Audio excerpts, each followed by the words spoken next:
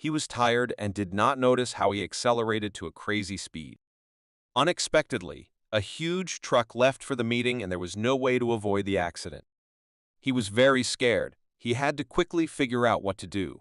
He tried to somehow turn the steering wheel to save himself. He was able to avoid the truck, but his car skidded at the turn and broke through the fence.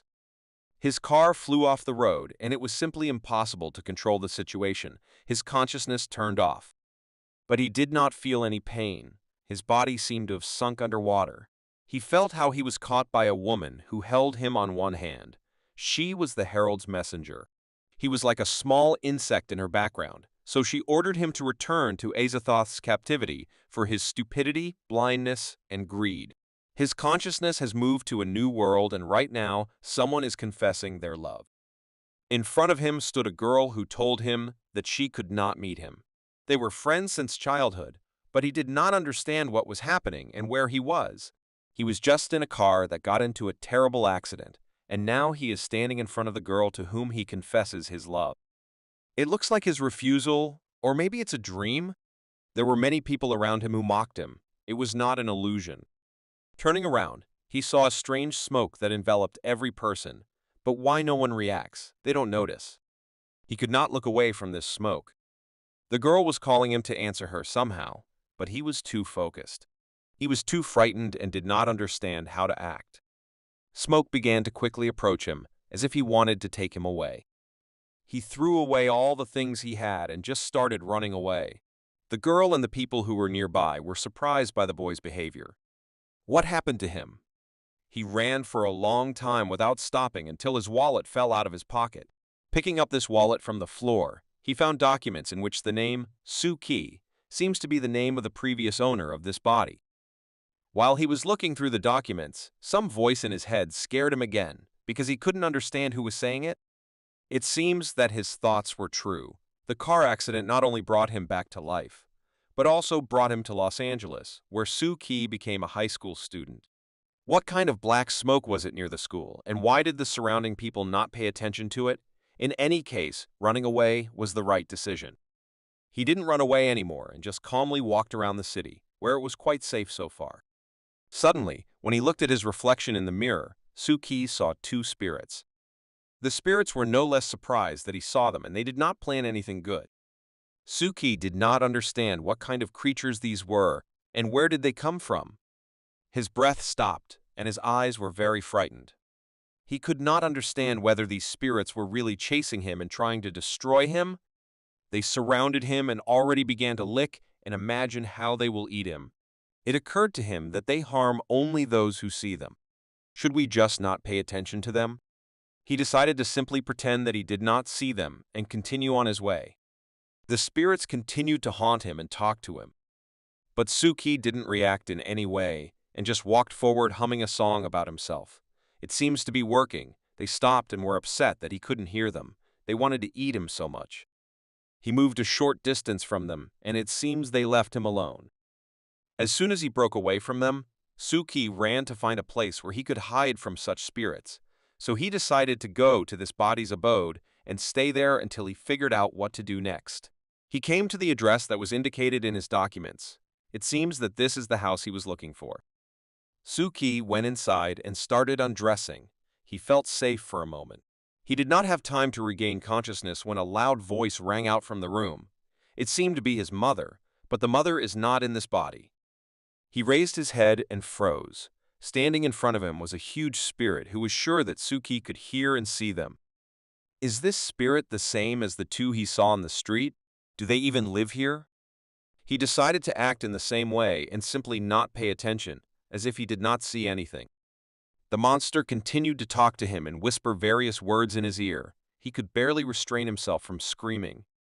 The parents of this body are also ghosts, and in order to survive, he must pretend that he does not see and hear them. It will be very difficult. Suki tried not to pay attention and go straight to his room, but the monsters chased him and kept asking him why he wasn't talking to them. He understood that the spirits would not leave just like that, and he needed to relax so that they would detach from him. So Suki began to sing his favorite song.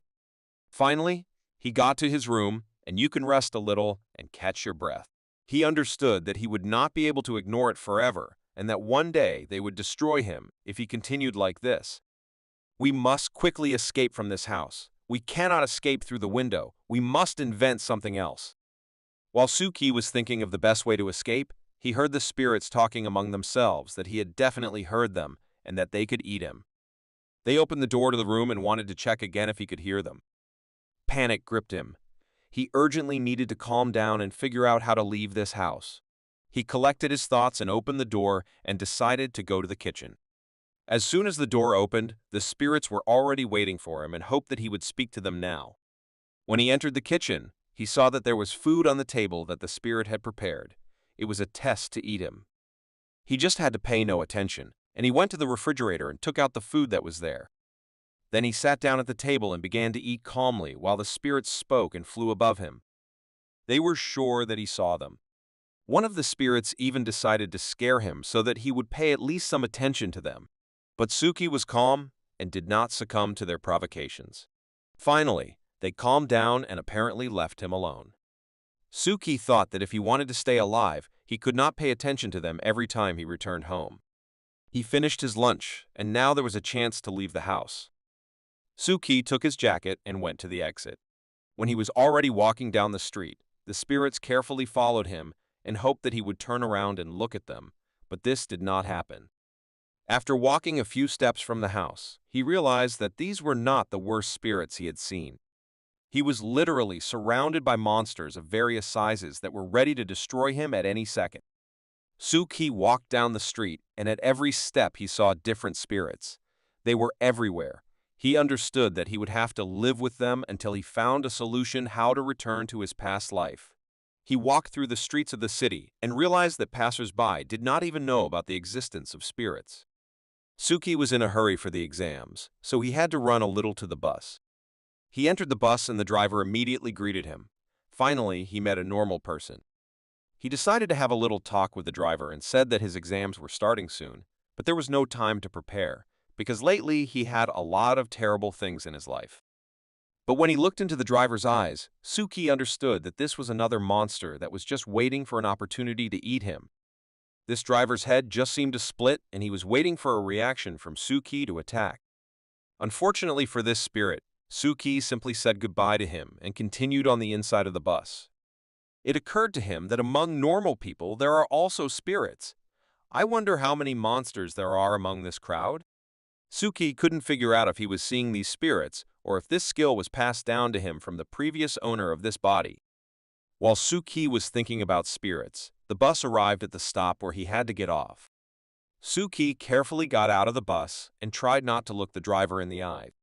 While he was on his way to school, Suki observed how many spirits among ordinary people. It seems that the whole city was taken over, and it was very difficult to live among these creatures. He was no longer surprised by anything. What else could he see on the way? When he arrived at the school, there were many school children taking a break from their lessons in the yard. He passed a crowd of people where his name was heard, but he did not pay attention even to that. It suddenly dawned on him that he had not yet seen a single spirit on the school grounds. Even the black smoke that was there yesterday simply disappeared. But they still wander outside the school. Are there no spirits on the school grounds? In the distance, he saw a plate that sparkled with bright light. What could it be? He came closer and saw a large salt, which seems to have been used to expel spirits. Suki thought that these plates are unlikely to be here specifically, but is it because of an ordinary plate of salt that spirits cannot enter here? He turned his head to the right and saw an arrow sticking out of a tree, on which it was written that it was an arrow that destroys monsters. Now it no longer looked like an accident to him. It seems that someone left it here on purpose, and this person can help Suki. Of course, these were his guesses. He didn't know if these things could really restrain spirits. His thoughts were interrupted by a strong push from Xia Yushu, who was his classmate and best friend. Xia Yushu wondered why Suki was so sad and focused. Was it because of the fight with the girl yesterday? Suki thought to himself that it is difficult to live in peace when you are surrounded by monsters at every step. While they were walking through the corridors of the school, Suki noticed that there really wasn't a single spirit in the school, even among the ordinary people. He didn't even listen to what his classmate was telling him. Suki decided to stay at school until he finds out what is going on here and how he can solve it. He was about to say goodbye and go explore the school further, but he was stopped by a voice that called out his name. It was Xin Xiao's voice, the girl he confessed to yesterday. She began to say that yesterday there were too many people, and she subconsciously could not agree to Suki's proposal, so now she wants to apologize. Of course, Suki was not interested in these apologies, but his mood became better for a minute, because it is better to communicate with a normal person than with spirits who want to eat you. His friend was even surprised that Suki answered like that. He did not expect that from him. Interested in listening to all these apologies because it is nothing compared to the horrors he has been living with for the last few days. Sen Xiao hoped that Suki would not ignore her and continue communicating with her. He thought that maybe this girl is not very good, but still, she is better than any monster. But it did not end with the conversation. The classmate pushed Suki right on top of the girl. He fell right on top of her and could barely stay on his feet. Suki immediately rose to his feet and began to apologize. But as soon as Suki opened his mouth, he saw that the girl was standing without a head.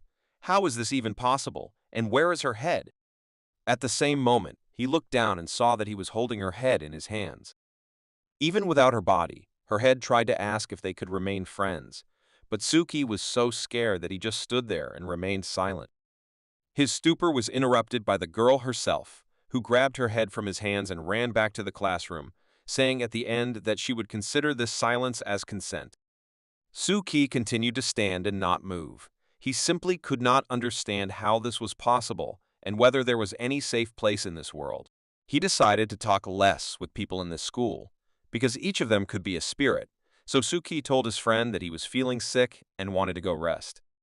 Xia Yushu recommended him to go to the headmaster of the school because her father used to be a famous magician and she herself is a witch. While Suki was sitting in class, he decided to find information about the elder and her abilities. His thoughts turned into an optimistic mood, because if the world is full of these spirits, then there must be people who will help to deal with them, and therefore, there is hope that he will find a way out of this situation. Suki was sitting in class and had already begun to fall asleep from boredom. Even thoughts about monsters had already disappeared.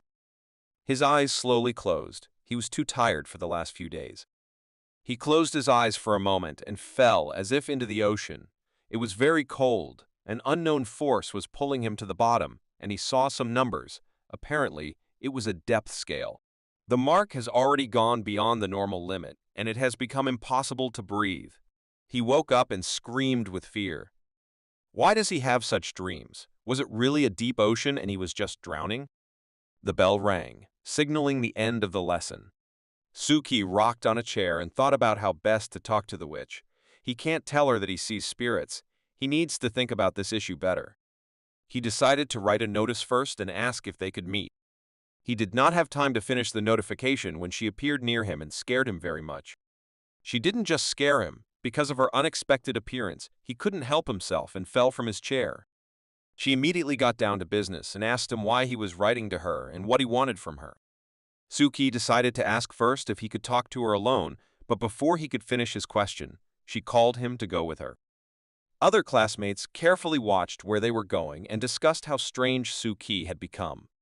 They went outside and she immediately asked what he needed.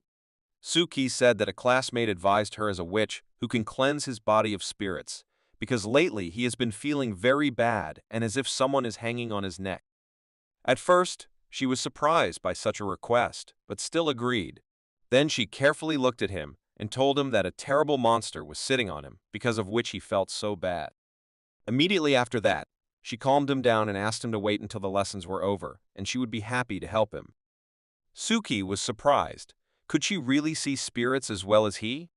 Finally, Suki was glad that he was not the only one in this crazy world who could see spirits, and now he had a person who not only could see, but also could drive them away. She turned around and told him that this service is not free and will cost money. When she returned to the classroom, she reminded him not to forget to take his mobile phone and money with him to pay. After the lessons, they met near the school warehouse. Suki was surprised why she chose this particular place. Do you need to be so inconspicuous? She explained that no one should see her, especially the school director, because he will immediately say that she works unofficially and will punish her. Suki did not quite understand what it means not to work officially. Then she asked him to pay for this service first. As for a friend, it would cost him $88. Do witches think about money? It seemed that they all work for God and are not interested in money. Suki had already begun to doubt her abilities, and now she was more like the goddess of deceit, or serving her. The doors of the school warehouse opened and they entered. Suki asked where her special suit for such procedures was, but as it turned out, he did not pay the required amount of money for her to wear the suit. Suki wanted to ask something else, but he didn't have time because the old woman took him by the tie and dragged him behind her. She put a strange costume on him and put him on the ground. The first thing she started with was asking Suki not to move and not to be nervous. This procedure would only take a few minutes. She put some magic wand on his head and began her ritual. Focusing, she uttered the magic words. Something began to appear above Suki's head. It was a huge monster that appeared to destroy. Now it is clear why she needed such a large warehouse. He immediately wanted to destroy Suki, and it seemed that this would happen now. But she controlled him with the help of her stick. The girl used another spell and seemed to draw the spirit into her bottle. That's it. It was all over. It was a very quick procedure. Suki just lay there and looked at all this and did not understand where the monster had gone. She turned to him with a confident face and said that everything was over. Suki was too scared and did not understand what happened. Did everything end well? The girl was angry with him. How dare he doubt her abilities? She has the best talent in the whole family, so she made him pay extra for the procedure because it was an unusual spirit. Suki held out his phone and asked if the spirits would still haunt him. She said with a smile that everything is over for him and he can sleep peacefully, especially where he could see spirits. As soon as Suki moved away from the procedure, he realized that it did not help, and he still sees a bunch of monsters that are just waiting for the moment. It seems that witches can only see a part of spirits. All the horrors that Suki sees, she could not see. And once again, Suki was left alone with these spirits in this terrible world. Suki sat alone in the classroom, upset, until his calmness was interrupted by a classmate who was wondering how the exorcism ended. He wondered what happened to him and why he looked so bad. Their conversation was interrupted by Kim Shi, who was their classmate. He said that he knows what happened to Sen Xiao yesterday, and he's very worried that his wound won't heal just like that. Suki interrupted him and asked if he wanted to insult him like that because he doesn't care about Sen Xiao anymore. Kim Shi was not satisfied with the answer, so he invited him to a card and song event. What event was in question? Suki did not understand at all, but the main rule was to adhere to the life of the previous owner, so he agreed. Suki did not have time to come to his senses when he pulled him by the tie, preventing him from even saying goodbye to his friend. Exia Yushu did not understand why these maps and songs were so interesting and why he was in such a hurry to go there, but he also wanted to go there. While they were going to the club, they took a few more people with them. It was a very nice place. Who would have thought that it was in the backyard of the school? As soon as they entered the room where this game was taking place, Kim Shi joyfully turned to the coach and said that he had brought Suki. Some of the members of the club were surprised by the appearance of Suki, but it seems that he has been here more than once. They were greeted by the song and card trainer and invited to join. He introduced them to Tianye, who was last year's graduate, who will participate in professional competitions. Suki and Tianye greeted each other. The coach already told them about each other, and he also added that Suki came to play in junior high school and his level is no less high than Tianye. Therefore, Tianye immediately offered to play and determine who is the best among them. The trainer supported Suki and hoped that he would defeat Tianye. It's time to use 100 cards of books and songs. The coach added that this is the biggest deck of cards in the whole city. It was time for the card fight. The participants were already ready to start. The gameplay of this game was similar to Poetic Solitaire. The reader reads the first half of the play, and two competing players draw cards from the bottom of the deck and try to guess the song. Both players were already sitting opposite each other and waiting for the game to start. The memories of the rules of the game and songs remained in his head from the previous owner, so he was not against playing, and maybe even winning. Suki understood that it would be better for him to play here than to go outside the school and fight with spirits. The coach asked them if they are ready to start. If so, then the game begins. The master began to read the words of the first song, which was quite familiar to Suki. He didn't even have time to read the first half to the end when Suki drew a card from the deck and earned the first point. Tianyi was surprised by such speed, but he was calm and ready to continue the game. Other players cheered for Suki and enjoyed when he won. Zia Yushu didn't fully understand the rules of this game, so he asked Kim Shi, who explained that whoever has no cards left on the playing surface wins. The second question, and this time Tianyi was the fastest, he equalized the score.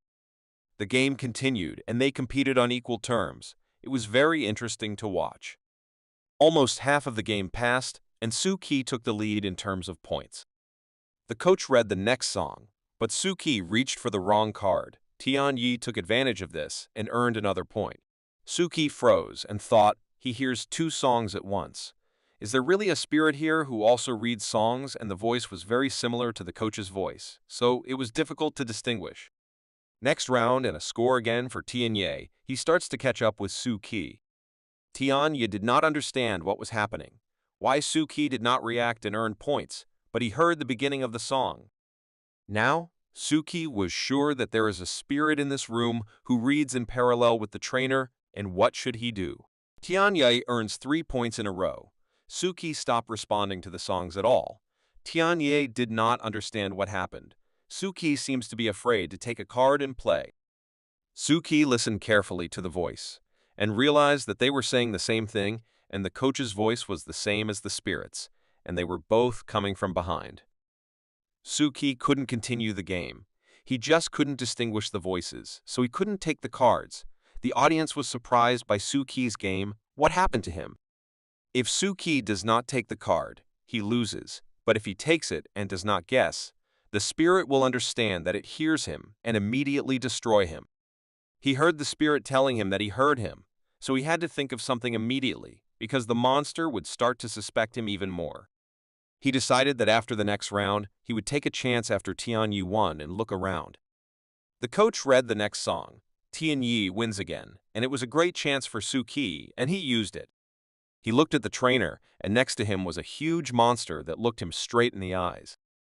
The monster became even bigger, and his joy knew no bounds. He already knew for sure that Suki had heard him. The spirit started to attack Suki and was about to eat him, but Suki controlled and behaved calmly as if nothing was happening. Suki turned his head and noted that Tianyi is really fast, and it will be difficult to defeat him. What a pity for the spirit. Suki really does not hear him.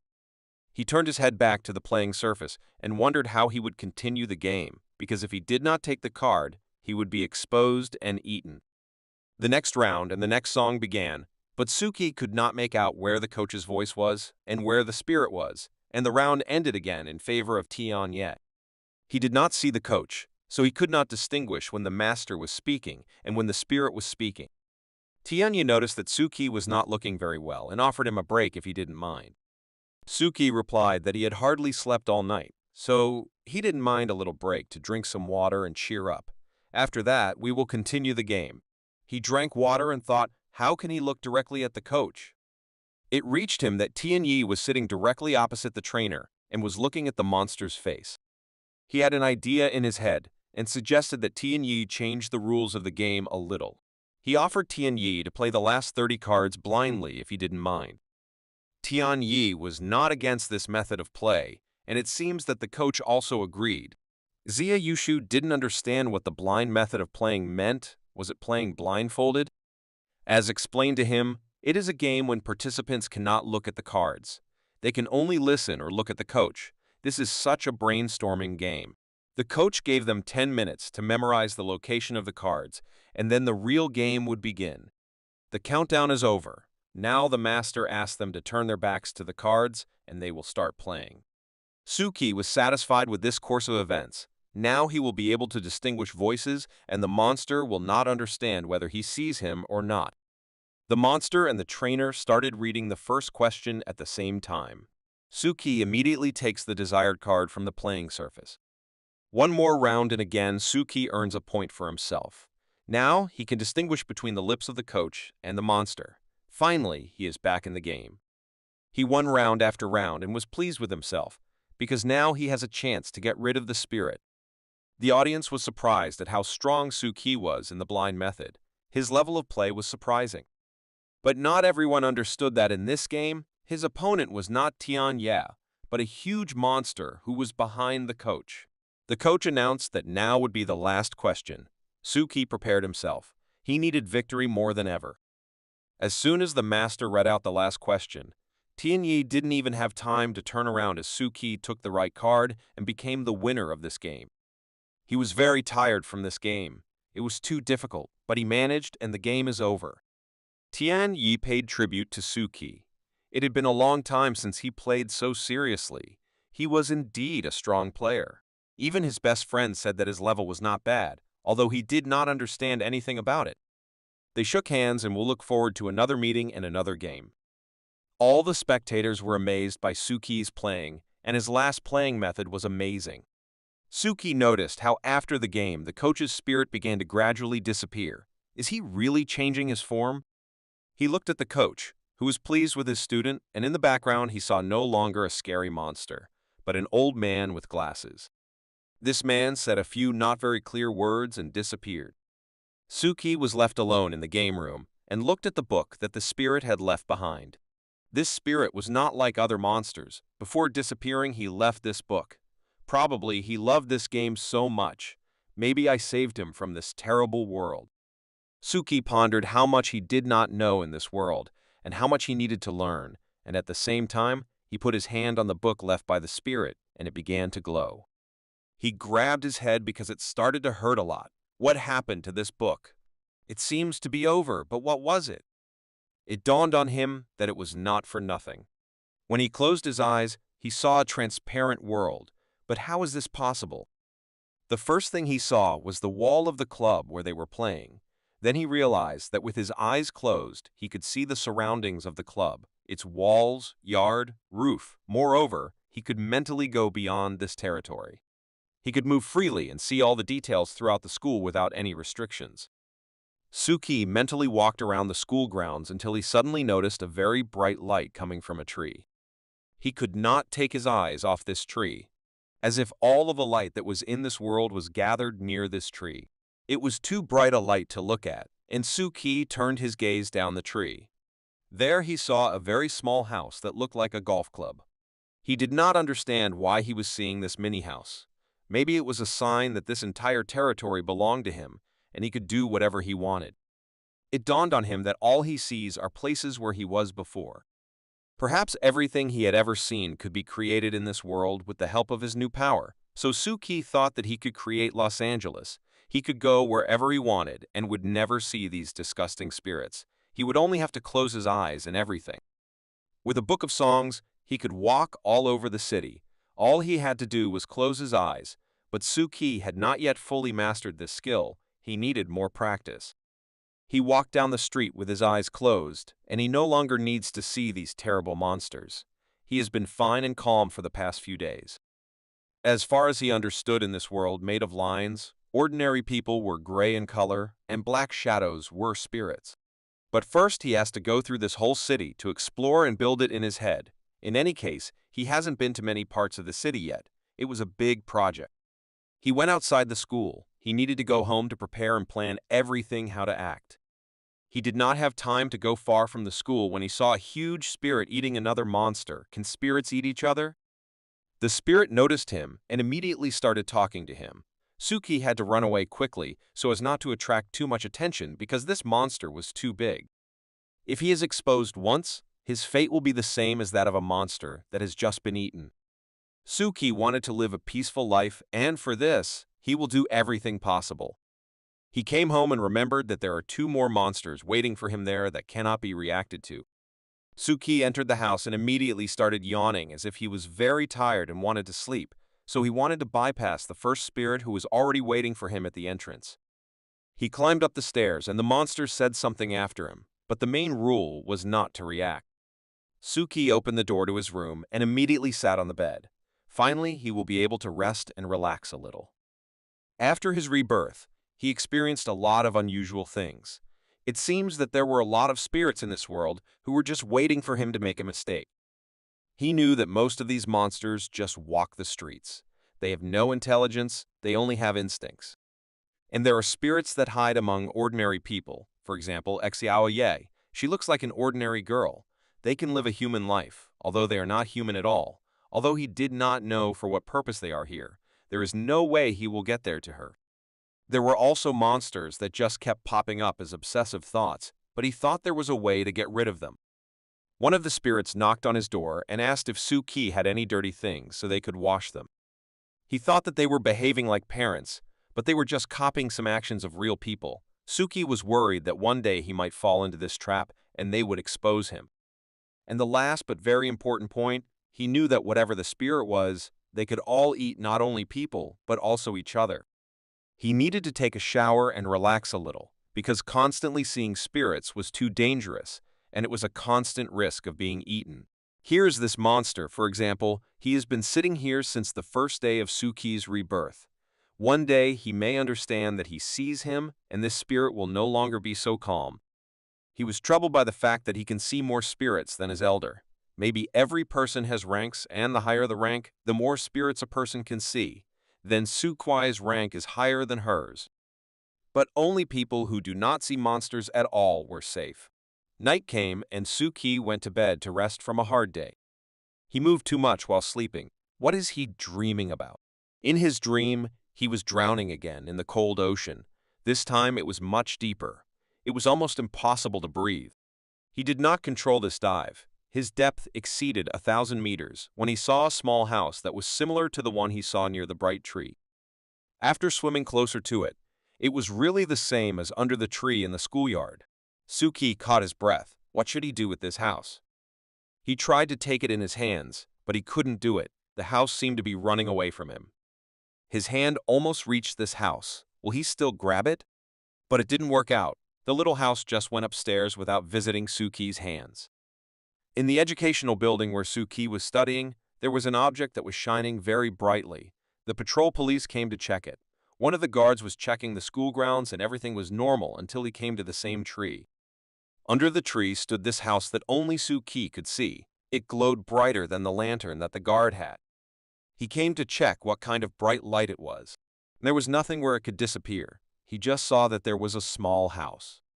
The guard stood there for some time, and he was sure that he saw a small house there, which shone very brightly. Where did he disappear to? Last night, Suki had another dream of the bottomless ocean. It was terrible. This dream began to come to him too often. What could it mean? He still saw this small temple there again. It was the same as the one near the tree in the schoolyard. The temple just floated into his hands, and then it seemed to change its mind and float up. It was very strange. What could this house mean? All these questions bothered Suki too much. He wanted to build the whole city in his head as soon as possible. He decided to start right away and start exploring the city right now. Suki understood that it would be very difficult. Most likely it would take more than one day, maybe even a week, because the spirits constantly pursued him and did not allow him to move calmly. Today, he decided to start from school. He has already been there. It will be a good start. All these lessons were too boring for him, and he simply slept on them. Yushu interrupted his sleep again and noticed that Suki looked very tired and wrinkled again. He was looking worse and worse every day. Yushu was not at all sure that Suki was asleep. He also asked if he had found Miko to exorcise the spirits, but this made Suki even more upset. Because it didn't help him in any way, and on top of that, he spent $100. Without thinking for a long time, Yushu began to shout at Miko and demand an explanation. Why is she taking money from her classmates? She explained that this is a normal price. She even made a discount for a friend. It is the same as putting money in front of the entrance to the temple. She also collects this money for God. Her conversation was interrupted by Xiaoye, who came up from behind and hugged Miko tightly. Miko pushed her and her hairpin fell off her head. Miko immediately apologized. She doesn't like being hugged. Xiaoye was not too disappointed. It was even a reason to talk to Suki and ask him to help pick up the hairpin. He perfectly understood that she asked for it not just like that, but in order for him to reveal his secret that he sees spirits and she ate him. Suki remembered that the main thing is to behave as usual, so of course he agreed to help. As soon as he reached for the pin, she immediately turned into a spirit and started talking to him. It was terrible. He was holding his head in his hands and up close. It looked even more terrible. Before all this, she repeated that she would eat him. Suki put his head back and told her to be more careful next time. She thanked him and said how kind he was. Miko seems to have seen something and asked to look at the pin closer. Does she also see a spirit? No, she just seemed very cute to her and she wanted the same one for herself. They agreed to go shopping together next time. A team of school photographers gathered in the schoolyard, which included only 3 people. They discussed the problems of their department. If they do not win the competition for the best photo, their department will be closed. Siang Mu, one of the members of this department, sat by the tree for several hours and did not move. What is he doing? Other participants approached him and began to ask him what he was doing and why he was sitting here for so long. There was incredible passion in his eyes. He found something very interesting near this tree. This member of the photography club was also a spirit, but no one could know about it. He was sure that he would take a wonderful photo with the help of which they would win the competition. As a spirit, he could see the same small temple that Suki dreamed of every night, and it looked really beautiful in the photo, especially against the background of the tree. The other participants did not understand him. Why is he just photographing a tree? Is it really such a beauty for him? He was smiling and was sure that he would become the hero of their department, because his little temple looks very nice. The head of the photography department sat and posted the photos they took today. Even though he didn't understand the beauty of the photo Xiang Mu took, he posted it anyway. A few minutes later, several photos were already on their page in social networks, and among them people could see the same temple. Some of the people who were spirits could see this picture and admire it. It really stands out from the rest. People sent these photos to each other on social networks, and some of them were sure that whoever sees this temple will receive blessings from the gods. But most people did not see this temple. For them, it was an ordinary picture with the roots of a tree. Spirits who carefully looked at the picture could even see the inscription on the picture God Ludo. Who was this God Ludo? The school and the streets that were next to it were also built with the help of a book of songs. Suki decided that if he already had this ability, he couldn't just sit there and wait, even if he didn't find a way back anytime soon. His thoughts were filled with this book. He wanted to do something else with its help. Unexpectedly, he was enveloped in light and seemed to be transported to another reality, where he saw only a small temple, which seemed to be calling him somewhere. Without delaying for a second, he decided to check that it was a sound and immediately ran to the small temple, which was still near the same tree on the school grounds. When Suki was already near the tree, he saw 2 small squirrels, but one of them did not look very well. What happened to them? Did they also see this small temple? He understood that one of these squirrels worshipped this temple, and the other was very injured and hardly moved. Without delay, Suki took her in his arms and decided to take her to the school doctor so that she could be helped somehow. This squirrel's leg was slightly damaged. It was not serious for her health, so the doctor gave her some painkiller and sent her home.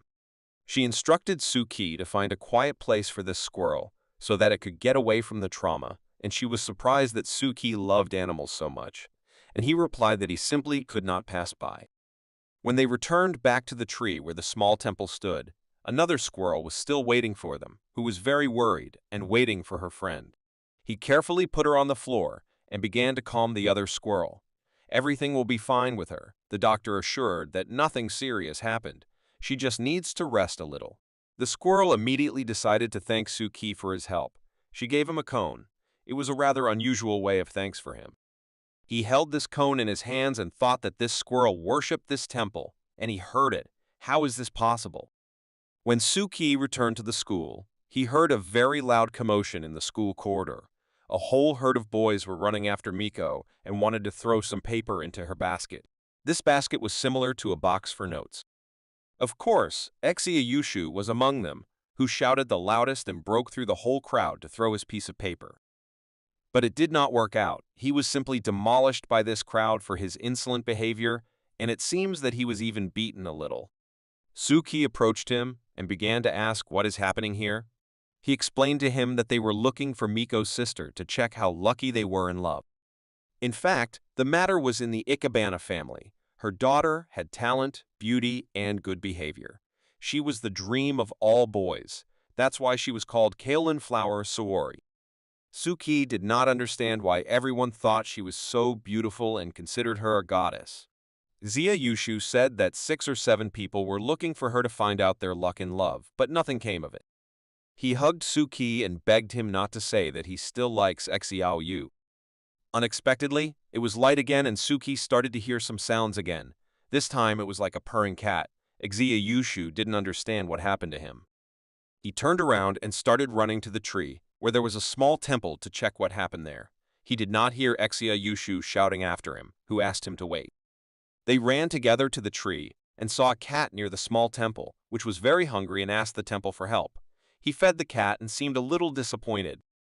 This cat was a domestic cat.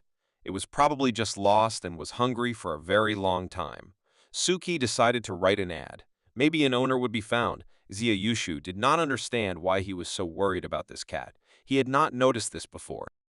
Zia Yushu asked Suki if he had seen the latest news and showed him the current popular Ludo god. He did not understand what he was talking about and picked up the phone to see who it was.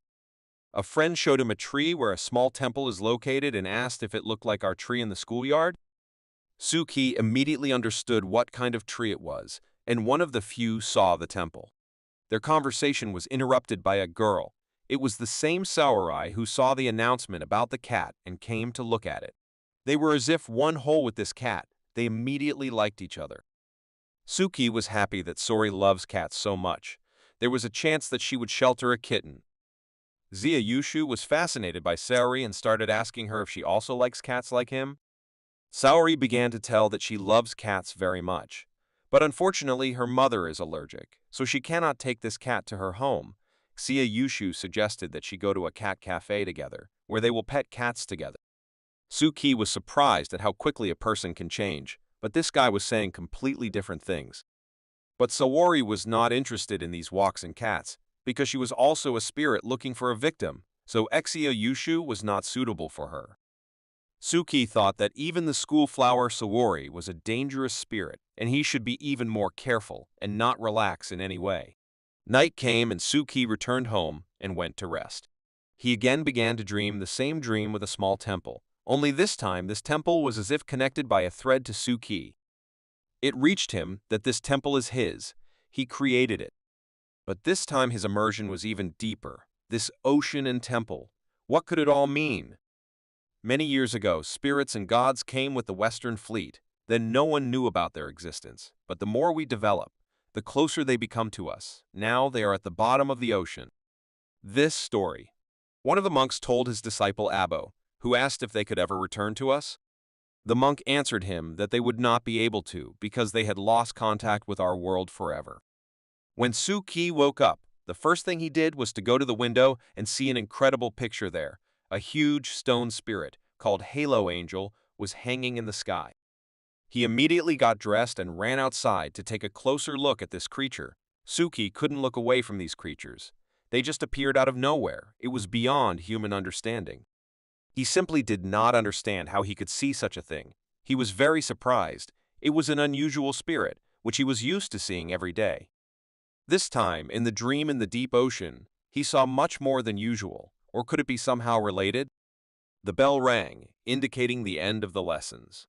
Zia Yushu asked Suki what he was doing after school, and would he like to go shopping with him. But Suki had plans for today. He worked in a law firm, where everything was very strict. Xia Yushu didn't understand what would happen if he missed one day of work. He's been working there for more than a year. But Suki explained that his uncle Dushen helped him a lot and even asked him to come to work, so he can't miss a day of work. He was really a busy person. That's why he ran, because he might not make it and he would be fined. Dushen's law firm was near the school, so Suki barely made it to work. This work was not too interesting for him, but he received good money for it, so he did not complain. Moreover, he had time to think about what else he could do, which allowed him to live in safety. He was called by one of the lawyers of the firm and asked to print 3 copies of the contract, because he is in a hurry to meet with the client. Suki agreed to this job without any problems. Shang Ziren, that's the name of this lawyer, asked to leave these contracts on his desk after he prints them out. He will pick them up later. Suki took the example of the contract and went to the printer, where another terrible spirit was waiting for him. Are they really promising these monsters here? As soon as the spirit tried to attract Suki's attention, he was unable to do so. Suki did not respond to provocation. He was more interested in what was happening in Uncle Dushen's office. There were many voices coming from there. Did something serious happen there? His uncle's team of lawyers discussed lawyer Beaton, who was simply incredible. He had a gold medal as a lawyer and had never lost a case in court. Uncle Shen's office was opposite Beaton's office. Suki didn't understand how it was possible to touch each other. His thoughts were interrupted by a client who entered their office and asked if he could enter. Suki, of course, let him in and asked what is his purpose here. The client asked if this is Du Shen's office. He urgently needs a lawyer. Suki asked if he had already been to Beaton's lawyer across from him, or had he consulted him? Zhang Xiang, that was the client's name, replied that he had already been there and was referred to Du Sheng's lawyer because his case was more suitable for him. That's why he was here. Suki politely invited him to sit down and wait for the lawyer he needed to come to him. He thought to himself that every time they don't want to take on a client or the client's case is hopeless, they send him to our law firm. Suki didn't know that lawyer Beaton didn't like it this time, but no matter what, he went to call the lawyer. He did not have time to move far from the client when he shouted to the entire office that he urgently needed a lawyer. Someone had kidnapped his wife and he wanted to sue. Suki tried in every way to calm him down so that only he would stop shouting, because this was a working office where people did their work and where silence was needed. The same lawyer Dushen, whom the restless client wanted to see so much, came down to help him and asked to take him to his office so that they could discuss everything there. Dusheng immediately asked to tell the whole story in minute details, so as not to miss anything. They reached the end of the story where Zhang Xiang told the lawyers that his wife was killed in Hazewag Beauty Hospital, and it was confirmed in the medical report. Suki did not specifically overhear the conversation between the lawyers and the client when he brought tea for Zhang Xiang, who at that moment was talking about the fact that during the operation, his wife was given some wrong drug, which killed her. Suki saw a discharge from the hospital which mentioned a drug based on procaine, which caused an allergic reaction in the patient, who died after resuscitation. Dushen asked what the client was asked to do in the clinic. He said that they asked him to sign a release agreement, which he did not sign and went to the lawyers. Together they reviewed the contract that the client brought, and it was really legal and legal. It will be very difficult to protect the client's rights. Suki seemed to feel that something was wrong with this client, who loved his wife very much, and he did not know what he and his children would do without her. Du Shen professionally reassured the client and made him understand that his emotions will not help the case in any way, and one must have a cold mind to change something. The lawyer offered to sign the client's contract on their commission in order to immediately go to work, to which the client, of course, agreed. The client's face showed how worried he was, but the confidence of the lawyers reassured him, and he signed the contract. After the end of the working day, Suki and his uncle went to this clinic to collect at least some evidence. They were the only ones who could help the man who lost the meaning of life because of unscrupulous doctors. Of course, there were personal motives as well. They had planned to put this case in the news after they won the case, but Suki was troubled by the fact that Beton had so easily given the case to them, even though it would have brought him great benefit. Dusheng thought that maybe someone behind this clinic is someone they cannot touch, so it would not be superfluous to have self-defense equipment with you. Suki was a little scared. Are there gangsters in the beauty hospital who need protection from them? Dushen calmed him down just in case. If they lay a finger on them, he will make them pay for it. They arrived at their destination, at the same clinic. They did not stay there for a long time, because the people who represented the clinic refused to say anything and participate in the case. The first attempts to get evidence failed. Hospital employees insisted that the client sign a disclaimer, and they also refused to watch the video of the operation. Although Suki was not a lawyer, even he understood that this would be a very difficult case that would be difficult to handle, although it was still better than spending time in the company of spirits. Of course, this hospital was not without spirits. There were more or less monsters among the doctors and nurses. But Suki had already learned professionally not to pay attention to spirits, so he and lawyer Du Shen calmly talked about this case, and Suki was interested in whether they would be able to win it. The lawyer was not sure. He had an idea, which was to post information about this family and tell what a happy life they had until the terrible negligence of the doctors separated them. They wanted to involve the community to tell everyone how dangerous it is to be treated there and to destroy everything they built. But before this step, they decided to visit their client's house. He just happened to live nearby. They knocked on the door and were greeted by Zhang Exiang and his young son, who didn't look too happy, though it was understandable why. He sent his young son to the room so that they could talk to the lawyer in peace. When the child opened the door to his room, Suki saw a spirit that was covering the boy. It was a terrible picture. He wished everyone good night and went into his room. Dusheng started his conversation by apologizing to the client for his question. He understands how difficult it is for him now, but he has to because it won't work out that way. He gave them all the real estate certificate cards, health insurance, and all the documents that the lawyers asked for. He will do whatever he asks them to do. The conversation turned to his wife's chronic diseases, which, according to the client, did not exist. While the lawyer was talking to the client, Suki couldn't calm down that the boy in the room was left alone with the monster, and he didn't even know how dangerous this spirit was. He thought that maybe this ghost is similar to the spirit of Mr. Gu, whom he met while playing songs and cards, and to make this ghost go away, you just need to know his last wish. And if he can fulfill it, he will help this family. While they were talking, he decided to go into the boy's room and maybe find some clues that would help him determine the spirit's last wish. This spirit, like all the others, provoked Suki to talk to him, but he wanted to talk to the boy first, to learn at least some information. But still, he could not pay attention to this ghost and noticed that he always had lipstick in his hands, with which he painted his face. Suki understood that the spirit is obsessed with this lipstick, obsessed with its beauty. What can be done about it? Give him a new face? He decided to talk to Exiao Bao. Maybe he could help him solve this mystery. But the boy had no desire to talk. It was clear why. The boy constantly drew the sea. When asked why the sea, he answered that his parents had promised him to go to the sea, but now his father said that it would not happen because his mother would not be able to go.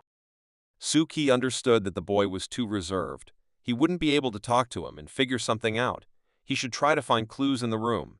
He looked at the pictures that showed the sea where they wanted to go. At that moment, his spirit seemed to be torn. He constantly repeated the word right, but what could it mean? Suki reached here, travel insurance. We need to check this woman's insurance. He immediately left the boy's room and asked him to play alone for the time being, because he needed to talk to his father. Suki left the room and immediately asked for Mr. Zhang's wife's insurance, but he needed all the insurance he had. The lawyer and the client were surprised at such an unexpected request. At that time, Lawyer Baton received visitors who asked him to help them solve a problem with a client whose wife died during an operation. He warned them that it would cost them a lot of money. Of course they understood that, because they were primarily interested in it. After they agreed, he decided to tell them the story of an office worker who didn't like his life very much, and who decided to change everything one day. Once a man fell in love with a woman and married her, they lived for a long time and raised a child. In the eyes of others, they were an exemplary family. This continued until the woman ended her life due to an unsuccessful operation at the beauty clinic. The man lost his beloved and condemned this clinic. Medical staff, doctors, gave wide publicity to this case. Literally, everyone knew about it, and he received the sympathy of society. And then he received a huge payment from the insurance company, and his life became wonderful again. Does it remind you of anything? Visitors were shocked by this story. Does Zhang Exiang want to cheat the insurance company?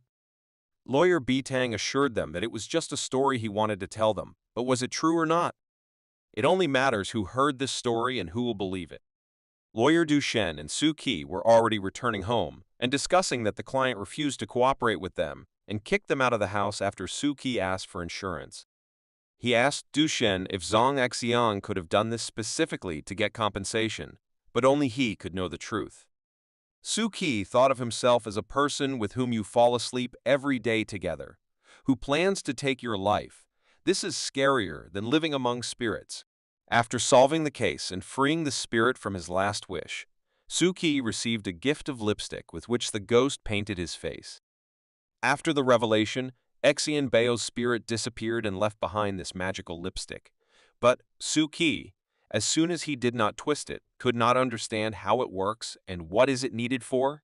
He already wanted to leave this lipstick alone, until suddenly it began to emit a very bright light that hit his eyes very hard. His head began to hurt very badly. It was very difficult to bear such pain. It seems that the Book of Songs reacts to this lipstick.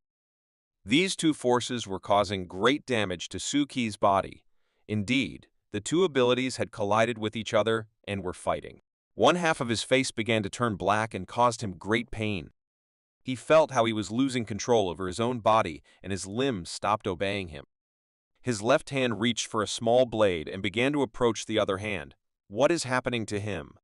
He stuck the blade straight into his finger and black blood came out.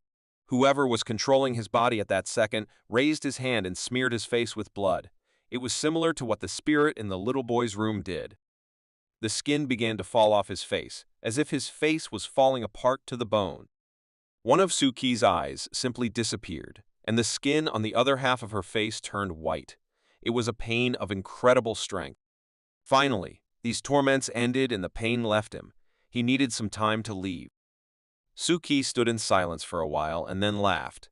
His laugh meant that he knew what had happened to him and how to use this effect to his advantage. This effect will help him turn into a spirit. His face would become painted and he would take on the appearance of a ghost. It would help him to avoid human features and look like a monster. He did not wait long and decided to try on real spirits and immediately left his room to check it. He was met by one of the spirits who lived in his house and he immediately noticed that now it was not Suki, and he clearly saw him. In his new account, Suki did not hide the fact that he saw the spirit and answered him without fear. The ghost pounced on Suki without any delay and of course wanted to eat him. But everything was not as simple as he thought. Suki seemed to have become one of the most terrible monsters that exist, and the spirit of his house wanted to run away. His thoughts that with painted skin, you cannot be afraid of monsters were true, and now in dangerous situations he can use this skill. But he did not rejoice for long. This effect began to complete its effect, and he began to return to his human account. It was no less painful. After he came out of this state, his thoughts were filled with madness and bloodlust. But this did not stop him, and he decided to try several more times to consolidate the result.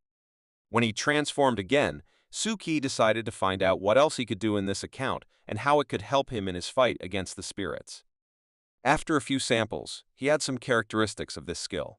So from now on, he decided to keep records of each skill.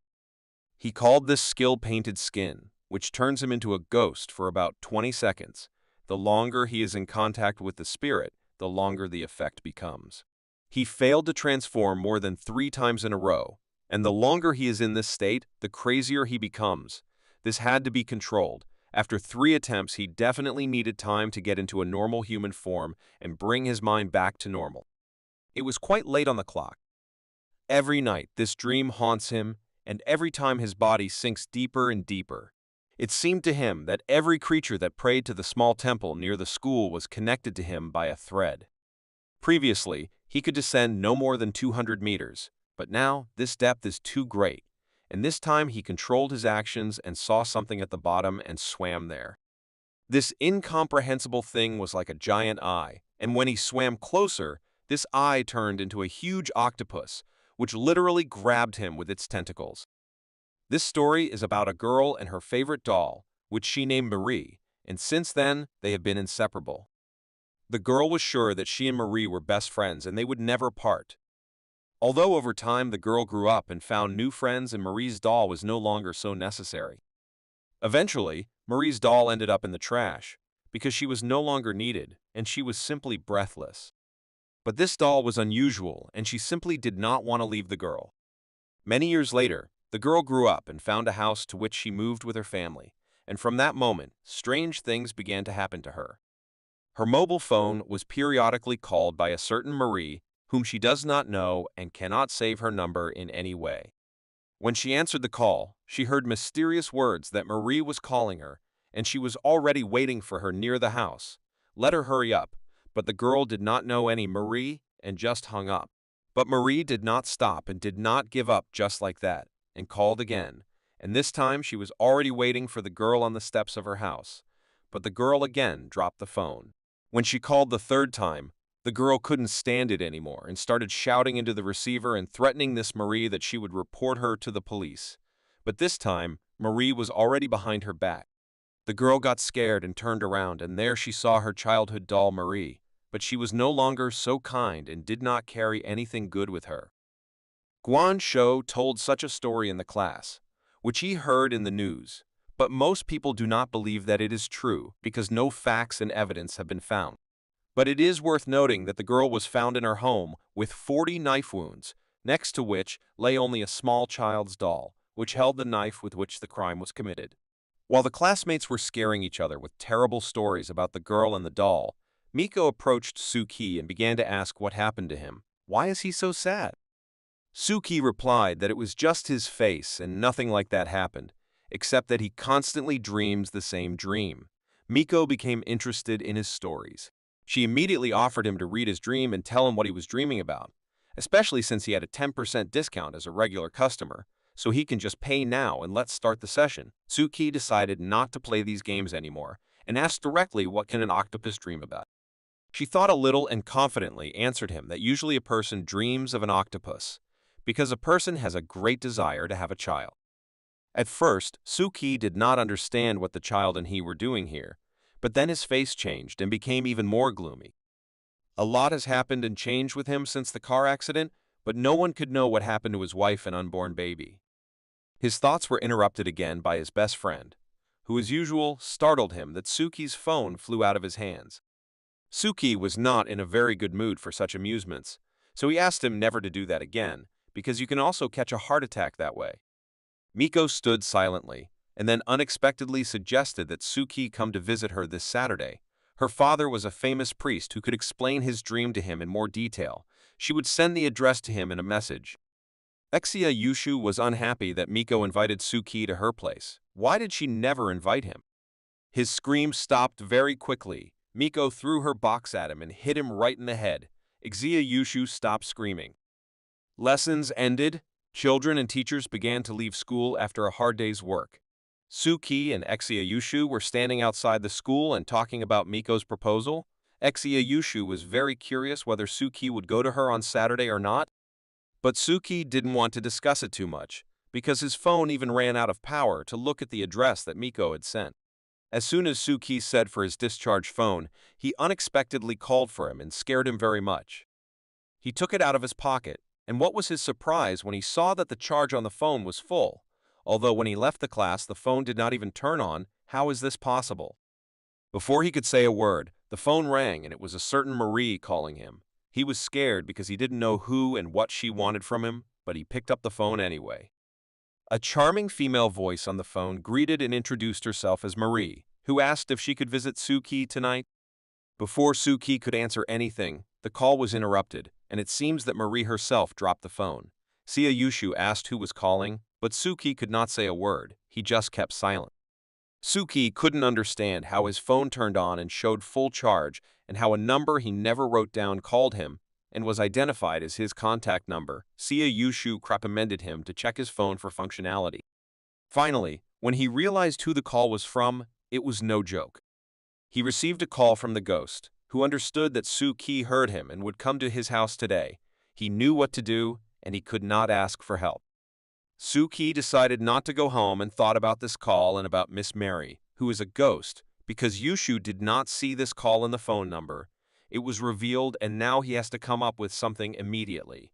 Otherwise, he will just be eaten. While he was washing, his head was filled with thoughts of what to do to survive. Because the time of the meeting was already close, the evening had already come. His phone rang again, but unfortunately, it was Mary again who wanted to talk to Suki again. He no longer tried to ignore her. He thought that there was no chance, because she already knows that he hears her, even though he learns more information. She started again with her trademark phrase, in which she greeted and introduced herself. And then she said that she was at Suki's house, and there was no one there. So she went to Du Shen's law firm. This information shocked Suki. Where did she come from know all about it? Black smoke filled the corridors of the company. Is she really that fast and has already found him? She called again and warned that she was already in the middle of the law firm and would soon be near Suki. Let her get ready. The sound of heels could be heard throughout the company. She walked slowly but confidently, as if she knew exactly where Suki was hiding. She opened the door of the toilet where Suki was and called again to warn that she was coming in. There was no time to think of anything. What should he do? Right now, she was standing in front of him and called him again to tell him about it.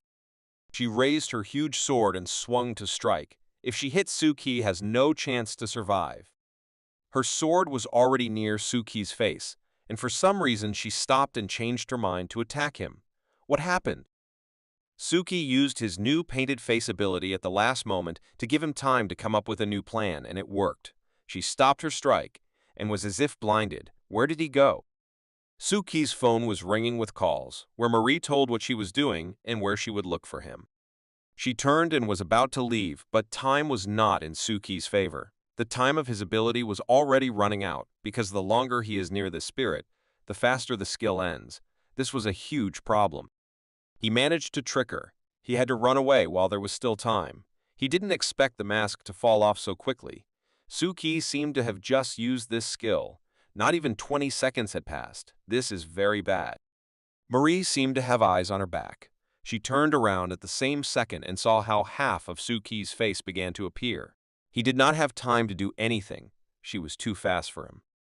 At one point, she was already near him and struck a new blow, even more powerful than the previous one. Suki should have been happy. He was very lucky today. She missed. The force of the blow was so strong that she just cut through the wall and the sink with one swing. This Marie was much more aggressive than the previous spirits. Without thinking long, he uses his second attempt and renews the action of the skill. This time, he should succeed. She was blinded again and did not see him. She must use this chance and run away from here as quickly as possible. Suki's well-being was not at the best level. He had a very bad headache and was about to lose consciousness, but this could not be allowed. Otherwise, he would be eaten immediately, so he ran with all his might.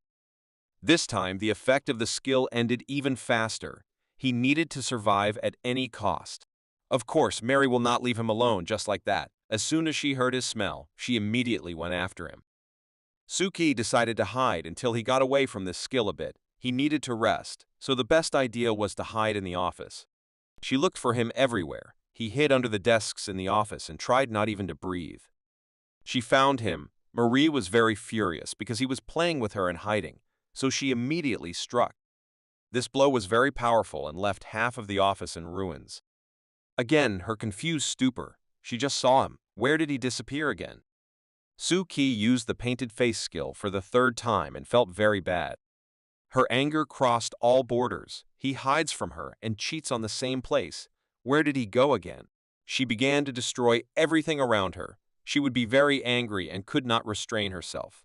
She wanted to destroy him, but she could not because she did not see where he was and did not understand where he was going because she had just seen him.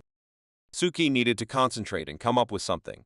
Because he won't last that long, he used the last attempt of a painted mask, which disappears much faster than the previous ones. This is his limit. Marie was so angry that pieces of her flesh flew away from her. She finally caught him, and now she will destroy him.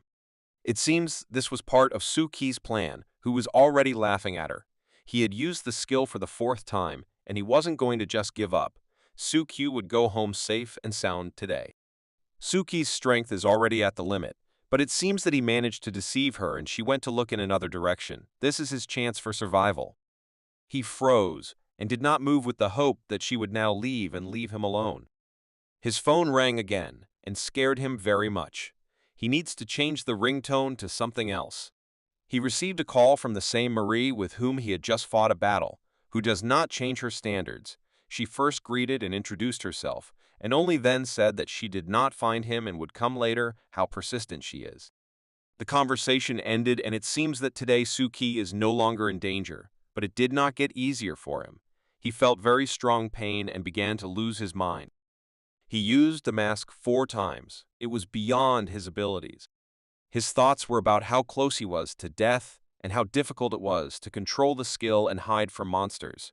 He needed training. The evening came and it was time to finish the work in the office. so Suki cleaned everything in the office so that the other lawyers and Dushen would not understand what was happening there and left the office. As soon as he left the office, he was stopped by a voice that he seems to have heard before. It was the voice of Mr. Baton, who saw the surprise on Suki's face and asked why he was so surprised. To which Suki replied that he simply overworked today and was very tired. Baton recommended eating more carbohydrates if he works so much. It should help him, especially since Baton is in the confectioner's union and can easily treat him right now. But Suki didn't like the idea too much. He wanted to get home as soon as possible. Their conversation was interrupted by two voices that came from Baton's back. They were two police officers who had come to arrest Baton on suspicion of a past child abduction case, and they politely asked him to cooperate with them. They handed him an envelope with documents, but it was not clear what was happening. Suki watched carefully what would happen next. Baton returned to Suki and offered to go for dessert next time, while he wanted to treat him to the gum that he threw to him. Suki still did not understand why the officers were arresting Baton. He heard something about the Guhu bird case, but did not understand what it was. He was too tired to deal with it. Good thing it had nothing to do with him, so he just popped the gum into his mouth, which turned out to be quite tasty, and went home. Meanwhile, Baton got into the officer's car and drove to the station, where he would have to cooperate with them. He looked at the clock, which looked like a living little spirit, and thought to himself that it would take some time. 3 days have passed since Suki first met the Marie doll, and Baton was taken away by the officers. During these 3 days, Marie called and came to Suki several times, so this time he did not even pay attention to what she was saying, but simply listened to her and ended the conversation. He didn't care at all. He told her to come at least every day. It's like a routine matter. She came, tried to destroy him. He ran away and used his skill, and so every day, Suki was already used to wearing a mask every day. Although it saved his life, his spiritual and mental powers were at the limit. His phone was bursting with messages again. Is it true that Marie is already texting instead of calling? He read these messages, where Miko wrote to him so that he would not forget to come to her and her father for the dedication. Suki was too busy with business and battles that he completely forgot that today was Saturday. He had to quickly gather and run to the meeting. Suki laid out a route for himself through the navigator, and after some time, he was already at his destination. It was the Fuchsia Temple, which he immediately liked for its beauty. As soon as he entered this temple, his fear, apathy, and thoughts that constantly haunt him immediately disappeared.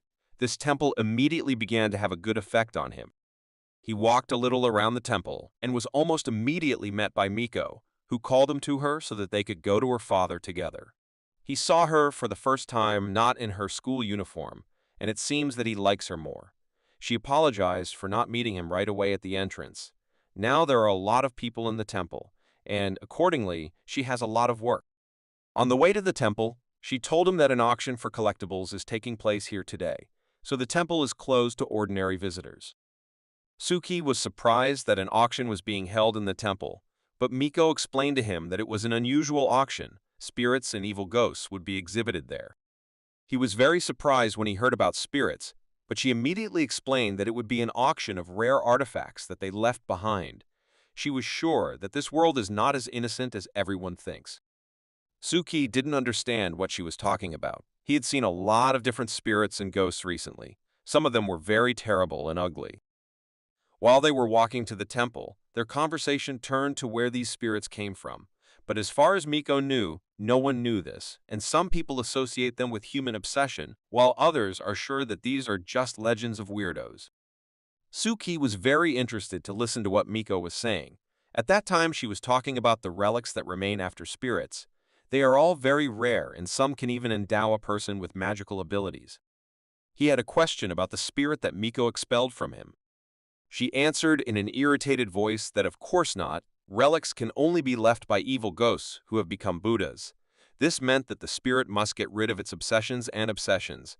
Then it can leave the relic, but the extermination of spirits is dangerous for humanity. When they arrived at the temple, Miko assured them that it was absolutely safe in this temple, that no spirit could enter here, but Suki didn't really believe in it. Suki stopped and stood still. Miko shouted to him, "What happened? Why did you stop?" His eyes were focused high into the sky, where a huge spirit was steaming. This ghost was so ugly, it had several heads and was right in the temple. How unpleasant! Even such a sacred place cannot protect Suki from spirit. Miko took Suki to the auction. There were a lot of people there. It was noisy. There were even foreigners at this event. Do they all see ghosts? Such auctions are very rare events. Suki was very lucky to get into it. Clairvoyants from all over the world gathered at this auction, and their main goal is this auction. They went inside the temple where this auction was held. They walked around the hall together and looked at the relics. Miko said that it is very difficult to get such a relic. It is easier to contact a collector and buy it. She also added that these were unusual people. All the scientists of the world wanted to buy one of their relics for themselves. Suki even felt a little funny about all this. He has been swimming in this for only a few days, and he already has 2 relics. But he liked it. He wanted to understand it better. They came closer to these relics to examine them, but some of them Suki could not see. It was strange. As it turned out, in order to see absolutely everything, you needed such glasses. For example, they were called Zudogava Rambu glasses, but their price was not at all the same as for ordinary glasses. Miko told Suki that she can see some spirits, but not all. Only people with magical properties can see absolutely everyone, such people as Suki, for example. He thought that in order to become a collector, one had to deal well with evil spirits, but Miko could not tell him this, because she herself did not know anything about these people. They were too silent and hardly spoke to anyone.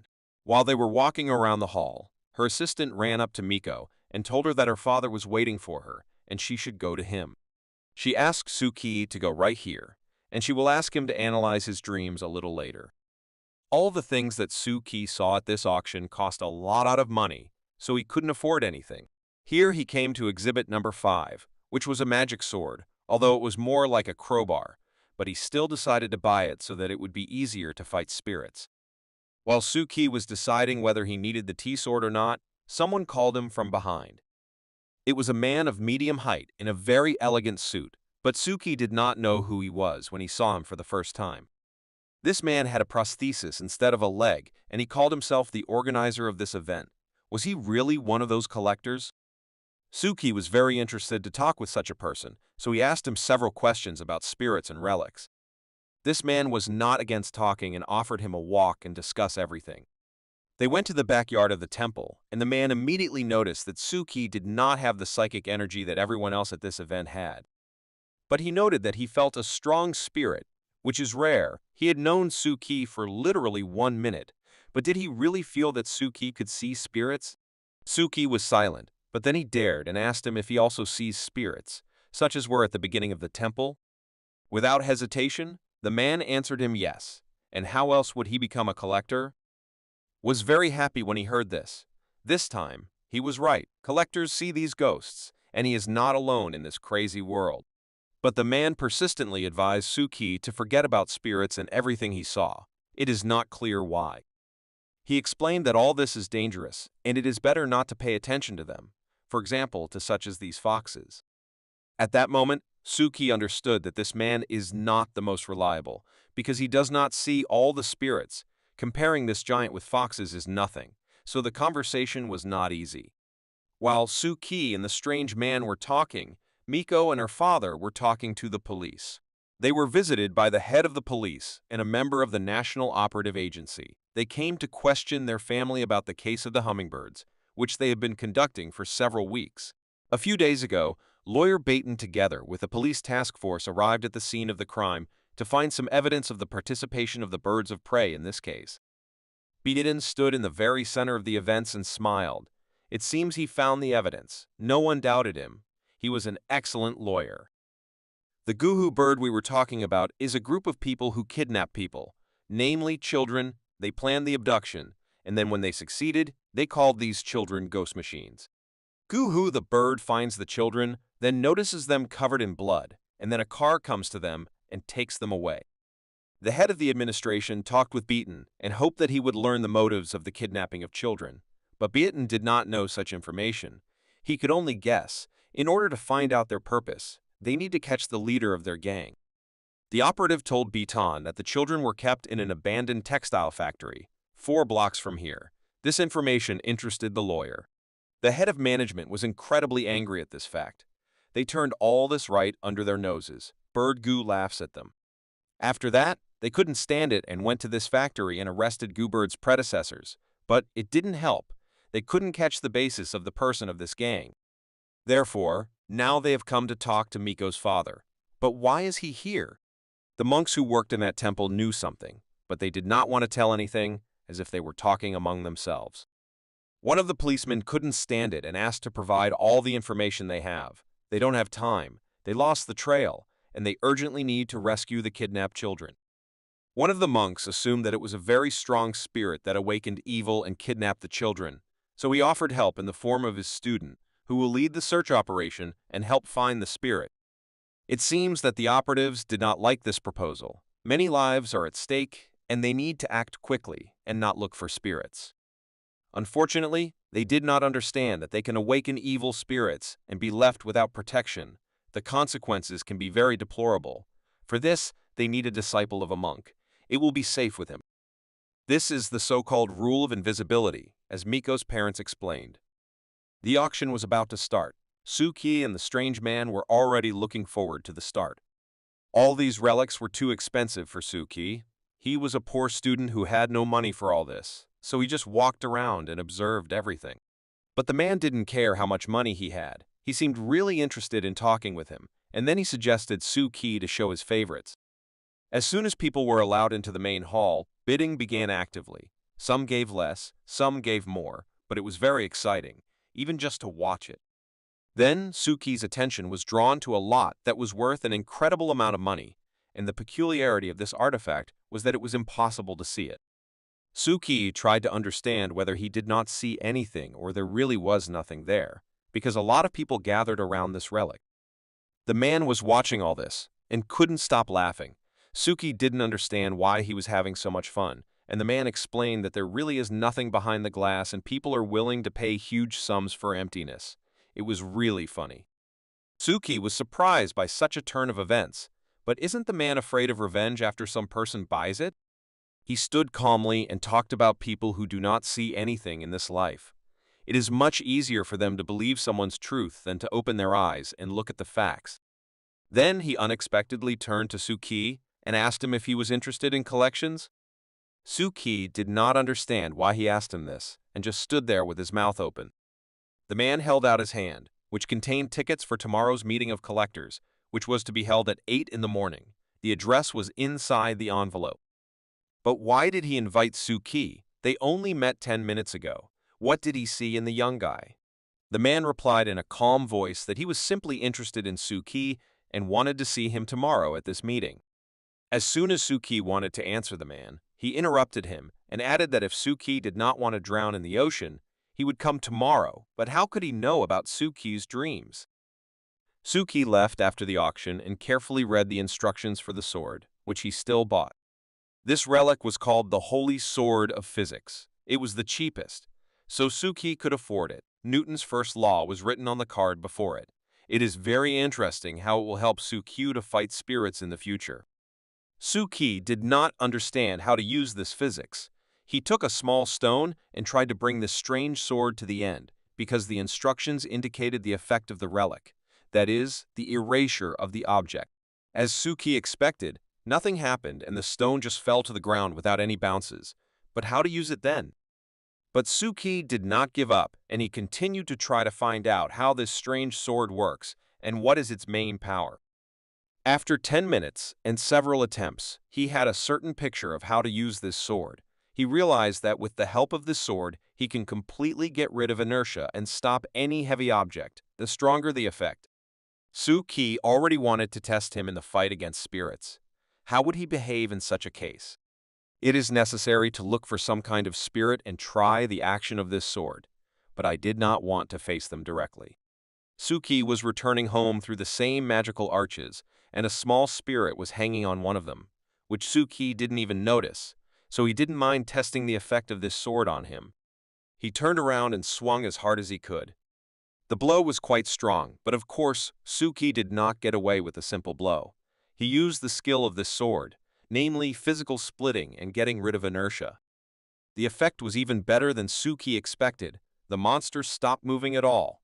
This sword is working at full power, but how long can this effect last? Suki went behind one of the arches and thought that he had one more thing that would help him escape from monsters in emergency situations. It remains now only to find out how long this effect can work. He took out his phone and checked the time. More than a minute passed, and it was a very good result, which Suki was quite satisfied with. Suki was satisfied with his result. Today, he acquired one more item for protection in his collection, and moreover, with the help of this sword, he cleansed a part of the temple from the spirit that clearly prevented him from enjoying life. But he did not stop there and went to the evening street, where there were usually many spirits on which he could apply other effects of this sword and practice a little. He found small ghosts that didn't even pay attention to him and dealt them blow after blow. After several monsters, he realized that the effect of the sword on small monsters is shorter, but if he practices a little, this sword can be very useful in battle. While Suki trained on the small spirits, the small temple finished creating a new district. Suki really wanted to finish building the whole city in his head as soon as possible. Today, he is very tired, so he decided to rest a little, because tomorrow he has to go to the Black Gate and enter the built-up area. The next day, he was already among the skyscrapers, which did not look like the Black Gate, which was mentioned in the note that the strange man gave him at the auction. He came to the exact address, and there was a huge shopping center. It was not the expected meeting place. Suki visited this beautiful building on Wednesday, and it looked no less beautiful inside than outside. It's not surprising. Collectors are rich people. He was about to press the button in the elevator to go to the 9th floor, when the elevator doors stopped closing. A hand passed through the gap between the elevator doors, which stopped the elevator.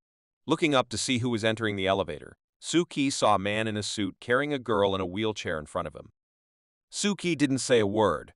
Only in his mind he didn't understand where these two came from, and they don't say a word and don't try to eat him. It's not like monsters. In any case, the elevator was already on the right floor for Suki and he got out. He saw only one door in front of him. Most likely he needed to go here, so he entered it without hesitation. He opened the door and asked if anyone was home. "Mr. Anderson?" At the same second, a piece of paper appeared in front of his face. What is it? Where is he from? The piece of paper did not stay in the air for a long time. It simply burned. Is it an invitation or a threat? But Suki nevertheless entered the room and was surprised by the luxury of this apartment. Although again, there was no reason to be surprised. The collectors are very rich people. While he was looking around the room, he was called by a familiar voice. It was an unknown man who was standing with a book in his hands and seemed to be very happy that Suki came to visit him. But who is this man? Suki was just about to say hello when a voice spoke from behind him, and when he turned around, he saw that strange man from the elevator with his equally strange girlfriend in a wheelchair. The guests were not too happy with each other, so the owner of the apartment immediately entered into a dialogue and began to explain why he had gathered everyone here. As the man with the book explained, there was a person in a black coat who was responsible for the protection of the girl on the cart, and the girl herself was Alice's advisor, and then he introduced Suki to them as a newcomer whom he had just invited. This man took off his hat to say hello, and he didn't look like an ordinary person, so who or what is he? Then Mr. Stranger told about the girl. She was also called Alice. She was one of the directors of the Black Gate, and her nature was as close to human as possible. She herself was from the depths of the sea. Suki was shocked. Is this girl from the depths of the sea that haunts him in every dream, and what are they both doing here? This girl was as emotionless as possible. It seemed that she did not even hear what they were saying. She took out her watch and noticed that Mr. Anderson was late. This was the strange man who invited Suki to meet her. She sat in the room for a while, and then ordered to take her away so that she could rest and ordered them to wait for Anderson. As Suki, a new acquaintance, told me, this girl is 200 years old. The fact is that she has relics that help her live so long and not age. It's a pocket watch. It's unbelievable. Is this even possible? Unexpectedly, Suki looked closely and paid attention to the man with whom he was talking, or rather to his leg, which had the same prosthesis as Mr. Anderson's from the auction. He got scared and asked if he was Anderson. And so it turned out, this man was really the same strange Mr. Anderson from the auction. He immediately explained that he had specially changed his appearance, so it is much safer. Suki was impressed by the abilities of his new friends, especially Mr. Anderson, and he wanted to ask more about everything. But Anderson stopped him and asked him to help him move the boxes first, and then he would answer all of Suki's questions. Began to tell him about their branch in Los Angeles, which had to be closed because there was an accident on Fortune Island last year. His people tried to drown the ruler of radiation, and after that, none of them came back. Until now, they could not even rebuild a building for their activities, but now there is a chance, so they need to disassemble things and get ready. Suki thought that the Blackgate Club was like a circle where people with magical abilities gather and discuss some problems, but now he doesn't think so he asked Anderson. He gave a clear answer that their task is to maintain the balance between the worlds and prevent it from splitting. Suki was surprised by such an answer. If they support the world order, then this place where they are now should be safe.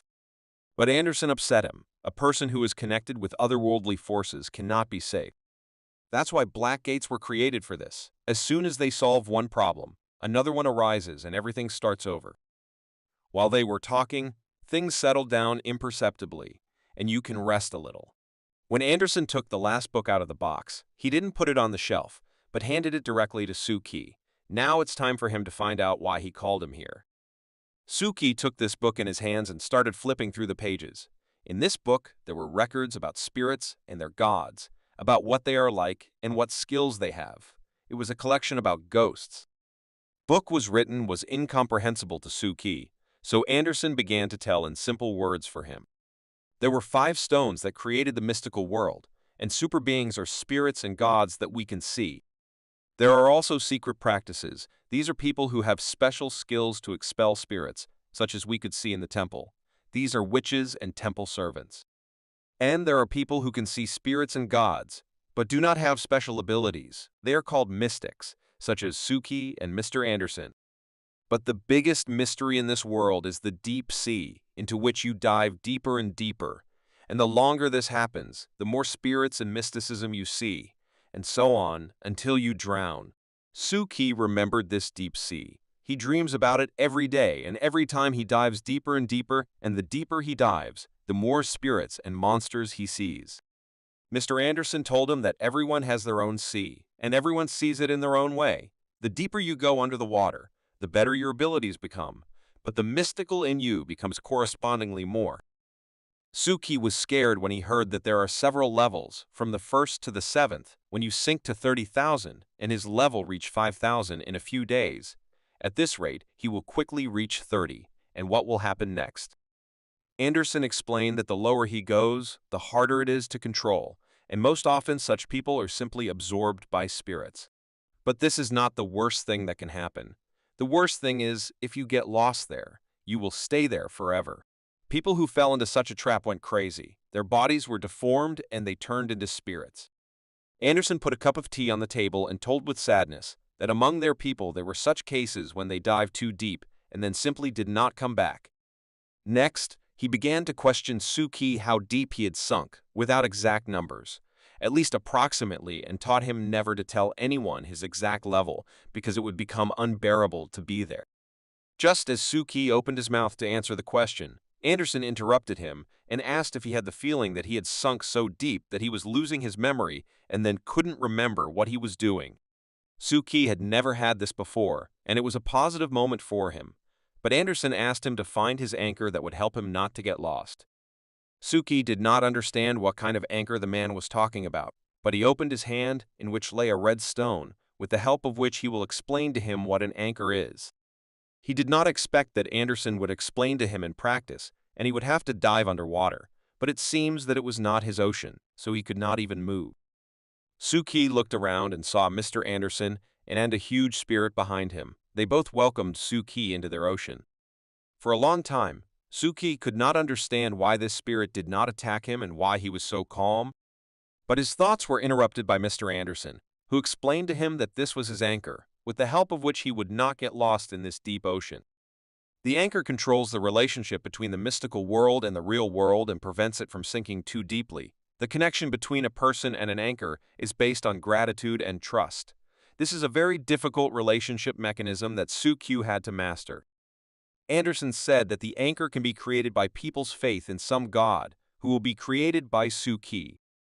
Suki did not imagine how he should create a faith so that people believe in it, and it is especially difficult to do this in the age of the internet.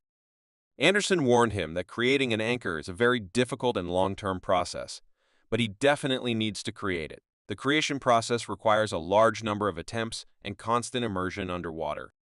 Anderson himself did not know many mystics who created his anchor, but fortunately for Suki there are special methods of its creation, and they are quite simple. The man told him that during the entire history of the existence of the magical world, quite a number of anchors were created, but their owners disappeared from this world a long time ago, so it is still possible to join one of them with the help of a spirit and gods from the real world. You can also do this with the help of a relic. Turn and take possession of the anchor. His story was interrupted when Mr. Anderson's anchor roared at Suki and startled him. Suki immediately came out of the ocean into the real world and was very scared, but it seems that Anderson was as calm as ever. He decided to show Suki what anchors are and how they can behave. Suki should be ready for this. Suki thought about it and realized that it was necessary to imitate the behavior and manners of the past master of the anchor in order for him to accept you and serve you, that is, to prolong the life of his past owner.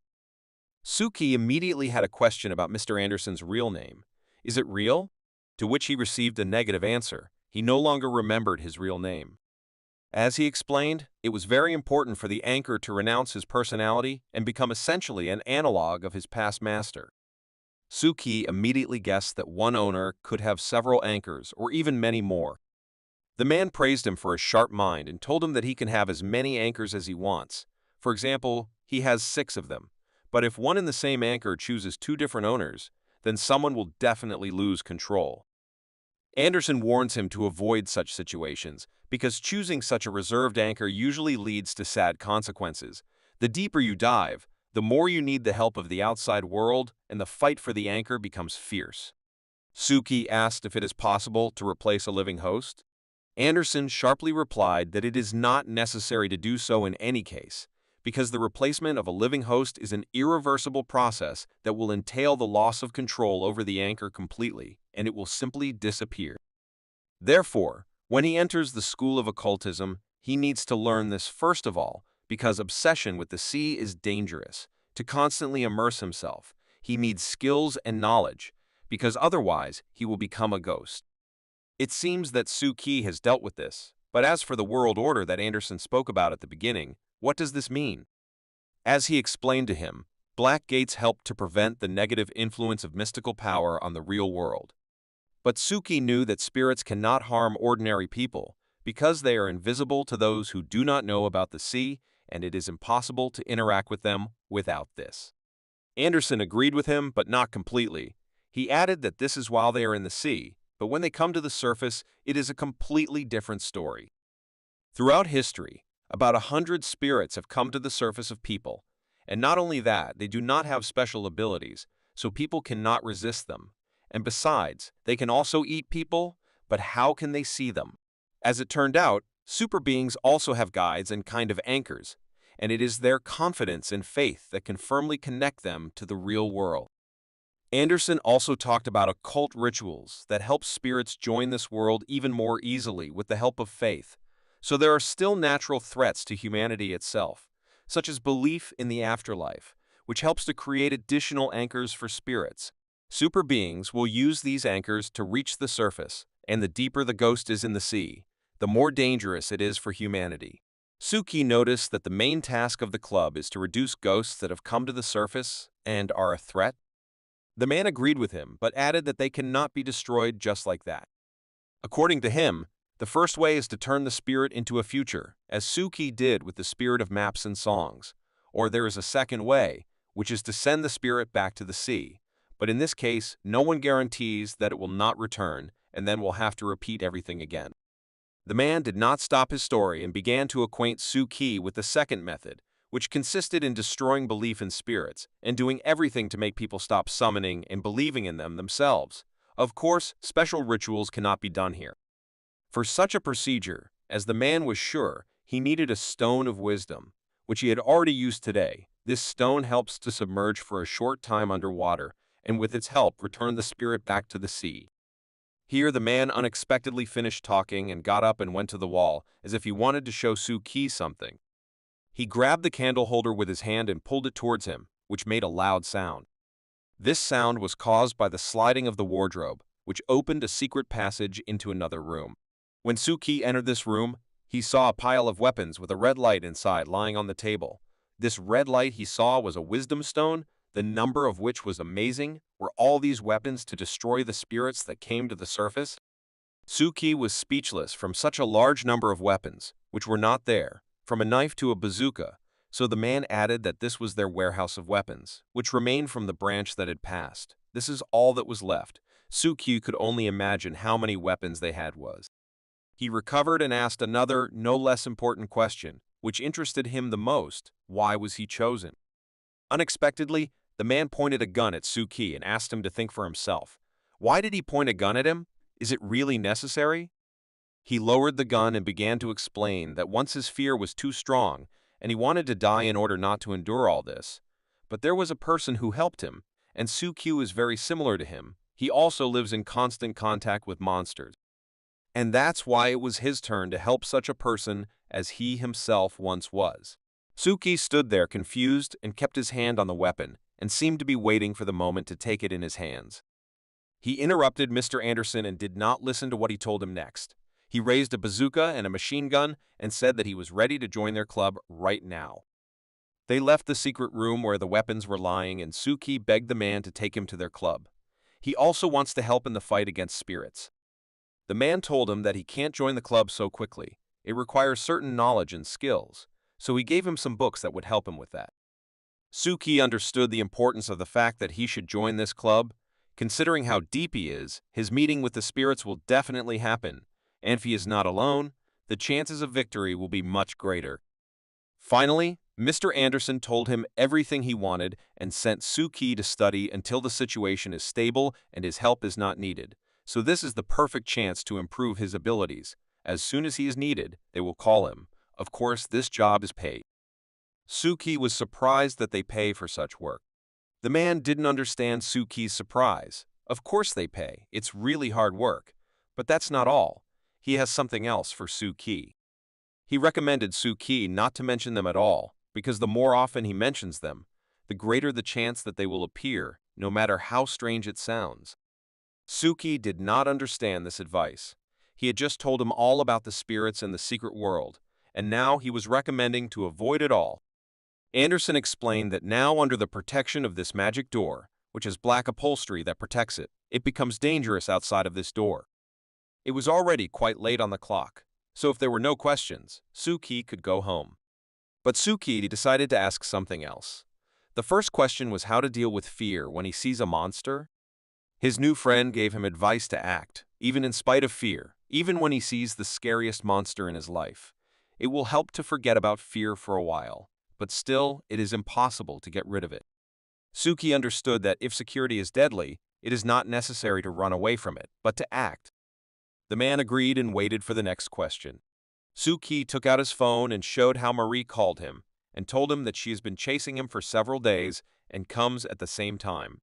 Anderson explained to him that this is a ghost of a stable class, and it can be simply avoided, but if you leave it all, then everything can end sadly. Next, the man went to the bookshelf and reminded Suki that he had told him today that for 2 ways to destroy spirits, if it is not possible to turn Marie into a corpse, one should try to drown her back in the sea. Suki immediately asked, that is, there is no 100% method of destroying spirits? Mr. Anderson agreed with him. Of course, there is no such way, but there is a method that will help him to be under the constant protection of another spirit. Suki fell silent, and then quietly said about himself, is it possible to use spirits for protection? The man agreed with him and hinted that Miss Marie is well suited for this role. She can become a good defender if you learn to interact with her properly. Then he raised his head up and looked straight into Suki's eyes and said that tomorrow, half an hour before her arrival, they would meet and he would teach him how to use spirits. Suki thanked Mr. Anderson for telling him so much about spirits and went home. As soon as Suki left the apartment, a man and a girl in a wheelchair returned to Anderson and said that they had received a new assignment. Anderson was interested and asked what kind of assignment. This order was from the head office about the Guhu bird. This group of people kidnaps children and invents legends about spirits to panic humanity and also conducts forbidden rituals.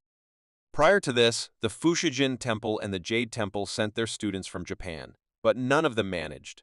2 were not found, and the others were seriously injured.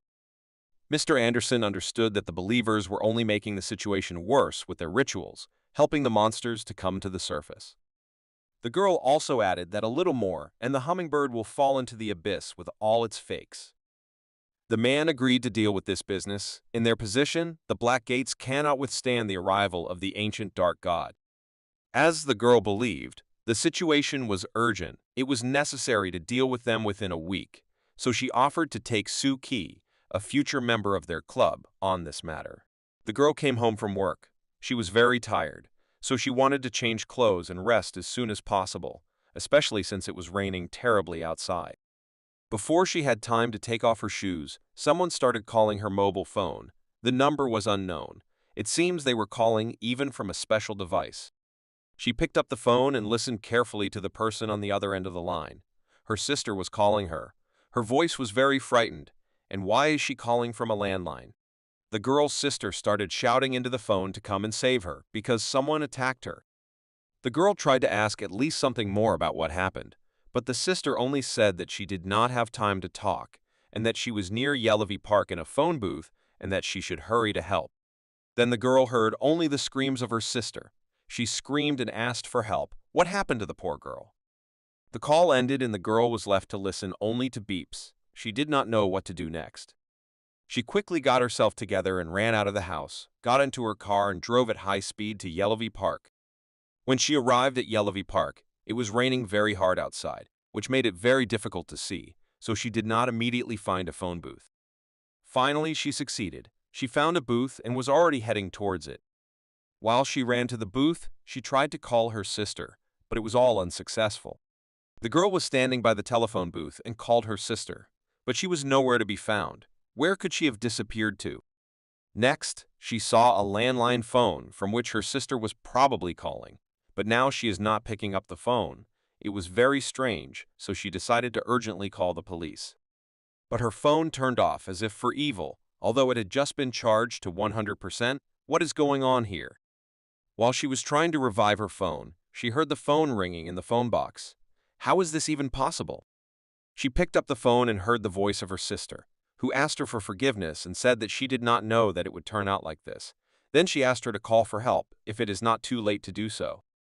The girl already thought that these were her sister's stupid jokes and began to scream, but she did not hear a word in response. She just heard a strange sound on the street, and when she turned her head, she saw a huge black smoke coming straight towards her. It was a huge spirit that was already standing next to her, and the door of the telephone box was not opened as if for evil. She had little chance of salvation. She tried with all her might to save herself and even managed to call her husband and tell him where she was and what happened to her.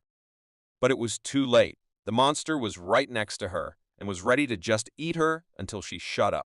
She dropped the phone and fell on the floor and began to scream at the top of her voice. But this was unlikely to help her. The scream was no longer heard. Only a man's voice came from the booth. It was the voice of her husband who shouted into the phone and said that he would come soon. But the girl did not answer, and it was too late.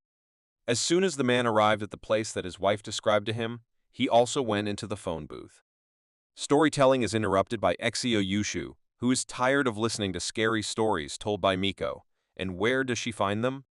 She said that this is one of the stories that were published on the internet in the public about the cycle of beheading. Recently, this story is very popular, and it is told at real events. Suki became curious about what they were talking about in this public. Miko told him that it is a public about scary stories of various kinds, where real people are taken for each story. Yushu didn't understand what was so interesting about these stories, but then Miko said that Saori also reads this group, and he changed his mind. Suki looked at these two and thought how his life had led to these two. One was addicted to girls, and the other was a fan of money. Suddenly, his thoughts were interrupted again by a small temple. Did someone approach him again and pray? He heard the voice of the mouse, which quietly said that it was very hungry. Suki immediately ran to the temple. warning his friends that they might not wait for him. He had some business. When he ran to the small temple, Suki saw 2 cats and 2 mice, who thought that it was more of a fast food cafe than some sacred temple. But he could not drive them away in any case. He needed to maintain control in the deep sea so that he could establish contact with the anchor and feel safer. That's why he fed everyone who wanted to, who was near the small temple, to strengthen faith in himself. Suki was interested in how his powerful boundaries appeared. Anderson told him that he would have to not only find believers, but also connect with them in the divine record. He was amused, as Mr. Anderson wrote to him here, and reminded him that they were meeting today at 8:50 near Fur Park. Suki was surprised to meet this park. Is this monster that Miko told about true, and does it really exist? It was late in the evening, and Suki was already waiting for Mr. Anderson. They were supposed to meet at the phone booth in the park, but Suki came early. He will have to wait another 30 minutes, or should he get busy? Suki decided to review what Anderson told him about my temple. He did not find any information on the internet, so he decided to look at various posts on social networks. And then his eyes fell on the audience that Miko was talking about today. The story she told has gained millions of views. Is it really so interesting to people? Then he decided to look at what is currently in the top news and what people are interested in. How surprised he was when he saw the news about God Ludo and went to see who it was and what was being written about him. He saw there a photo of his small temple, which had no fewer views. Did people invent God for themselves and believe in him? It seems that due to the fact that this post spread all over the internet, Suki's first anchor appeared. People think that God Ludo lives in this temple. And then a good idea came to Suki's head. What if he continues to spread stories about himself through the internet, because the internet is a very powerful source of information, so he could establish a connection. He thought that no one would ever find out that a person was hiding under the mask of God Ludo. He had to invent several stories about himself and invent some rituals. His main idea was to turn fiction about the imaginary god Ludo, which was popular on the internet, into a real god and reach the attention of the maximum number of believers. That's how time passed imperceptibly. While he was thinking about how he would spread the stories about God Ludo, Mr. Anderson had already come to him, and he began to tell that every day around 9 o'clock in the evening, Miss Marie comes to him and walks next to him for about 3 hours, then disappears. Mr. Anderson asked him if he somehow determines when she will arrive, to which Suki replied yes, she just calls him and tells him when she will definitely come. Their conversation was interrupted by the ringing of the phone, but it was not Suki's or Mr. Anderson's phone, but a landline from a phone booth. They were both surprised. How is this possible? Why did he just start calling? No less unexpectedly, a girl appeared from behind, who was talking on the phone and seemed to be looking for someone in this park. She acted as if she did not see Suki and his friend and continued talking to the stranger, whom she warned that she was already at the phone booth. Mr. Anderson intervened in this conversation, who put his stick in front of her and assured her that the one she is looking for here has been sitting at home for a long time and is waiting for her to come. She pounced on him with screams and threats that she would call the police if he did not let go of her. But Mr. Anderson did not give up so easily and insisted on his point. He repeated the same phrase for her that they have been waiting for her at home for a long time. She urgently needs to go, and for better effect, he used one of his magical techniques. The girl immediately changed. She no longer shouted and behaved calmly. She was sure that the one she was looking for was already waiting for her at home, and she should run right there. Suki was confused. Mr. Anderson's relic could even change people's minds. It was amazing. When Suki returned to Anderson again, he saw how his account returned to normal. The fact was that such a power had to be paid for. The activation of such a skill required certain conditions, and one of these conditions was returning him to his normal form. His strength was noticeably reduced. Suki began to get nervous, but it seems that he just needs to sit down and rest a little. Suki agreed and asked, "What are they waiting for here anyway?" Anderson answered confidently that they were waiting for the spirit. They went into the booth and just waited. Suki didn't understand why they were waiting here, if Miss Marie would call and warn him, but Anderson wasn't waiting for her. There was another spirit that interested him. He began to tell a story about a terrible group called the Beheading Cycle. You should have heard about it, Suki. Suki understood that it was true. The video for this group was filmed here, Some ghost lures people here with the help of a phone conversation and destroys them here. But it was not important whether it was true or not. The main thing was the belief that these people had about this spirit, which later helped him create an anchor in the real world, so the spirit was able to find a way out to the surface, and now this channel is used for similar rituals. That's why Anderson offered him to meet right here. Yesterday, their club received a request that 7 people went missing yesterday. As soon as Sir Anderson finished, as scheduled, Miss Marie, who was already approaching Suki, called. Sir took out his magic lighter and told Suki to get ready. The spirit he was talking about was already here. As soon as they turned their heads, their breath was taken away by this terrible monster that craved their flesh. He began to repeat over and over again that they see and hear him. His huge hands began to break the phone booth. Suki began to panic. She would not last long.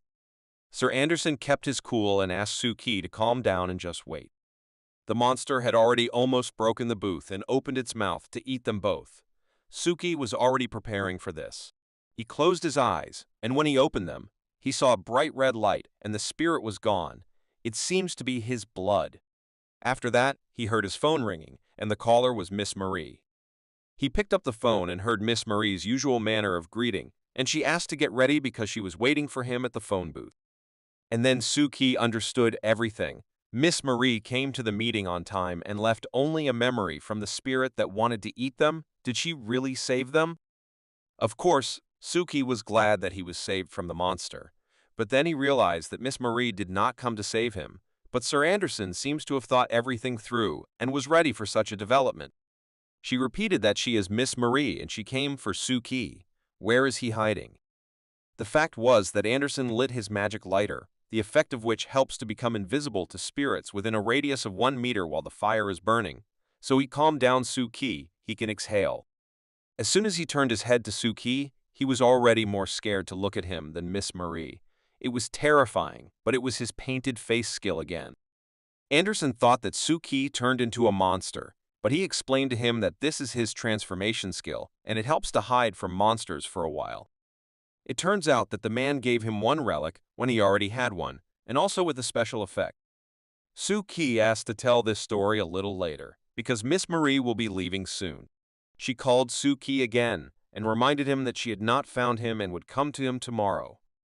It seems she's gone and they can get out of this phone booth.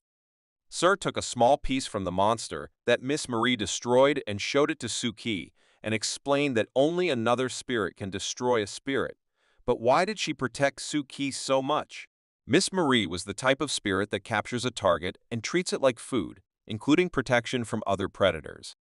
But now, Suki wondered why spirits eat people. Do they really have a hunting instinct? Anderson agreed with him and added that when someone notices the presence of a spirit near him, even if it is an animal or a person, the spirits automatically turn on this predatory instinct, and they are not able to control it. Miss Marie's essence was primitive. When 2 spirits choose one victim, they try to kill each other in order to seize the sole right to eat. The man added that Miss Marie Suki appears every day at the same hour, and she has a huge sword that can easily destroy spirits, so Suki should make friends with her. Now, he asked Suki to photograph the body of this spirit. He needs it for a kind of reporting. After the photo, Anderson performed several magical rituals and seemed to plant the monster's body in a magic cube. Suki stood with his mouth open and did not understand what was happening here. The man held out this cube of Suki and offered to leave for the payment of the work. They came to one of the quietest areas of Los Angeles. The area was called Kokolo. Sir Anderson led Suki to the Black Gate Exchange building, where relics could be exchanged and rewards could be entered. In the middle, it looked like an ordinary Japanese store.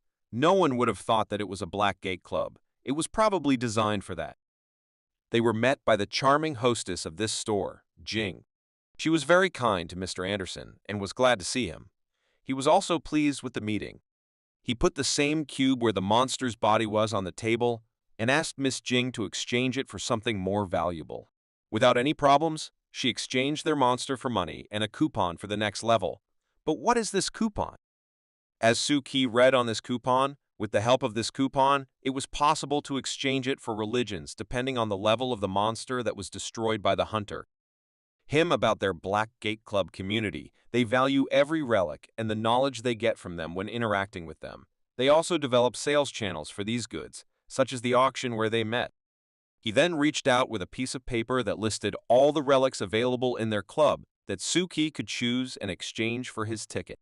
When Suki opened this list, he saw a very large list of relics that he could exchange for himself.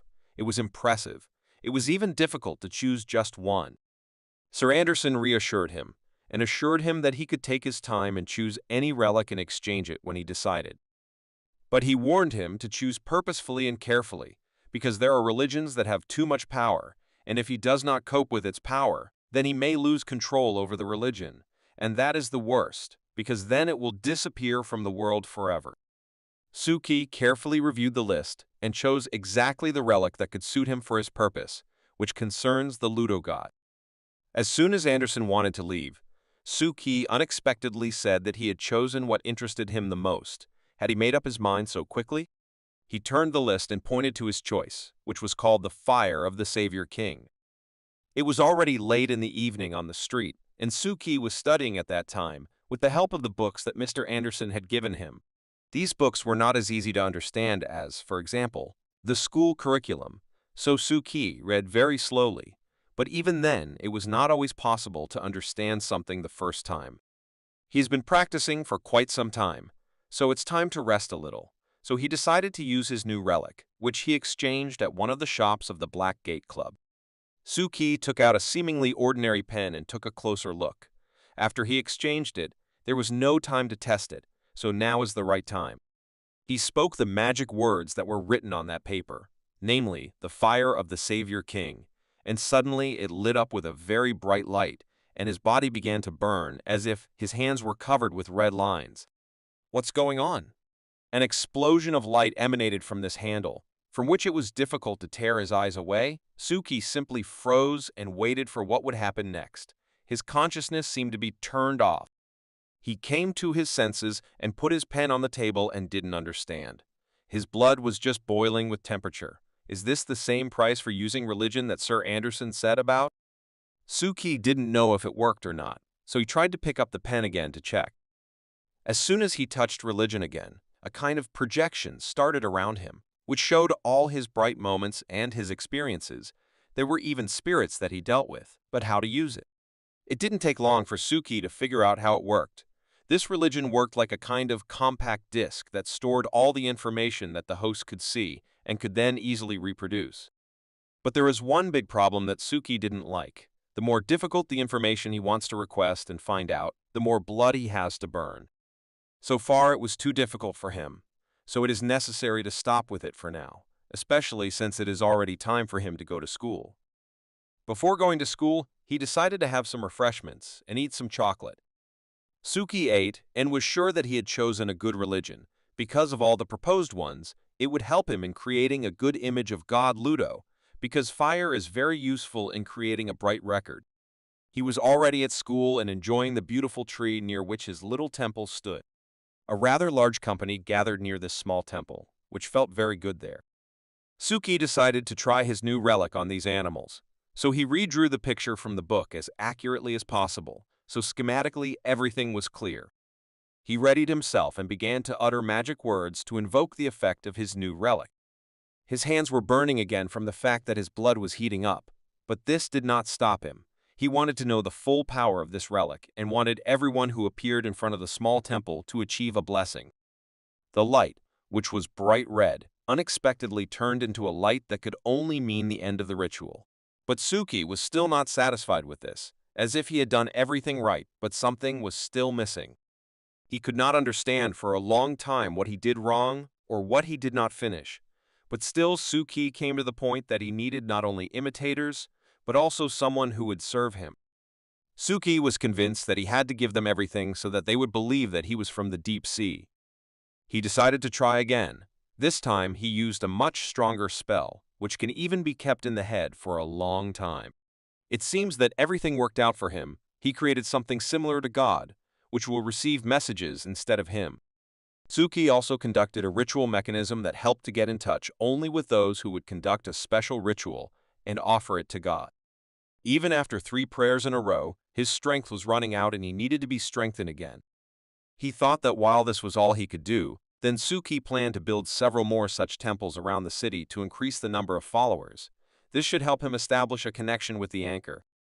After the ritual, Suki went to classes, and after them, he went for a walk with his friends, who were telling him something, but he was not interested in it at all. Until he again felt that someone was near the temple. But this time, these sensations were completely different, as if something had changed. He quickly said goodbye to his friends and ran to the tree. His friends didn't understand anything, but Exia Yushu noticed that Suki had changed a lot after he confessed to all of Exia. Oh, what happened to him? When Suki was near the tree and looking at the temple, he was very surprised to see a mouse there. But the mouse didn't just sit there and ask God Ludo for something. She drew a picture from the book that Suki read last night and started the ritual. The mouse was able to draw it herself. Is that even possible? Misha didn't just draw the picture she needed.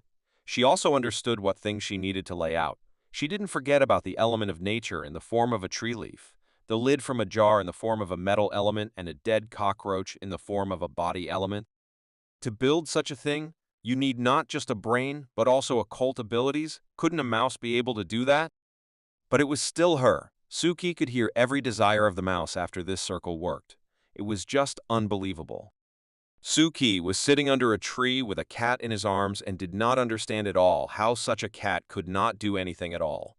And meanwhile, the little mouse was performing a ritual and asking Suki for anything he wanted. Suki looked at the cat and wondered how he can help people like him, those who cannot express their wishes, and there will be many of them. Suddenly, he heard the sound of a camera that seemed to be taking pictures of him. When he turned his head, a spirit photographer with 1,000 eyes was standing next to him. He did not look very good.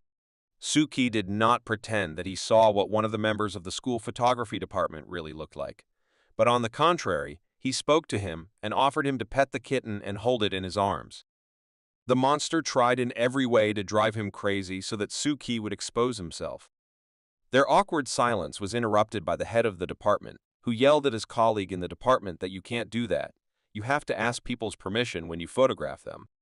The many-eyed spirit immediately turned into a person and asked for forgiveness. He liked the composition very much and couldn't resist. Then the two of them apologized to Suki for such an unexpected photo shoot, but everything was fine. Suki didn't mind. Suki was still scared and almost gave himself away. He approached too quietly. Suki once asked Sir Anderson about spirit people, but he did not get a clear answer, so for now he will watch them. While he was thinking about the spirit people who need to be watched, his phone vibrated and he received a message from the Black Gate that he needed to go to the textile factory for the details of the crime. While Suki was reading this message, a bunch of police had already gathered at the textile factory and had come to arrest the criminal. The special forces, which was at the textile factory, had already placed explosives around the perimeter of the warehouse and were preparing for an assault. Suki and Mr. Anderson were already on the spot and were just observing the actions of the police, as it is known according to official data that this warehouse is home to sectarians who kidnap children. Suki shouted that it was a lie, and Mr. Anderson agreed with him, according to the information presented by the secret agent. There is a summoning of spirits into the real world inside the warehouse, and it is all quite successful. The situation looks very difficult, so Suki asked if the mystics would be able to handle it. Sir Anderson didn't have time to answer Suki's question. How did his calm face turn into concern? What happened there? Suki also did not hide his emotions. His face lit up with red light. But what is going on there? The believers who were inside still caused the bird to roar. It was a very big spirit. Its size was simply amazing, and it had a very scary appearance. It was difficult to count how many heads it had.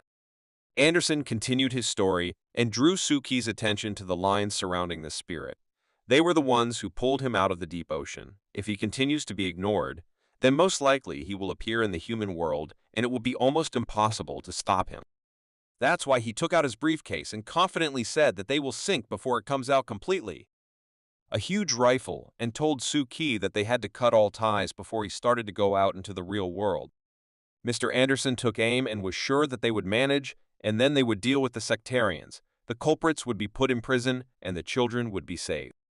But for now, they only control the situation and do not interfere so that force majeure does not occur. and they ensure the head of the Fujin Temple and his student, who personally arrived at the scene of the crime. They are much stronger than their students, so if they start to act, the spirits will most likely retreat, and their task is insurance. Anderson then ordered Suki to take a walkie-talkie from his briefcase. This walkie-talkie is used by the police to discuss the operation plan, so he had to listen carefully and not miss important points. As soon as Suki picked up the walkie-talkie, he heard how the police had already planted explosives and were preparing for the explosion. The countdown began. Everyone, get ready. The explosive device went off, and there was a very loud sound that signaled an explosion that blew away almost half of the warehouse. Did the sectarians inside remain alive at all? At this moment, the followers of the Guhu bird were just conducting their rituals and preparing for the appearance of the spirit. Their ritual was interrupted by a loud explosion which threw them to the floor with an explosive wave. The mother goddess, who was also called Tuhu, was their last hope. She asked not to stop and not to worry. They need to continue the ritual. It is very important. For a long time, they kidnapped children and conducted secret rituals. They brought all these children to their mothers. They were loyal subjects, so now it was time for them to have children of their own. Therefore, she urged them to protect themselves from the police and prevent them from stopping the ritual and taking away the children. They all shouted and gathered to resist with equals. Next, their cloaks released smoke that filled the entire room, so they secured cover from the police. I wonder if it will work? This smoke completely covered them from the outside world. Only red eyes were visible. The police began to act. Sir Anderson ordered Suki to listen carefully to what was happening there and check whether everything was fine there. The police started their assault, and there were problems with the smoke. Last time it also hindered them a lot, but this time they had support, so everything should go well. Together with them, Miko and her father came to this assault. They were invited by the police as support and deterrence of magical forces, so they did not come empty-handed, but prepared. The smoke was too thick, visibility was zero, so something had to be done and invented, otherwise the police could not act. Miko's father ordered her to give him a magic arrow, which he was going to shoot right into this smoke and disperse it. He drew the arrow with maximum force and spoke a magic spell that was a prerequisite. Then he fired a powerful shot that was so powerful that he could barely hold his bow in his hand. The arrow flew through the entire warehouse and dispersed the smoke in which the members of the Order of the Guhu Bird predecessors were hiding. They did not expect such a turn of events. The arrow hit the wall and pierced it, but it had done its job. Now the smoke was almost gone and the police were ready to proceed with their part of the plan. But together with the smoke, some more details were revealed. Who are these members of the Order? Miko and her father couldn't believe it. Were they all ghosts and monsters? Sir Anderson was also surprised when he saw how many there were, so his sight was focused and ready for battle. Bird Guhu, has she finished her ritual and is ready to enter the world of real people? One of her heads suddenly attacked Miko and her father, and they seemed to lose control of their bodies and just stood like pillars. Miko woke up and tried to make her father run away before this monster ate him, but it seems it was too late. Is this the end for him? The monster's head was already near Miko's father, and it seemed that everything would end now, when suddenly a huge hole appeared in the monster's head, which stopped this attack. Mr. Anderson entered the game very timely and made an accurate shot and stopped the attack of the monster. Miko and her father did not count on help, so they were very surprised by this shot, but they were very grateful that Anderson saved them. But he did not stop at one shot and continued to shoot more. His bullets hit the monster more than once, but it still wasn't enough, so he continued.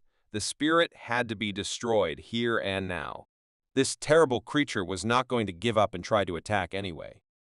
At this time, while Anderson and Miko and her father were fighting against the spirits, a group of special forces could already go inside because the smoke disappeared and they had an opportunity to save the children, so they wasted no time and started the operation. They entered the warehouse with caution and did not rush anywhere.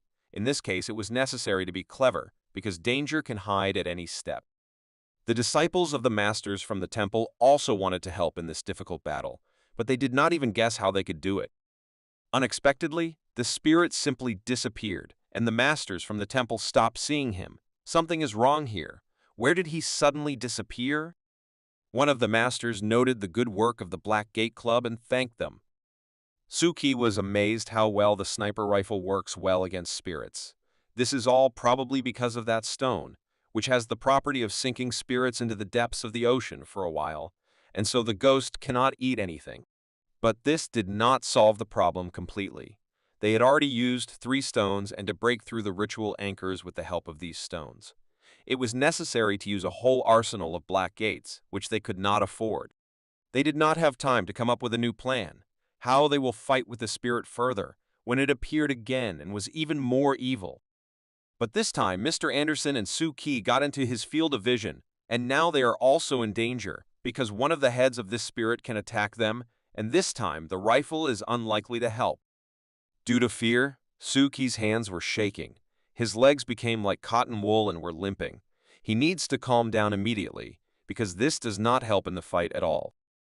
Anderson tried to get Suki out of this situation and yelled at him to use his strength and help while he tried to hit as many times as possible. As soon as Anderson finished, Suki shouted and said that one of the heads of this monster had disappeared. Where could it have disappeared to? How could it be that Sir Anderson hit him, but the bullet seemed to go through him and didn't do any damage, and now this monster is attacking them. They have to run.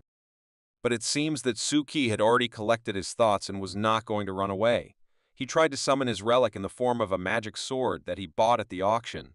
It's time to join the battle. Suki was unlucky, and the monster aimed at him, and he understood that Suki saw him, and immediately one of his heads attacked him. The head of this spirit could teleport and attack Suki. How is that possible? But Suki was not confused and used one of his skills, namely splitting and erasing inertia. The monster didn't even feel this blow, and Suki had to run away. This spirit was an order of magnitude stronger than the one Suki faced before. Again, the loud sound of a shot rang out. It was Sir Anderson who saved Suki from a certain end with his rifle. The spirit is frozen in the air, and they have some time until the spirit will not move, and there is an opportunity to escape. The spirit didn't stay in a stupor for long and quickly regained consciousness and attacked them again, so Suki decided to use his painted face skill. Sir Anderson told him that he would distract this spirit, let Suki run away and prepare for a new attack. As soon as they changed the direction of movement of each other, to their surprise, the monster did not continue chasing after Sir Anderson, but ran after Suki. How could he see him? Anderson thought that even after 4 shots, he was still chasing Suki. Was Suki's sea depth level so great that the monster could see him even when he used the painted face ability? Suki and Mr. Anderson lost sight of each other. Where could Suki go? Before all this, there were still many children in this warehouse who also needed to be saved. Mr. Anderson decided to use another development of the Black Gate Club. He opened a secret pocket from his iron leg, from which a large number of small balls rolled out. What is it? It was a small army of tin soldiers to help in the battle with the monster and in the search for Suki.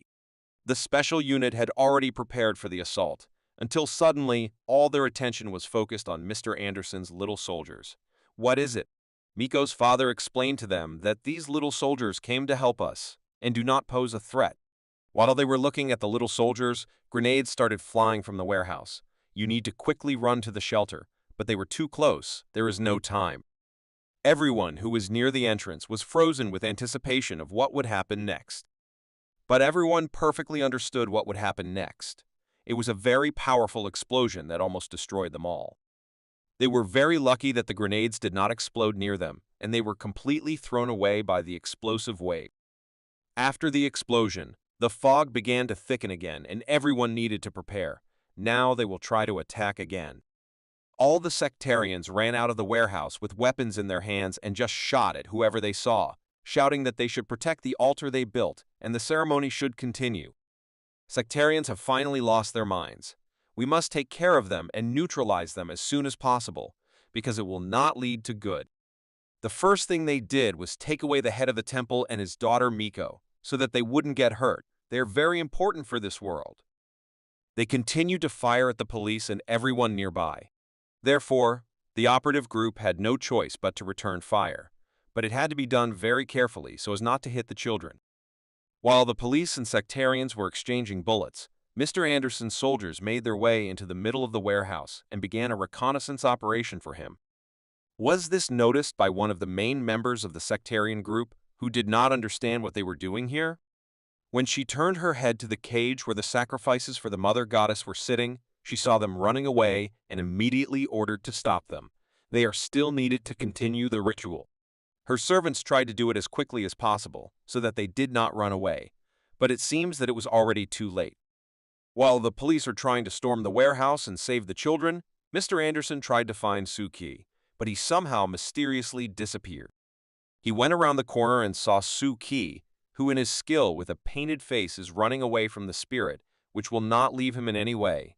Even his relics do not help. Mr. Anderson tried to shoot him again, but it didn't work. He asked Suki to run behind him and try to hide. As soon as he aimed his sight to fire a control shot, the spirit again strangely just disappeared, as if it was never there. But Suki still continued to run and didn't stop. Anderson thought that everything was over. The children were now safe. The ceremony was over. The connection between the spirit and his anchor was broken, so he sank to the bottom again and disappeared. But Suki didn't stop running away. Anderson tried to tell him that no one was chasing him anymore, and he could stop, but he didn't seem to hear and kept running as hard as he could. Later, Anderson realized that Suki's immersion level is much higher than his, so he can still see the spirit and run away from it. How is this even possible?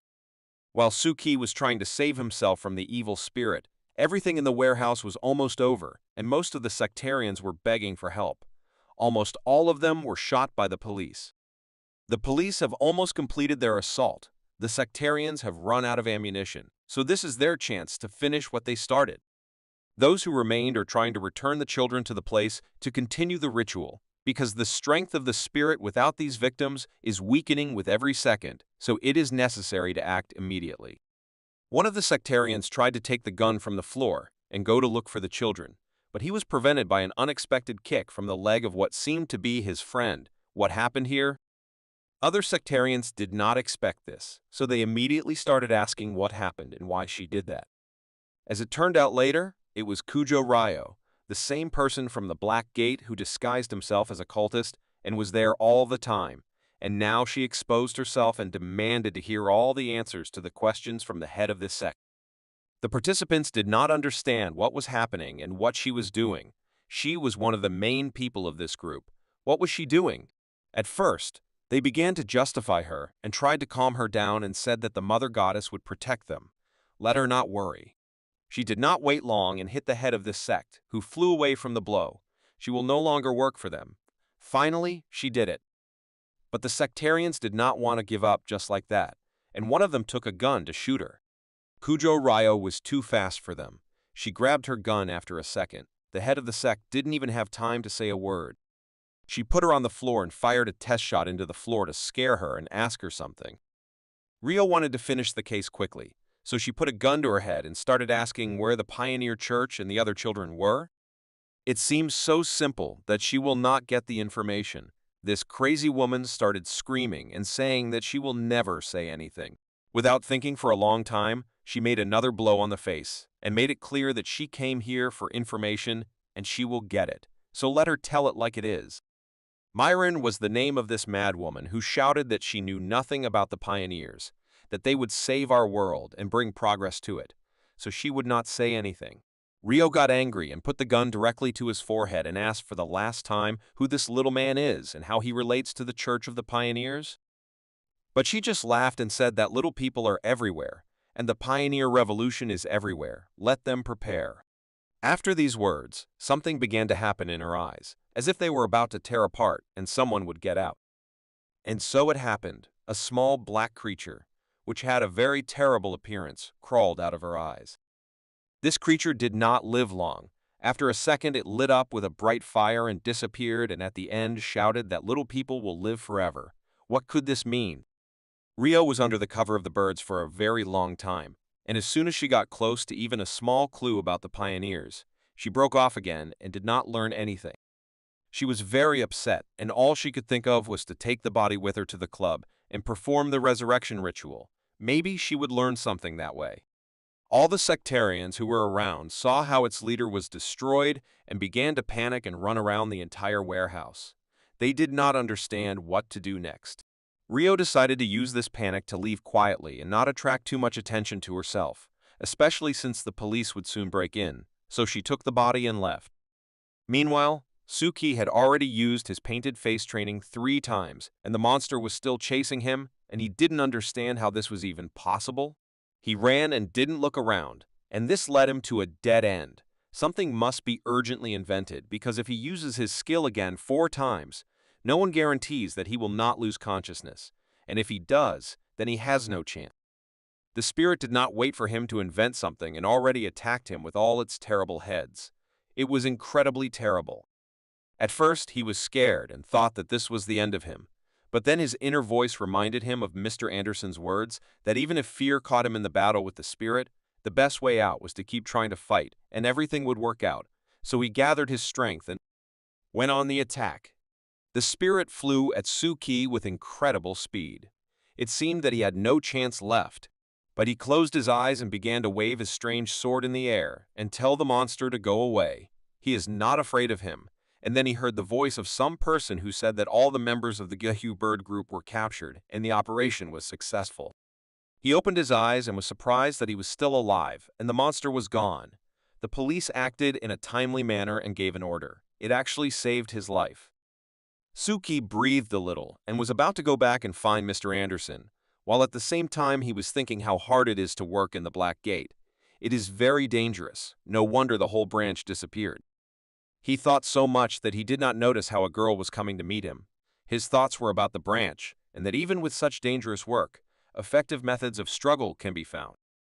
When she passed Suki, he realized that he missed the strange girl. What is she doing here with such a huge suitcase? Suki seemed to feel the spirit and blood from this suitcase that this strange girl was carrying. It seems like some kind of mysticism again. It's all too strange. Suki didn't think for a long time what he was going to do. He settled on the idea that he would follow her and find out what she had in that suitcase.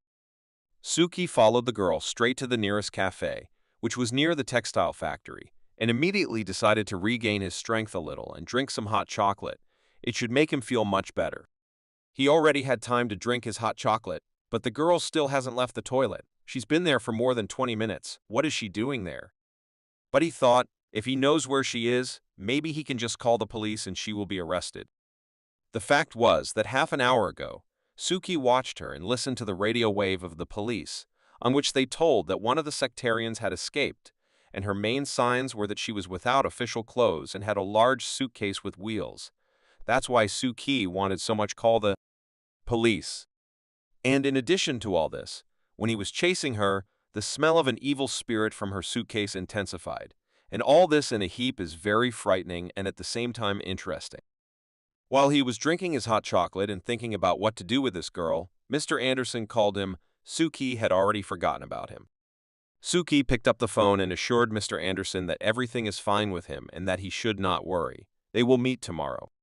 He agreed on the phone, and he's tired of waiting. Maybe he should get in touch with her? Suki carefully approached the toilet where this girl was and decided to use his new fire skill.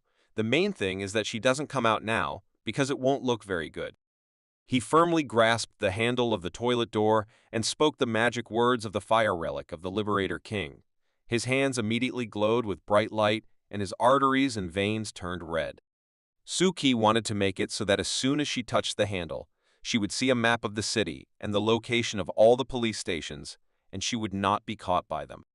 He fulfilled his right and decided to go first, so as not to accidentally run into her and not lead to suspicion. The girl had already finished her procedures and was talking to someone about the fact that she had already stayed here quite a lot, and it was time to leave. Suki's suspicions were correct. In her suitcase, there is exactly the sectarian woman who escaped from the factory and who is wanted by the police. But it seems that she was not alive. But it was just a body. Maybe because of the Suki could smell the spirit, this girl wanted to start the ritual of talking with the dead, because the longer the body lies, the harder it will be to extract information later. But a bunch of police were waiting for her outside. She thought about leaving the body somewhere and coming back later, but she had never been so close to solving the pioneers. She couldn't give up. She wanted to get out of the toilet and continue on her way, but she was stopped by Suki's spell that he left before leaving, and it put her in a state where she only saw a small temple. She didn't understand what was happening and where it came from. This temple showed her the map of the city and all the police stations in it.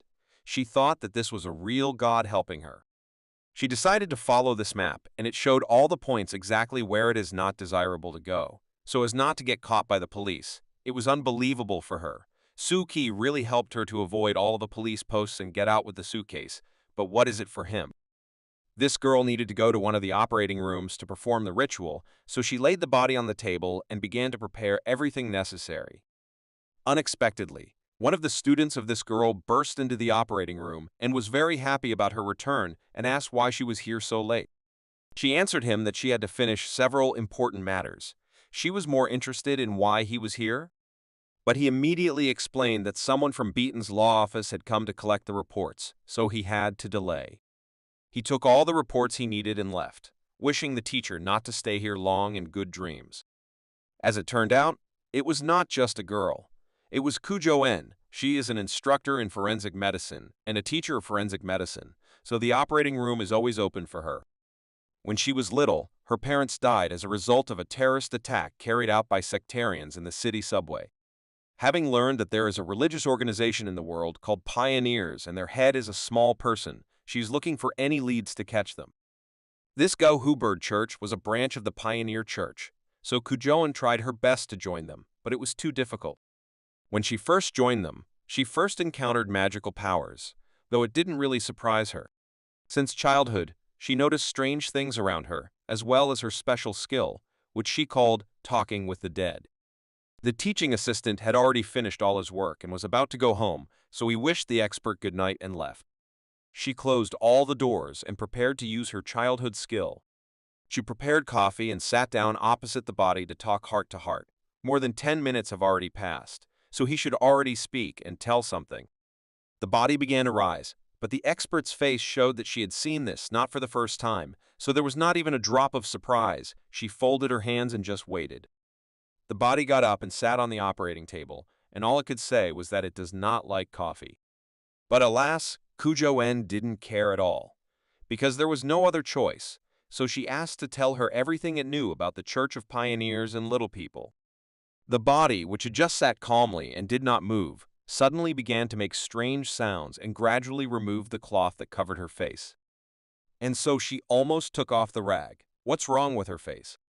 Suki came out after showering and wiping his head, and wondered if that unknown woman had received the message he left her. He lay down and his thoughts were still only about her, and will she go to the small shrine to which he showed her the way? Also, he was satisfied with the fact that the small temple was used for the first time to help a person, and not for animals or anyone else. It's cool, so he decided to take more risks. Then he will definitely succeed. He had enough trials for today, so he decided to go to bed, and before that, while planning his tomorrow, he needed to go to the Black Dragon Gate to settle the bill. It was strange for him that he was getting paid for just running and saving his life from monsters. He fell asleep almost immediately and plunged into the deep sea. As soon as he dived, his eyes immediately fell on a very bright and thick anchor line. It must be the line of a small white mouse that was conducting a ritual near the temple. The last time its depth was approximately 5,400 meters, it steadily sinks 200 meters a day, so today it should be 5,600. What was his surprise when he turned his head to look at the depth on the scale and saw there a mark and a number that he couldn't even count. It seems there are 4 zeros and 10,000 meters. He immediately remembered what was written in the books given to him by Sir Anderson, that a normal dive is several meters per day, and that after a certain depth the dive even ends on its own. And now he immediately sank 5,000 meters deeper than he was that time. If he continues in the same spirit, he will have to spend every day with spirits and gods. He remembered how he was afraid to see a bird's hooting, and now he will have to deal with them every day. It was an incredibly unpleasant fact, but why is this happening? Suki suddenly realized for himself that his diving into the depths of the sea provoked a meeting with a spirit or a monster. Before that, he met with Miss Mary, and was influenced by her and his depth became greater. Could it be somehow related? But before that, he did not dive so deeply. What has changed this time? Maybe because the spirit that haunted him near the phone booth was destroyed by Miss Mary? So many questions and so few answers. Such situations as Suki's are not described in books, although there is so much knowledge and secrets in them that he can spend his whole life doing research and experiments and still not find out what is happening to him. While he wondered what he was doing wrong and why his body was going underwater so quickly, he continued to submerge involuntarily and go even deeper, and the speed was quite high. Here, his consciousness seemed to turn off and immediately turned on in another place. He woke up in school, where someone called him, but he could not answer. There was a whole class of people. He turned back. It was from there that the voice was coming that called him the most, and when he saw who was sitting there, he was even more speechless. There was his wife, Lin Wei. What is she doing here in such a strange outfit? She called him, but he did not respond, so she asked him why he was looking at her like that. Unexpectedly, he began to suffocate. His lungs stopped working. What was happening? He was just in the ocean. And now he is sitting in some class and talking to his wife. His dream ended, and he woke up in a cold sweat and shouted his wife's name to the whole house. It was a terrible dream. Last time he dreamed of a wife who was pregnant, and this time she was young and a schoolgirl. What are all these dreams for? He did not understand anything, but Suki knew one thing for sure. From this morning, he will look at the world from a depth of 10,000 meters. The next day, Suki stood on the roof of one of the school buildings and watched and admired the view of the city. His thoughts were filled with all kinds of thoughts and memories, but he felt better already. True, he was not alone. He was accompanied by Miko and Exia, with whom he had a picnic on the roof of the school, and Exia simply did not understand why Suki left them and just stood there. Is it so interesting? Suki actually saw some really interesting things. There were giant spirits walking around the city that he could only see thanks to his 10,000-meter dive. Now he sees even more strange things than before. Zia had already started joking about Suki wanting to commit suicide and jump off the roof and go to hell. He didn't really want to see that. Exia then picked up the phone and started reading the news, and one of the most interesting news stories was about child abduction, which was solved and every child that disappeared was found, and the gang that did it was eliminated. While Exia was reading the news, he looked at Miko's face several times and still decided to ask what was wrong with her face. Where was she injured? And Suki thought that they had framed this case simply as an incident. They didn't remember even once about spirits and ghosts, about the help of mystics and temple workers, only the police, who conducted a firefight and set off several dangerous explosions, and that was even a little insulting. Suki hoped that the Guhu bird would continue to sink until it drowned forever. Given the aborted ceremony, and the children who were there no longer believe in it, it must happen. While Suki was thinking about this whole situation, and his thoughts were traditionally interrupted by Exia, who threw an empty can of soda at him and asked where he was flying to, he came closer to Suki and began to ask him what was happening to him. The other day, he seemed to feel better, but today he doesn't look good again. What's wrong with him? Then he did not wait for Suki's answer and took his head and began to examine his dark bruises under his eyes. Yushu concluded that he was sleeping, but then what was wrong? Suki's suffering ended when Miko intervened and hit Exia on the head, which made him look bad. He was dissatisfied with the fact that she constantly wanted him. Why does she not love him so much? Suki's thoughts were filled with the fact that the temple that he left in the city for that strange girl, it seems that she did not appear there. To build small temples all over the city to secure his depth of immersion somehow, because at this rate he would simply drown, and he still needed to get to the Dark Dragon Gate. Suki and Anderson arrived at the Dark Dragon Gate to receive their reward in the Guhu bird operation, for which the club gave them a reward of 100,000. Anderson decided to give Suki half of the money they received. Suki was shocked by this act, because in his opinion, he did nothing and just watched the battle. Sir Anderson was very surprised by such words, because in his opinion, he was doing a very dangerous job, namely, distracting the monster. And this is a very dangerous job, so 50,000 and 2 vouchers is a well-deserved reward for Suki. These 2 vouchers allowed Suki to exchange them for as many as 2 relics, which could not help but make him happy, especially since he had wanted a new relic for a long time, and now there was a great chance to get it. He again took a special map that allows him to choose the relic he needs, and began to choose what would help him first of all in creating his own god. The choice was too great, so he would definitely be able to choose something. Suki quickly found the relic he needed and offered it for exchange. It was called the Object of Idealism. His choice always surprises Anderson. He did not think that the Object of Idealism would interest him, but he liked that he never chooses things that would interest an ordinary mystic. Anderson was sure that he was still unique in some way. Anderson, of course, liked Suki, but still he decided to remind him that the secret lies in the fact that the more people know about it, the more difficult it is to form and keep undercover, and in the world of mystic, secrets are solved a lot.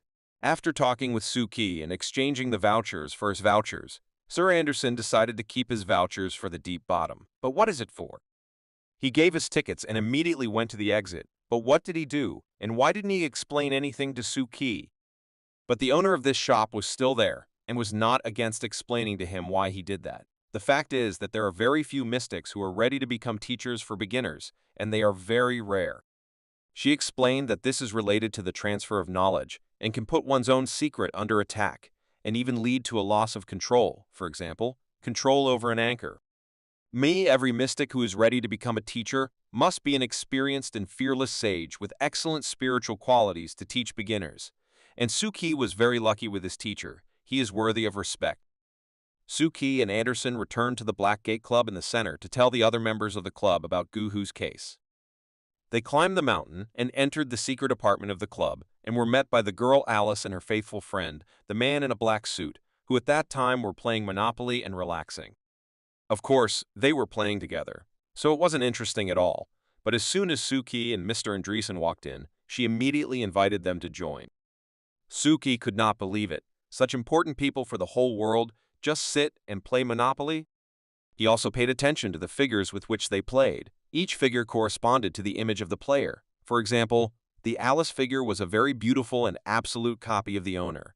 The man in black and Mr. Emerson had the same figures. Then Alice ordered the Hatter, as this strange man in black was sometimes called, to give Suki the material for his figure. He held out his hand holding a cylindrical object and waited for Suki to take it. Does he have to carve a shape for himself to start the game? Fortunately, Suki Alice explained to him that if he wants to make a figure for himself, he needs to squeeze everything in his hand and everything should come out. Suki squeezed the figurine material tightly, and it began to glow with a very pleasant light. And when he opened his hand, he saw a figurine that was an exact copy of himself, a wonderful result. He did not have time to be satisfied with his figure, as Alice called him to continue the game they had already started, his turn.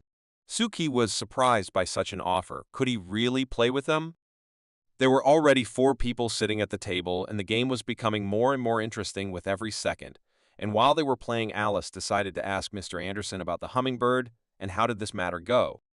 He took hold of his figure to make the next move, and in parallel talked about the fact that all the members of the Order of Guho birds had been destroyed and would never hold the ceremony again, but it was a shame to admit that they were all citizens of the city. Alice could not understand for a long time how this recruitment into their order took place. Is it magic? Maybe Mr. Anderson knows?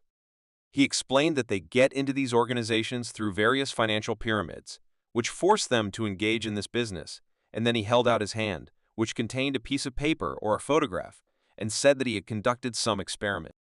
In this photo, it was depicted as if a person, but which has no face, only a black substance, and explained that behind all this is an even more terrible organization, the Church of Pioneers.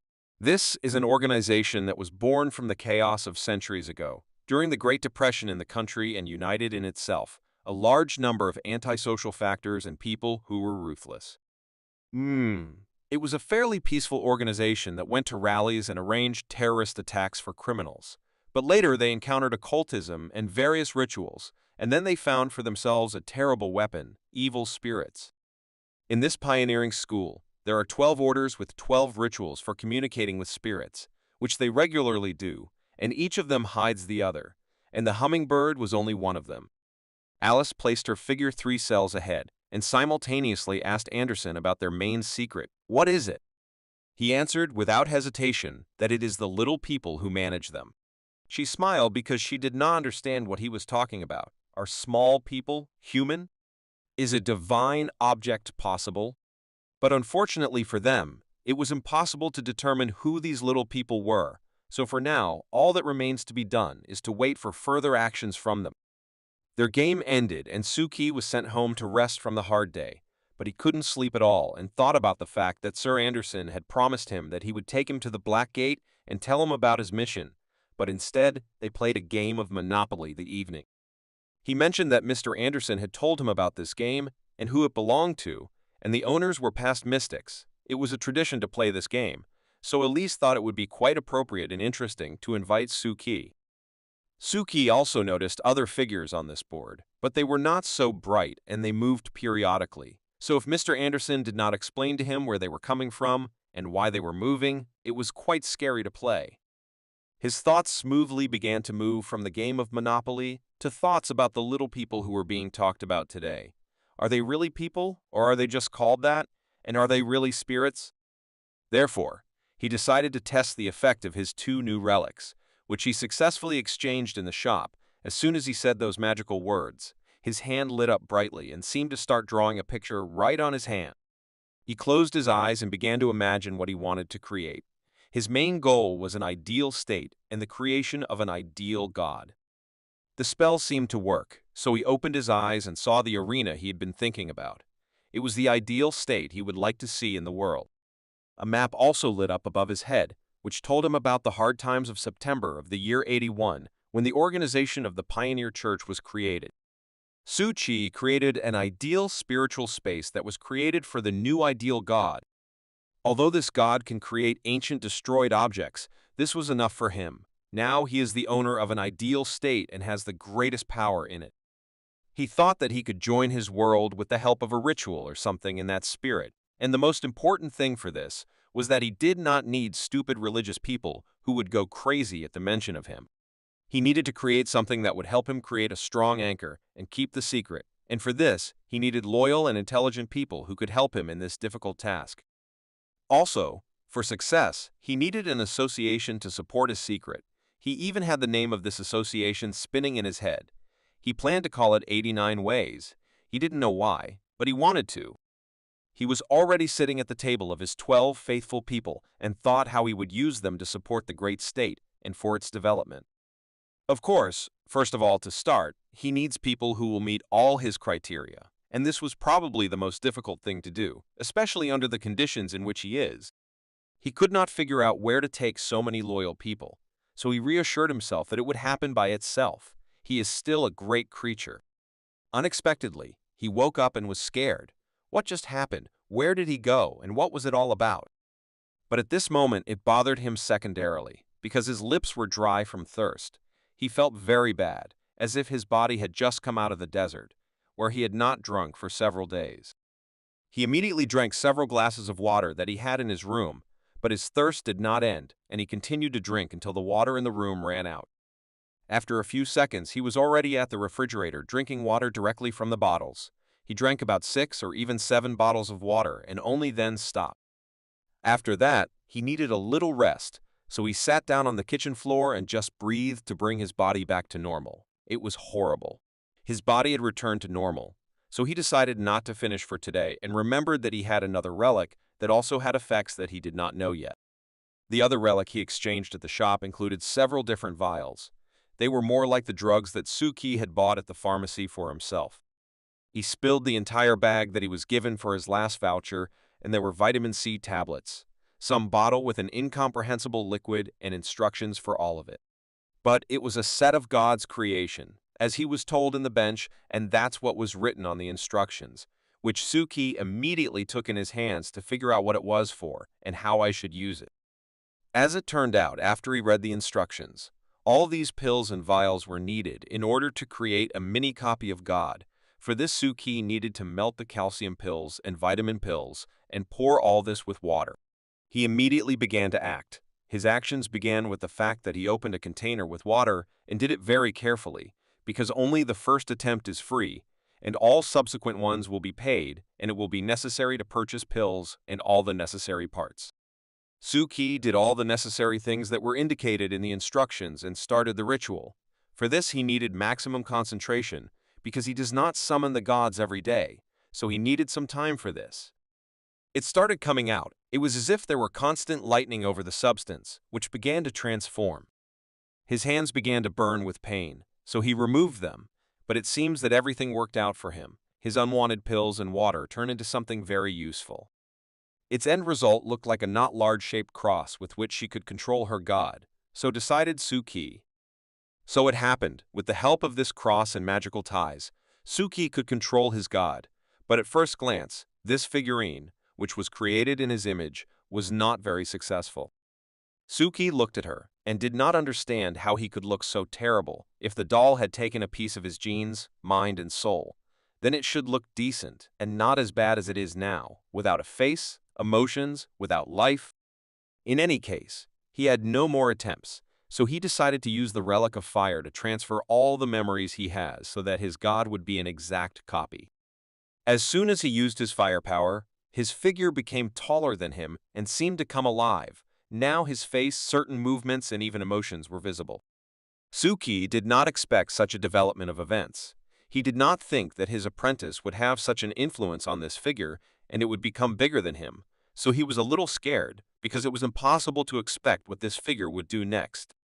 As soon as he remembered the words of Mr. Anderson, that even when there is great fear, it is better to do something and not to sit, so he immediately understood that the instructions could not be trusted and realized that he was wrong and that he needed to call Mr. Anderson urgently.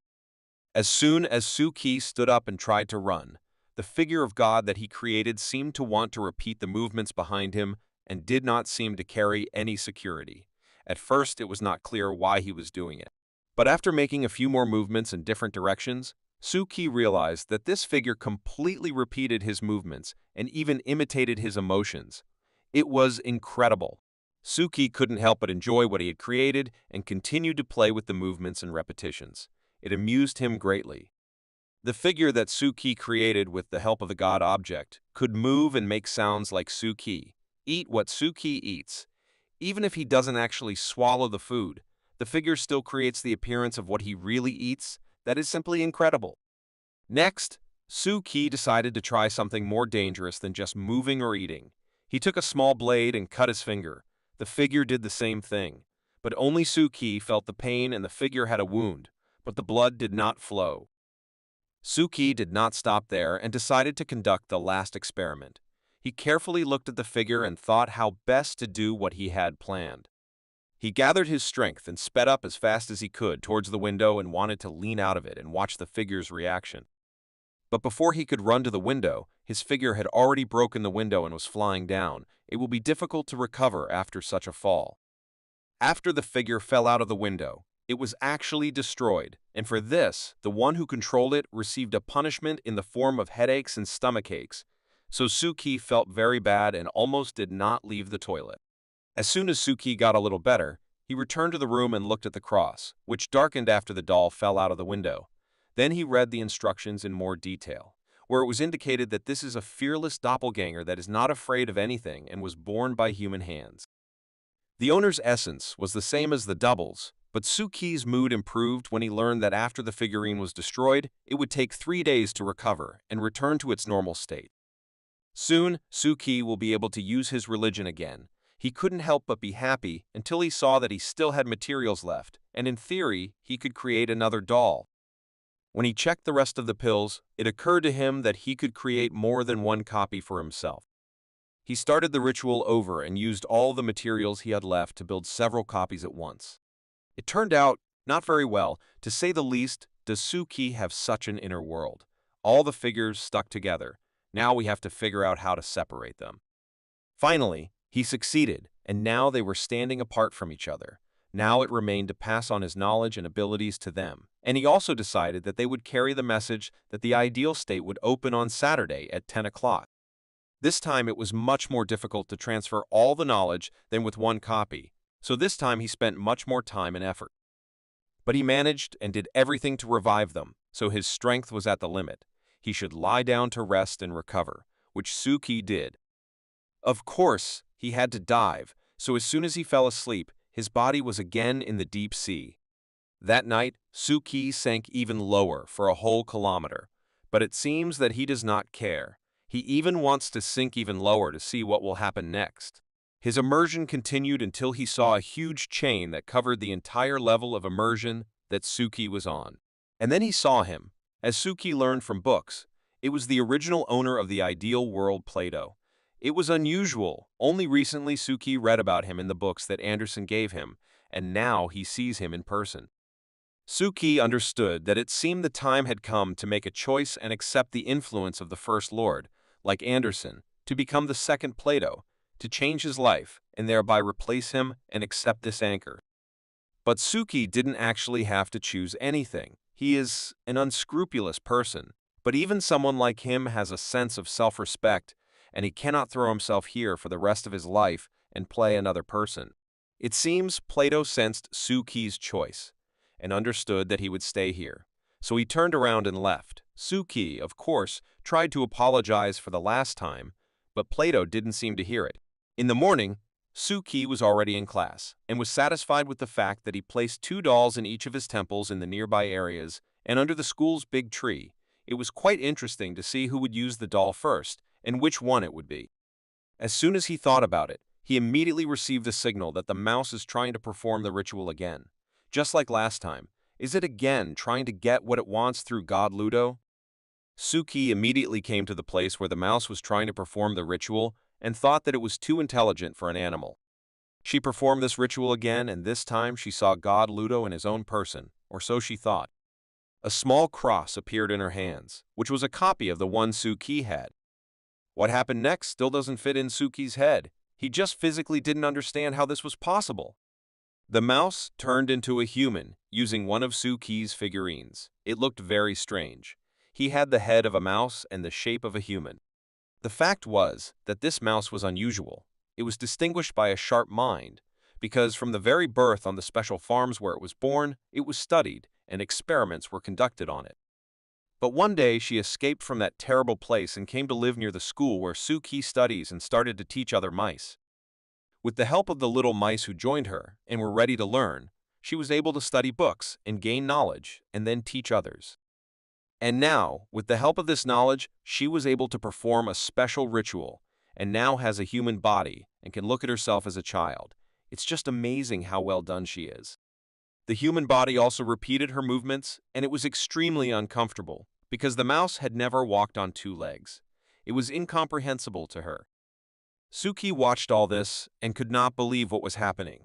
Could he really see it? It seems that those who created these dolls did not limit themselves to humans and made it possible to use various animals and other similar creatures as well. Suki also wondered if mice could create human-like dolls because they had developed a human-like mind and subconscious. Suki heard schoolchildren approaching from behind. They couldn't see a big mouse that looks like a person. They need to hide it somehow and figure out how to do it very quickly. They were already very close, but the mouse was even smarter than Suki thought. It hid in seconds. It was unexpected, but very good. While Suki was trying to understand in which direction the mouse ran, he received a message from Mr. Anderson on his phone. He wanted Suki to come to the meeting as soon as possible. Suki did not delay and quickly came to the Black Gate Club, and upon entering, he saw another unfamiliar person who seemed to be giving orders to everyone else who was there. His attention was drawn to the badge that this man was wearing. These badges are usually given to people who work in the ministry. What could the people from the ministry forget here? This strange man left without even greeting Suki, but he was immediately approached by Alice, who instructed Sir Anderson to tell Suki about his new task. Suki and Mr. Anderson entered the office, and Suki immediately began to wonder what kind of man it was and what he was doing here, to which he received the answer he expected. It was an important person from the ministry who wants them to complete a very important task for them. Anderson explained to him that all new tasks should not go through the police or parliament, but directly through the ministry to the Black Gate Club, so he called Suki. He then added that it would not be quite a mission, but he simply requested some information that would have to be monitored and not let out of sight. Anderson explained that it was information about the Church of Pioneers and one of its branches, which before all this had a serious terrorist base consisting of a large number of people, and all the information is in this envelope. He found out that only in the archives more than 100 places were registered where rituals were held or planned by the Pioneer Church, and also Mr. Anderson unearthed 30 churches where rituals are held right now, so they must be destroyed altogether. Suki was satisfied with this task because his scene for the ideal country was built, and all these research tasks will help to become a great test drive for his figures. All that remains is to collect them all on Saturday. Sir Anderson assured Suki that if he had any problems during the investigation, he could not hesitate to contact him immediately, and he would be happy to help him. Their conversation was interrupted by a knock on the door, and someone who was behind them shouted about some kind of delivery. A person who was dressed like a racing driver entered the room. He even had a motorcycle helmet in his hands, but it turned out to be a courier who brought another envelope for Mr. Anderson. Mr. Anderson unhurriedly approached him and took his envelope and thanked the courier for doing such a difficult job for them. In response, he heard that they are always happy to help them. Before he could say a few more words of thanks, the door closed right in front of Mr. Anderson's nose and a light breeze blew on him. This person was like the wind, just as taciturn and fast. Without waiting for Suki to go to fulfill his new task, Mr. Anderson opened the envelope and started to read it. His face became not too satisfied. "I wonder what's in there?" Suki immediately saw that Mr. Anderson's face had changed and felt a little sad. "What happened there?" As he told in this letter, there was a message about the transfer of several members of the club from one headquarters apartment of the Black Gate to our branch, and he told it in a not very happy voice. Suki was surprised at his reaction. "Isn't that good? Why are you so unhappy, sir?" But the fact was that they could transfer someone, and it was very difficult to say who it would be and whether he would be needed here at all. They would find out everything next week. Suki understood Anderson's reaction, and judging by it, the Black Gates had problems, and they too, but we have to wait for next week, and for now he has to run. He said goodbye to Mr. Anderson and ran out to the entrance of the high-rise building where he saw the elevator doors almost closed and shouted at the top of his voice to be waited for. Some person reached out of the elevator and stopped it so that Suki could run to it. When Suki entered the elevator, he saw the same courier whom he met in Mr. Anderson's office. Suki did not say a word, but the courier immediately started talking about himself. He was the first to tell about the fact that he is a so-called knight, and his main goal is to help mystics and ordinary people. Such a story made Suki laugh. What knights is he talking about? Is he from the Middle Ages? They went out together and the knight offered to take Suki home if he wanted. But when Suki looked at his motorcycle, he almost wanted to walk, so he refused and said goodbye to the courier. As soon as the courier drove a few meters away from Suki, he was once again overwhelmed by the feeling that someone was praying near a small temple and that it would be on a shopping street. Suki almost immediately guessed who it could be. It was her, the same strange girl whom he helped in that cafe. Finally, she came to his temple. He thought that she would not come again. The woman stood for a long time near the place where this small temple was nearby and decided for herself whether she needed it or not. Maybe there really is a God who helped her last time. She still dared and went in. In any case, she will never know if she just stands by the phone booth and waits, so you have to act. As soon as she took hold of the handle of the telephone box, she thought that she was being watched by some magical power, and then the woman felt that she was rising straight to the gods. The small temple reminded her of the temple when she was at the rituals in the Guhai church, that here and there she felt the same emotions, as if she had fallen into the depths, right into an abyss from which she would never get out. Those pictures shone around her again, like then in that cafe, but now she saw a little mouse that prayed for salvation and performed some rituals, and then completely became a person. What is it that she sees? She pulled herself together and decided to start the ritual for which she actually came here, and as soon as she read the prayer, the temple seemed to speak by itself and said that they should meet on Saturday evening in the Hall of 99 Ways. And then a cross appeared to her, which Suki specially left for everyone who will come to pray and then become his person. Her cross was tied to her with the same threads that she had just seen in the little mouse, and in the same way she began to transfer thoughts and genes from this girl to her own figurine. It was like she could control this little figure, and it was so strange to her what was going on. This figure began to glow very brightly and ate her eyes with this light. It was very difficult to look at her. And then the light disappeared and someone appeared and stood with her in this phone booth. It was her figure, which was formed on the basis of her soul and her peace of mind. Her copy had 9 heads and many limbs that seemed to be sewn together.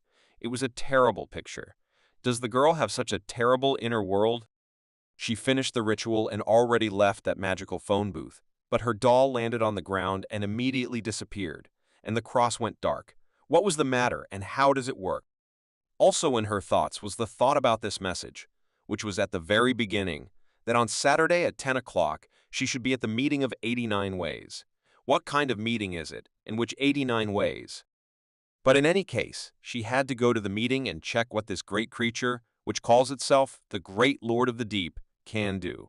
Now, Suki's team already has 2 participants who were quite intelligent, but when he first opened his hall, he wanted to have more participants so that there would be someone to choose from, so it is necessary to look for more candidates. He had an idea. What if he used the new task entrusted to him by Mr. Anderson in order to find new members of the club? He rummaged through all the papers and envelopes he had at home, and found the same envelope from Sir Andreessen and began to read. Suki noticed that most of the reviews of the Black Gate are similar. It is the result of gossip and dubious events that are revealed as a result of strange rituals. Because if he wants to complete this mission, then he first needs to check whether everything written in this letter is true or if it is just fiction. So he decided to go to the Kaiju area and check everything.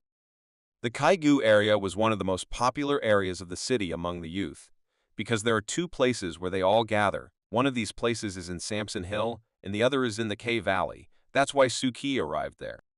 These areas are simply a collection of games, anime, idols, movies, and all other entertainment that was in general in this city. Besides that, there were many people who could help forget about all the problems in the world, so it is not surprising that there were always young people here. But Suki did not come here to have fun, but to work, so he quickly bypassed all the entertainment centers and arrived at the right address, which was indicated on the back of the envelope, and it seems that this matter is not the first time. It has been in the archive for several years. But why?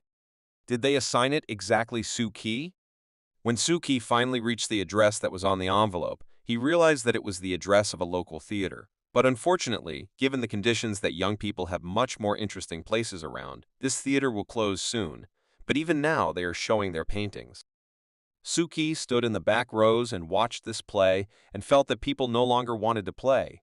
As it was before, their acting was so boring that there was not even an atmosphere that you were in a theater.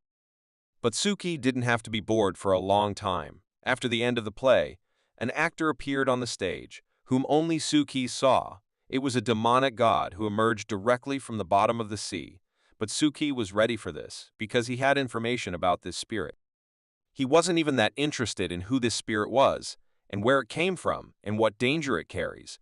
And Suki wanted to test his group of people who are loyal to him, so this spirit is the best for the test. Suki calmly watched this spirit, which tried to catch from the small number of people who were in the hall, whoever saw him and eat it, because he was very hungry. But Suki sat and thought about what to call this operation. Now it was more important and seems to have invented. The operation will be called Macbeth. Recently, Suki noticed that he was going underwater at the same speed of 1 kilometer a day and was still as steady as an old dog. This could not help but please. He should dive into the next layer of water in the next week, and this scared him because his anchor lines were thin for this depth, and they could break at any second, so Suki has to pull himself together and do everything to make them thicker and stronger. Saturday came, and it was already 10 o'clock in the evening, and it was time to start work. So he applied his religion again, and thus reminded his 2 participants about the meeting. Their bodies also lit up with a bright light, and they understood that their god to whom they made a promise was calling them, but they were ready. Suki began to perform the ritual, which was joined by that strange girl and the little mouse, and now the 3 of them began to immerse themselves in the perfect city that Suki had created for them. Little by little, their consciousness began to be transferred to the Colosseum created by Suki, and little by little, they began to see the table for their meeting. Completely in that little other world where they saw a table and 12 chairs waiting for them, and in the middle a small person who appeared and called them here. They were standing on the balcony, a little higher than the table, and could not understand where they were and what they should do next. But Suki was satisfied that they were both here. We could start. It was very good for him that they appeared in their doll forms. He needed them to hide their personalities and form their own secrets that would help him form stronger anchor bonds later. When they came closer to the table, Suki appeared in front of them, also not in his usual form, but in a more perfect one, which did not show his real essence and personality. This form really resembled God, in whom his new members believed so much, he seemed to come down from heaven to talk to them, and the first thing he asked them was why they came here. With each word, he became more and more, as if showing them who is the boss here, and continued to ask them why they are here and why they are pursuing his secrets. Both participants stood in silence with their mouths open and couldn't believe their eyes. Was it really God speaking to them? They continued to ignore Suki's question, so he asked again in a more aggressive manner, but did not get a reaction. It seems that the strange girl was waiting for the mouse catcher to answer, and he, on the contrary, was waiting for her to give some kind of answer, so they both remained silent. Instead of answering, the mouse catcher began to pray, and it seems that he is not going to answer, so the girl immediately understood that she should not rely on him, and that she should start talking to her, because if she is silent, then nothing will happen. As soon as she tried to say something and tell her story, Suki, or at that moment, God, would interrupt her and ask the same question again. Why are they following his secrets? As soon as she did not try to give an answer, he constantly interrupted her and did not let her say anything. So she did not understand what he wanted from her and what answer she expected if everything she said was wrong.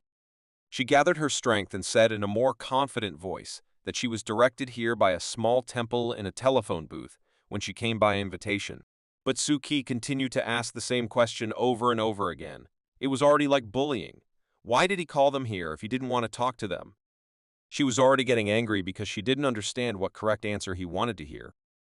Unexpectedly, the silence was interrupted by the mouse catcher, who uttered only one word, which was cheese, and God did not ask him again why he was spying on his secret, but simply remained silent.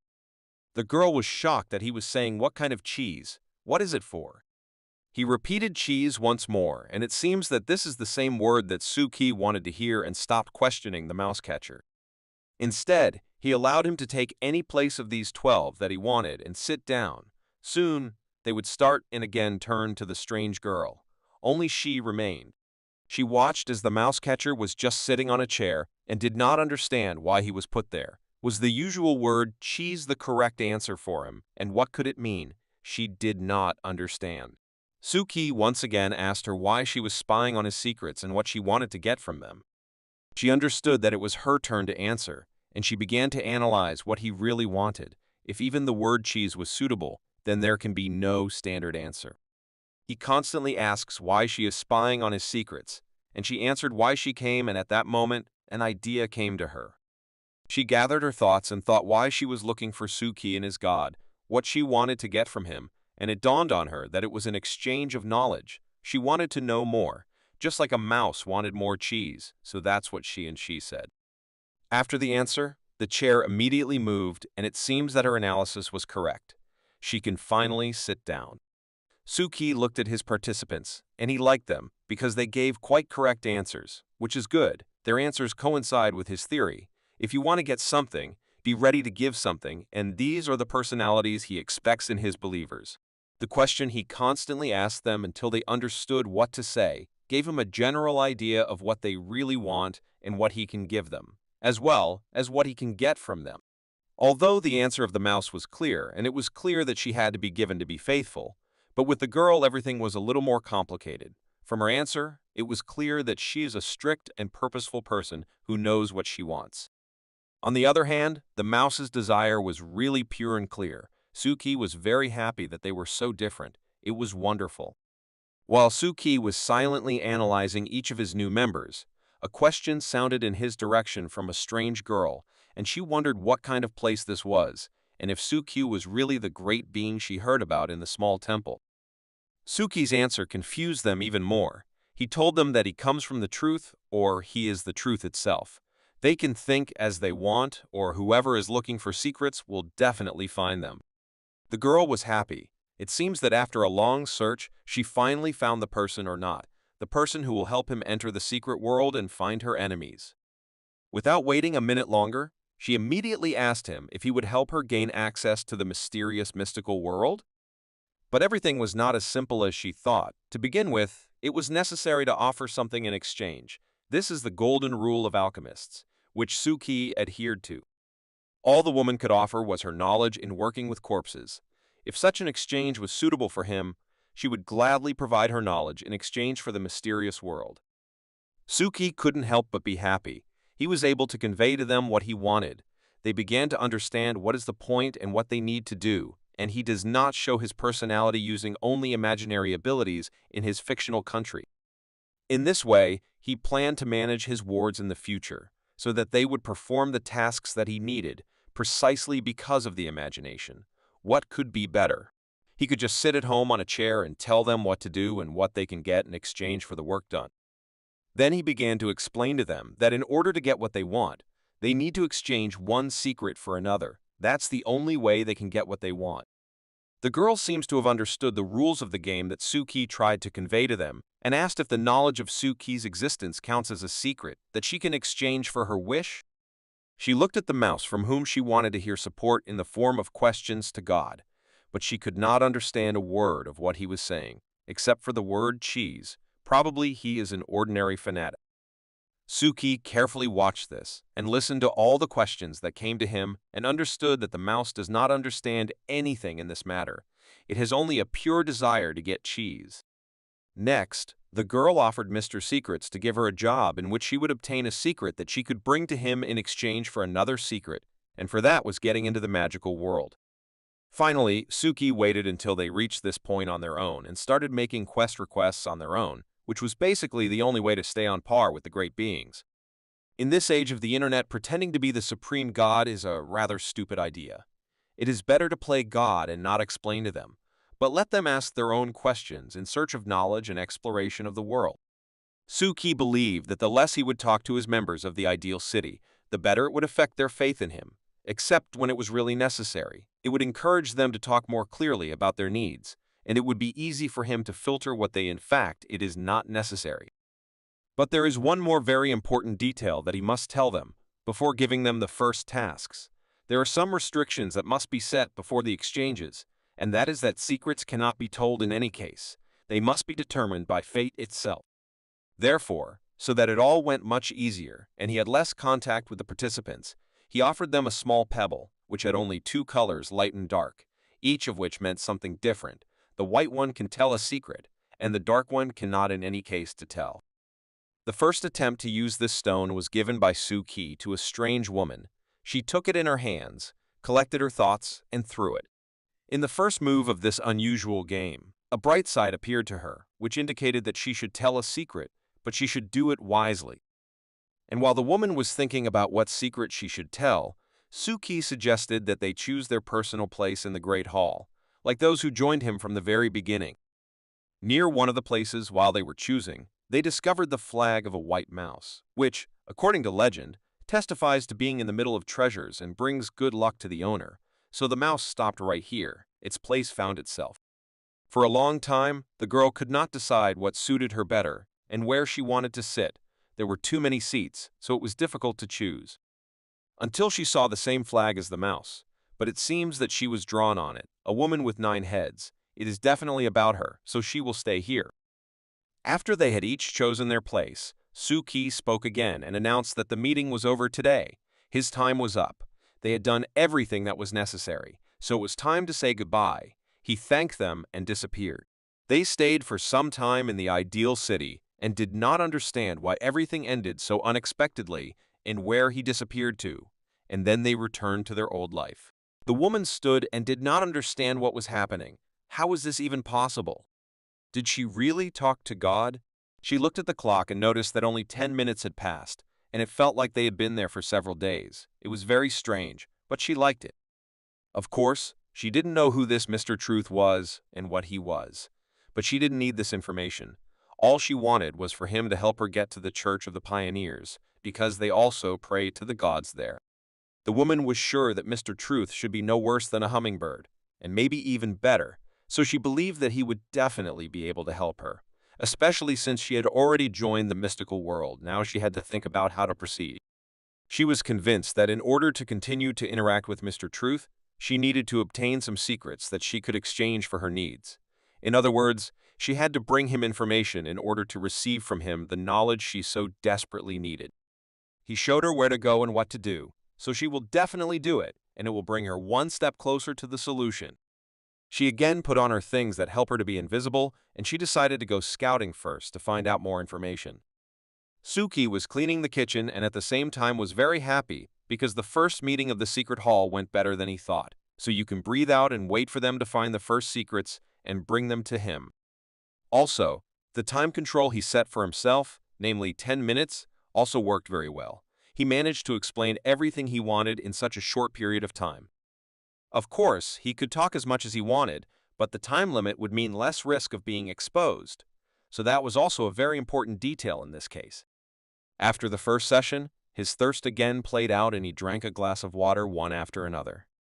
But these were trifles compared to the fact that he managed to convey to the White Rat and the Nine-Headed Woman the essence of a new operation for them in the tram theater, the results of which they have to share with him at the next meeting. Therefore, all that is left for Suki at this stage is to simply wait for the results from his new friends, so to speak. On the other hand, he understood that he is not a real god, and no matter what the result is, nothing will change, so now everything has worked out for him. He also thought about his ingenious idea of defining the task in the form of a two-sided gambling cube, which is also a kind of disguise and reduces the risk of his exposure. If he does not want or cannot answer a question or a request from his faithful people, he will easily throw a stone as he needs it, and the question is closed by itself. This gave a great advantage over other gods, because his authority never will be questioned. But considering all the moments that came to his mind at the expense of these two, Suki was still sure that they would please him and bring a lot of useful information. All the chains of Suki's anchor were so far only created with the help of the white mouse, because her faith is the strongest, and not only that, she transfers this faith to other mice. Thus, she becomes much stronger. Suki felt that every day he was becoming stronger than yesterday, and this lifted his spirits. The next day, after the lessons, Suki immediately went to the reading room to continue reading the book that Mr. Anderson had given him, especially since today is a very calm day. There is not a soul near the small temples. You can study in peace. As soon as Suki sat down at an empty seat in the hall and opened his book, his studies were interrupted again by someone placing a phone with some kind of video on top of his book.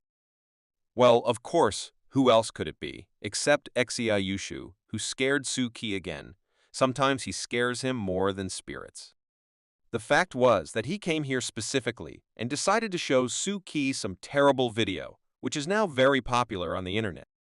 As soon as Suki did not hint, even directly said that he was bothering him, and that he was not interested in all these videos, Exorcising did not lag behind him and still really wanted to show him this video.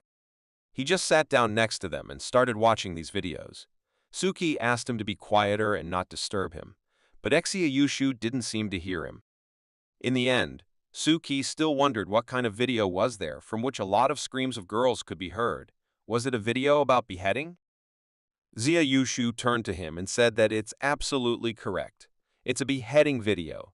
So he started laughing at Suki that he's secretly watching it, but he pretends not to care. Did Suki say the name of the video out loud? Of course, it was difficult for Suki not to watch these videos. Considering that they are the most popular in the last week, they are all reposted and sent to each other. Exorcising didn't care what Suki said. He just wanted Suki to admit that he was also a fan of this group. Suki was unhappy. He can't be honest with Exorcising and can't tell anything because the Black Gate suspects that someone is using this group to create ghosts and spirits.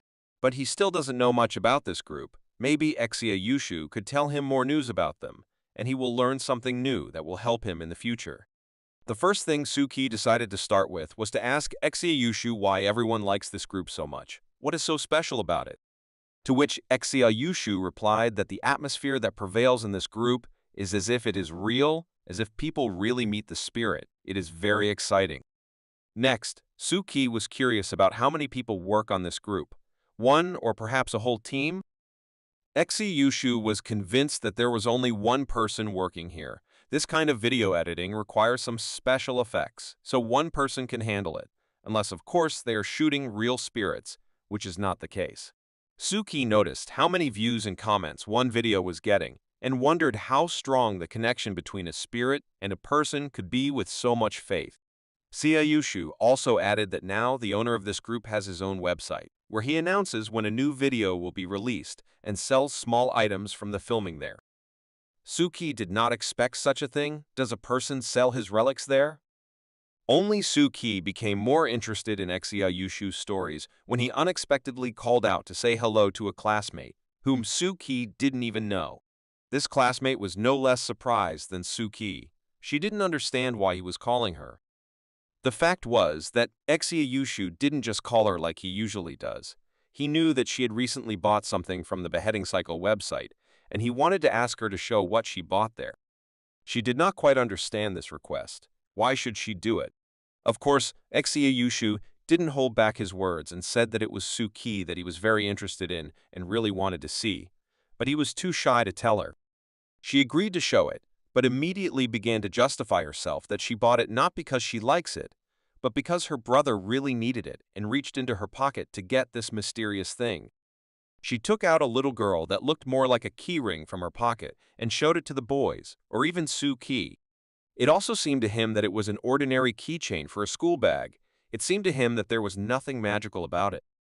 Yushu grabbed this keyring and started twirling it on his finger and saying that both of them have no taste. That's why they are babbling all sorts of rubbish.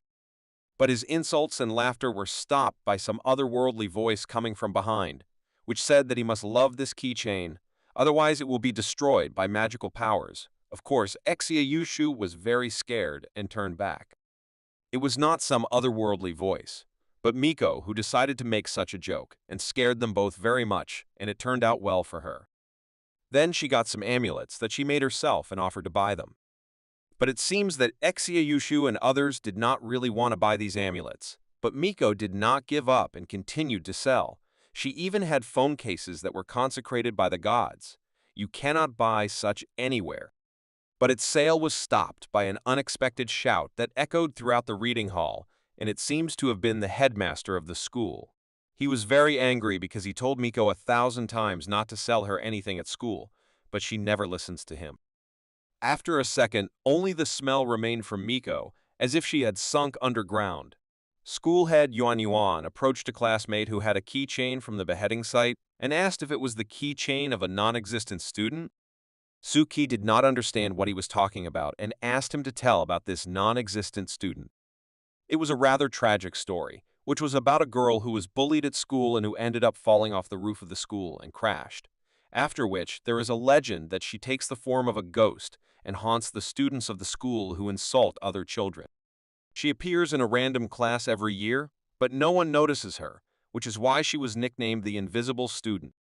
If someone sees that there is an extra person in the class and realizes that it is her, then the next day this person will definitely jump off the roof of the school and end his life in the same way as this girl did.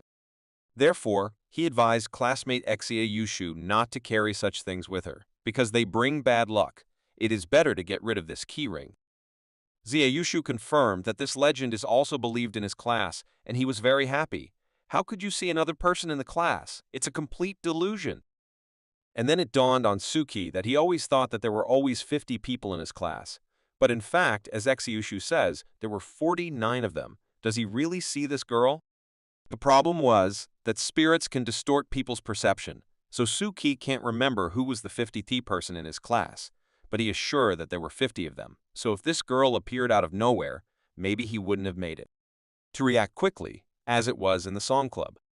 Therefore, Suki went to the Black Gate Club for advice, where they all discussed what to do with Suki and how he could find her among everyone.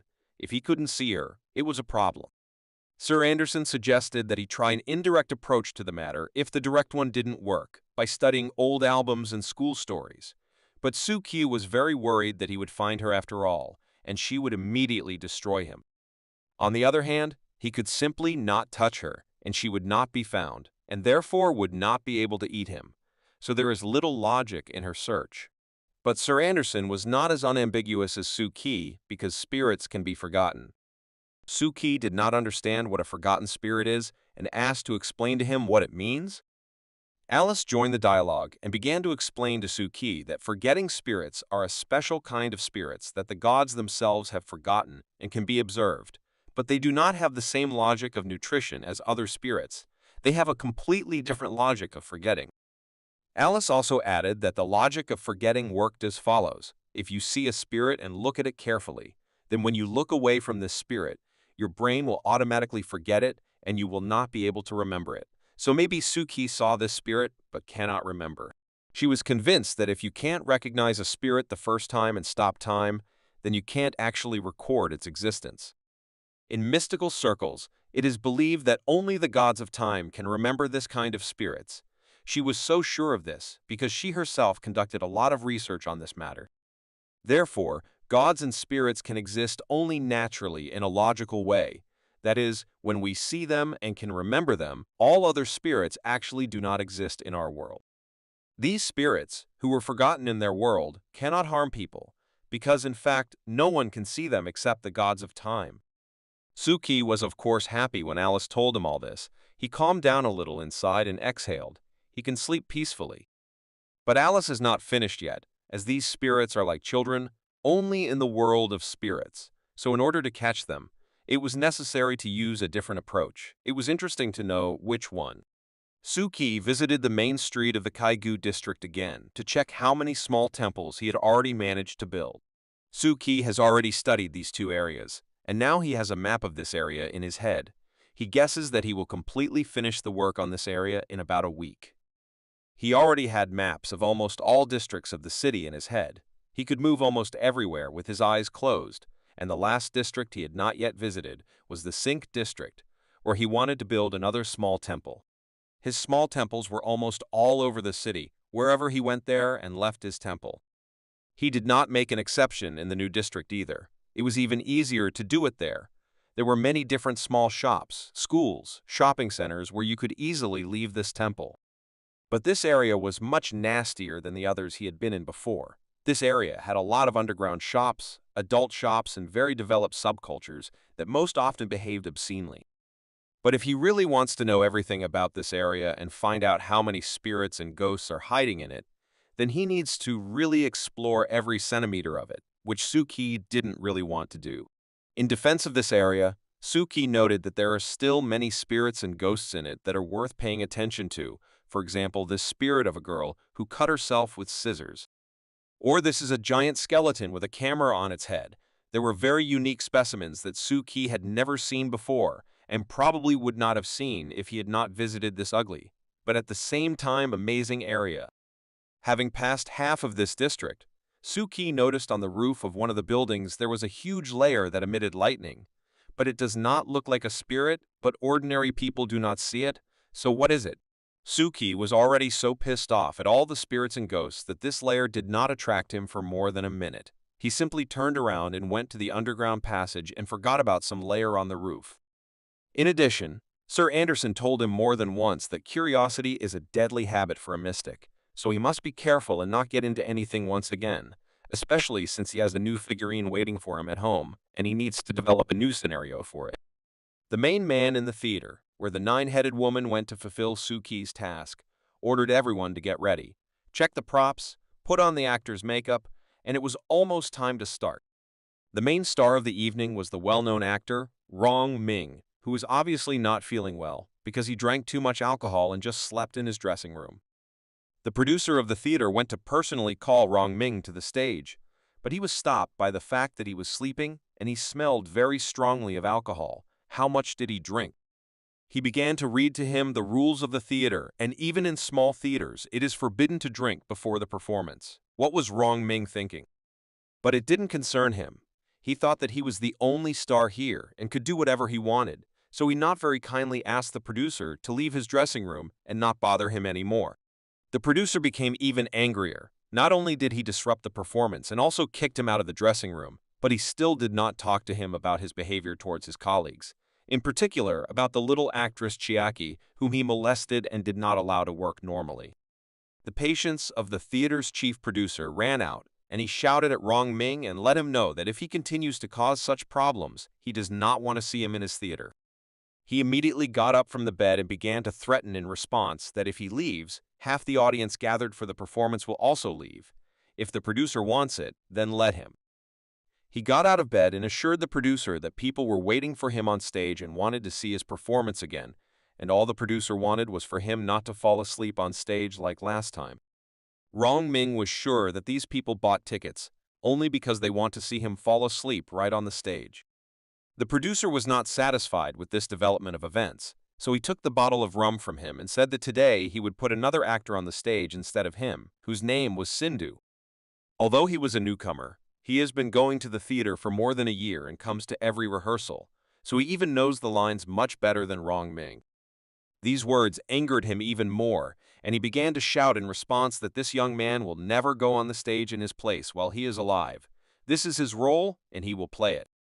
As long as Rong Ming is in this theater, he will not be replaced by some young actors who are unknown to anyone, and that's the end of it.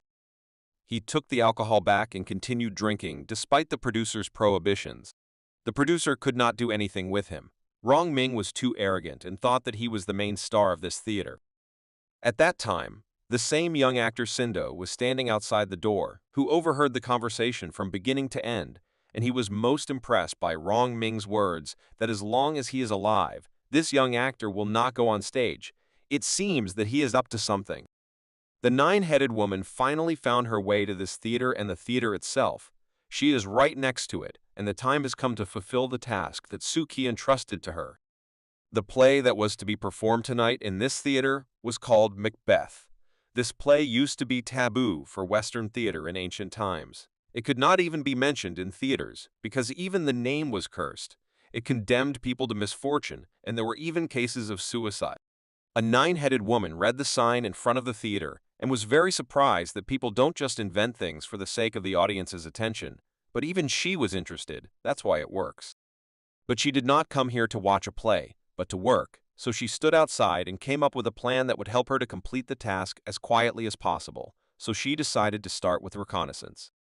The plus was that this task was in the theater. She actually blends in with the local actors, because they think that this is her costume and that she is one of the actors, and people just pass by and said hello.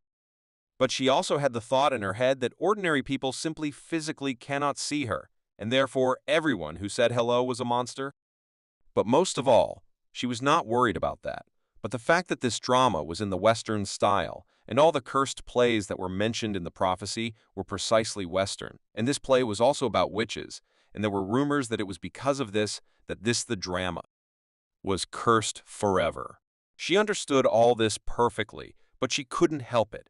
She really wanted to learn more about the magical world, so she needs to fulfill Suki's errand, so it seems she has an idea where to start. While the actors and actresses went on stage and the play started, she decided to start inspecting all the rooms that were in this theater. She went into almost all the rooms and didn't find anything unusual. She didn't understand why Suki asked her to come here. It's like an ordinary theater in which ordinary people play. Although she did not check the last room, which did not look like all the others, there was black smoke around it. She had not seen anything like this before. On the door of this room, it was written that Macbeth's dressing room was located there. It was the same actor who drank a lot and had a fight with the producer. As soon as she entered this room, she immediately saw how he was lying on the floor unconscious, and a bottle of rum was lying next to him. Did he not even have time to go on stage and fell asleep? But when she came closer to him and measured his pulse, which he did not have, she realized that he was not sleeping because of alcohol, and that he was not sleeping at all. Then she began to examine him, and the body showed a red face, blood flowing from the nose and mouth, and a very strong stench from the mouth, as well as compression of the trachea, which primarily indicates poisoning with prohibited substances. Suki seemed to know who to send for this task. She was an expert in the field of forensic medicine, so she quickly determined that he had been lying here for no more than half an hour, and she was the first to see him here. She recorded the entire examination on a dictaphone, and there was nothing more she could do. She could not do an autopsy right there, so at this stage, she finished. She turned off the recorder and put it aside. Instead, a can of cold coffee appeared in her hands, and this could mean only one thing. She wanted to talk to the dead man and find out what happened to him. All the dead get up as one, and the first thing they say is that they don't like coffee and ask for some alcohol, and this man was no exception. The next day, all the city's TV channels were talking about the unexpected death of a theater actor who drank too much alcohol after taking antibiotics and died right behind the scenes. Suki watched it all on TV, and something told him that something was not right here. Suki did not stop at the news on TV and started scrolling through the news from his phone, in which people began to spread the news that this actor died because the ancient curse of Macbeth, whose actor he was put on him. Suki sat on the couch at home and thought how it all came together. It could be used for his personal purposes. This time, this spirit from the theater was much smarter than Guy Hayo's bird, which is not only focused on people's panic and faith, but also waits until the faith in him becomes real, so it was much more difficult to pull him out of the abyss. Suki watched the news and understood that this reaction of the people would not be enough to pull him out of the abyss. But if there was another murder in the theater, then Macbeth's curse will spread even more and become a folk legend, and eventually all the requirements for summoning the spirit will be fulfilled. Then Suki will be able to control him. But there is one problem. He has already assigned this task to the nine-headed and white mouse, so he decided to wait for their results for now, and only then act. Now he was more concerned about another problem, which he could not solve and which needed to be solved as soon as possible. It was an invisible student. Suki sat in the lessons, but did not listen to the teacher. He had a new plan in his head. He wanted to send one of his figurines to the library so that it would bring him new information that he himself could not find out. First of all, he wanted to learn more about the students who were cut out of school life. Maybe this will help him find the non-existent student.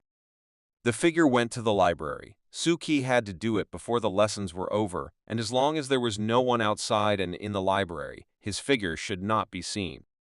The library of the school where Suki studied was quite large, and the little doll will search for information for a long time if it does not know where to start. Therefore, as soon as Suki's figure was in the library, he decided to start with the archive while there was no one there, and he would be given time to search for information there. Suki thought that the non-existent student hardly existed for the past few years. Otherwise, many more people would have known about this legend, not just the headmaster of the school. The figure of Suki went through almost the entire archive of the school and did not find a single record, not even a single line for 3 years about a non-existent student. How is this possible?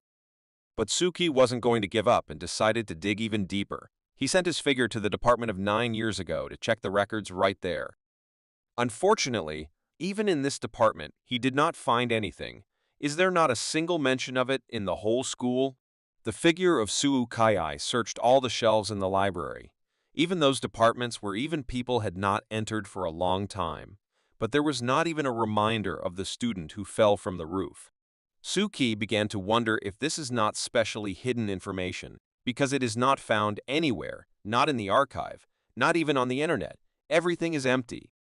He decided to deal with it later, after the lessons were over. So he took the doll from there and began to think about this problem further. After some time, Suki made 2 conclusions, the first of which was that this incident happened so long ago that there were no archives then, so no record was made, and the second was that the incident happened, but they decided not to make a record and not to spread that. What should he do next? After the lessons, they sat together with Exia Yushu on the roof of the school and talked about the non-existent student. Suki wondered what Exia Yushu knew about this story, and where did he hear it? Exia Yushu didn't quite understand why Suki was so interested in this, but he told him that he had this story. I first heard from high school students, and this story was told to them by their high school students, so the information is not accurate to say the least, but if Suki is so interested, he can go to the beheading group and ask there. Exia Yushu was sure that the person dealing with this public knew such information, because he pays a lot of attention to details, such as the school uniform in his video. Suki immediately asked what was wrong with the school uniform. Exia Yushu and showed him a photo of an old school uniform where he was depicted with a girl. Suki seemed to go crazy and wanted to snatch the phone from Exia Yushu from the person he saw in the photo and immediately asked him who it was. He told him that it was his sister who told him that their school uniform was very good, but it was changed in the year when she started studying and now they have such a uniform, not like before. Suki was more interested in who was in the photo and what uniform they were wearing, or rather when this uniform was changed, and he immediately had an idea in his head. So he jumped up, said goodbye to Exia Yushu and ran as fast as possible to the library. His classmate was not surprised by Suki's behavior. Suki understood that he was not looking for information there. He needs to go through the archive of transferred students, so now everything should come out, and he will find the necessary information and write down the necessary names of the students and choose the one he needs from them. After some time of searching, he managed to find 5 suitable students for these criteria, and there was only one girl among them, and Suki at that moment did not know what to do next. He had to figure out how to make sure that it was that girl. He couldn't call her. It was too dangerous, so he had to do it in a different way. But how? The idea came to his head that each of these students, when entering, had to fill out a form where all the information about them was indicated, so whoever did not fill it out is a non-existent student. Suki went through a pile of materials and half of the archive, spent several hours searching, and finally found 4 students who had to fill out this form. But that's what he thought at first, and then he saw a folder that he hadn't checked yet, and in it he found a 5th student, or rather a female student. This student's name was Jinoi. She had been transferred 5 or even more years ago. Suki noticed this and immediately began to read into her form. After a few minutes of careful analysis of her form, he realized that it was not completely filled out, as if someone interrupted the student and did not let her fill it out completely. And his thoughts stopped at the moment when someone from behind put a hand on his shoulder and said that he had found her after all. Suki was very scared when he heard the same girl's voice behind him, but it was impossible to give in to emotions and behave calmly so that she would not suspect that he still sees her. Therefore, he decided to calmly get up from his workplace, put all the folders together and put them in their place, and then leave as if she had never appeared. She pursued him and whispered constantly in his ear that he saw her and really wanted to go to dinner with her. But Suki understood that it was all a bait and she just wanted to eat him and nothing more. While he was putting all the folders in their places, she still insisted that he go somewhere with her, for example, for a walk. This time it was difficult for Suki to hold on. This spirit seemed to know how to better manipulate the victim.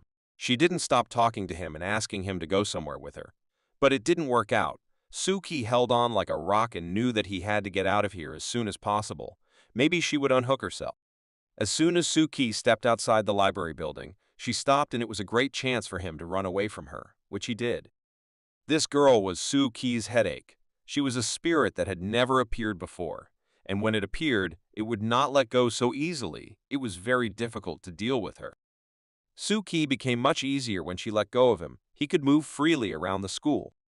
He was walking along the corridor thinking about this girl, until suddenly he saw one of the students of the school who was standing on the edge and seemed to be crying. He saw Suki and asked him where he lost that thing. Suki did not understand the question, what he was talking about and what he lost there, so he decided to ask him again. As soon as Suki asked again, this person turned around and it turned out that it was another spirit that caught Suki so simply for a banal question. He began to chase after Suki through all the corridors of the school, trying to catch and eat him. Suki will not last long. Something must be invented urgently. People who were on the street watched Suki running from someone, but they did not see from anyone and thought that he had gone crazy or really wanted to eat and ran to the dining room. While running, Suki remembered that on the school grounds there are a lot of not only ordinary spirits or ghosts, but also spirits that sit inside the human body.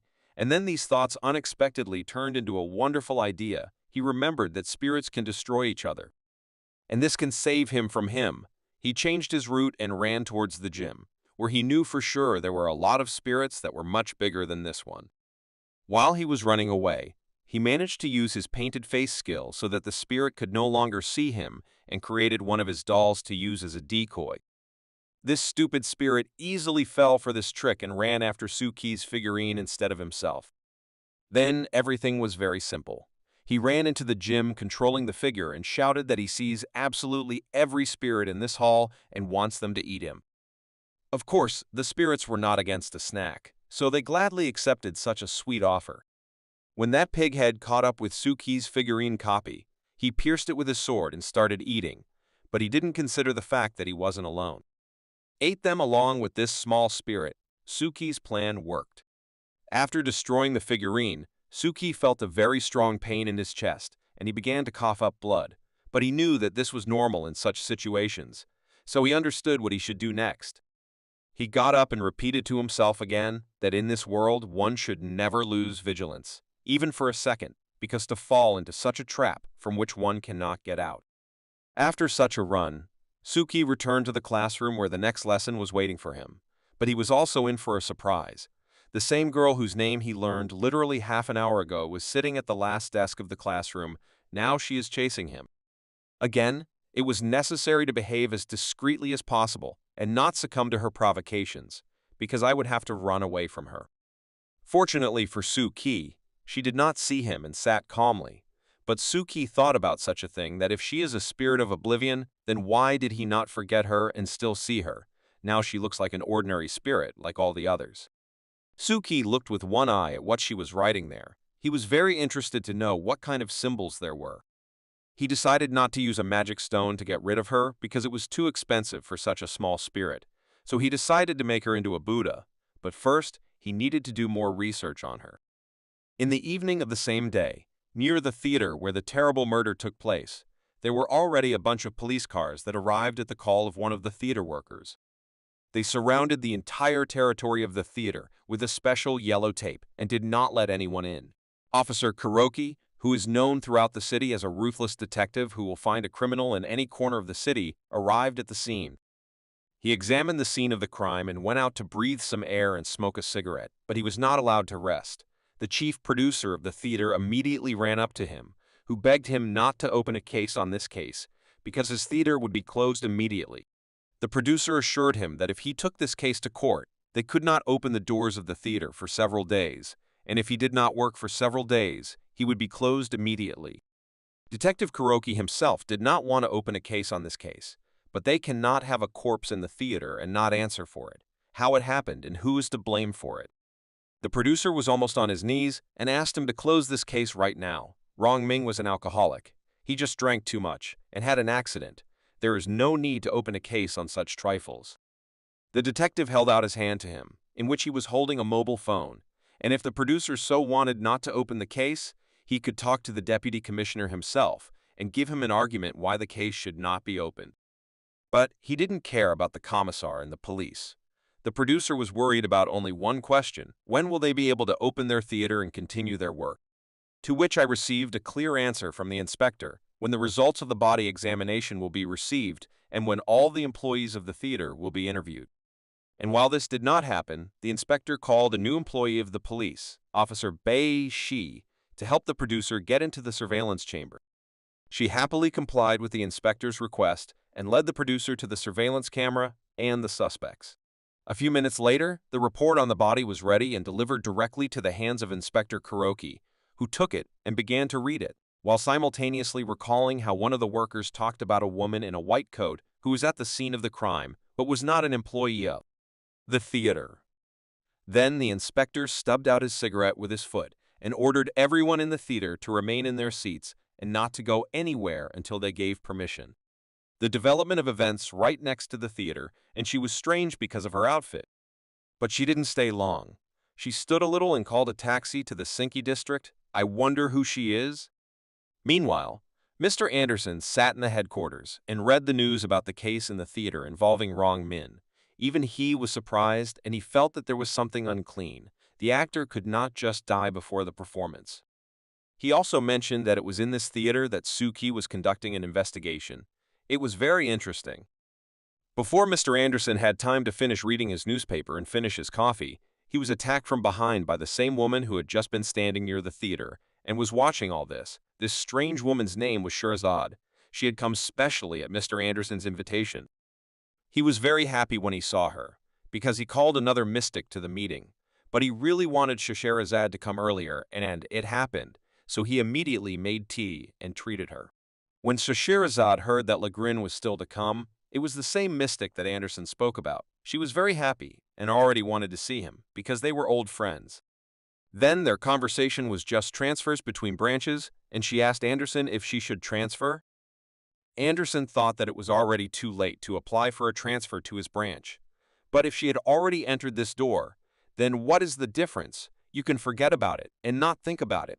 Therefore, she'd had only to come to terms with the fact that she will have an explosive colleague who we will see a little later, from whom, by the way, The last time she worked with him in Berlin, she received an unforgettable injury from him, namely, a broken arm. Remembers those times well. After that, he hid from her for more than 2 years, and now they will finally see each other. Scheherazade cautiously asked Anderson if he didn't know that she was also here, to which she received a positive answer. As Anderson told Grimm, no one told him this unpleasant news. She was very happy and counted on the fact that he had trained well these past 2 years. Otherwise, he would not be released from the hospital while she was in this city. Mr. Anderson mentioned that he wanted to talk to her about the newbies. He has one not quite newbie who has very good prospects. Maybe she will be interested. It was late in the evening, and Suki decided to come to Mr. Anderson for advice and just to talk. Today, he really wanted to ask Mr. Anderson about spirits and ghosts that were forgotten, and to tell him what had happened to him in the last days.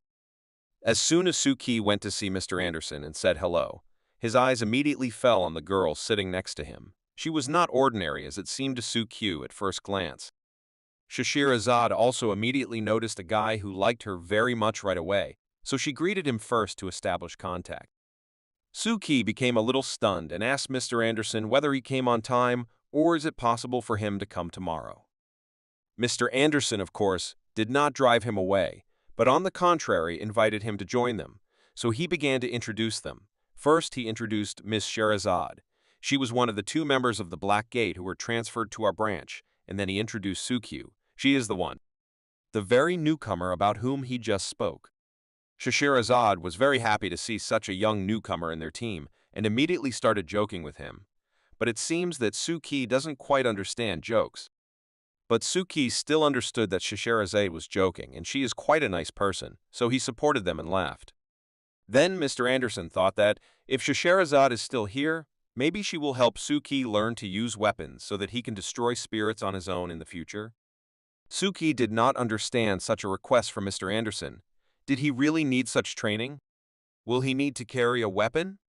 Anderson assured him that it was absolutely necessary, because he also saw the Guho bird, and he also knows about the Pioneer Church. So Suki must learn to master weapons at a basic level so that he can repel any spirit, even in a stressful situation. Sir Anderson, of course, explained why he himself could not teach him. The fact was that he does not know weapons too well. Of course he can use them, but his level is not as high as Sheherazade's, for example, so he cannot teach others. As he once told a member of the Black Gates, they are divided into collectors and receivers. In simple words, the collector collects objects and the receiver sells them. And all the recipients have a much higher weapon skill level than the collectors, so Sheherazade's level is much higher, and she will be a better teacher in this case than Mr. Anderson. Her joy knew no bounds. She was very pleased to be teaching such a young novice Suki. She immediately began to examine him for his physical strength and physical condition of the body in which Suki is now. She immediately noticed that he trains and plays sports, but will this be enough for him? After she checked his physical condition, Scheherazade decided to test his concentration, so she called him to come closer to him, namely to play darts. Scheherazade gave him several darts and asked him to gather all his concentration and try to hit the bullseye. Suki still couldn't accept the fact that she would be his teacher, but he trusted Mr. Anderson, so he agreed. Suki took a position convenient for him and prepared for the first throw. At this stage, Scheherazade did not interfere with him and let him do everything himself. She wanted to see how ready he was for the weapon. He made his first shot and missed the target. Even far from the target, Suki's shot turned out so-so. Scheherazade watched this carefully, and even taking into account the fact that he hit the bullseye right away, he had a good enough position and throwing power. The next time she suggested that he go to the shooting range, and she would show him how to handle weapons and teach him simple techniques of close combat. And today, Suki can rest. She plans to go to the shooting range later, and will tell Suki when they leave. Mr. Anderson was very glad that they became friends. After the darts, Suki decided to immediately talk about what he came here for, namely about the transferred student of their school. He wanted to tell what Suki had learned in the last few days. But Anderson immediately calmed him down and asked him to sit down and talk a little more slowly. Some time passed. They all played Monopoly together, and all this time, Suki told his story with the transferred student, namely the student he saw after learning her name. He reached the end of the story and stopped. Mr. Anderson listened carefully to him and said in his head that they had discussed this before, and Mr. Anderson gave him consent to study the biography, because it was the safest way to find out everything and not fall into a trap. Very interesting. It was already late in the evening, and yellow pieces of paper were still hanging near the theater, which meant that entry was prohibited. Although people were interviewed and sent home, it seems that there are no living souls in the theater now. But everything was not so calm at the scene of the crime. Some girl in a green coat decided to visit there and examine it as best as possible. She started drawing some strange symbols on the ground. It looks like she wants to conduct a ritual right here. What's going on? But her plan didn't work, because she wasn't alone there. The nine-headed woman was still in that theater, and she knew for sure that the criminal always returns to the scene of the crime. So she waited until the last one and waited. She felt safe when her face was covered by a mask, so she did not worry that she would be seen and began to interrogate this girl. Why did she take the life of this actor? The girl immediately began to make excuses and say that she did not do anything, but came here simply because she forgot some things here. The woman was sure that this girl was somehow involved in the crime and that Rong Ming did not die from alcohol, but someone helped him. As it turned out, it was one of the actors of the theater, a young girl from Sinets, so the nine-headed woman immediately began to accuse her and did not believe a single word she said. But the woman didn't do it just like that, because she had a gift that she used with Rong Ming.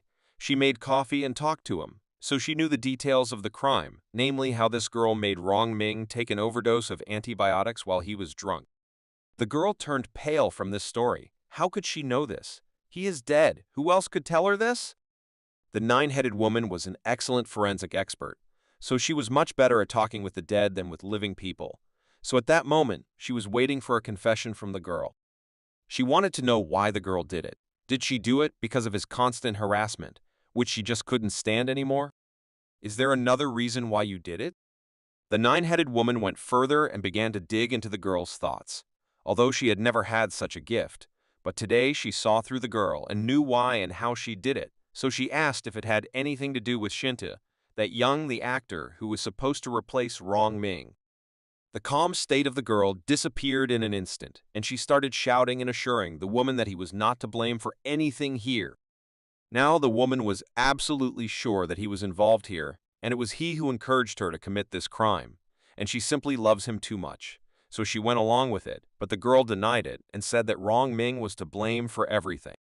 She began to tell how every time Rong Ming went on stage, it was no longer a theater, but a circus in which there was one constantly drunk clown who spoiled everything. It was unfair because Shindo was created for this role. He rehearsed constantly day and night for this role. He put so much into it, but in return, he got emptiness.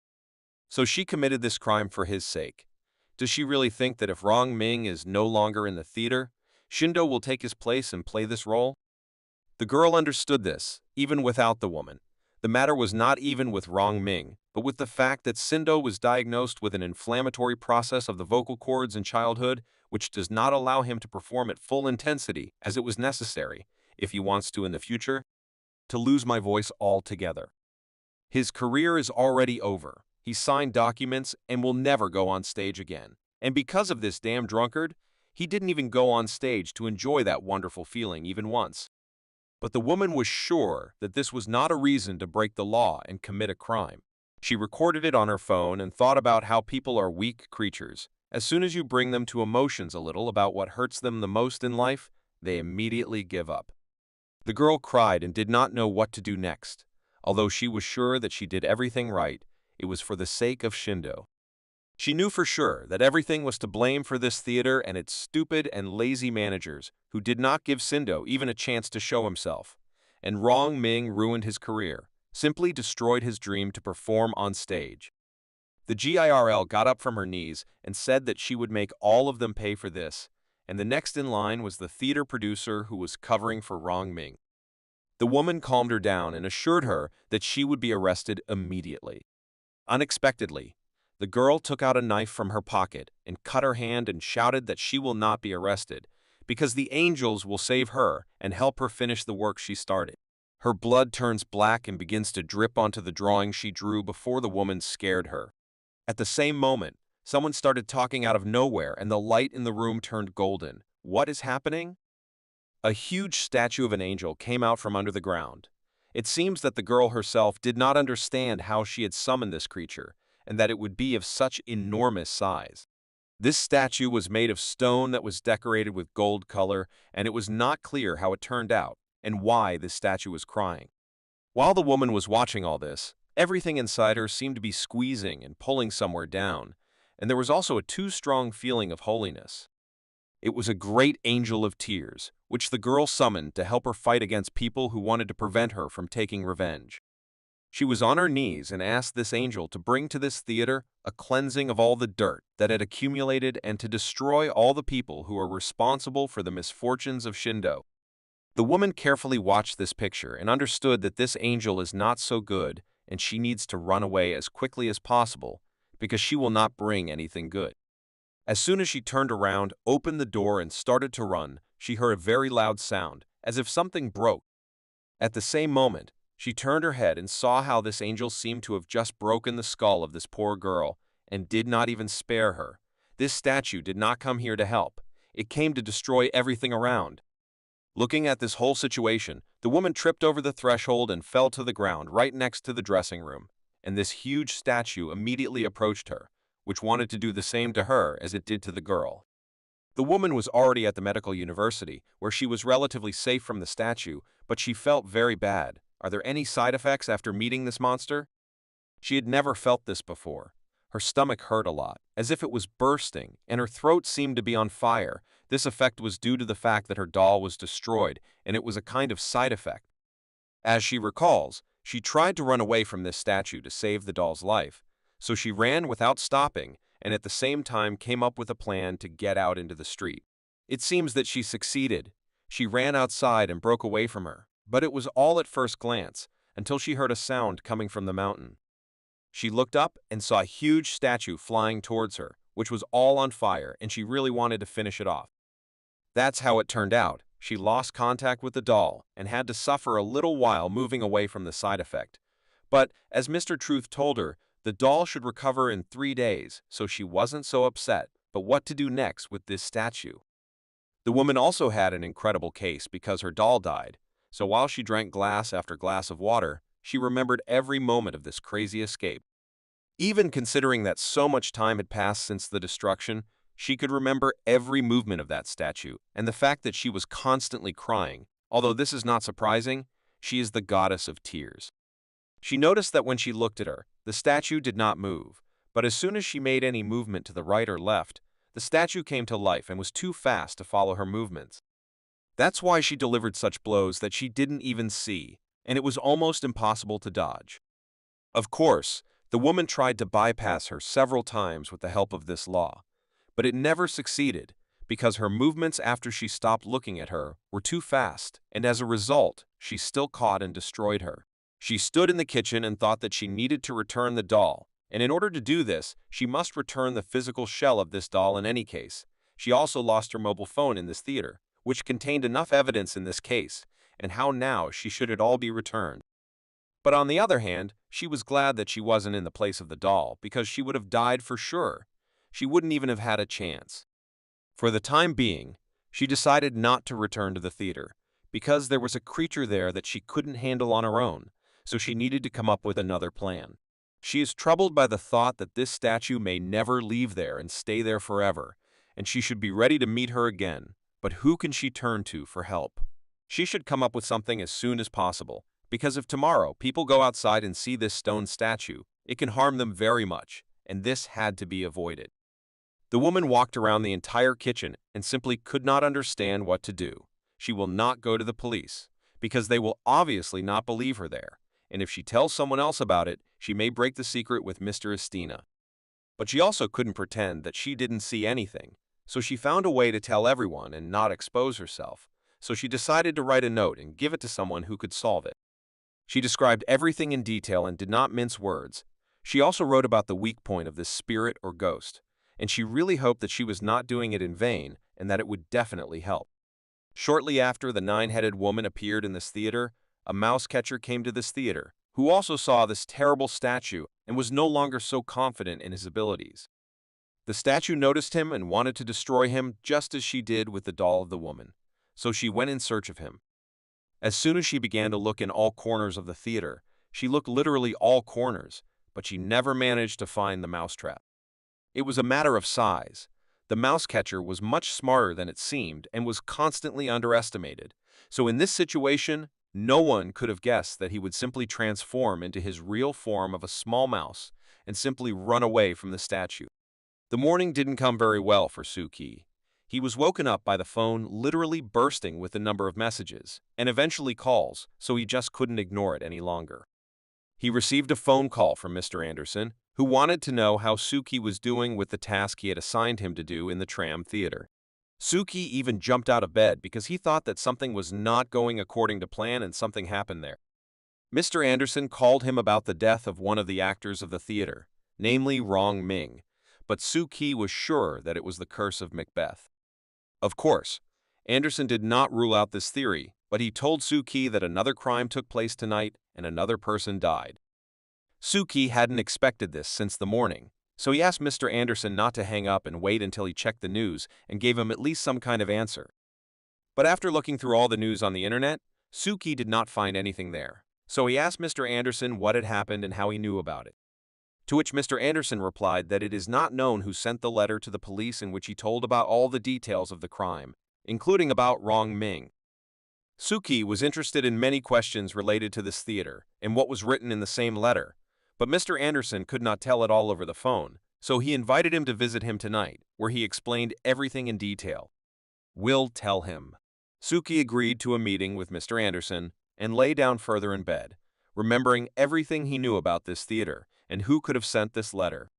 A thought flashed through Suki's mind that maybe a nine-headed woman and a mouse could do it, but how could these two make so much noise without knowing anything about the occult arts? But all this was very interesting and fascinating. Suki liked the way the history of this theater developed.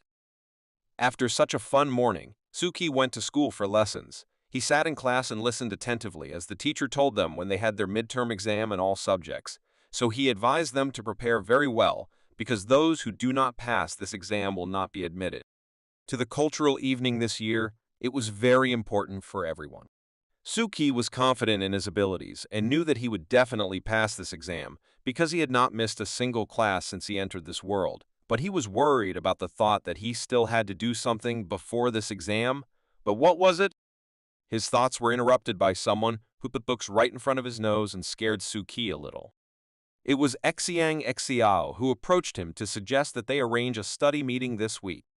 Suki remembered that every semester she comes to him for a study meeting because she does not study well, so Suki pulls her up for exams. That's what he could not remember. He was standing in front of her and did not know what to answer her. He completely forgot about it, but he could not agree, because he knew who she really was.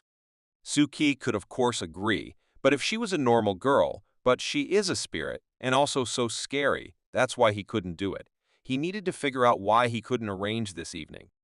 She insisted that he give her at least some kind of answer and not just stand silently and look at her, but Suki couldn't figure out why he wouldn't be able to go to the study evening today. While he was thinking, another voice sounded from the side. It was the voice of the same ghost girl who couldn't let go of Suki.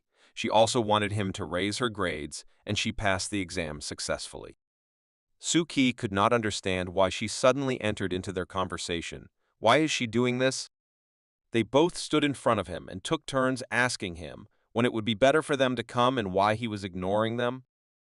Suki was just torn inside. He was very angry and did not understand what this girl was here for. Everything was more or less clear with Xiao, but why did the ghost of an unknown student suddenly intervene in the conversation? What does she have to do with it? All he was able to answer in a calm voice was that he had problems at home, so he would not be able to organize this evening of knowledge this time. But then he realized that his spirit Xiao suspects him and thinks that he sees her, so there is no way to refuse. You have to invent something. Therefore, he continued his phrase and added that they should choose a day when he will be completely free. For example, a weekend. Saturday is a very good option. Xiaowei was very happy that he agreed and promised to bring him good food so that they could study together, and the spirit of the unknown girl just repeated all the phrases for Xiaowei. Suki simply could not believe that he agreed. He has 2 spirits at home. 2 more will come to this. It is already some kind of haunted house. Evening came and Suki went to meet Mr. Anderson at the Black Gate branch. At the moment when Suki entered the apartment, he saw how a man in a black suit was just pouring tea for Alice, and they were having a heated discussion. He went in and greeted everyone, and Mr. Anderson immediately invited him to join them. He wants to tell him something very important. The black man was as friendly as possible today and poured Suki tea even without his request. For the first time, Suki wondered what kind of creature the Hatter is. Mr. Anderson told him that he is a doll, but he sometimes behaves like a normal person. It was very good, but it was time to get down to business, and Mr. Anderson proposed to start right now. He opened the topic about the crime in the theater. As it turned out, new circumstances about this case were revealed, which were reported to them through a special channel. As it was reported to Mr. Anderson, a new creature appeared in this theater. Not a spirit, but an occult creature that does whatever it wants there. Suki did not understand what he was talking about, so Mr. Anderson decided to show him the example of pictures. He began to explain that an angel of tears appeared there tonight. As Anderson explained, this is an accidental side effect of the occultist's work on spirits and ghosts, which led to the creation of creatures that cannot be controlled. No one knows how it happened, and no one has been able to repeat it again, but these creatures appeared in the world and now exist among us. Suki looked carefully at all the pictures that Mr. Anderson showed him and did not understand. If it is not a spirit or a ghost, then what is it? How then can you deal with it? Alice intervened in the dialogue and told Suki that in mystical schools, when they teach beginners, they refer to these angels of tears as conscious beings, because they differ in a characteristic feature. When you look at them, they stop and do not move as soon as you turn your eyes to the other side. He quickly reacts and breaks the viewer's neck. Since the time when they first appeared in the world, a lot of people died, and the followers of these people summed up their work. These creatures cannot be destroyed. They can only be captured and locked, but not in an ordinary cell, because it will easily escape. Therefore, he needs a specially equipped camera. Suki realized a very unpleasant thing, that these creatures can get out of control, and then it is very difficult to stop them. But this is not the worst thing, but the fact that the Black Gate Club, according to Anderson, no longer has special containers to keep these creatures. Suki began to blame himself for this, because he thought that the 9-headed woman and the white mouse were involved, and he just wanted them to know what was going on there, and that was it. But they did not finish the story about the Angel of Tears, and continued further, and as it turned out, the second biggest problem with these angels is that they are able to reproduce. They can do it with the help of written pictures, photos, or videos, or even if they got somewhere in the reflection of a mirror. All these actions will increase their number, and nowadays there are a lot of such objects. Therefore, Mr. Anderson emphasized that any images of angels must be destroyed before they take shape. Otherwise, they will multiply one after another, and then it will be impossible to catch them. Then Suki understood that if the angel leaves the theater, everyone will start filming and photographing him, and thus giving him the opportunity to reproduce, and this can lead to very serious consequences. Mr. Anderson continued Suki's words and added that intelligent creatures that can reproduce and are also very aggressive, then they are worse than atomic weapons or viruses. So everything that happens in the theater is no longer your task, Suki. It is too difficult for you. Therefore, Mr. Anderson sent Scheherazade there. She will try to detain the creature in the theater until the special box that they have already ordered is delivered here. Suki became much lighter from the thought that there are organizations in the world such as the Black Gates, which protect people from the horrors of the magical world and protect them. But Mr. Anderson is not finished yet. He called Suki not only to tell him the details of this case, he wants to ask him to take up the case about the secret person who sent this letter to the police. We need to find this person. As soon as Suki took the letter in his hands, he saw familiar symbols and immediately understood who wrote this letter. It was his familiar 9-headed man. So a smile immediately appeared on his face. Mr. Anderson added that this letter was handed to him by the police from a mysterious person who said that she was from Shrine number 89, so that Anderson thought that it was some new secret organization. He dug a little in the book and found something. This symbol that was depicted on the letter corresponds to some elements of occult symbolism. That is, It meant that it was connected with the figure of the nine-headed creature from the Book of Coming to the West. And he also reminded Suki that all this could be related to the recent events surrounding the unknown god Ludo, whom everyone was spreading so much on the internet. Suki listened carefully to what Mr. Anderson was telling him and assured himself that under no circumstances should the Black Gate Club be allowed to learn more about his activities outside of it. Therefore, Suki specifically asked questions that did not relate to the topic, for example, about the organization of beheading, to which Mr. Anderson answered negatively and assured him that they were of no use here. It must be a more ancient organization. Suki did not understand the formulation of the ancient organization because he only recently created it. How can it be ancient? Mr. Anderson explained to him that he conducted a special ritual and wanted to find where the roots of this organization come from, with the help of a special organ of the Black Gate Club, the House of Divination. But the results showed that this organization is not from this world, so he could not find anything. Suki didn't know how to react to this, so he just smiled, pretending that he didn't understand anything. Alice broke into the conversation and added that the results of this divination weren't wrong as far as she could tell. It was a crazy time rift known to all as past times. Therefore, they believe that this organization is from the past, the distant past. Suki couldn't hide his laughter anymore. What are they saying like that? There is too much stupid information coming into his head right now because he is just trying to build some extra lines for his future anchor. What organization from the past? What are they talking about? Suki didn't know what to do to stop laughing. So Anderson asked if everything was fine with him, and Alice generally thought that the Hatter's tea was to blame. It must have expired. Now, there will be a story about abandoned cities, in which no one has lived for thousands of years. One day, one of the strongest mystics in the world visited there and wanted to conduct his summoning ritual. He created a huge drawing for the ritual around the entire city and was already ready to conduct it. His face was similar to the face of a demon who had just come out of hell. A wind was blowing around him that brought only suffering, and today he clearly planned something not very good. He finished his preparation for the ritual and had already begun to implement it, until suddenly he was interrupted by a voice behind him, which made him very angry. When he turned, his eyes saw a man who was dressed rather strangely in his opinion, but this did not prevent him from introducing himself as the spreader of truth and knowledge of the great sage Linville and greeting the demon. It even amused him a little, so he asked him what he was doing here and whether he thought that diving under the center of the earth was such a fun activity and whether he wanted to stay here. He left him alive for now because he had just created an alchemical formation, which he was going to use now, would help him go to the next world, so he asked him to just wait.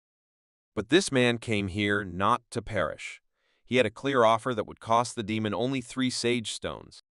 Suki became much easier, and they continued the dialogue, and Suki began to ask what are these pastimes they are talking about.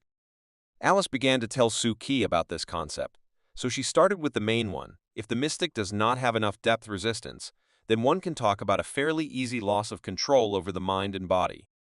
Suki asked Mr. Anderson if he could lose control with his huge anchor, to which Mr. Anderson replied that the risks exist, and in the case of working with the Black Gate Club, they become even greater. Alice continued her story, as she had said, to explain everything in detail. She had to start with the basics, so she asked the Hatter to bring him a book from the top shelf, which he gladly did. She repeated to Suki what he already knew about the 3 edges of the triangle of the secret world stone, which were the mystics, thinkers, and protectors, and now it was time to talk about the 3 stones of the secret world, or rather the 3 paths that lead to the source of the beginning of the mystical world.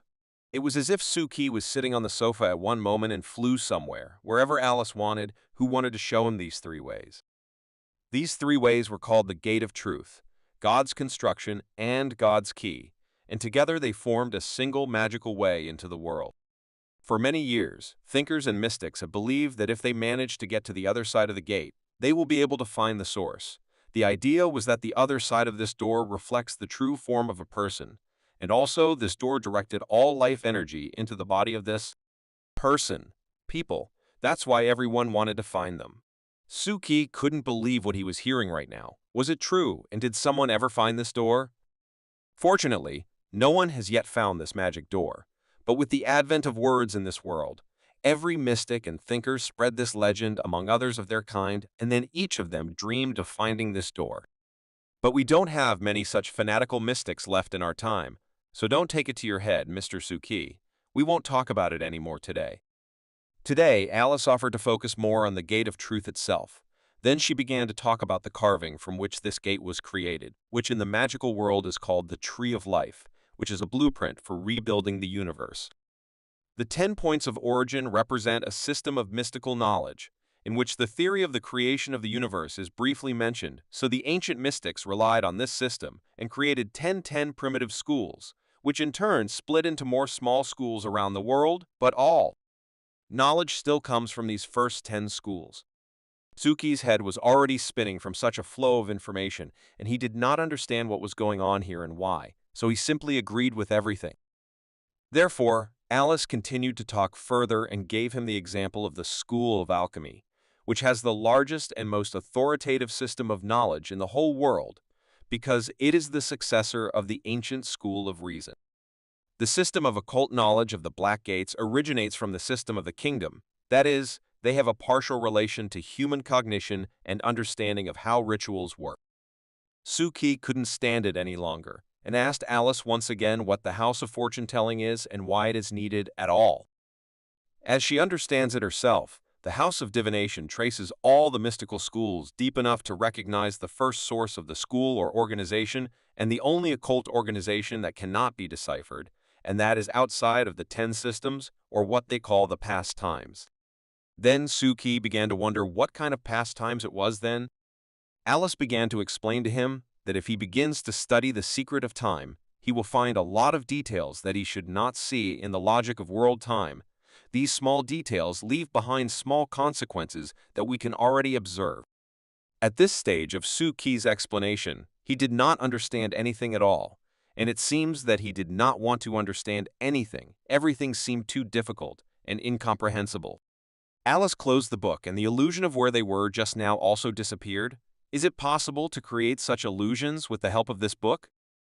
And then Alice wanted to tell a fairy tale for Suki, which he should definitely like.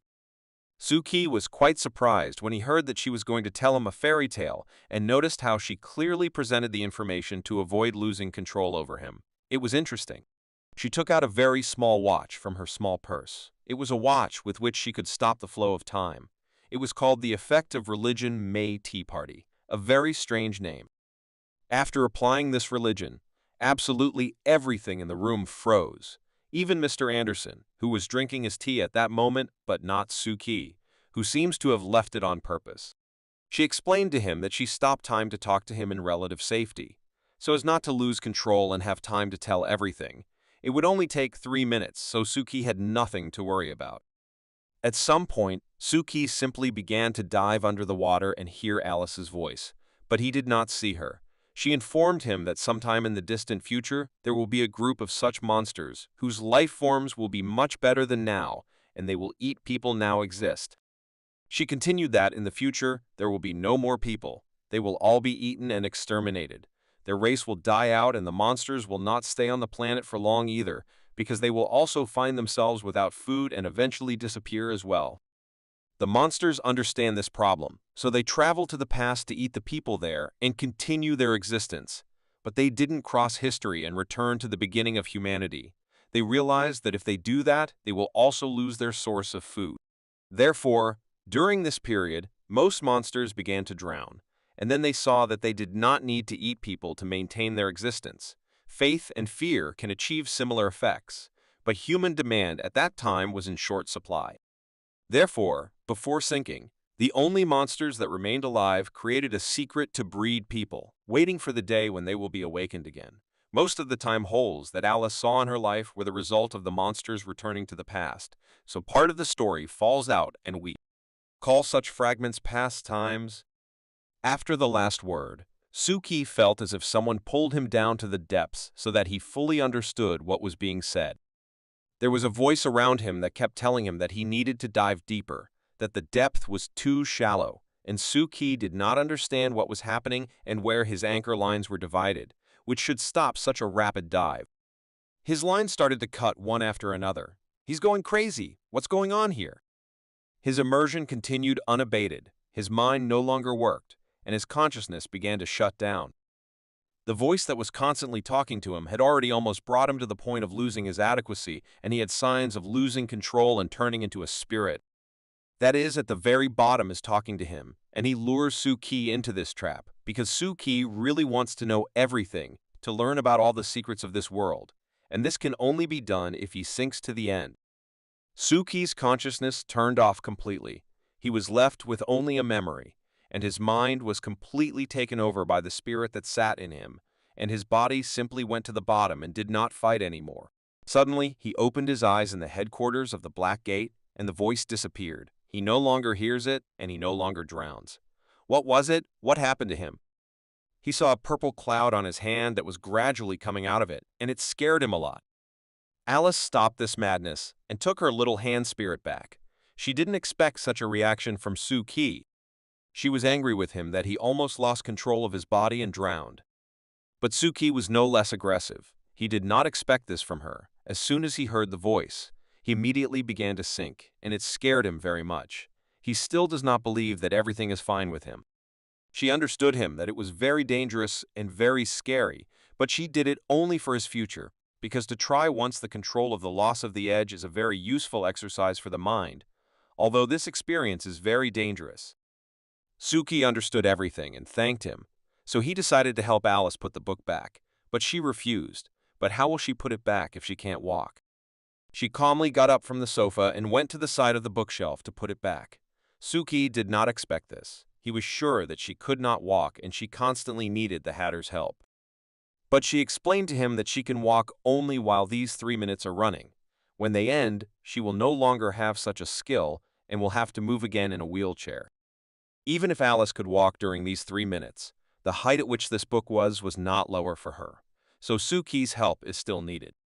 After Suki put the book back, just at that time the 3 minutes ended and everything around returned to its place. Mr. Anderson continued to drink his tea as if nothing had happened, and the Hatter continued sorting through the books, but Mr. Anderson asked Suki how the conversation went before they were so to speak. Alice interrupted Suki and said that the conversation didn't go as well as she planned. He almost lost his mind and turned into a ghost after hearing about the past. Mr. Anderson repeated all of Alice's words that it is very dangerous to lose control over the mind, because you can become a demon and never return to a human body. But this experience is very useful for him, because he can now cope without help in a similar situation. He continued to warn him and reminded him that there is a big gap between the anchors. Some will be able to help, and others not, so he should independently control the situation and the depth at which he is, because it is all very dangerous. Next week, he suggested that Suki come to his place. He will give him a copy of the Kingdom Systems book that Alice told him about. Suki was very impressed by such an offer, so of course he agreed, but is it different from the Foundation book? Anderson assured that, of course they differ, because the main secret of each school, in order to really write down the knowledge of the original system, the members of the Black Gate must also make a certain contribution in order to learn effectively. But Suki had almost no input, so he thought. Mr. Anderson assured him that his contribution to the fight against the Gyuhu bird and his new investigation into the secret organization 89 should be more than enough to apply to the school. Anderson once again reminded him what an investigation means, when Suki should only look for evidence and in no case expose himself to danger. Suki understood how he should act. All he had to do was ask the nine-headed woman what happened there and do everything so that no one found out. Several days have passed since Mr. Anderson gave Suki a new task, and since then, nothing has happened. Everything has been calm and without new crimes. The theater was covered with yellow tapes, and no one was allowed there, so everything remained. Even more, they blocked all the nearest streets and warned about the danger in this area. While Suki was thinking about what to do next and what to do, he received a message on his phone from Scheherazade, who informed him that their training was postponed until she dealt with the Angel of Tears. Here is the decision that came to Suki by himself. He would rather investigate the case of the transferred student. Suki had long wanted to contact her former classmates, but all the contact details were locked in the archive, and only Jin had the keys, and Suki did not really want to go to him. But otherwise he won't get this data, so he has to go through himself and ask Jin for the key, so he came to the class where he was studying and asked one of his classmates to call him. His classmate shouted to the whole class that Suki had come to Jin and wanted to see him, as if anyone else was interested. Jin was the president of the school council, so it is not surprising that he had the keys to the archive. Jin was very surprised when he saw Suki, who came to talk to him. This happens very rarely. More precisely, it is probably the first time, so he was very curious what Suki wanted from him. Tianjing's classmates are very active girls and often interfere in their own business. That's why Suki didn't want to go to him. It was very difficult to talk alone. Tianjin left the classroom and started the conversation first. He asked what Suki needed from him, to which Suki responded by asking for the key to the archive, but Tianjin did not understand this request. Why does Suki have this key at all? But after Suki explained to him that he wanted to learn more about some documents from the archive, Jin gave him the key without any problems. It was easier than Suki expected. He even joked, "Is Jin worried that Suki will take this key and do something bad?" But in response, he heard that Tianjin trusts him, but he must return the key after working on it. Suki was very happy, because he got what he wanted and not by a very difficult method, as he thought, so Suki thanked the president of the school club for his help and ran to explore the archive. Suki spent the day scouring archives for his mysterious classmates' contacts. That evening, he called them, seeking info about her. Strangely, no one remembered much, except two noted her as reclusive, often sick and absent, until she disappeared from classes altogether. Suki thought that the student was bullied, as it was shown in the video clip of the beheading cycle, and she threw herself off the roof. And on the other hand, her classmates say that she did not come to school. So now she is more like a girl, as she was often sick, so she often missed classes, until she stopped walking on them altogether. Thus, Suki came to the conclusion that if this legend is false, then someone made it up on purpose, and the only way to solve it is to find out the real reason for the girl's death, and not the one that others are trying to impose. All these thoughts gave Suki a headache, so he decided to take a walk and get some fresh air. While Suki was walking, he decided to go to the place where one of his small temples stood, and when he stood next to the box in which he was lying, Suki wondered if he was too hidden from people here. Although the temple is still invisible to ordinary people, and those who see it do not care where it is, they will find it in any case if they really need it. Suki decided to add some more of his figures to this box with his fire skill to see how many new members this shrine could bring to him. After Suki performed all the rituals and did all the chores, he was returning home by a different route for him, and his eyes unexpectedly fell on an unknown shop that he had not seen before. He came closer to see what was being sold in it, and his breath froze. What did he see there? Suki found a store with things from past eras. He could not believe his eyes, because some of them were even objects of expensive collections, such as Mr. Anderson does not have.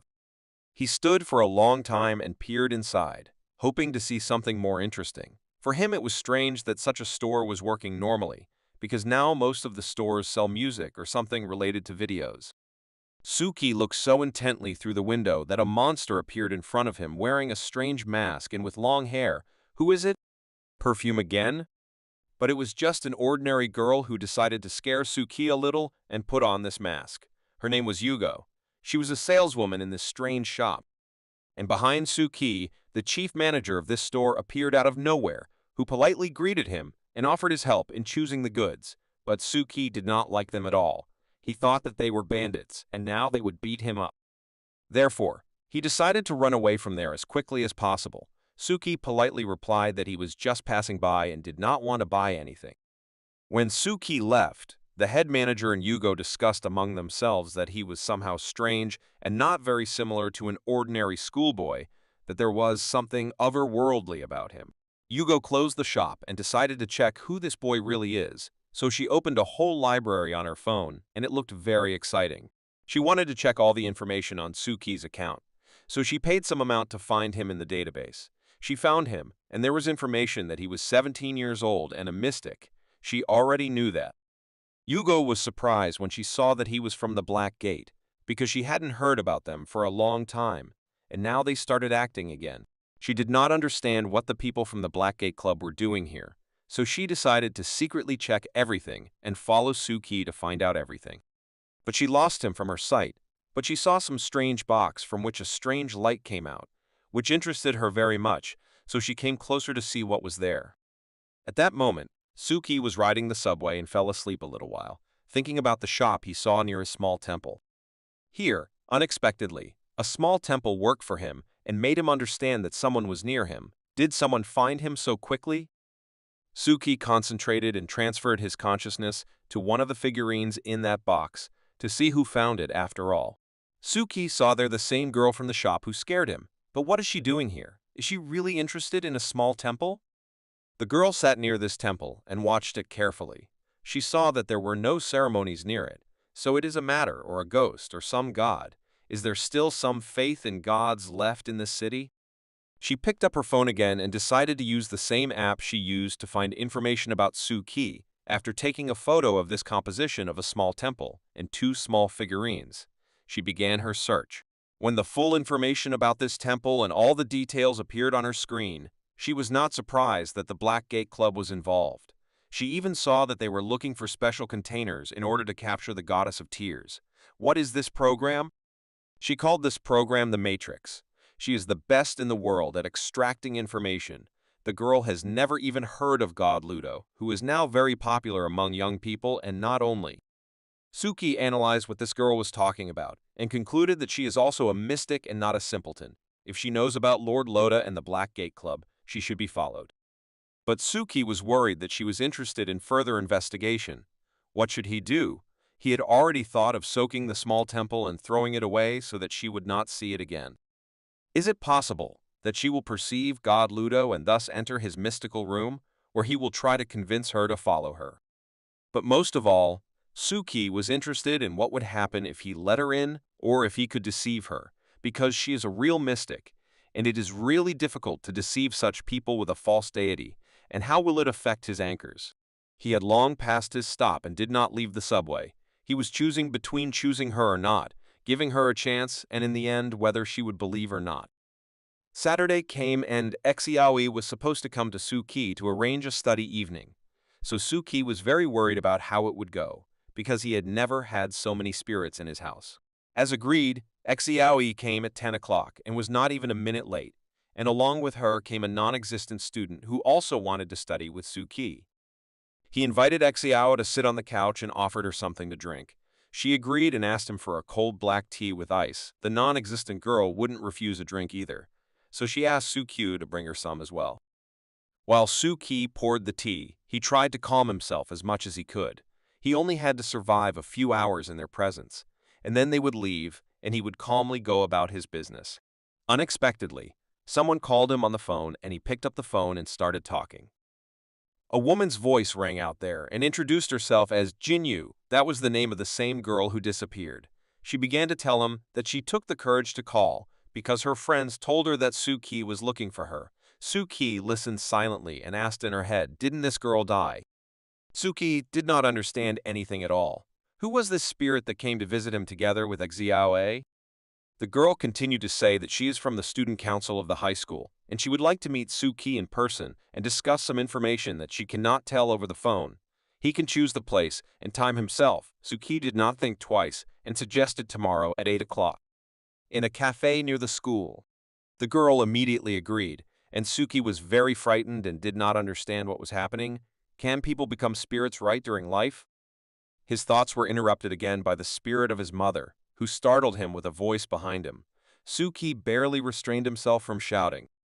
Suki gathered his strength and went out to his unwelcome guests and began to ask Exiao what she did not understand about what they had learned, but it was clear from her eyes that she did not understand anything at all. While Exiao tried to independently solve several problems that Suki explained to her, he thought about the non-existent student and thought about the theory of creation of spirits. For example, his parents are spirits that were created as a result of their unsuccessful family life and the loss of a child, so they turned into a married couple and not any other spirits. Suki speculated whether the school insults and bullying could have created a non-existent female student who had become a spirit and was now haunting Suki. But what does she have to do with Suki at all? Why is she chasing him? and this girl who called him looked like a normal person who did not look like a spirit. Suki became very interested, because in his head the thought arose that living people can to give birth to a spirit and not even know about it. Suki was finally done with the horror, and the study night came to an end, so he escorted Xiao Ye to the exit, asked her to be careful on the way home and see you on Monday. Suki was very happy that he got rid of at least this problem, because he had enough of them. Today he has to open the Hall of Secrets and meet his believers, and also Miss Mary has to come to him. The time came and Suki needed to collect his thoughts and open the Hall of Secrets minute by minute. He spoke the magic words and opened the Hall of Secrets. As soon as Suki joined the scheduled meeting, these two were already sitting in their seats waiting for him. It's a good thing they at least arrived on time. But in addition to his two believers, there was another person there, or rather her soul form. Suki assumed that it was Go, the same unknown person from that shop. Her doll was unusual, but very beautiful. Suki liked it. Suki was very worried about how she would react to him, and whether she would believe him at all, but in any case, this place was created to resist mystics, and there was always a need to receive them in this hall, so it is better sooner than not to find them later. Moreover, if Suki now conducts this stage of familiarization well, all subsequent mystics will come much more easily. Guo couldn't believe her eyes. Where did she go, and what is happening here? Who is this man in the middle of the table? Suki watched her closely and asked her the same question as he asked his other religious friends. Why was she keeping an eye on his secrets? 3 days ago, Guo just stole one of Suki's figurines and wanted to know what was hidden inside, so she took it to her house to investigate. Her home studio was impressive. It was as if from the distant future, with such devices, it was certainly possible to explore this little doll. She carefully placed the figure on the table and used one of her relics to learn more about her. Her relic was called the Cyber Hand, which helped her search for information from 100 sources at once. Given the speed of finding information with her hands, she quickly found that this figure could be a demon's power that could create and manipulate doppelgangers. Guo also noticed the simple structure of this creature at first glance, but despite this, she could reproduce the divine abilities of the owner. It was very interesting. Next, she saw a cross that seems to be used to control this figure. Is it really a clone that can be controlled remotely using a cross? She did not wait long and almost immediately used the abilities of this doll to see which clone she would get. The clone that appeared in Go was very good, and she even liked it. Under her control was a system of wisdom that helped her receive data to the powers of spirits or divine beings by deciphering them. So this time, she decided to find this power and take possession of it. But no matter how hard she tried, she couldn't do anything. This god's power was beyond her understanding, so she used all her powers to decipher it. But even they didn't help. The encryption code was too difficult. But she was not going to give up. She decided to use the paid version of her application on her phone to finally find out information about this doll. Loading of information usually took place much faster, but here it has been waiting for more than an hour. Why so long? After some time, the code of the doll became available to her. But unfortunately for her, reading skills and minds, as well as connecting feelings, could not be revealed. What kind of code is this, which cannot be broken? She didn't have time to be upset, so she decided to review what this doll can do and what skills she can use with it. The girl decided to get out of the situation in a different way. She created a game with the help of which she wanted to learn to control the doll, so she developed it for 3 days and 2 nights, and finally she did it. This game was suitable for mobile phone, so she quickly downloaded it for herself and started the game. She also added the doll code to this game. The essence of this game was that the players had to dodge the spirits and move forward on the map, but if the ghost touched them, it was all over again. Also, she created the game in such a way that when the player enters the game, he appears in real life and does not disappear until he exits the game. She passed the first round and thus she should have received her first prize in the form of the first doll. And it happened. She managed to create a game to control the doll. Of course, this game had a lot of problems that needed to be solved, but all this later. Now it has achieved the initial effect, so that's enough. She decided not to stop there and make the game available to everyone who wants to play it to test it properly. Many people immediately joined her game. She didn't even expect this, so she was a little scared, but later she came back to normal. The players played this game and it was only a plus. The dolls came to her in packs, and it was wonderful. Suki continued to ask her why she was trying to spy on his secrets, but the girl is not that simple, so she answered very confidently and persistently. The other participants of this gathering were no less surprised than Suki, so they watched with interest what would happen next. After Suki's next question, she finally answered that she was very interested, so she did it. Suki was satisfied with this answer, so he prepared a chair for her and offered to sit, which of course she did not refuse. She greeted the other participants and waved at them. The nine-headed woman was a little scared because this girl is clearly smarter than her, and it will be easier for her to get secrets. Suki thought about the account of this girl's words. With what meaning did she say it? And did she come here to harm them? Or maybe she had good intentions? Suki began his opening ceremony, but Gyu Guo's puppet did not listen to him at all and tried to talk to the nine-headed woman and ask what is going on here. She gave her a short but very clear answer that this is the Hall of Secrets, where Mr. Truth is in the center and they exchange secrets here for other secrets or knowledge. If this is so, then Gyu Guo immediately wanted to get the secret about Suki, let him tell them about himself so that they all become closer and closer. But Suki could not afford that. He needed to remain anonymous. The girl liked being there. She felt her interest grow with every second. Gyu Guo thought that the smarter the spirit or god, the more interesting they are. A nine-headed woman intervened in their conversation and began to tell that she had used the hints that Suki had given her a week ago and had found out that there was indeed something very dangerous in that theater. She said that someone had performed a ritual in the tram theater and summoned a terrible monster that spared no one. The girl was shocked when she heard this, because there was almost nothing about it in the news, and now she knows why it was closed and what happened there. The nine-headed woman continued to tell that the creature did not move when you looked at it. She thought it could be useful. Gyu Guo immediately recognized from the description that it was the Angel of Tears and was very surprised that someone had summoned him at all. Suki immediately saw how Gyu Guo reacted to the stories of the nine-headed woman and understood what was being said. She seems to be quite an experienced mystic, about which not many mystics who were outside the system of wisdom knew. Placing these angels on the city would be the same as dropping an atomic bomb. It is very dangerous. It is good that the Black Gate is already dealing with this issue. It seems that she spoke these thoughts aloud, so the nine-headed woman asked her if they could trust these Black Gates, to which she received a clear answer yes, because they are specialists in this area and know what to do. Recently, she even spoke with one of them. Suki didn't expect how she could know that he was from the Black Gate, so he decided to ask Mr. Anderson later where she was from and what she was. Gyu Guo was more interested in where this angel came from, who summoned him, because such a ritual requires special knowledge that not everyone has. The nine-headed woman offered her an alliance to solve this mystery together. She made her understand that she is very good at interrogations, so if Yuipa gets her body, she will find out how it happened and where the information comes from.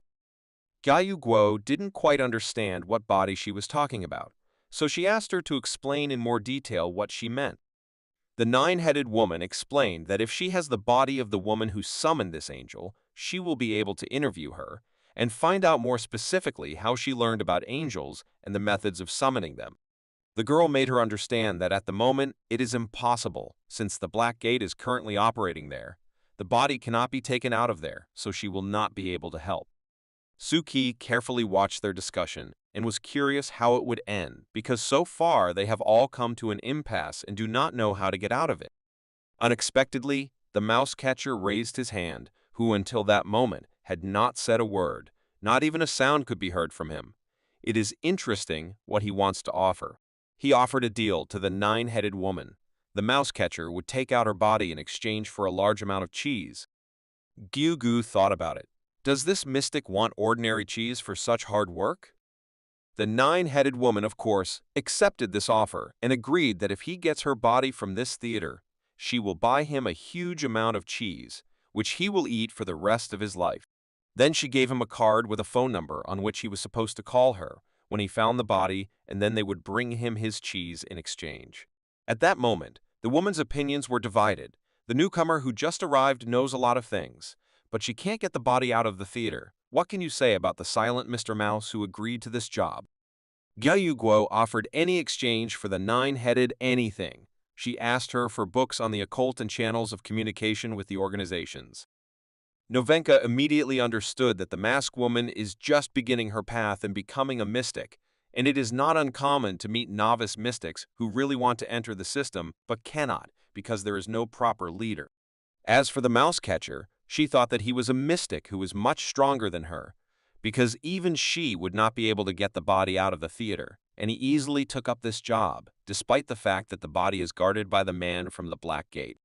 The woman noticed that the time was almost up, and this meeting should end soon. Yupa was surprised that the time here is limited. Is it not possible to somehow extend this meeting? The nine-head explained to her that the Chamber of Secrets is set aside for only 10 minutes every week, so there is always very little time. The girl immediately asked Suki to extend this term. There must be some way. He invited them to try their luck and got this magic stone again, which has only 2 colors, which meant yes or no. Guo threw this stone and, as expected, it fell out black, which means no. But she heard one nuance that the masked woman said when she explained how this cube works, as far as she understood the rules set here by Mr. Truth, and if he allows them to be changed. Did she understand correctly? Suki was very happy. Finally, he heard these words. This girl noticed what he wanted to say from the very beginning. When she first came in, now he had no doubt that it was necessary to give her a doll. She continued and said that this Hall of Secrets is very deep and unknown and they cannot find the truth here. Guo added that the mask makes deals for you. The White Mouse knows how to find and investigate secrets, and she, as your faithful servant, creates the stage for the construction of the mystery, so creatures like them must be bound by rules to keep everything under control.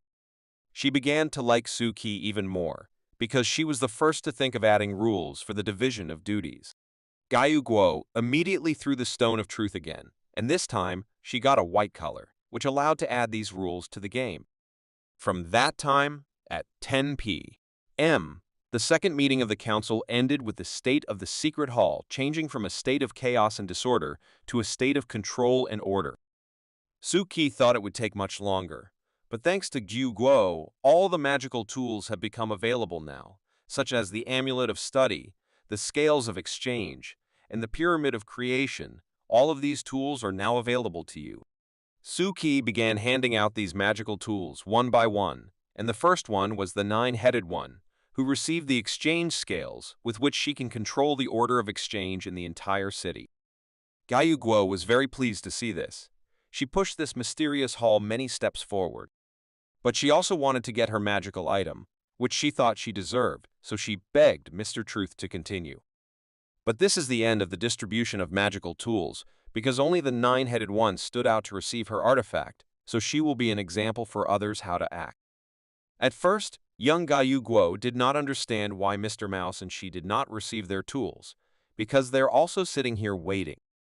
Suki explained to them that they do not have certain achievements in their field, such as the woman's mask, so they will not receive their tool yet.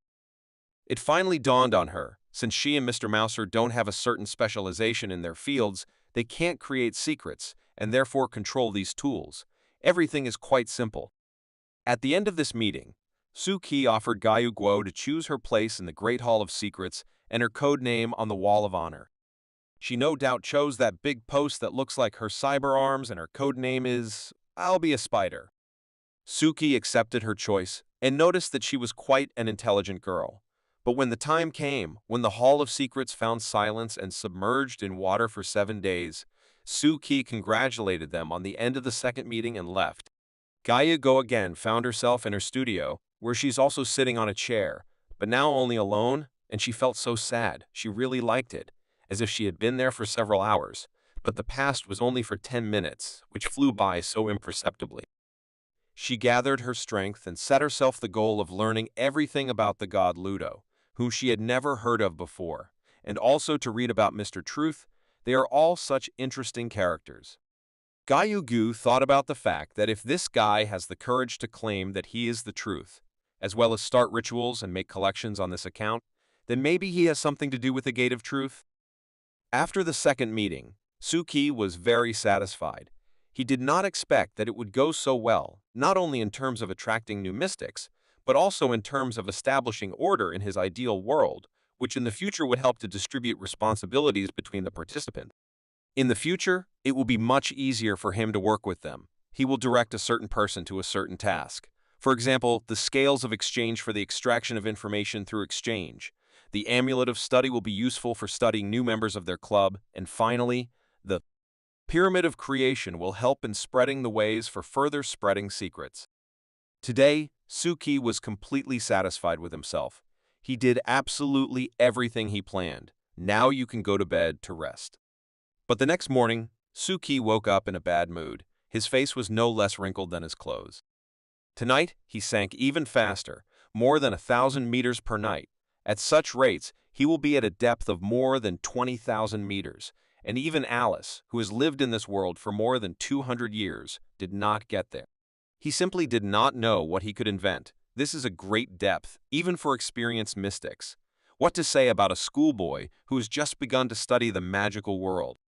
He didn't have many plans for today, but something with this depth had to be invented. So he decided to first go and ask the Black Gate Club for advice, and then meet with the living Jing Yu, who had called him recently. Suki was already sitting on the sofa next to Mr. Anderson and began to ask him about the wisdom system, which he also really wanted to talk about, but did not know how to ask properly, so Mr. Anderson was also surprised to hear such a question from Suki. But he explained that recently he saw a person who seemed to have a strong relationship with this, so he became even more interested in learning more about it. Well, Anderson didn't mind telling him about it, so he started from the very beginning with 10 schools of thought. The wisdom system has the greatest achievements of all, so it is put first. This system gave birth to many famous people and gave rise to some technologies that eventually changed the principle of existence of all mankind. In this system, in the early years of the existence of this system, there was a heliocentric school, and in recent years a steam party of scientists. And in the modern world, the system of wisdom has moved to another class, the school of hacking, and most of the wise men from this school, so to speak, have gathered in an occult group called the Matrix and rely mostly on the internet in their activities. Anderson added that the system of wisdom created a large number of masters who were very strong in their essence. So the battle for these masters was also very intense, so hundreds of mystics got out of control and their belonging to a certain class is still unknown. And then Scheherazade intervened in the story and shouted that they are just a bunch of egoists who think that they stand on the shoulders of the gods and are not afraid of anything, but in their eyes, we are all monkeys without brains. Suki slightly did not expect to see her here, so she just said, "Hello," and shut up. Mr. Anderson secretly told Suki that Scheherazade's ex-husband was in the wisdom system, and the divorce was quite tragic for her, because he seems to have told her that she is a brainless monkey who only screams. Suki could not believe that Mr. Anderson was also gossiping. After Suki heard more about the wisdom system, he immediately remembered Gaiyu Guo. It is probably related to this system, and especially to the Matrix organization. Scheherazade continued this, of course, but she came to tell that there are positive changes in the case with the angel. After a long wait, they finally received the first parts of the equipment, and now they can hide the angel from this world. After she said everything, she immediately turned and walked towards the exit. After saying goodbye to them, Scheherazade would go to the theater again, so Suki wished her good luck and that she would return as soon as possible. Scheherazade, in turn, reminded Suki about his upcoming training and let him look for time, because they will start soon.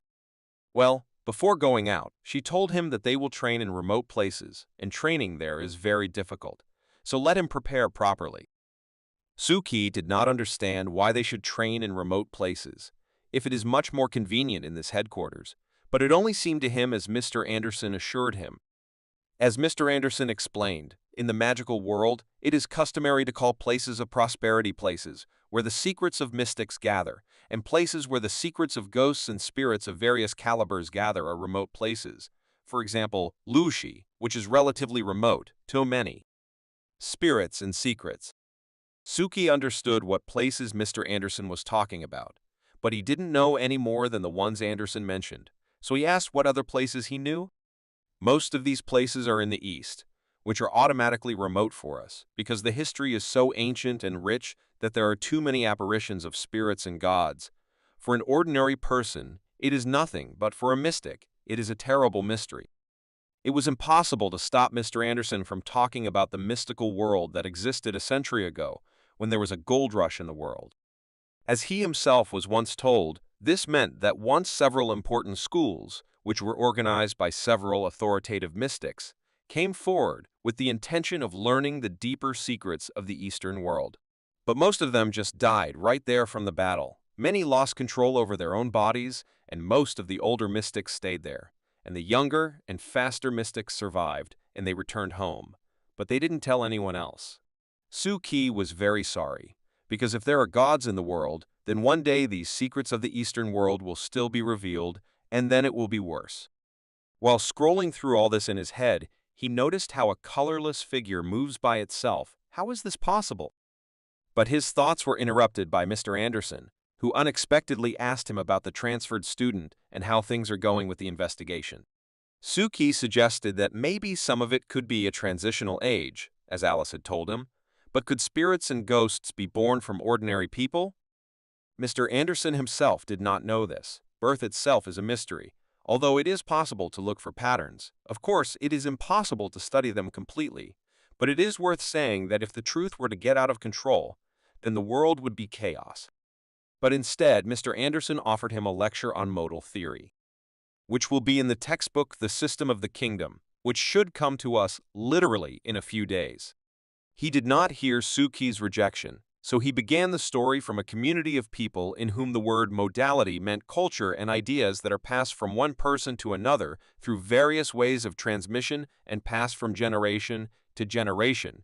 That is, he meant the more modalities in the world, mystics are less likely to lose control of the depth of the sea. Increasing modalities is achieved accordingly by adding more anchors and creating secrets. It was very difficult for him to explain all this without the book itself, so he asked Suki to remind him about creating secrets when the necessary materials for him arrived. Suki was very interested in this topic because he wanted to deal with the transferred student as soon as possible. After this fruitful conversation, Suki remembered that he needed to immediately run to the meeting with the live girl who called him, so he quickly said goodbye to Mr. Anderson and ran to the meeting. He managed not to be late, and even came a little earlier to the cafe where they agreed to meet. Suki called the number from which she called him yesterday and said that he is already there. The woman asked to come to her. She is sitting at a table in the fresh air near the entrance to the cafe. He saw her and immediately took out his magic sword. Suki was a little worried about her, so he decided to ensure himself. He came up and greeted her. She greeted back and immediately understood that he was Suki. She apologized that she came with the child, because her child is too young to be left at home, and asked Suki if he does not mind that she will be here. Suki didn't care about the child anyway. He looked at her carefully and didn't notice any demonic whispers. No deviations. Is she really an ordinary, normal person? Suki long ago made up the story he was going to tell her so that she wouldn't think anything extra. So he started by introducing himself as a member of the school psychic club, and he was very interested to hear the truth about the school rumors about this woman. He immediately apologized if he offended her. His impudence was trained by the gods. He was a master of saying everything directly and unexpectedly. The woman began to talk about her school years with shame in her eyes, because she rarely went to school due to her constant illnesses. Some classmates did not even know what she looked like. Suki was more interested in whether she had difficulty in communicating with high school students. Perhaps she endured bullying and insults in her direction at school. She assured Suki that all the insults were related only to herself, as she was often sick. She had almost no friends, and she did not know who she could talk to, so she was always sad and lonely. Suki asked the question he had been preparing for all the way to this cafe. He asked the woman if she would get angry if someone wrote about her life as a paranormal phenomenon. Surprisingly, she reacted quite calmly and did not even mind. In addition, now she does not connect her life with the past at all, because now she has a loving family, and she is a very happy woman. The only thing she regrets from that time is that she did not have friends. Suki continued to ask awkward questions, and the next one was about her high school crush. Or did she even have one? She didn't quite understand the question at first, but told Suki that at the time she thought she would be satisfied if she could just have dinner with the guy she liked or walk home together in the rain, but no more. It seems that Suki found a clear way out of the situation and found a way to solve the problems with the student. But he was troubled by another strange phenomenon. When he looked at this woman, the face of Lin Wei, who was holding his child, often appeared in front of him. It was strange, but he tried not to pay attention to it. That was the end of Suki's questions, so he thanked the woman for coming to meet him, wished him a good evening, and left. The next day at school, when Suki saw the transfer student, he immediately wanted to try out the plan he came up with yesterday, so he took his lunch and wanted to go straight after her. As soon as he was about to start moving, he was stopped by Exia Yushu, who really wanted to have dinner with him and asked him to wait and not run away this time. Suki shouted at him and asked him not to touch him like that anymore. He said that he is very busy today and cannot go to lunch with them. Zia Yushu and Miko were surprised by such a reaction to their request. Was always dumping him because he was dating other girls and didn't want to tell him. Suki lost sight of her and had to catch up with her. He tried to understand the logic of her movement, so he went straight to the roof of the school. He went to the roof of the school and immediately saw her sitting and getting ready to eat her food. At first, he stood a little and did not dare to approach. He was talking in his head that this is just a role in the school drama that he has to play. Suki really wanted to cope with this task. He cautiously began to approach her and tried to do it so that she would not notice that she was seeing him. So Suki made a soft, calm, and non-offensive appearance. Suki repeated about himself that he needed to behave calmly and naturally so that she would not even think that he was seeing her. As soon as he sat down next to her, she immediately paid attention to him and already thought about the fact that he sees her, and Suki continued to repeat about himself that this is not true and that he does not see her. She unexpectedly went into a crazy state when the spirit wants to eat its victim as much as possible, so the main thing is to hold on now and not reveal yourself that he sees her. While he was eating his lunch, she kept repeating that he was seeing her, but Suki held back as best he could. Finally, she returned to her normal state, and they once again believed that he did not see her. Now Suki can continue to act according to the plan, but it was very difficult to do it in such an atmosphere. He pretended that he was watching the clock and was in a hurry for lessons. Therefore, he calmly got up as if it was a normal snack for him and went to the lessons, which he seemed to be in a hurry to attend. This was Suki's whole plan. He just wanted to have lunch with her. After Suki moved a certain distance away from her, and when she stopped looking at him, he ran behind the wall and watched her reaction. It was extremely important. It worked. Suki's plan worked as he wanted. The lost girl was over the moon with happiness that Suki had dinner with her, and she likes him so much. What could be better? Suki watched her dance and sing a little longer. He could consider it a success. He managed the first part of the plan. It seems that she is still a little short of becoming a Buddha. She needs to fulfill one more impossible dream, and then this should be enough for her to turn into a Buddha. All that remains is to walk with her in the rain. Suki sat in class and carefully reviewed the weather forecast, according to which it should not rain for more than half a month. He can't wait that long. Maybe there are some special rain-calling services? Exia Yushu heard his muttering under his breath, who began to actively inquire why Suki wants rain so much. Does he really lack water because his heart is very dry? But Suki wasn't joking. He really needed rain, so he asked Exia Yushu if he didn't have a familiar god who could cause it. Miko crept up behind them, who heard that they were talking about the gods and how to cause rain. She was very interested to hear it, and Exia Yushu remembered that Miko is a witch here, but who deceives everyone? She politely asked Exia Yushu to shut her mouth, because everything is official with her. She is a licensed witch, not a liar. True, Miko did not know how to cause rain, but she knew the legendary Rain Maiden and Haru Maiden, who, according to legends, could once influence the weather, and they still exist in our world, but they need to be paid, or rather Miko, so that she can contact them. Of course, Suki didn't trust Miko after their last contract, but he still asked her how much it would cost for 2 hours of rain in the afternoon after school, to which I immediately received an answer of 50,000. Suki thought and realized that this was the only option he had, so he paid for this service. Miko immediately went to check her account and was very pleased when the payment went through. As soon as she saw the money in the account, she immediately ran away from them and shouted that she would say later on what day to expect rain. At that very moment, Scheherazade was standing in front of the theater, checking whether everything was fine there and whether there were any force majeure events. Everything seems fine, so she can go inside. She used one of her Alibaba relics, which can open any door in this world. Scheherazade opened the door of the theater and thought that after the angels leave the theater, the police will seize this building and the Black Gates will no longer be able to investigate the ritual that took place here, but unfortunately, nothing can be done about it. As soon as she entered the theater, she felt complete silence and emptiness. It seems that no one has entered here since the time it was closed by the police. But the silence did not last long, and she heard a very loud sound coming from the end of the corridor. It was a pack of mice, which seems to have been sent here by a well-known character of mousetraps. The mice ran further along the corridor in search of the same room where the ritual and summoning of the Angel of Tears took place. It seems that they found the place where they needed and started the ritual of summoning the mouse catcher. This guy always appears quite spectacularly, as if he had planned it.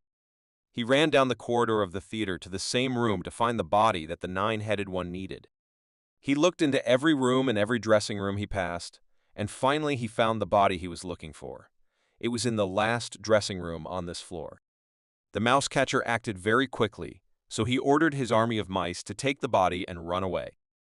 These little white creatures acted as a real team, holding each other and working as one big mechanism, so it was not difficult for them to pick up this body and drag it out into the street. They dragged this body along the entire corridor to the same ventilation where the mouse catcher turned into his human form, where another army of mice was waiting for him, who were supposed to receive this body. He helped them immerse the body in the ventilation, so that they began to take it out into the street, and then to the nine-headed one. As soon as they completed the first part of the plan, two little mice ran up to them and showed that they had found a phone. It seems that it was the phone of the nine-headed one, but the mouse catcher did not know that at the time. He took it in his hands and began to examine what it was. Of course, he did not have enough knowledge about gadgets, so he lingered. Suddenly, the two mice who brought him this phone started shouting at the top of their voices that there was someone behind them. When the mouse catcher turned back, he saw a huge monster, namely the same Angel of Tears, who was looking straight into his eyes. Next, the angel, in his usual manner, grabbed the victim in the form of a mousetrap by the neck and began to squeeze too hard. He could not escape from such a technique. The phone fell to the ground and was picked up by little mice, who soon after that began to run away from this angel, leaving the mouse catcher alone with him. Scheherazade, as soon as she heard the sounds at the end of the corridor, immediately ran towards them to investigate the situation and see who was hiding there. Was it possible for someone to pass through her barrier? By the time Scheherazade ran to the noise from the mousetrap, particles had already begun to fly away, and it seems that he even began to cry. Scheherazade only had time to see how some man, who was captured by the angel, crumbled. She stopped and looked carefully at the angel and tried to assess the gravity of the situation, and she had the thought in her head that she just saw how the Angel of Tears simply crushed the man with the head of a mouse. Is this even possible? While Scheherazade tried to come up with a plan that would help restrain the Angel of Tears, the mice had already taken the body out of the theater, but the mouse catcher had some problems after the death of his doll. He suddenly lost one of his paws and began to have a very bad headache. Did he have such a strong side effect after the death of the doll? The mice gathered around him and tried to support him while he felt so bad. It was an important moment for him. After a few minutes, he felt much better. He stood up and his arm recovered. The headache was gone and he felt much better. He wanted to test one theory, so he asked all the other mice to turn around and not spy on what he was going to do. He lightly touched the wall in the backyard of the theater and summoned as if a portal that could transport him through this wall. What is it? Mysholov tried to go through the wall and he succeeded. Half of his body was on one side, and the other remained in place. It's just incredible. Then he completely passed the wall and could not understand how he did it. Where he got these skills from, he had not noticed this before. While the mouse rejoiced at its new skill, Scheherazade still stood before the Angel of Tears and did not know what to do. Now she is trying to look this angel straight in the eyes and not look down, because as soon as she looks up, she won't have many chances. She looked so intently that she even noticed how the statue makes small movements. Can it really move even when people are looking at it? But the thought of the mouse-headed man, who somehow passed through her formation near the door, through which no one had yet managed to pass without making her feel it, still did not leave her head. She decided to think about it later when she had dealt with the Angel of Tears, because it wasn't very convenient to think about it right now. So she summoned her next religion, which was called Aladdin's lamp. But the effect of this lamp is not quite the same as we are used to seeing. With the help of this lamp, Scheherazade can call the past and the future, which means that she can call two copies of herself from different time zones. One of the characteristics of Scheherazade, who was summoned with this effect, immediately began to shout at her and demand to explain to her what she was doing in this stinking place. The real Scheherazade advised her to calm down and help her. She immediately fell silent when she saw what she needed help with. It was the Angel of Tears. She seems to have come up with a plan that will help detain the angel and allow her to escape and wait. 10 minutes later, Scheherazade wrapped the monster in a magical bandage and tried to detain it in this way, but at the same time, the other two had to keep a close eye on this angel. As soon as she finished wrapping him, she got off and asked to give her some time so that she could rest. So she decided to check what was tormenting her at that moment more than this angel, the man with the head of a mouse. First of all, she approached the traces on the floor, which indicated that they were small mice, which she did not even see. There was only a man, but she was sure that it was connected with him. These traces led her directly to the room of the same actor, because of whom the theater was closed, and she goes out to the same dressing room where the summoning of this Angel of Tears took place. Of course, she noticed that the victim's body was already gone and it was clear who had stolen it, but she was worried about something else, that there was some organization behind it, which really wanted to steal this body and investigate it. Scheherazade already wanted to leave there, and she saw another strange piece of paper lying nearby on a small cabinet. She went up and took it. As she began to examine what was written there, she saw very familiar symbols that pointed her to a mouse catcher, and she remembered that Suki had recently investigated the case of the small temples that were depicted on this note, so she would keep it and give it to him later. The mice waited for their little boss, who returned to them after a few minutes and wanted to tell them about his new skill, then asked them to turn around and look. He began to open this portal again and try to pass through the wall, but this time he was unsuccessful. Mysholov stood and did not understand why he cannot pass through the wall when people are looking at him, but when he tries to do it in front of the audience, he turns into a stone, a very strange new skill. Of course, the ability to survive has increased. He can pass through walls and turn into stone, but why does it work like that? But after all this, he could no longer think normally. He became very hungry after each transition and transformation into a stone. It took a lot of energy. After the mouse catcher and his mice carried the body out of the theater, people from the nine-headed woman's funeral parlor came to take the body and take it to her. They arrived at the garage in the backyard of the theater and began to search it in the hope of finding a body.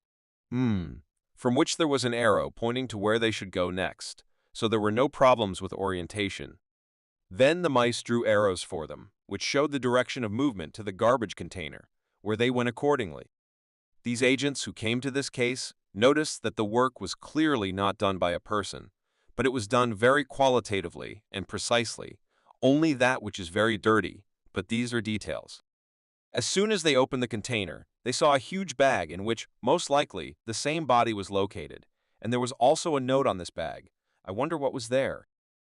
There was no letter on this note, only a picture of cheese, and it was a direct hint where they should leave the cheese. Which they did accordingly. Taking the body and leaving the cheese in the right place, they unloaded everything and drove away. The mice climbed out to check whether the goods they were waiting for had been delivered, and they really had, so she had to immediately notify her boss about it. The people of the woman in the mask informed her that the mission was completed successfully, and she was not disappointed in the mouse catcher, who did his job perfectly and kept his word, so he honestly deserved his reward.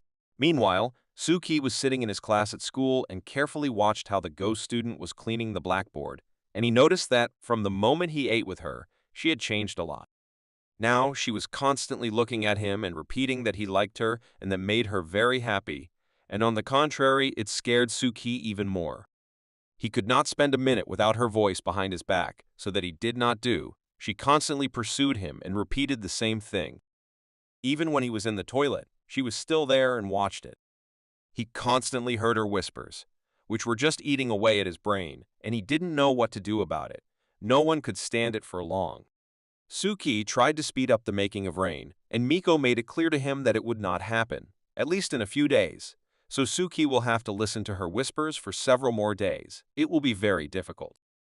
While Suki was praying to all the gods to get rid of him, Exiaoe approached, who also began to ask him what happened to him and why he was so sad.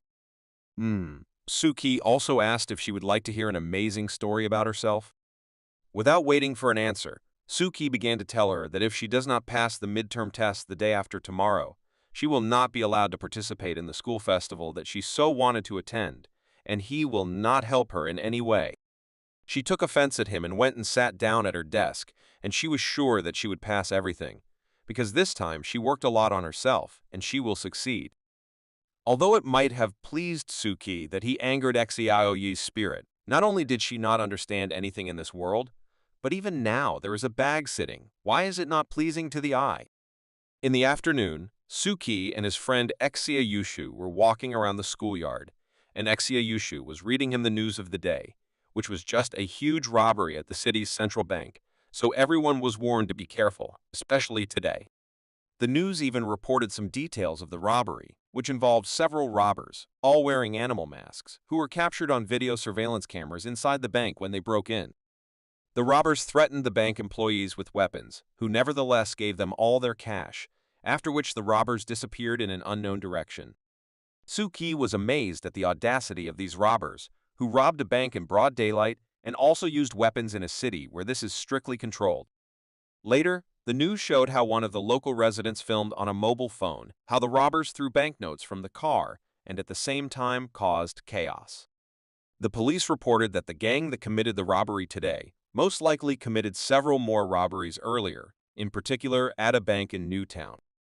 The guys couldn't believe that the robbers were just handing out money to everyone. Can you believe such news? Exiayushu thought that it was still true, despite what was said about it everywhere. It was still official rumors. Suki advised him not to pay attention to all these news and not to think about it. Most likely, it is not true, and robbers are overestimated. Suki was returning after school alone. After saying goodbye to Exiayushu, he was just passing the new bank that was built the other day, and remembered the robbery that Exiayushu told about. As soon as this thought entered his head, 3 cars unexpectedly drove up, as if they wanted to surround him in this way. Suki was confused and did not understand what to do, but he noticed that he had already seen these 3 cars somewhere. Suki's experiences at that moment came true. It was the same gang of robbers who came on a direct tip to rob a new bank that Suki passed by. He thought that his luck was at its maximum then. One of this gang jumped out of the car and started yelling at Suki to stop and shut up, and then added that Suki should behave himself and put his hands behind his head and go with them. Today, he is in no mood to cut holes in people, so if Suki will behave normally, he will not touch him. Suki silently resigned himself to this situation and simply sat down on his knees and thought when the adventures would stop raining down on him one after another, and also those where life is in danger. A gang of people in animal masks spoke a few words, probably repeated the plan of capture, and started activities in the bank, and Suki was with them, who clearly did not want to do this, at least today.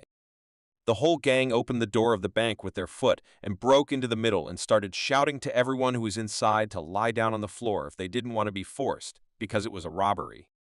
The security guard of the bank who was at work immediately responded to the robbers, but their resistance did not last long, because one of them was mortally wounded, so there was no point in continuing. The other guards simply surrendered.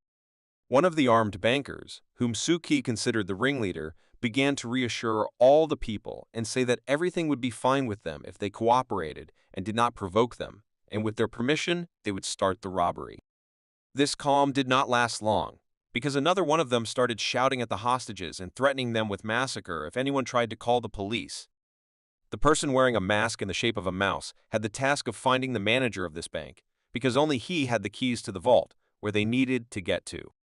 One of them, the one who screamed the most, found a poor girl who seemed to be the manager today, so it seemed to him, because there was no one else there.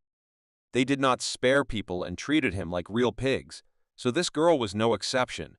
They threw her on the floor and began to threaten her if she did not open the vault for them, and they did not take away all the jewels and money from there. Their boss could not establish an adequate dialogue with her, so he began to threaten her with a grenade if she did not tell them how to get into the vault. to which the girl replied that in order to get there, they needed a fingerprint, as well as an iris. A key was not enough. The robbers didn't start playing these games with a print and a rainbow, so their leader ordered them to blow up the vault in the mask of a mouse. So in his opinion, it would be much faster, because they are serious people and value their time very much, and especially not their money. As for the girl, he invited her to play what he thought was a very fun game while they waited for the explosion in the vault. The essence of the game was that he handed her a grenade in her hand, with which he took out a check, and asked the girl to hold it as long as possible. Otherwise, she would explode on the spot and drag someone with her. Suki could not calmly observe this madness. He did not understand from which mental hospital these sick people escaped. Normal people do not behave like that. What did this girl do to them that they mocked her so much? Suki began to think about how he could get rid of these robbers with the help of his skills, but he realized that they were all useless in relation to ordinary people. His holy sword, which is not very similar to him, may harm one of them, but it will not do anything significant, and he will only be shot for it. There is also no point in applying the painted face skill because ordinary people can't even see it, so it is also useless. The skill of fire does not seem to be any special in relation to ordinary people. It is unlikely that they will even feel that if Suki uses it. He was a little sad because all his skills are completely useless and useless to anyone here, so as long as these crazy robbers do not intend to continue harming people, but only to rob money and jewels, Suki decided to sit quietly and not anger them. Suki carefully looked at the girl and how she was holding the grenade. He even clearly tried in his head to calm her down and tell her that as long as she was holding the grenade, it would not explode. Suddenly, in complete silence, a shot rang out from behind Suki. What is going on with them? The robber, who was wearing a monkey mask, decided to scare a little one of the hostages, because he didn't want to lie on the floor and put his hands behind his head because he didn't want to dirty his bone. But the monkey insisted and threatened to shoot him next if he didn't fulfill the order. Suki watched this situation very carefully. He heard a German accent just like his German teacher at school. The other robbers immediately ran to calm their so-called brother, who was already preparing for the second shot. The monkey barely restrained his aggression and gave the man one last chance, because he had already removed his weapon from the fuse and was preparing to fire a second time. He had already pulled the trigger of his weapon as unexpectedly for him, and probably for everyone who was in that bank. At the last second, the man seemed to fly from his place and hit the monkey with such a blow that he flew back more than 1 meter. The monkey didn't expect a blow from the man and didn't even try to dodge it, so he just accepted it and smashed the window closest to him with his body. Suki and others in that bank were very impressed by the strength of this unknown man, who made the monkey take all his words back. He raised the monkey's weapon and began to talk about a certain Cinderella, what a beautiful and graceful lady he had ever seen in this world, and tried to invite her to stand next to him in this beautiful atmosphere. It seems that no one but him understood what was happening here and about who is he talking about. The robbers stood like statues and just watched him. They didn't know what to do. They wouldn't be able to ambush him, and there were no other options. And in 1 second, a fairy tale began, which the robbers looked at and couldn't do anything about it. The same Cinderella that he told himself about came down to this unknown man. She was really a very charming and beautiful woman with an amazingly unusual dress.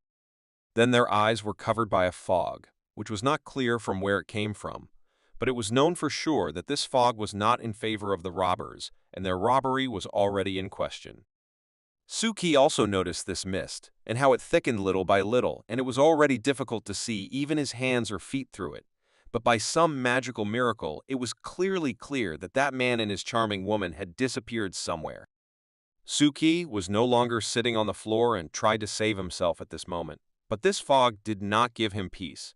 Not only could nothing be seen through it, but also the sound disappeared, and he could not hear either the enemy or the ordinary people who were also in the bank. But Suki was able to deal with this problem. He used one of his relics that helped him see and hear again in this thick fog, so Suki saw him standing behind the two robbers. He decided not to wait for the man's rescue, but to act on his own, so he summoned his magic sword and struck a strong blow at the robber who was wearing a mouse mask. For him, it seems that this was a blow from which he would not get up. Next, Suki simply nailed the most aggressive of them, who will also be resting on the floor today from such a blow. Suki managed to solve the problem with two of the gang, But what should he do next? How to deal with the others who disappeared somewhere? Next, Suki used his ability to see through walls and was able to see all the corners of this bank in detail. Therefore, it was not a problem for him to cope and strike several blows at the other members of the gang. Just then, it was the turn of the one who wore the squid mask. Where did they get these masks? While Suki was fighting the robbers, the fog suddenly cleared, and eventually everything became visible again. So the common people were very surprised to see almost all the robbers lying on the floor. Suki heard the same man speaking behind him, who was pleasantly surprised to see the second young mystic in this bank, who helped him so well in the fight against robbers. But how does he know that Suki is a mystic? Do they know each other? Then this man spoke a phrase that was the secret code of the Black Gate Club. Namely, he said, "The lost sheep, is this man from the Black Gate Club?" Suki came closer to him and his girlfriend and repeated the same phrase once more to establish contact. Suki introduced himself and said that he was also from the Black Gate Club. The man also greeted Suki and introduced himself to him as Green and asked Suki if he was not the same new student of Mr. Anderson. Suki confirmed this information and told him that he had only recently joined the club. It was no surprise for the man because he had never heard this name before. The man did not talk to him for a long time and suggested Suki to quickly finish the matter here and leave there because he has a great desire to see his old friend Mr. Anderson.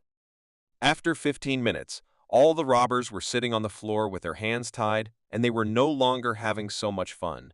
But Suki noticed and informed Green that one of their gang was missing, namely a man in a chameleon mask.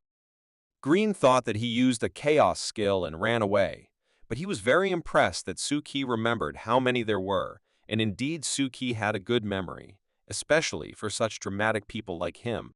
At this stage, Green said goodbye to his lady and wished to meet her again as soon as possible, after which she disappeared. Suki was very impressed by Mr. Green's relic.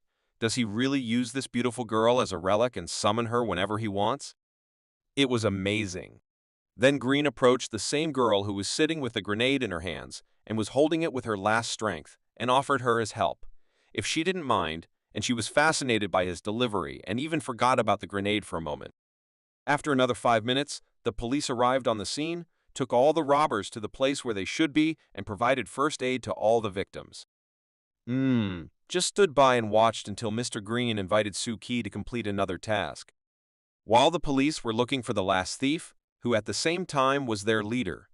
At that time, he turned into a cute, inconspicuous girl because he was also a mystic and had such an ability and imperceptibly ran away from them. His skill time ran out, and he turned back into his original account and couldn't believe that during the robbery, he could meet a mystic, even two. He was angry that Laudo had so many mystics, but they still couldn't catch him. It seems that he decided early that he had already escaped and that nothing was in danger for him, because as soon as he thought about it, his body seemed to be paralyzed, and Suki was standing next to him, holding his magic sword right next to his head. Mr. Green was surprised by Suki's skills. How did he find him so quickly? Suki was satisfied with his work, and as he said, he did it with the help of his good memory, which helped him find the last of the robbers. When Suki used his relic with which he could see through the fog and absolutely all the members of the gang, he noticed that the total number of people, including hostages and robbers, did not change, but one of the robbers disappeared. Then he realized that the last one of them is a mystic, and he disguised himself among the hostages, and this disguise had to be much better than just removing the mask and changing his clothes. He clearly turned into a different person thanks to his abilities. And when Suki was a hostage, he left a special mark on each of the robbers with the help of eternal fire. So taking into account the information he knew about the number of people and the skill of the last robber, he managed to quickly find him. Mr. Green noted his sharp mind and abilities. Suki showed himself well. But what will they do with this robber? But Mr. Green had already thought out a plan in his head and knew what they would do with him. He immediately reached into his pocket and pulled out some black paper. What was written on it? On this piece of paper were depicted ritual formations that did not have a starting point. Therefore, they are considered demonic rituals. So Mr. Green immediately understood that this guy was not a robber at all, but an ordinary secret agent who works for a similar organization as the Black Gate. Mr. Green immediately suggested that this fake robber give a sweet talk about his organization so that he would not use his skills, which the robber clearly would not like. Of course, the criminal didn't want to reveal who he was and who sent him here. That was to be expected, so Mr. Green will have to use his skills to talk this guy down. Green, in his usual manner, began to summon the necessary princess for the occasion and read a prayer for this. This princess was like the morning sun that warmed around his face and warmed his soul. She was soft as fluff and green, had great pleasure in inviting her to join him. Suki watched this madness, and he didn't like Mr. Green's essence as much as he did at first. He thought about how many of these princesses he had. Did he have a whole group of them? And then suddenly, out of nowhere, a charming woman in a red dress with a black handkerchief over her eyes and with a really soft demeanor, just like Mr. Green said, started to appear. The robber immediately understood that his business was bad and that his silence would not last long. This charming woman immediately applied one of her spells, namely the effect of ghostly, exhausting hypnotic manipulation, which always helps the owner to learn all the secrets of his enemy. Mr. Green took this small bottle that the charming woman gave him and put it on the head of the robber, who immediately felt the effect of this relic. After that, he fell asleep, and Green continued to say aloud a prayer, which was obligatory for this wretch to tell the whole truth, namely, that he was under a spell of eternal sleep, which would not be lifted until he answered all the questions that Green would ask him. Green did not wait a second and immediately started his business and asked the first question about which organization he is currently in. The man, not even understanding where he was and where his consciousness had moved, answered Green's every question, and the answer to his first question was the Pioneer Church. Green continued to ask questions, and the next question was about their leader and what gods and spirits do they cooperate with. But then something went wrong. The robber began to barely speak and could not say the word that Green wanted to hear from him. He repeated gods and leaders and so on several times. Green understood that something was happening to him. Everything did not go according to plan. Usually hypnosis does not work like that, and the person responds to the last. But this time, something is wrong, and he cannot continue. The robber became worse and worse. He could no longer sit still and speak. His well-being and behavior were disturbed, and he began to have convulsions that could not be stopped. Green and Suki did not expect this from him, and were scared because they did not know what was happening to him. Did he really get out of their control? And then he started talking again about the revolution of the Pioneer School, and that it will bring evolution to the world, and they will definitely succeed. Suki watched his eyes. They became blacker and blacker, and black smoke started coming out of them, which seemed to eat this man from the inside. This continued until a small spirit came out of him, which actually freed his body from suffering and destroyed him, shouting at the end that the Pioneer Church would always remain in their shadow. Green was surprised by this and did not know what had happened, although he did not show it. So Suki explained to him that these little spirits are the work of the Pioneer Church, which has recently begun to actively promote its terrorist activities throughout the city and beyond, so they need be careful with them next time. Mr. Green looked at the body of this robber and understood why there are so many problems in Ludu. No wonder this branch of the Black Gate needs workers so much.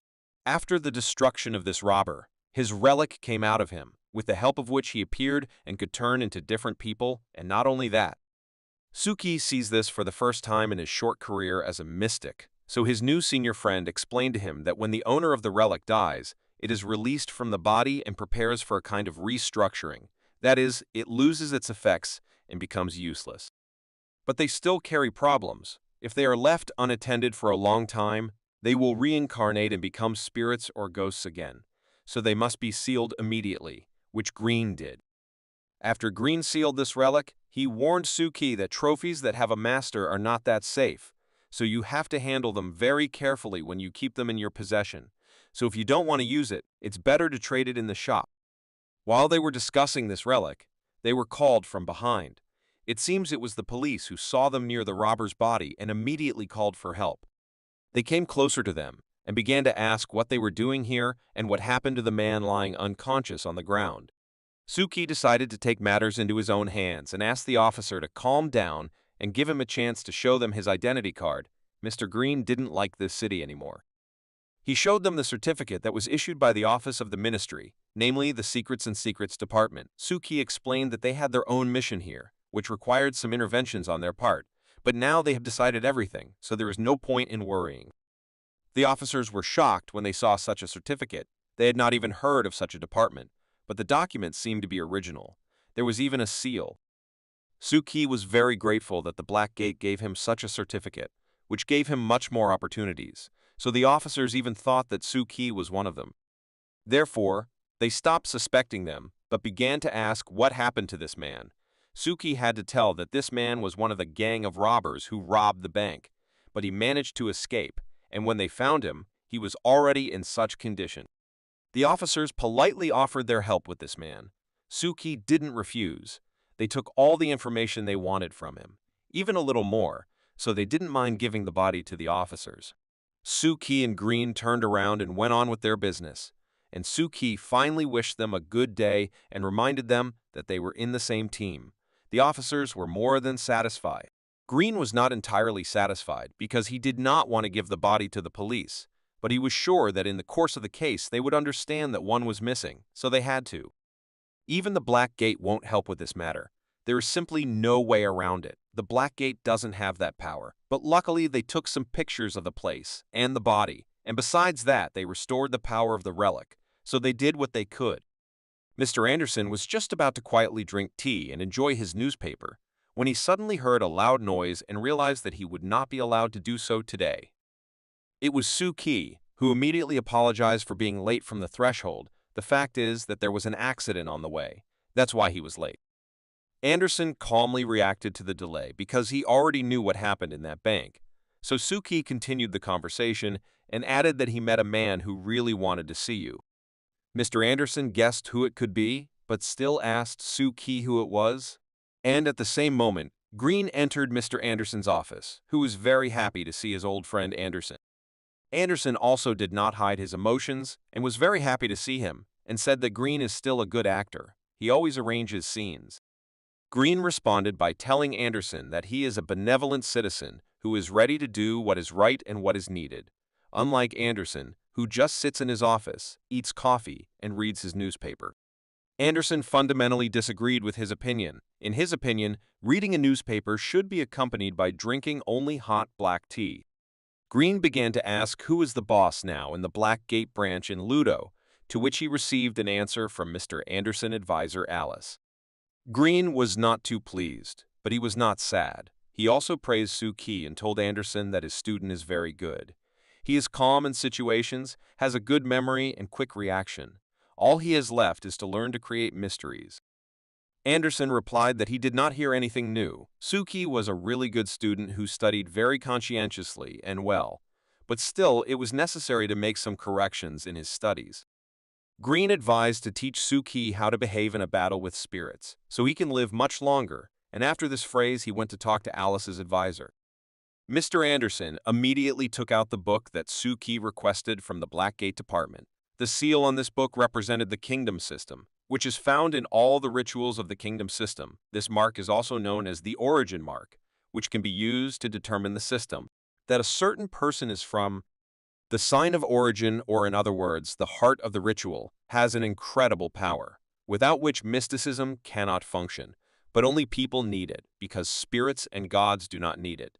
They have energy by nature and can directly control the ritual. Suki was very surprised when he heard all this information that this sign is the only way to control the formation of a ritual. He had never seen this anywhere in books before. Anderson agreed with him and explained to him that everything he taught before that was only an introduction, so to speak, a theory for familiarization. He compared it to creating a car, as if Suki had just created the body, and now it remained to create the filling. Suki thought about the fact that even with basic knowledge, he was able to create a ritual and manage it. But what if he learns more and advances his level to the highest?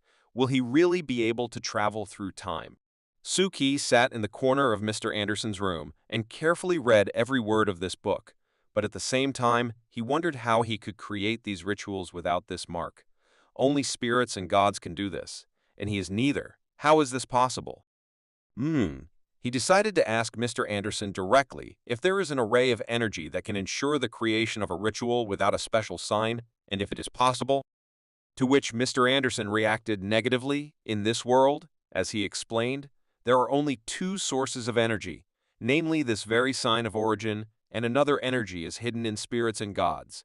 There are no other methods. Suki thought about whether his energy could come from something that had not yet been discovered in this mystical world, and he was more and more relieved by the thought of how he could summon rituals without this special sign. And then his thoughts were interrupted by some picture that appeared in his head by itself, and he lost control over his mind and body for a second. His book fell, and he did not understand what was happening. He sat for some time and looked at one point and tried to return to a normal state, because it was very unexpected. Mr. Anderson intervened in his thoughts and ordered him not to think about this sign and about the rituals because he might lose control.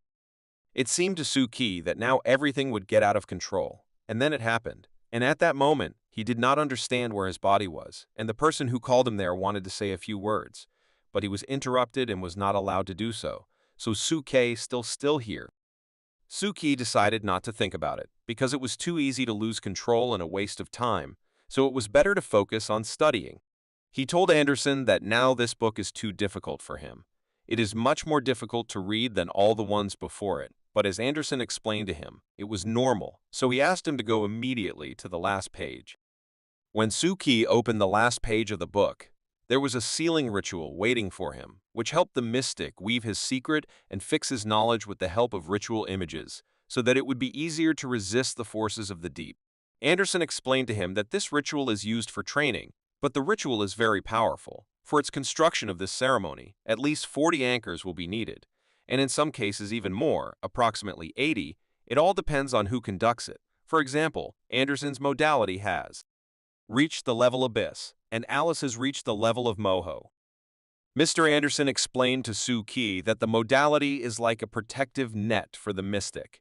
It is usually much deeper than the mystic, so it is designed to protect the mystic in case of unplanned immersion. He then went on to talk about the average depth of the mystic's modality, which is usually at the level of the Abyss, but there is also a Moho level, so no more than 100 mystics are known who have reached such a level, such as Alice. In addition, there are no more than 30 mystics who have reached the level Gutenberg. Suki asked Anderson if it would not be more logical to place this grid at the same depth where the mystic is located. He explained that most increase the depth of the modality not only to prevent loss of control, but also to find the gate of truth. In order to see the deeper secrets, they will try their best to go deeper, and adding new modalities and anchors to them gives them the opportunity to not lose their minds and keep everything under control. Counselor Alice, for example, is one of those whose modal grid is stably in the Moho layer for 10 years and does not change.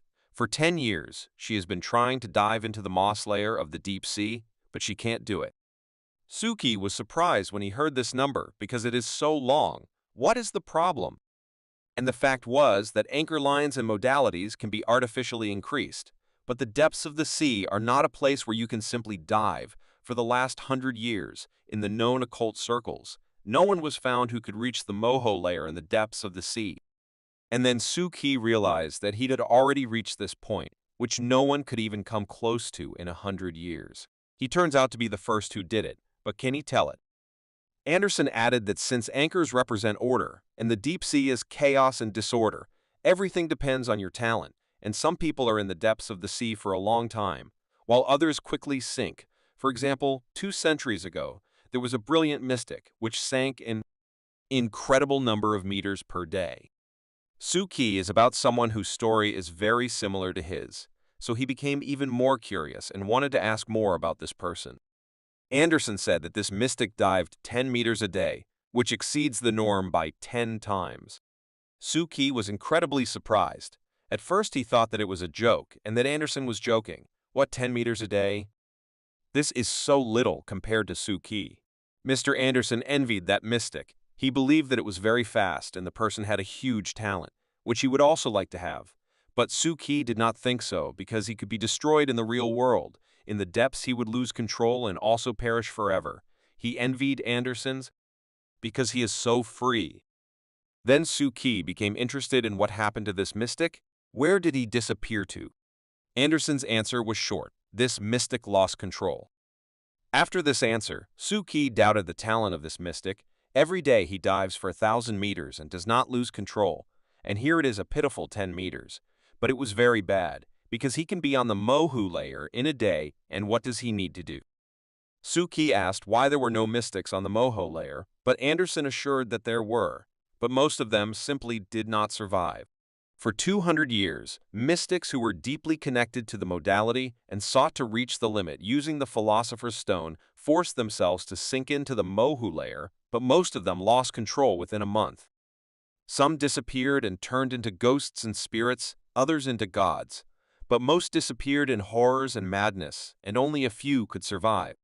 Suki thought about how many cool mystics lost control, and he had almost 18,000 depths, and he did not even begin to weave secrets and study the modality. It scared him beyond belief. Suki decided to gather all his strength into his fist and continue to fight. If that genius couldn't hold back and lost control, it didn't mean anything. He also understood that his anchors were too unstable, and if he asked Mr. Anderson for help, he would reveal his secret and possibly lose control and attract more spirits, which he clearly did not want.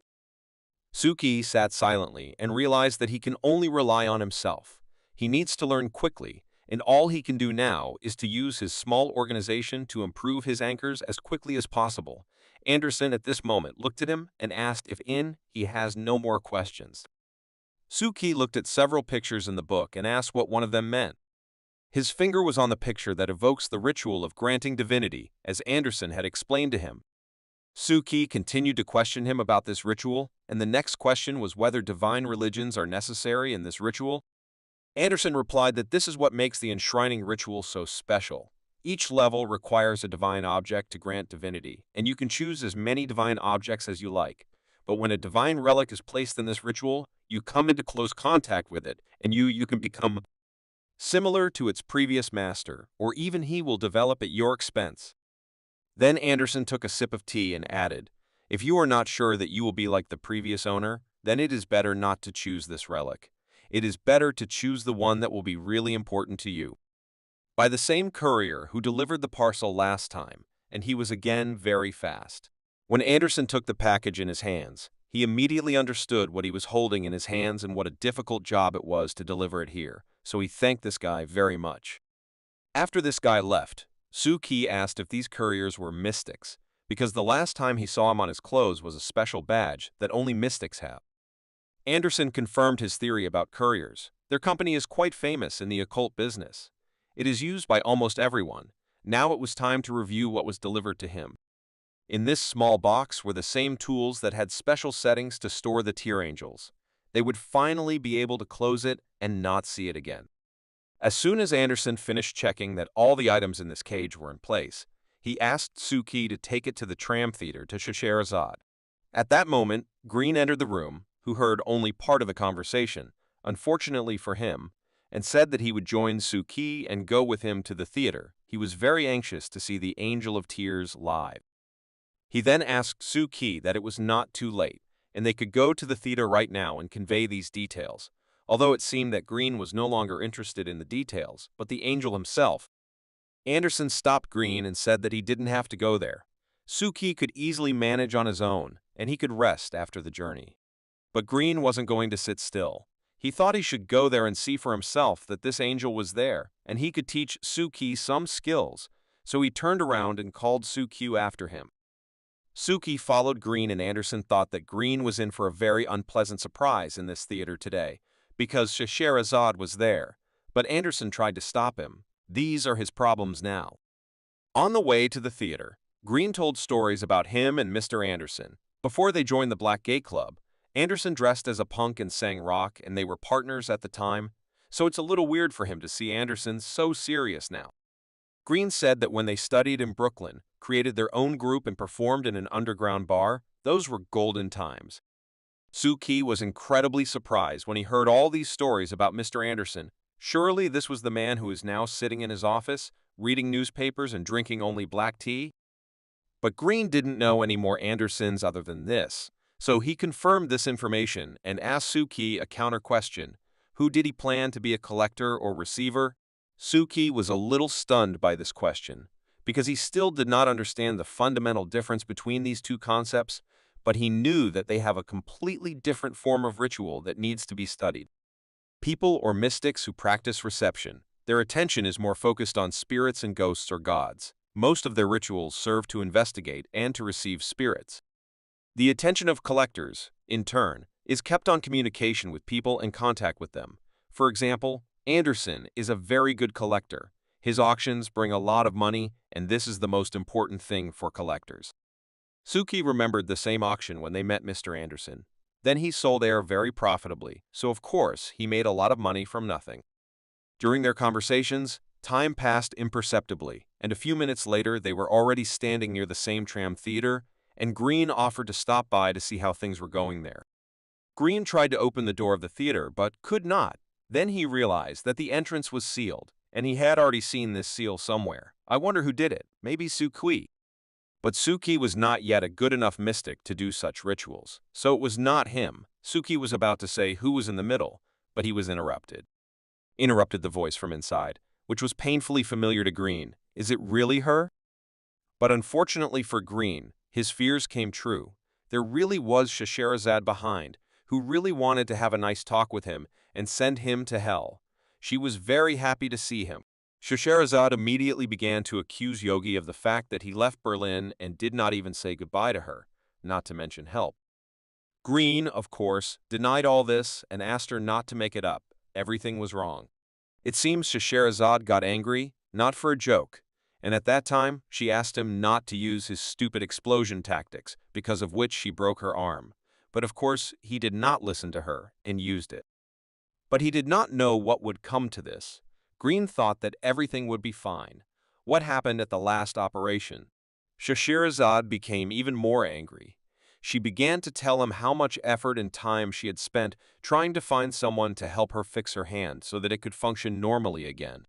Green tried to talk to her and explain that it was an accident, and the Little Red Riding Hood they were fighting against was too strong. Is that why Green abandoned Scheherazade and fled Berlin at night? His pathetic attempts to justify himself to her did not lead to anything, but he tried to explain that at that time he had a new task. Then it seems that he made a big mistake by telling her that he is not afraid of her because she is not such a monkey to kill him for such a thing. Suki thought that he said that for nothing. Scheherazade agreed with him, and Green has to think again, because she was already preparing to raise him instead of his parents, who seemed not to do it, so he had the last chance to apologize. He was confused and did not understand what she wanted to do and asked her to calm down and not be nervous, because this conflict can be resolved calmly with the help of words.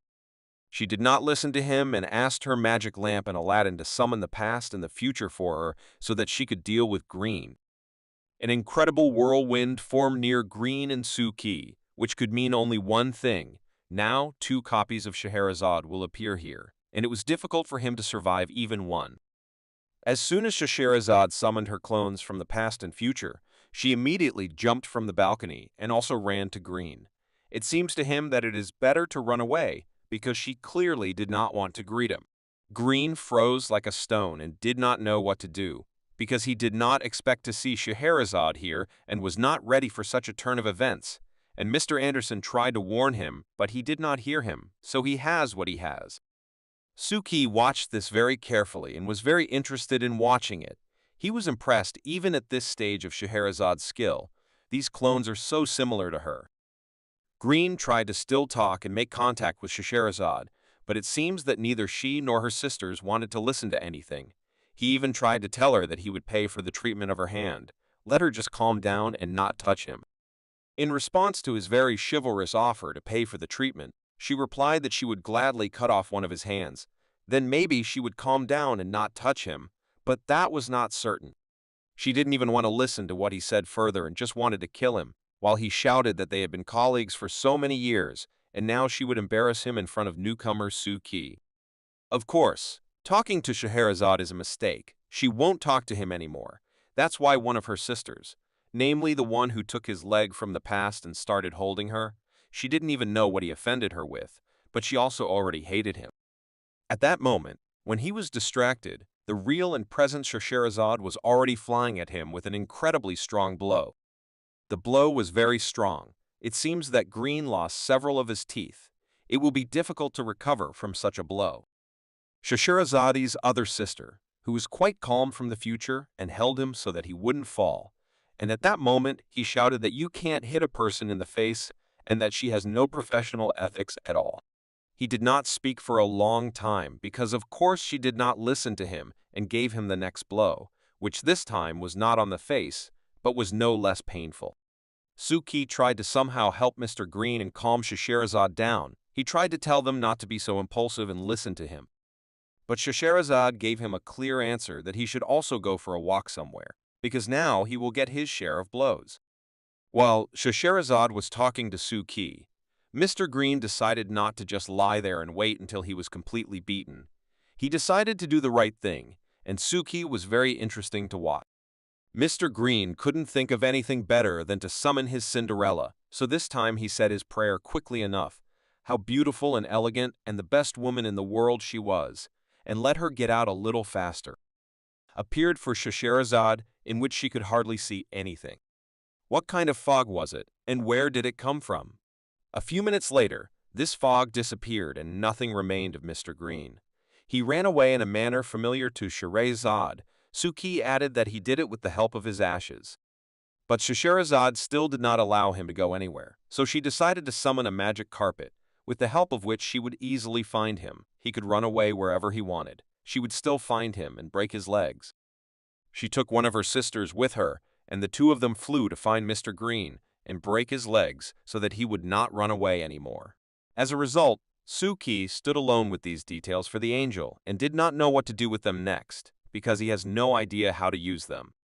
At first, he wanted to go into the theater and wait for them there, but he realized that firstly, the entrance there was sealed with Scheherazade's seal, and secondly, even if he went there, the angel of tears, whom he did not want to meet, would be waiting for him there.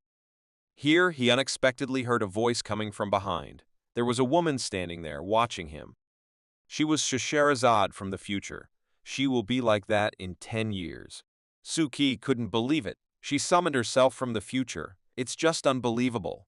But what happened? Why didn't you fly with them? She explained to him that 2 Scheherazades are enough to deal with 10 mystics, but here there is only one.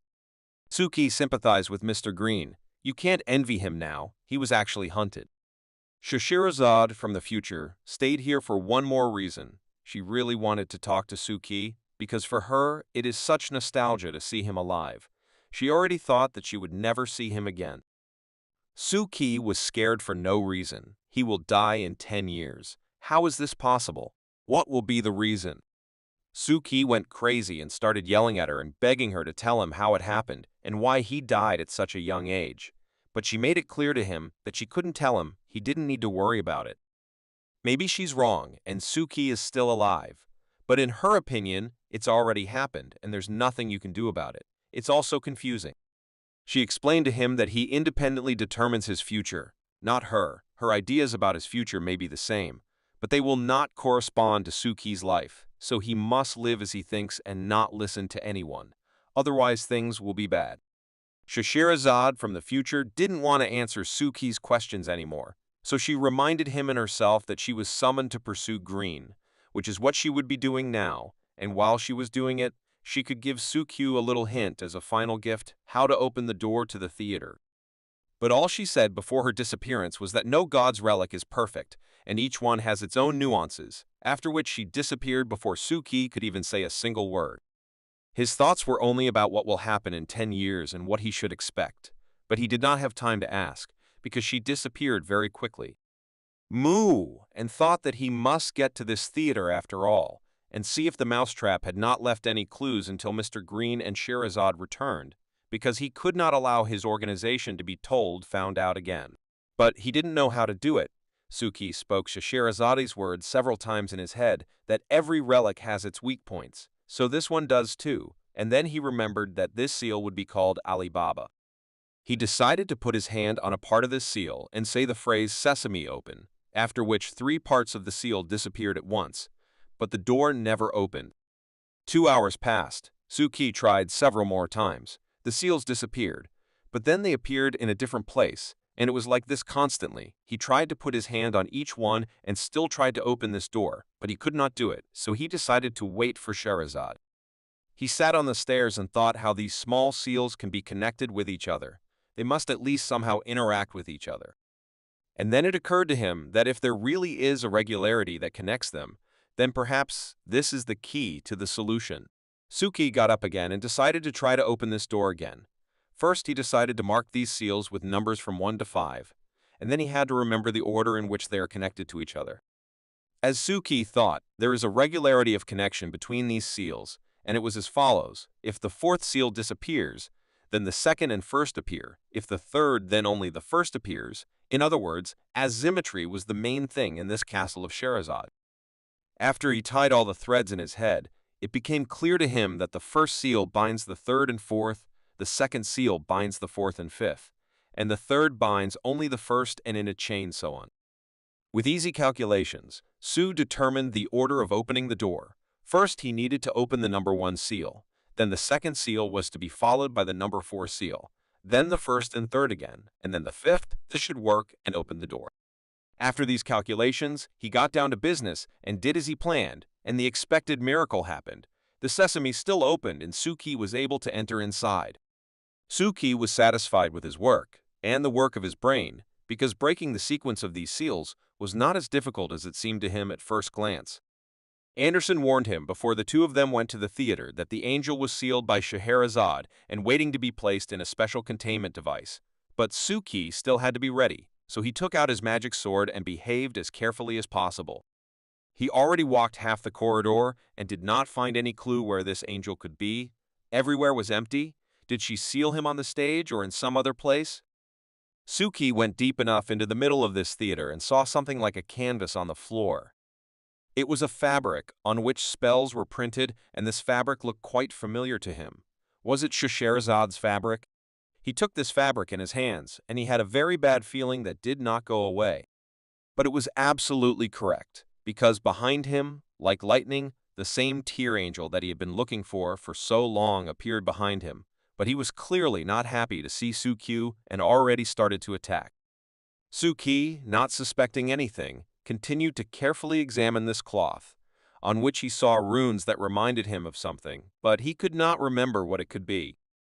His thoughts were again interrupted by some strange sound that prevented him from thinking, so he turned to make sure that there was nothing there. But, unfortunately for him, an angel of tears was already standing over him, who was already ready to strike him, and it seems that even looking directly into his eyes will not help, and the angel will still carry out his attack. The angel of tears delivered his powerful blow, from which probably nothing was left of Suki. The blow was so powerful that even the roof began to crumble. But Suki was very lucky. His magic sword, which he prepared as soon as he entered this theater, essentially saved his life and prevented him from dying at the hands of the angel.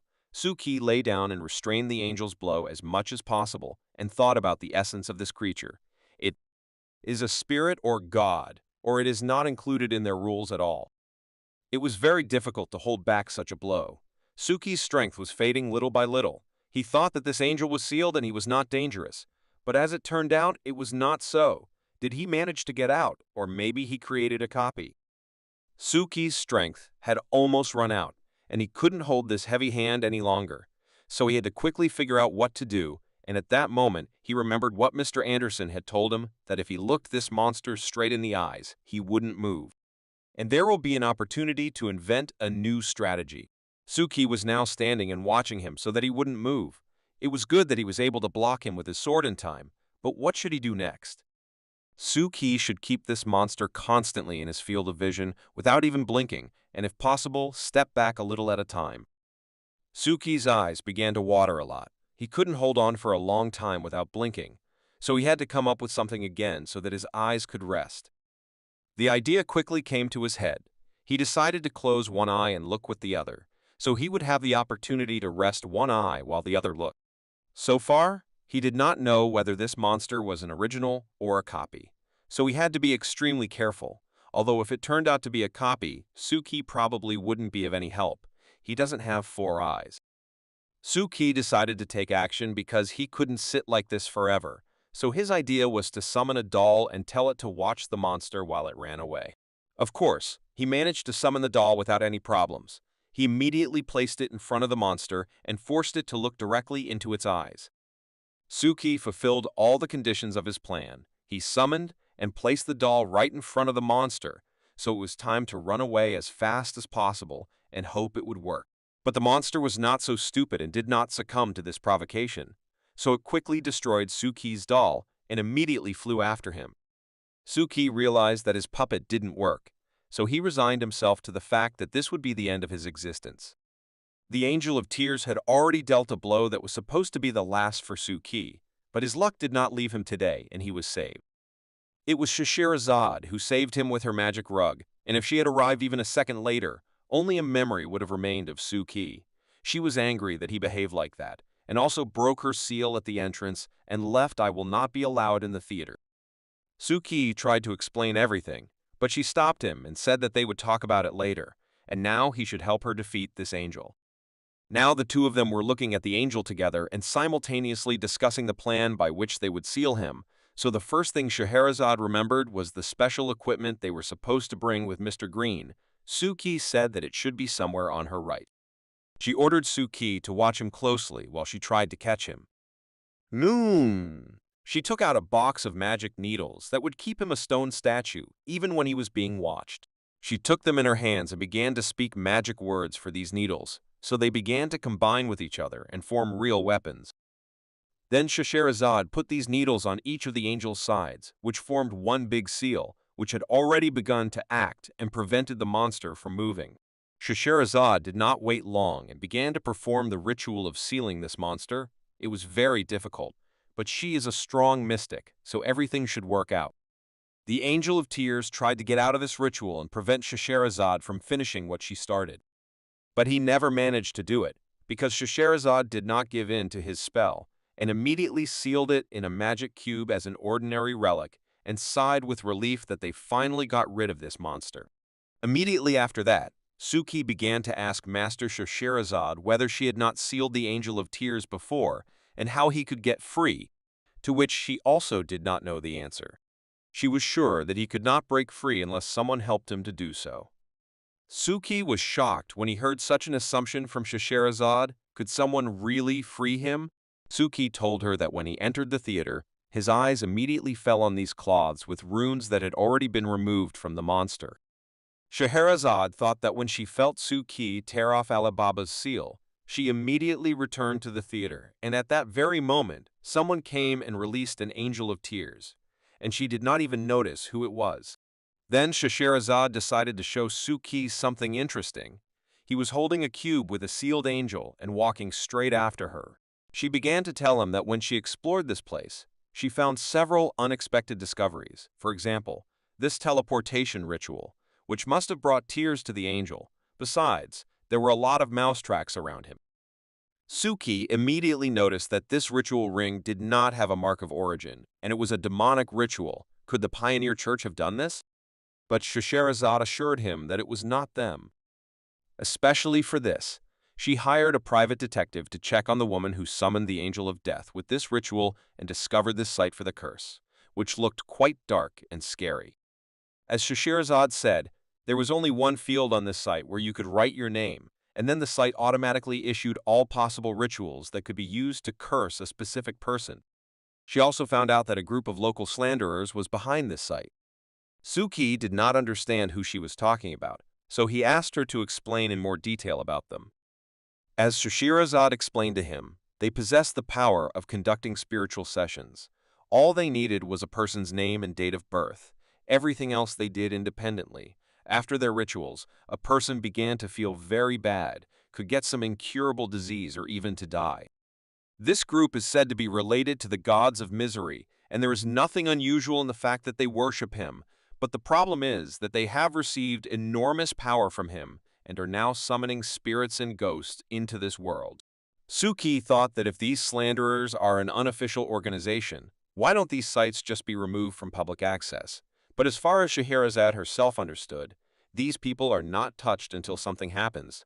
Only then, the secret services begin to investigate them. Usually the Black Gates don't have time for such petty sites as this one, but this time it all changed, because they summoned the Angel of Tears right to loud and broke the rules. They went outside and can finally breathe a sigh of relief, because they have dealt with the angel. Now the police and the Secret Service will arrive here to bring the matter to an end.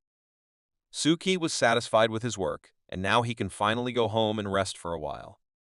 While they were walking through the streets of the city, Scheherazade told Suki that next week they would deal with the issue of the Angel of Tears together and find out where they got it from. But Suki could not next week because he had to carry out the assignment of Mr. Anderson at the expense of finding pioneers. But Scheherazade hinted to Suki that he could transfer this case to Green because he had just been appointed to the position. Scheherazade uttered some strange words like a curse of blood and skin. Suki did not understand why she needed it. Meanwhile, Green stood by Anderson and blamed him for not warning him about Scheherazade, but he tried. Suki had already arrived home after a hard day and immediately went to bed and continued his dive. His depth was already about 19,000 meters. Only 1,000 meters remained to the moho layer. Suki looked at his threads coming away from the anchor and got a little worried. He only had 3 thick threads belonging to the mousetrap, the 9-headed and the spider. He also had a few thin threads, but that was all he had in general. He had 20 modules, and the anchoring ritual at such a depth requires at least 40.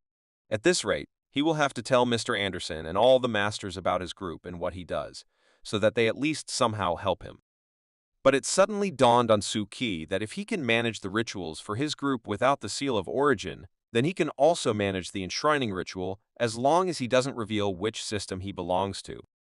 The next morning, Suki woke up after a hard night because he had been working on the ritual and only half finished creating it. He still needed to use all the remaining anchor lines. Suki decided to come to Mr. Anderson's office and talk to him, but when he entered the headquarters, he realized that there was no one there, neither Mr. Anderson nor Alice, not even the Hatter. Where did they all go? It was all quite strange to Suki, but he decided not to lose the moment and see if Mr. Anderson had a book about anchors and knowledge of strength or something similar. But unfortunately for him, most of those books were about psychology, philosophy, and half of them about autobiography. Do all mystics like to write books about themselves? Suki did not give up and still found a book about the moho layer, which he was quite interested in, especially now. And when he opened this book, he was even more surprised because it was written by hand. It was more like someone's outline. Suki sat down on the sofa, collected his thoughts, and began to carefully reread the book. A few hundred years ago, there were treasures in the East that contained a lot of knowledge and secrets. Although some people came back and got out of control, the problem was not very serious, and they thought they got more. It seems that Suki found neither a book nor a synopsis. It was someone's very old diary, which was kept by a very old mystic, in which Suki did not understand anything while reading it.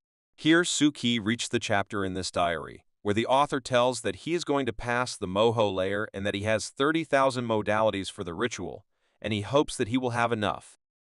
Suki was incredibly surprised by such a number of modalities, and that a person still worries that he may not pass this layer, even with such resources. It is interesting to see what he managed. The author wrote very clearly that he wants to go back because the moho is too dangerous in this layer, and he is worried that he will be found soon.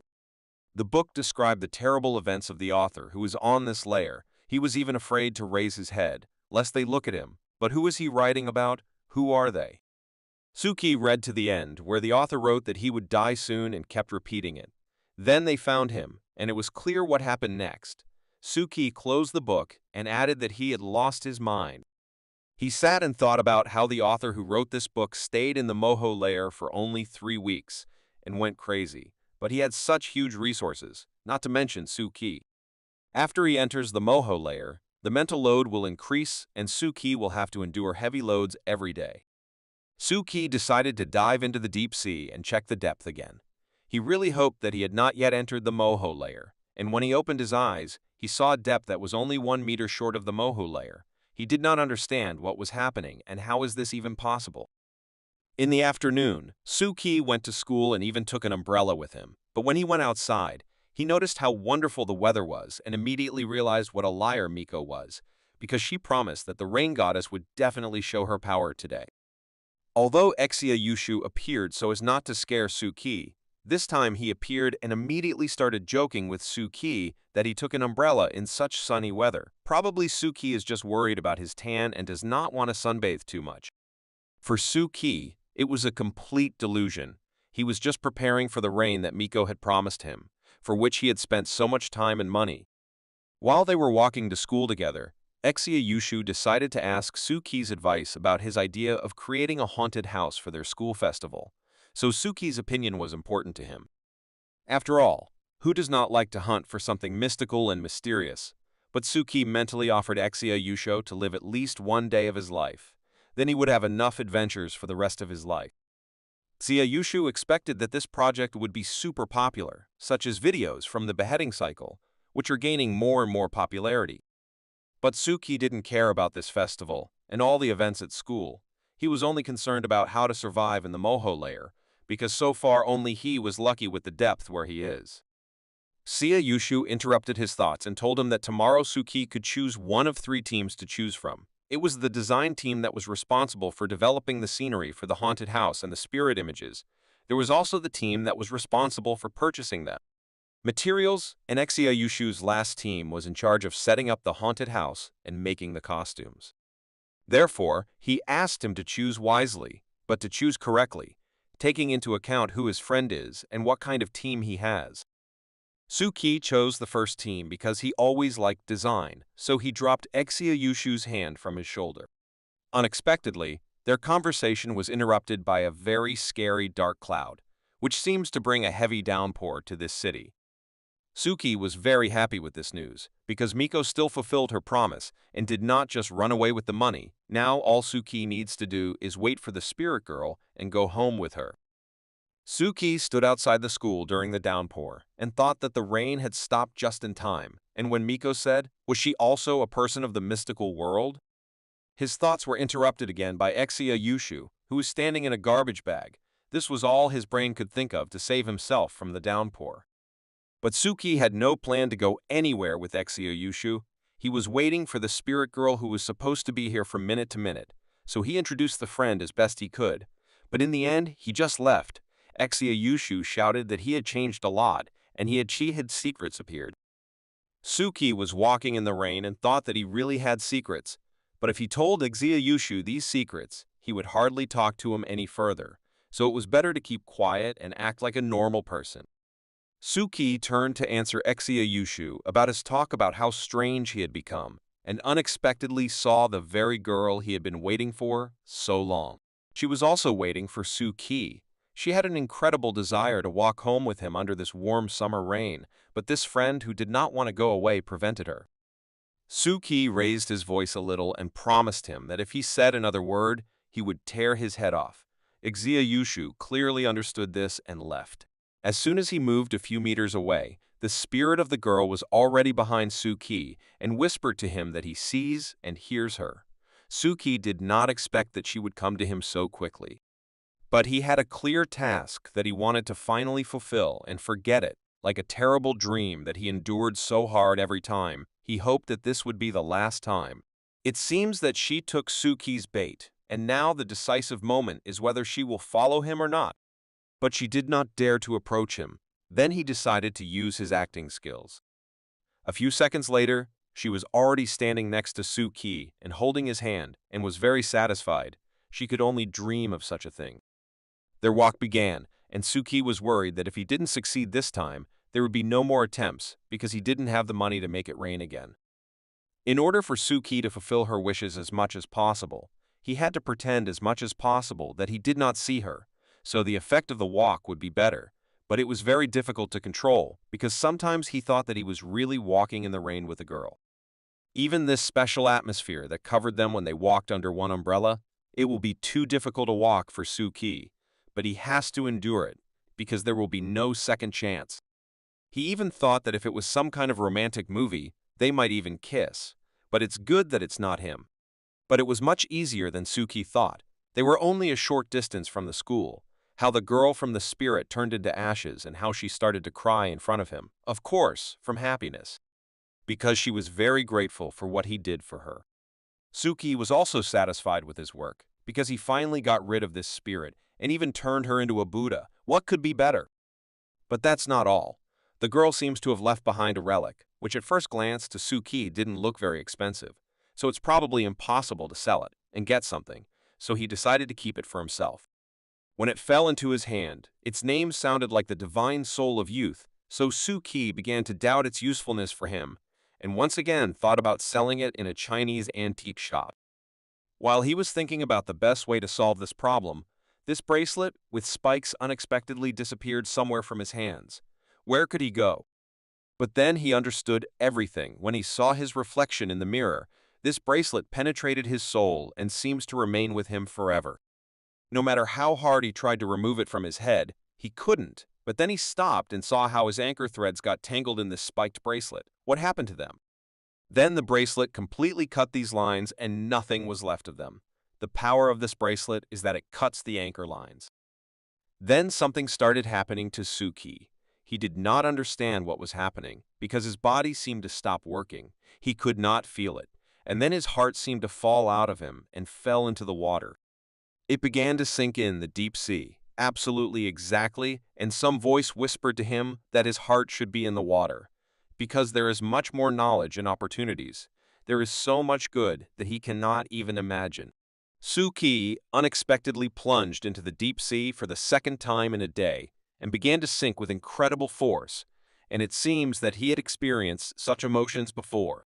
So he already had these emotions in the headquarters. When Alice made him go through it, it seems that he is actually starting to lose control over his body.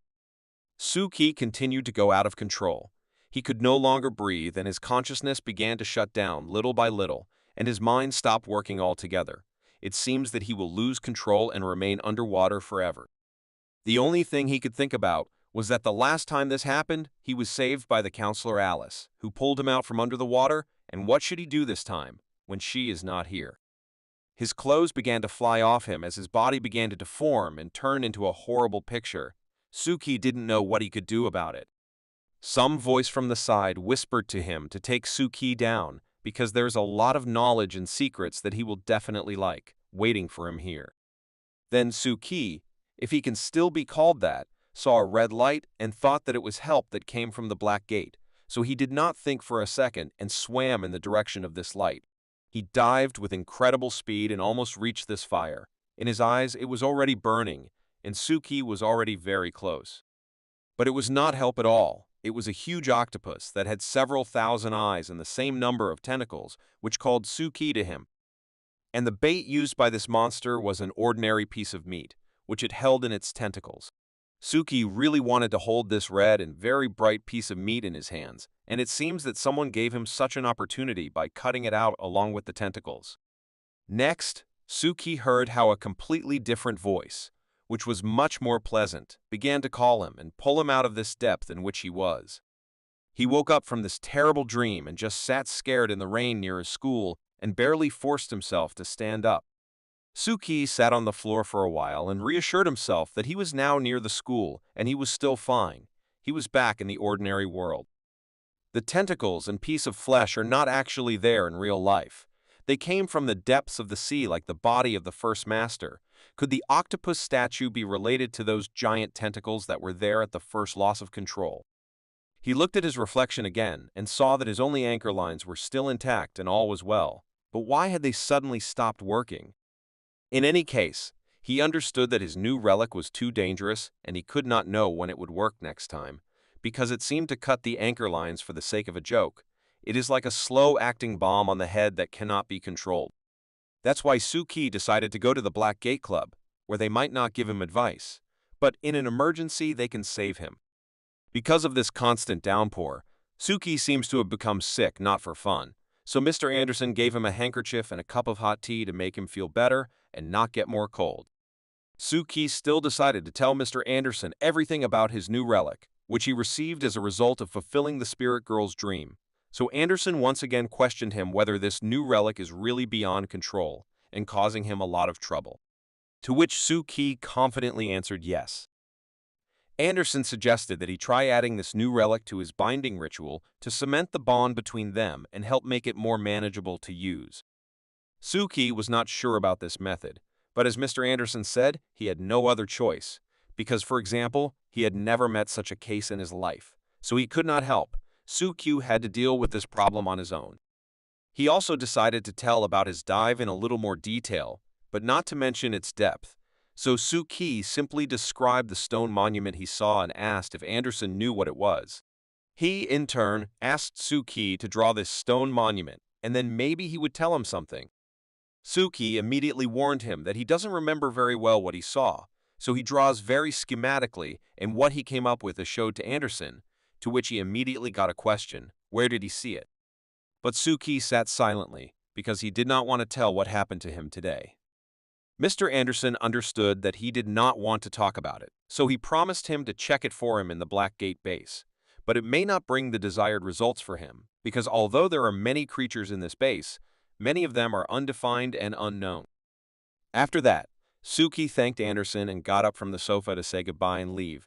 Because he still has to go to work at the law firm today, Anderson asked him to go home and rest, because he got sick and his clothes were all covered in water. But Suki didn't seem to hear him and shouted that their motto in this company is work harder and there will be more money in your wallet. Anderson liked this motto. Suki finally got home after that hard day. He lay there and thought about how busy it had been for him to go on a date with the spirit first. Then in some unknown way, his new relic pulled him into a great depth and he almost lost control. On at work, he had to deal with very difficult clients and also only recently finished dealing with this Marie, who comes to him every day. Now, after all this nightmare, he can calmly go to bed and rest, hoping that tomorrow he will get up as usual and enjoy the dawn. As soon as Suki fell asleep, some mysterious hand came out from the floor and grabbed his hand. It was not like a spirit that wanted to eat him. At this moment, Suki was deep in the sea, and it seems that nothing will happen today that will make him feel so broken in the morning. But his peace immediately ended as soon as he saw at what depth he was. His level was 25,000 meters, which meant that he had already crossed the moho layer and had been there for quite a long time. He understood how much it was, but you can't do anything about it. In any case, he is already in the moho layer, so 20,000 or 25 didn't make a big difference. By the way, this strange statue he saw today can't be full as it related to the fact that he crossed the moho layer. Suki decided not to wait long or obsess over that octopus. He needed to focus his attention on creating his own anchoring ritual, which was much more important at the moment. Despite the fact that Suki had very few anchor lines, it was still better than nothing, so he still began to create a ritual. He successfully created the framework of the ritual. Then a problem arose, namely, how and in what order one can start introducing divine relics. In the book that Anderson gave him, it was said that in the ritual of anchoring, there is a structure that provides divinity, and that a divine relic must be embedded in it. So each layer can be embedded in the ritual, and each ritual can be embedded with the help of a divine relic. The divine relic can interact with the mystic, it can evolve, and the mystic can be under its influence. So Suki carefully chose the divine relic. He decided to go through each separately so as not to make a mistake. First, he decided to evaluate the ideal world that he created. It was the basis of everything, and it is forbidden to touch it, so you have to look for something else. Next up were the relics for creating clones and fire, which were also basic for his recruits in the ideal world, so they couldn't be touched either. The next two relics also did not fit, because they were relics that helped Suki survive in emergency situations, namely his lipstick and the sacred sword. There was one more relic left in line, which was the last one on the list. It was the same wreath that had driven Suki to the depths, causing him to almost lose control of his body and mind, but he had no choice but to take it. At first, Suki had problems, because he could not incorporate this relic into the ritual, because this required experience, which he unfortunately did not have, but after a while, he succeeded and introduced the wreath into his ritual. At first, nothing changed until the wreath turned into something similar to what was with Suki during the day. But now in his dream, then he realized that the wreath essentially became a part of Suki's body, and now he can use it, and the first thing he decided with him to do is turn off the wreath. He managed to do it the first time. Suki simply couldn't afford to wear such a dangerous thing on his head all the time, so the best option was to turn it off. But it seems that this ring that formed after turning off also has a hidden effect. It was interesting to see if it developed in Suki in real life because he dreamed it. Although it would be interesting to learn what kind of skill it is and how it can be used, but today he will not learn it because the dawn has already come and it is time to wake up. Suki woke up thinking that today was his first day in the moho layer, but then he stopped thinking about it because he saw a huge scar on his hand, which seemed to have been left by a person, even a child. Next, Suki heard a very unpleasant sound coming from the street, so he went to the window to see what was causing this sound. In the end, he did not see anything new there, except for a huge, ugly spirit, which began to spoil his life even more simply by its presence. Suki did not expect such a morning. Again, his day does not start in the best way. Now he sees such ugly spirits that he was thrown from the window to the ground. What was in the sky was incredibly scary things that Suki began to see due to the fact that he had moved to a new layer of moho that gave him such an opportunity. All around the world there were terrible monsters that could destroy him in a matter of seconds. Blood began to flow from his mouth and nose, but it was not a natural red color, but pitch black. It all looked very scary. He wanted nothing more than to fall asleep and never wake up again. Nevertheless, he gathered all his strength into a fist and went to school, because one must not forget to lead a natural life, because that way they will immediately start poking him with fingers, and then the spirits will find him earlier. But it was a real absurdity. He sees how this world is. Ready would eat thousands of monsters, but he still had to go to school. The strange sounds that he heard in the morning did not disappear, but, on the contrary, intensified, and they probably disturbed Suki the most. It was very unpleasant to listen to. Suki was already halfway to school when the sound began to come sharply closer to him, as if someone was about to eat him. And it wasn't just like that. He saw a huge bloodied hand in his phone, which seemed to be reaching for him and wanted to eat him, but what did it really want? During Suki's entire journey to school, severed arms and legs of spirits fell on him from the sky. They spoke to him as best they could and everything at every step. Suki calmed himself as much as he could. His morale was already beyond adequate, but it was not surprising.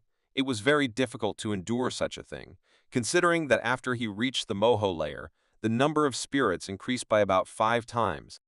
It was necessary not only to ignore all these monsters that provoked him, but also to endure this nasty sound, which was eating away at his brain more and more every second. Suki tried to cheer himself up as much as he could and thought about why the logic of devouring does not work here, namely, why the bigger one does not eat the smaller one. That is how much food there is for those spirits in the sky. But after a few seconds, Suki took his words back, because he saw how one giant simply crushed another spirit that was just standing with one hand. Suki almost screamed. But all along the way, Suki was being watched by a strange hand that had an eye inside the palm of his hand that was watching Suki, so he tried not to raise his eyes. Now Suki understood why everyone is saying that people who have reached the moho layer do not raise their heads. This is the pure truth, because no one wants to be involved in this madness. Finally, Suki entered the subway car and no longer sees all that horror flying in the sky. He thought he was still asleep, and this was his worst nightmare that could ever be. All the way to the subway, he rode with his head up because his neck was stiff. He had to look up all the time. He just couldn't look up at the sky. It's so uncomfortable. He remembered this huge hand in the air that looked like a huge doll with eyes. It was terrible to see that. And then he remembered the spirits that he seems to have seen before, but they are not so terrible and have an unusual shape. Who are they? Higher spirits? Suki simply could not believe what he was seeing.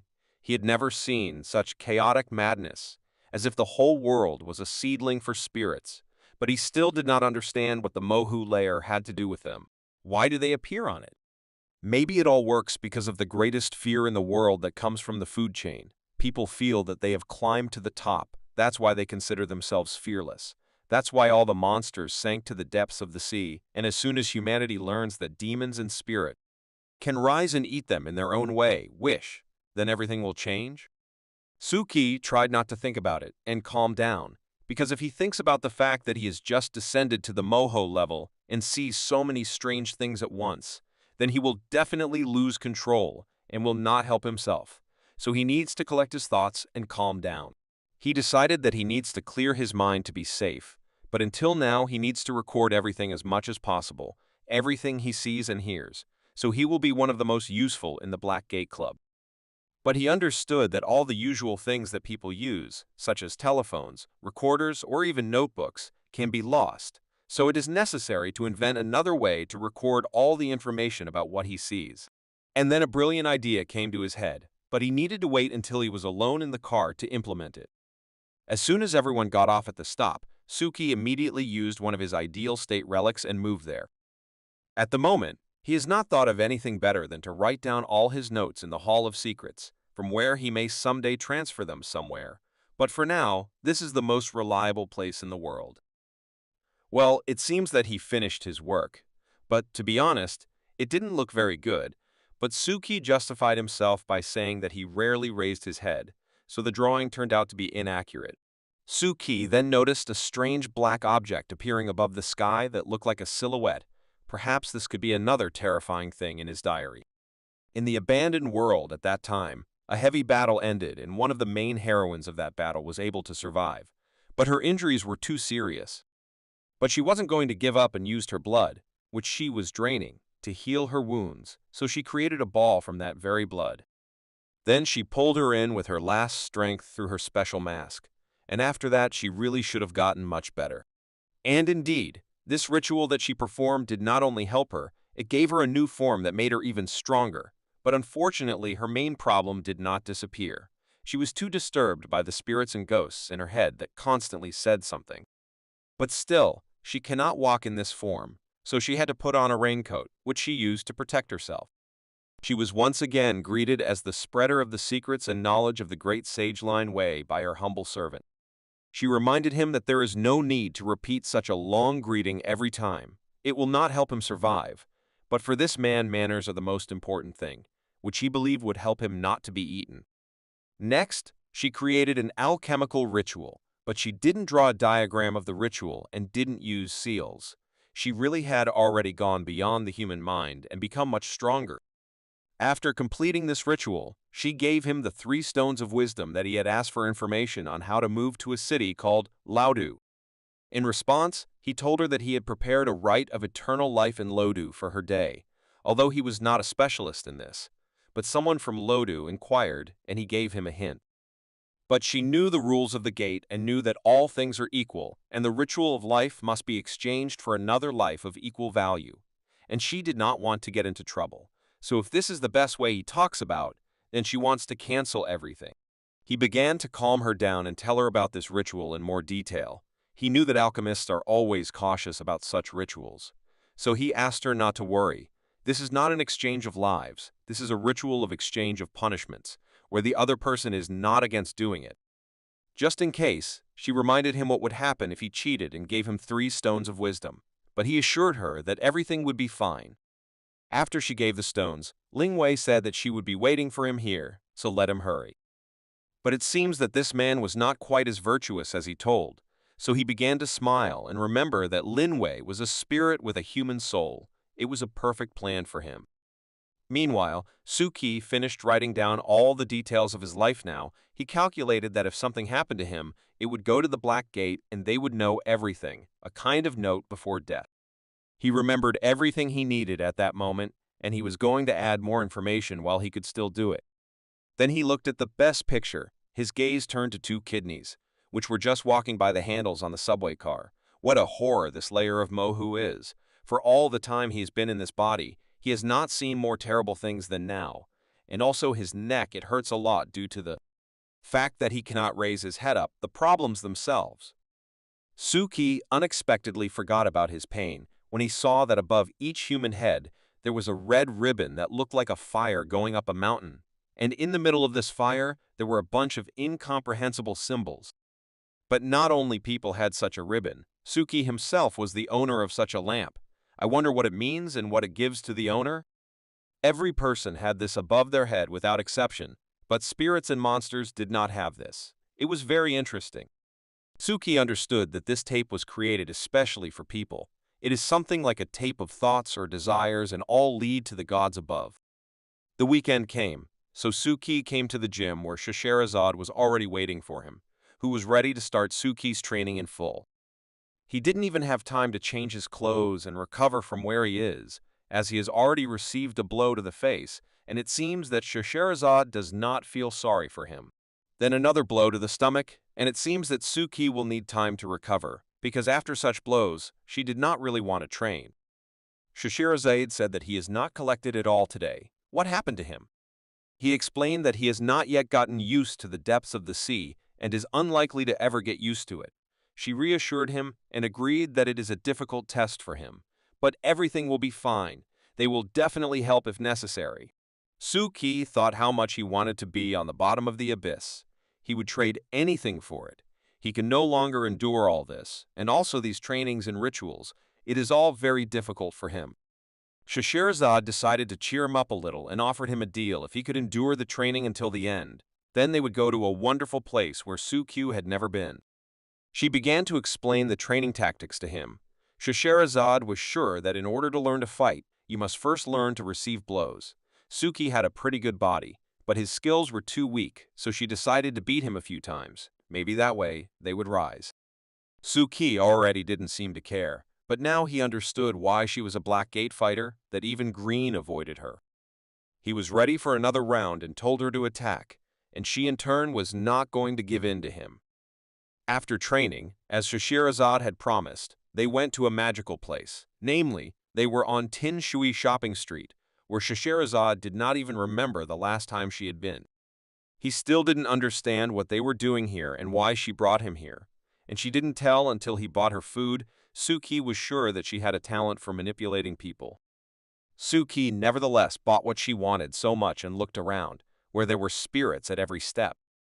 Even the bench with dolls, which seemed very cute to ordinary people. But in fact, Suki saw only a bunch of terrible spirits there, ready to destroy him at any second. He brought the same food that Scheherazade wanted, and now he gave her an ultimatum that he will not give her food until she says so. But then when he looked at her, his desire to blackmail her disappeared, because it would be possible to get it from Scheherazade.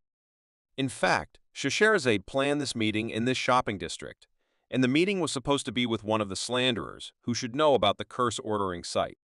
Suki asked what his name was, but she explained that such people do not have a name, but they are usually called that by someone who slanders something, or they can use a name, but it will be made up and next time you will not address him like that. But Suki did not understand why so. Scheherazade explained to him that this happens for two reasons. Firstly, in this dark business, you can be cursed if the real name of a person is known, and secondly, if the curse becomes known, then it will be easy to escape with an invented name from responsibility, so they don't use their real names. But then a logical question arises from Suki. If they are not ready to give their real name, then why are they ready to go out on a date? She made him understand that, most likely, the slanderer himself will not appear here, but his friends or assistants will come and take them to him, because usually such people do not appear in public places, because they have done a lot of bad things.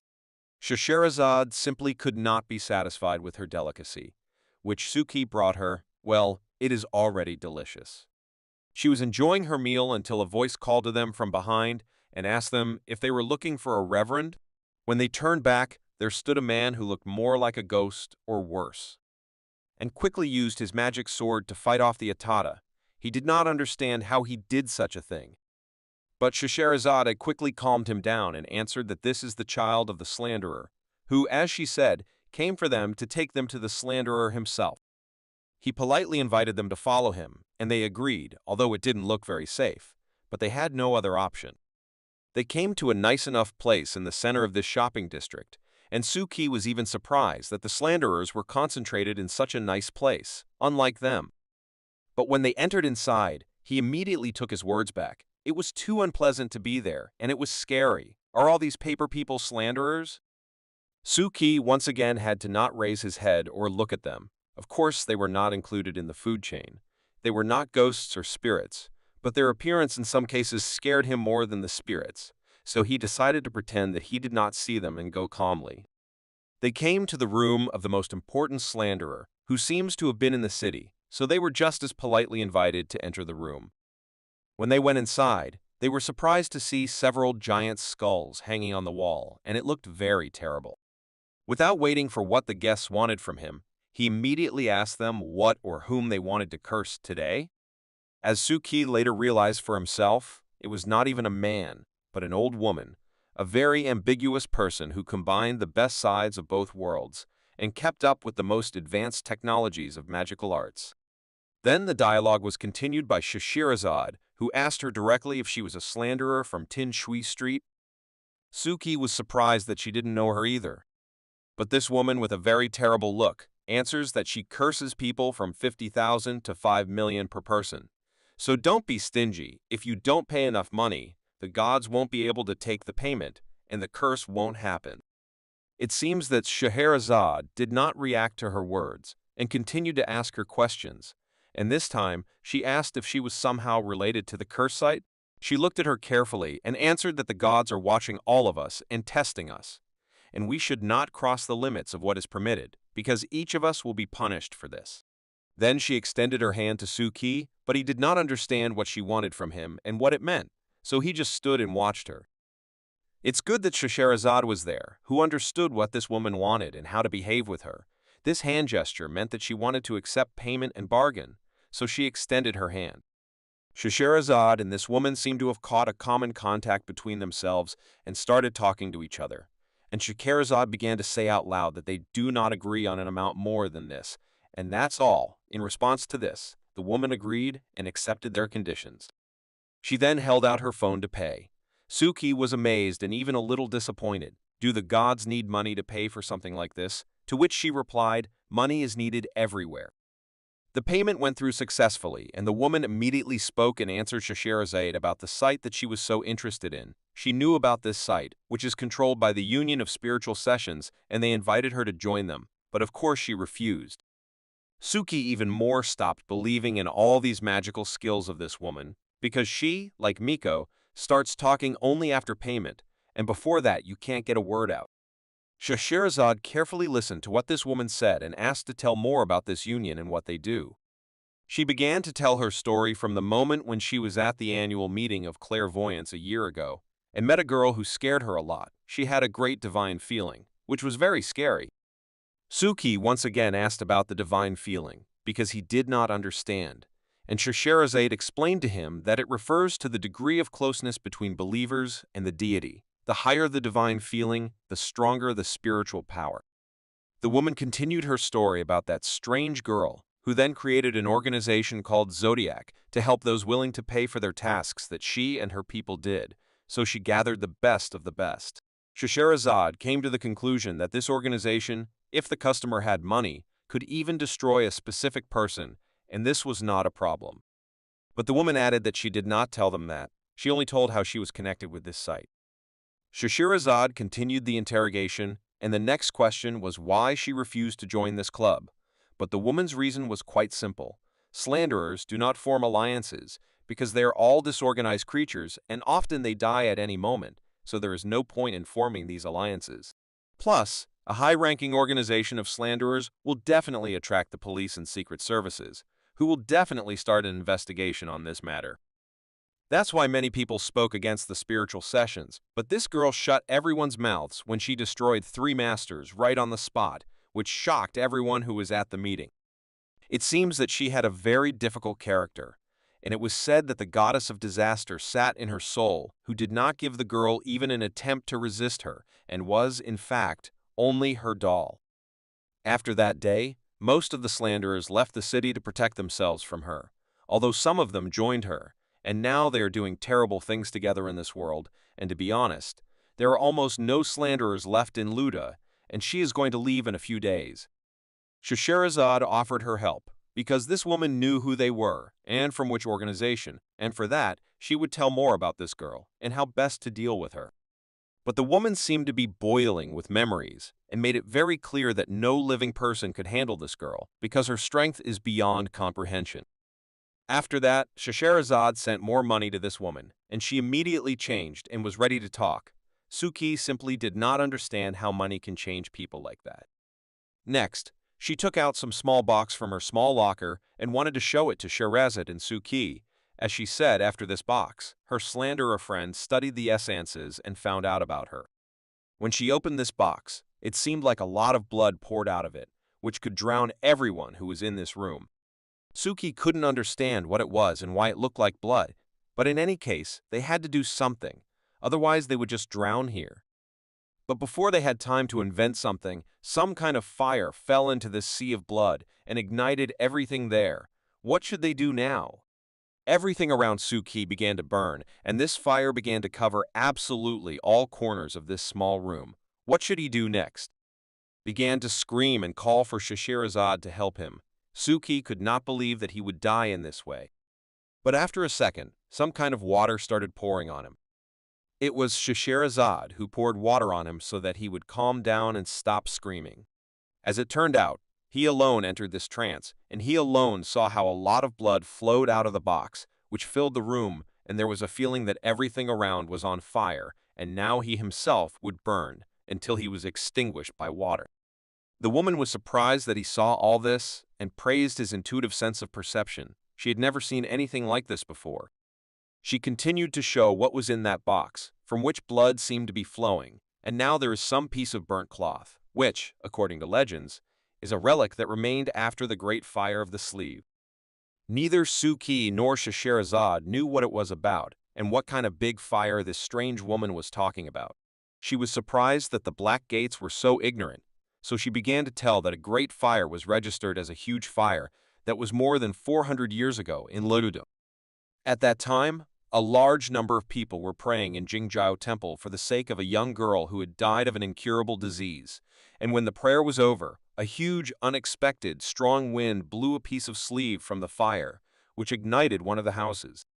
No one at that time could have expected that the fire could destroy almost the entire city of Luo, and it is said that then more than 100,000 people were injured and destroyed by the hand of this terrible fire, as if it was a trial by fire. Suki and Scheherazade carefully looked at this sleeve and almost simultaneously said, "Does this sleeve have anything to do with a spiritual session?" The woman replied that it had something to do with the spirit girl's origin. After the fire, many parts of the city were restored and reopened to people, even including Ting Shui Shopping Street. But from the day when the districts were reopened, a legend appeared that says that this street gave birth to new spirits and gods, and when the street moves from one place to another, they follow it. After the fire, people began to look for the slanderer and the same fate awaited him. So after some time, the foreign slanderer was found but not destroyed, and the street again became prosperous and very beautiful. But after he was found, there was no trace of him. Is this slanderer somehow connected with the spirit girl who was at that meeting? The woman added that judging by all the facts and evidence, this girl could be a descendant of the same slanderer, but the friend of this woman did not continue to investigate this story. But why? She told because he died 6 months ago from a curse by a spiritist ritual. But she does not know this for sure. All he managed to give her before his death was this sleeve, and said that it contained a clue that could answer many questions. Then the woman cut off her story and asked her to wait a little while she came out. Scheherazade considered this a very difficult matter, considering that the incident was unexpected and the slanderer turned out to be much more dangerous than they thought, so it was necessary to immediately report this information to the management so that she could get advice on how to deal with it, and she asked Suki to follow up on her. A woman. Suki also thought about these spiritual sessions of this spirit girl. It really sounds impressive. This girl's power came directly from the gods and spirits who were not against sharing their power with her. He was afraid to imagine how difficult it would be to deal with her. The woman returned and offered her guests a free fortune-telling before they left. Such generosity for their long wait. She took out a turtle shell and a piece of paper. Suki was surprised by this set of divination items.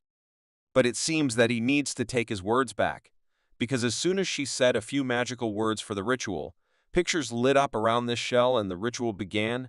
Is this the power of spirits and gods?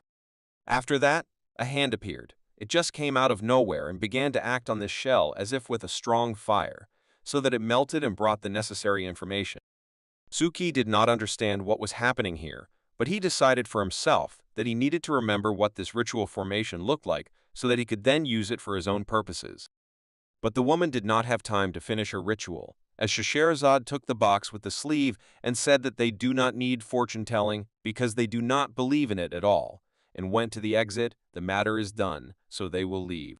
Finally, she told the woman that she would be contacted and informed about her departure from Ludu. She thanked them and wished them luck in hunting the spirit girl and her people. 400 years ago, in one of the village houses in the city of Ludu, a ritual took place regarding the case of a bad dog, which was going to be sacrificed for its crimes. The family that was the owner of this dog gathered for this ritual and knew how everything would end with her beloved dog, but they could not do otherwise.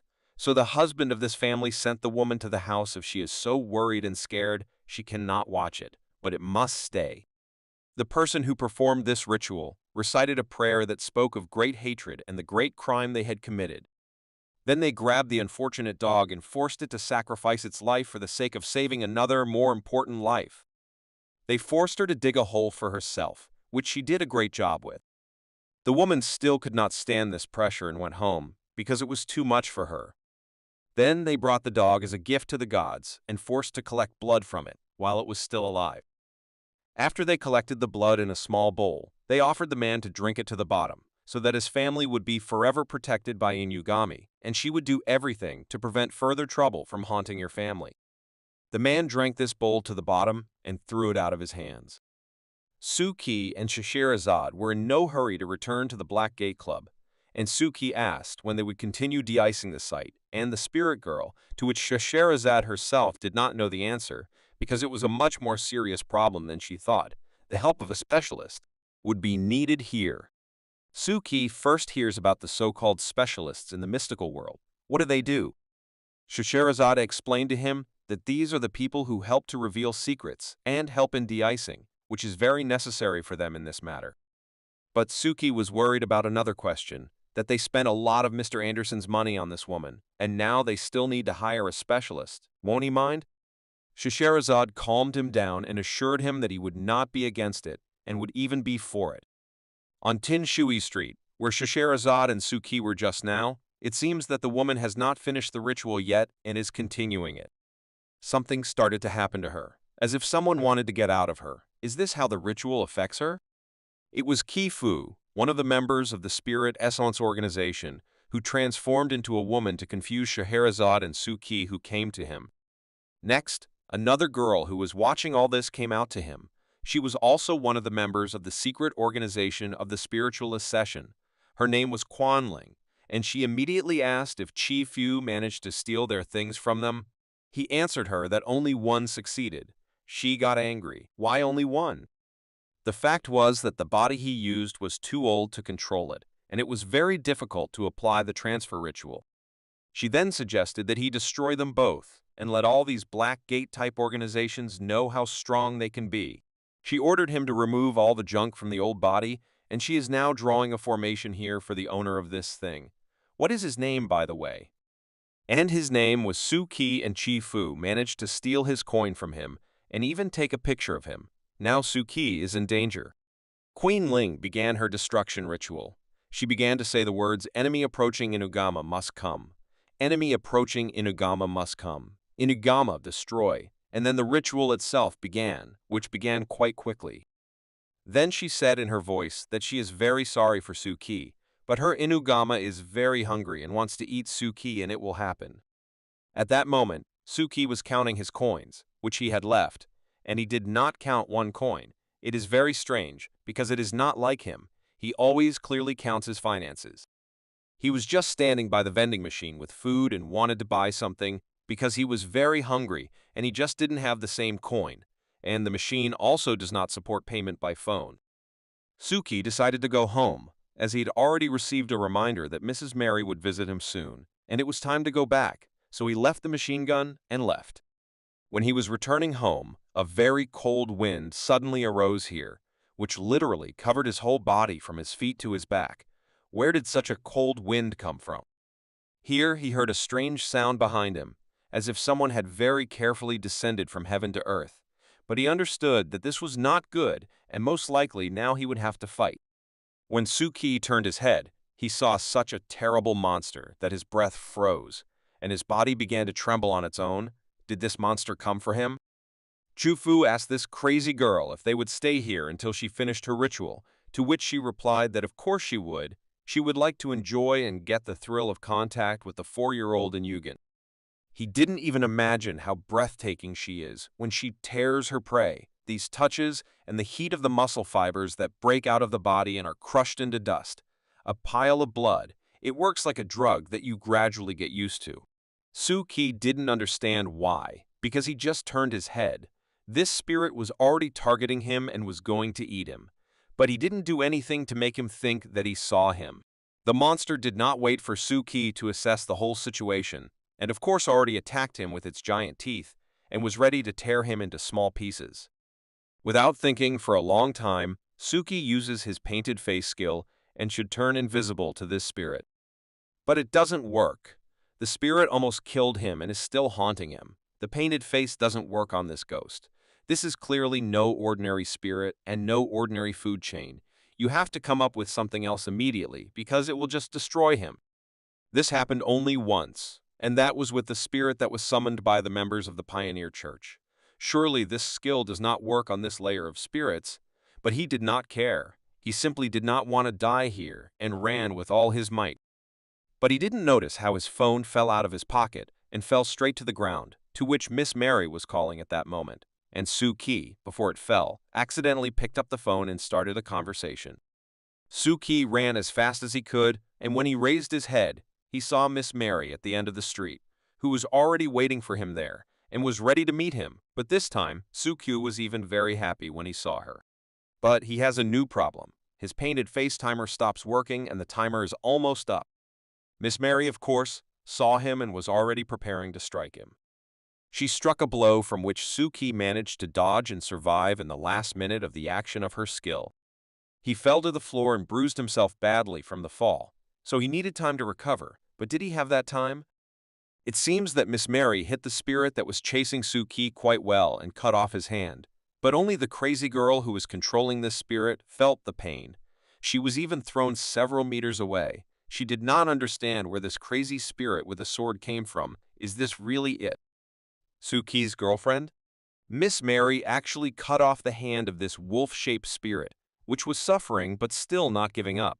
Even though Miss Mary didn't get Suki and she still liked the smell of blood, she really likes it. Suki was not amused. He understood that she had awakened the desire to destroy everything she sees, and unfortunately he is next in her field of vision. He needs to use the face painting skill again. Otherwise, there will be no chance. He used it and decided to play a little with Miss Mary. Who would she destroy more quickly? Him or the spirit that started chasing him? In any case, he had no other options. He had to try. The crazy girl who summoned the spirit on him did not understand what this bastard from the Black Gate was saying and who he was going to destroy there. The wolf repeated the attack on Suki and tried to destroy him this time. But Miss Mary was still there, and she still came for her victim Suki, and she will not give him to anyone. So she cut off the other hand of the wolf and stood as if to protect Suki. The girl who was driving the wolf did not understand how this friend dared to cut off her wolf's other hand, and who is she to do this? Suki sat behind Miss Mary and taunted the wolf who came to Suki as a hunter and now turned into Miss Mary's prey. Everything was going according to plan. The mad wolf attacked again, but this time on Miss Mary, and she seemed to go crazy and inflicted an incredible number of blows on the wolf. And it seems that she cut him from head to toe. She was still incredibly evil and was ready to deal with 2 or even 3 more spirits like this wolf. And she didn't want them. But Suki, whose mask would soon disappear and she would have to use it again, and it was very dangerous. Suki is next to Miss Mary and thinks how ironic this situation looks. The crazy maniac who comes to him every day and tries to destroy him has already saved his life twice. She stood by the wolf's body for a little while longer and called Suki again and left a voice message that she couldn't find him again, so see you tomorrow. It was very close to the end. If she had stayed for even a minute more, then Suki's end would have come, and she would have finally destroyed him. But today he was lucky, which cannot be said about this wolf who was left without a head, but he deserved it. Suki couldn't figure out how he became a target. If he was so invisible and his mask didn't work, since he joined this world, everything went wrong. Therefore, Suki decided to take the head of this huge wolf to the Black Gate so that they would help him understand what happened and why it suddenly attacked him. But before that, he decided to try to perform the ritual of extracting the crystal without the mark of origin, saying a few magical words that helped Suki to start this ritual. And yet, he managed to do it. It seems that he can really manage the rituals without using the seal of origin, so Suki concluded that he is special. After this ritual, Suki was incredibly satisfied and called Master Scheherazade and asked her to come to him as soon as possible. He prepared a surprise for her. At the Tin Shoe shopping street 20 minutes later, Chai Fu went into the crazy girl's room to inform her that he was done with the old woman and destroyed her body, and to ask her if she was done and only saw her head. Scheherazade quickly came to Suki, and after 10 minutes, she was standing next to the head of this giant wolf, or how she corrected Suki that it was a dog called Inuga in all the legends, which is a very evil god. She understood that this is a very serious god and asked Suki if no one wanted his death lately. Maybe he himself knows who is hunting him? All that Scheherazade knew about this god is that Inugami is controlled by a messenger, that is, a person who stands somewhere far away and can summon him to anyone, and people who died at the hands of a dog will have traces of bites. The legends say that when a dog that has lived in the family for a long time is buried and its head is cut off, then a ritual is performed so that the spirit of Inugama settles in the house, and then generations after generations keep Inugama as a family heirloom, and the longer they keep it, stronger the spell will be on the one on whom it is applied. Suki asked again, because he did not understand, that is there a curse on him now? Scheherazade answered that it is not even simple. If you look at the dog's head, the messenger of this curse is very strong. Suki could not understand how such a strong monster could be tamed, but he is sure that when Miss Mary fought him, she pierced his heart, and therefore the messenger had to die. Scheherazade teased him that she is very jealous that he has such a protector as Miss Mary, who will destroy anyone for him, but Suki would only give a chance. He would give her to anyone. Did she ask him if he had any guesses as to who could do this to him? Suki thought about it and began to scroll in his head the whole day and how he lived it. First they trained during the day, then they went to Tin Shui Street, and then they met the slanderer, and then he froze, like a slanderer. Scheherazade was surprised by Suki's guesses and asked why he thinks so. Suki explained to her that when he left and then came back, Suki always felt that he was different, as if a different person had returned, but he could not explain why. Scheherazade asked him to trust his feelings and think again and remember all the differences between how he entered and when he left. Suki tried to remember what he saw in that slanderer who came out after their conversation, which made him think so, and it occurred to him that he could see how the facial features changed with the help of these ribbons going up.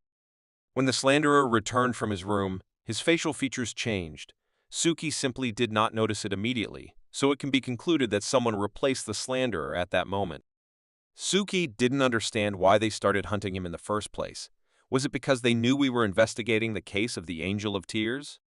Scheherazade did not rule out any option, because there could be any reason, and she noticed again that if it wasn't for Miss Mary, Suki would be lying here instead of the wolf, so she was very angry.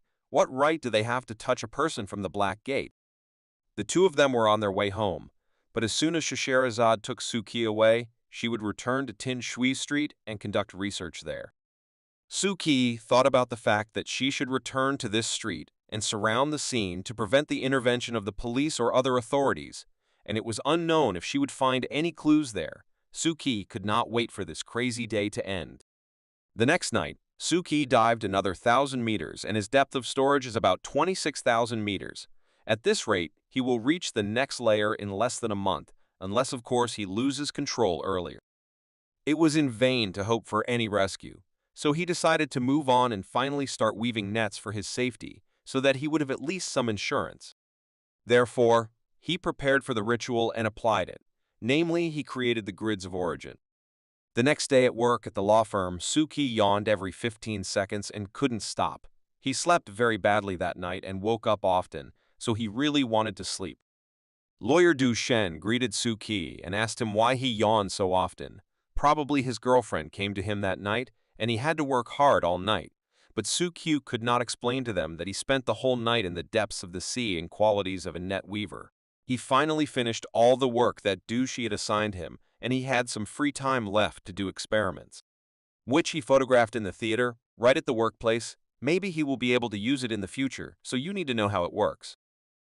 After several dozen attempts to draw a similar picture, Suki realized that it was not as easy as he thought, and that he would need to spend much more time. His hands were already hurting from this drawing, but he still managed to draw the simplest copy of this picture. Since Suki could perform the ritual without using the seal of origin, he wondered if he could reproduce this trial version of the teleportation array without the seal. He put the eraser on one of the sheets, and the other sheets with the same drawings he put next to it and started the ritual. He managed to do it, but not to the end, since only half of the sheets could be reproduced. What's the problem? Maybe he drew badly? Then he noticed that the eraser he used for the ritual was not new and a little worn. Maybe that's why he didn't succeed, but there's no need to rush and fix something. The main thing is that he already has something working, and he'll learn later. As a special mystic, since he could control ritual arrays without an origin spell, so maybe the slanderer did the same. He used these teleportation ritual arrays that can transfer things at the discretion of the mystic. It is possible that the coin that disappeared from Suki's pocket disappeared just like that. The slanderer used these teleportations to steal it, and then use it against Suki. But they did it because he and Master Scheherazade found out such little things, and what are they planning now? Here his thoughts were interrupted by Lawyer Duchenne and his new intern, who invited him to have a snack after hard work. Suki was pleasantly surprised by the new place where they decided to go for dinner. It was better than the last place where they could have spoiled food. It seems that they were shown this place by a new intern, Duchenne, and it was funny to learn that this restaurant has existed here for more than 10 years, and they only saw it now. Only Suki thought about Bitan, whom he hadn't seen for a long time, and he appears here and is already standing next to Suki and tells him that they won a big deal and came here to celebrate. Bitan asked permission if he could sit next to them, to which he received consent, especially since they all wanted to congratulate him on his successful business. Then Bitan invited Suki to come to him. He will show him some interesting things. Lately, he has a lot of them. There is a lot to read. Suki was surprised by such an invitation and replied that he would come when he had free time. Here, their conversation was unexpectedly interrupted by Detective Kuroki and his assistant, who entered the restaurant to see Bitan. Bitan was not at all surprised that he showed up here when he decided to have a snack, because that's the only way he doesn't have to pay for every minute of talking with him. Detective Kuroki asked Bitan to review a case he had recently handled and give his advice as they were at a dead end. Bitan opened this case and saw there pictures of a child's body, which was covered with a transparent cloth, which was filled with water inside. When Suki saw it, this picture seemed very familiar to him. Where could he have seen it? While looking at the photos, Bitan told Kuroki not to come to him with such photos during lunch next time. He is even willing to give him a free consultation. Kuroki didn't seem to hear him and started talking about these serial crimes. There were more than 10 of them in 1 week in Ludu, so he is counting on him a lot because they don't know what to do about it and how to find the criminal. But they know that the criminal is one because every victim has the same handwriting of the crime. They all had their chests cut out and sewn back, and the forensic experts were most surprised when they performed an autopsy. To their surprise, there was not a single organ of the victim inside the body. Instead, they found that instead of organs, the criminal always put new organs of his past victims, and their number was always equal to 5. It could be anything, kidneys and stomachs, and in the last victim they found as many as 5 hearts. They also discovered that there are organs that still do not belong to anyone. So the logical question arises where to look for victims next? Detective Kuroki. That's why he came here, so that they would help him, because now a lot of press is running after him and asking about the criminal and why he hasn't been found yet. That it would be terrible if such a case would get into the news and cause panic in society, but he still did not understand why he needed a lawyer, who in fact would not be able to help him in this case. The fact was that the police caught the suspect, but the murders continued. At first they thought they had taken the wrong person, but he confessed to everything and even told about the organs that only a real thief could know about. After hearing that, Bitan agreed to work in the gang. Maybe this guy has accomplices who continue to commit crimes and destroy innocent children while their brothers are not at liberty. Detective Kuroki did not rule out such an opinion, because when they were interrogating the suspect, he behaved too strangely and spoke incomprehensible, as if someone had forbidden him to tell the whole truth. Bitan added a question in which he wanted to know what exactly he was talking about. In the protocol of the case, The suspect wrote about a ritual that he considered a ritual of eternal life, not death, since after this ritual in which he made a sacrifice, she went to the gods and was freed from the flesh and received life without death. Suki carefully read the protocol of this. Kason thought about these rituals. Is it really someone from the Church of Pioneers or Slanderers? His thoughts were interrupted by a message that came to him from Scheherazade, who in the message asked him if he did not want her to go to Tinshui Shopping Street and try to buy something there. Of course, Suki only wanted this, so he quickly invented a reason why he urgently needed to run home and apologize to Du Shen, who was not against it at all. While he was on the bus to Scheherazade, all his thoughts were on this case, which was very similar to the case of the Guho bird, in which panic had also been created through criminal acts with corresponding rituals to communicate with the spirits.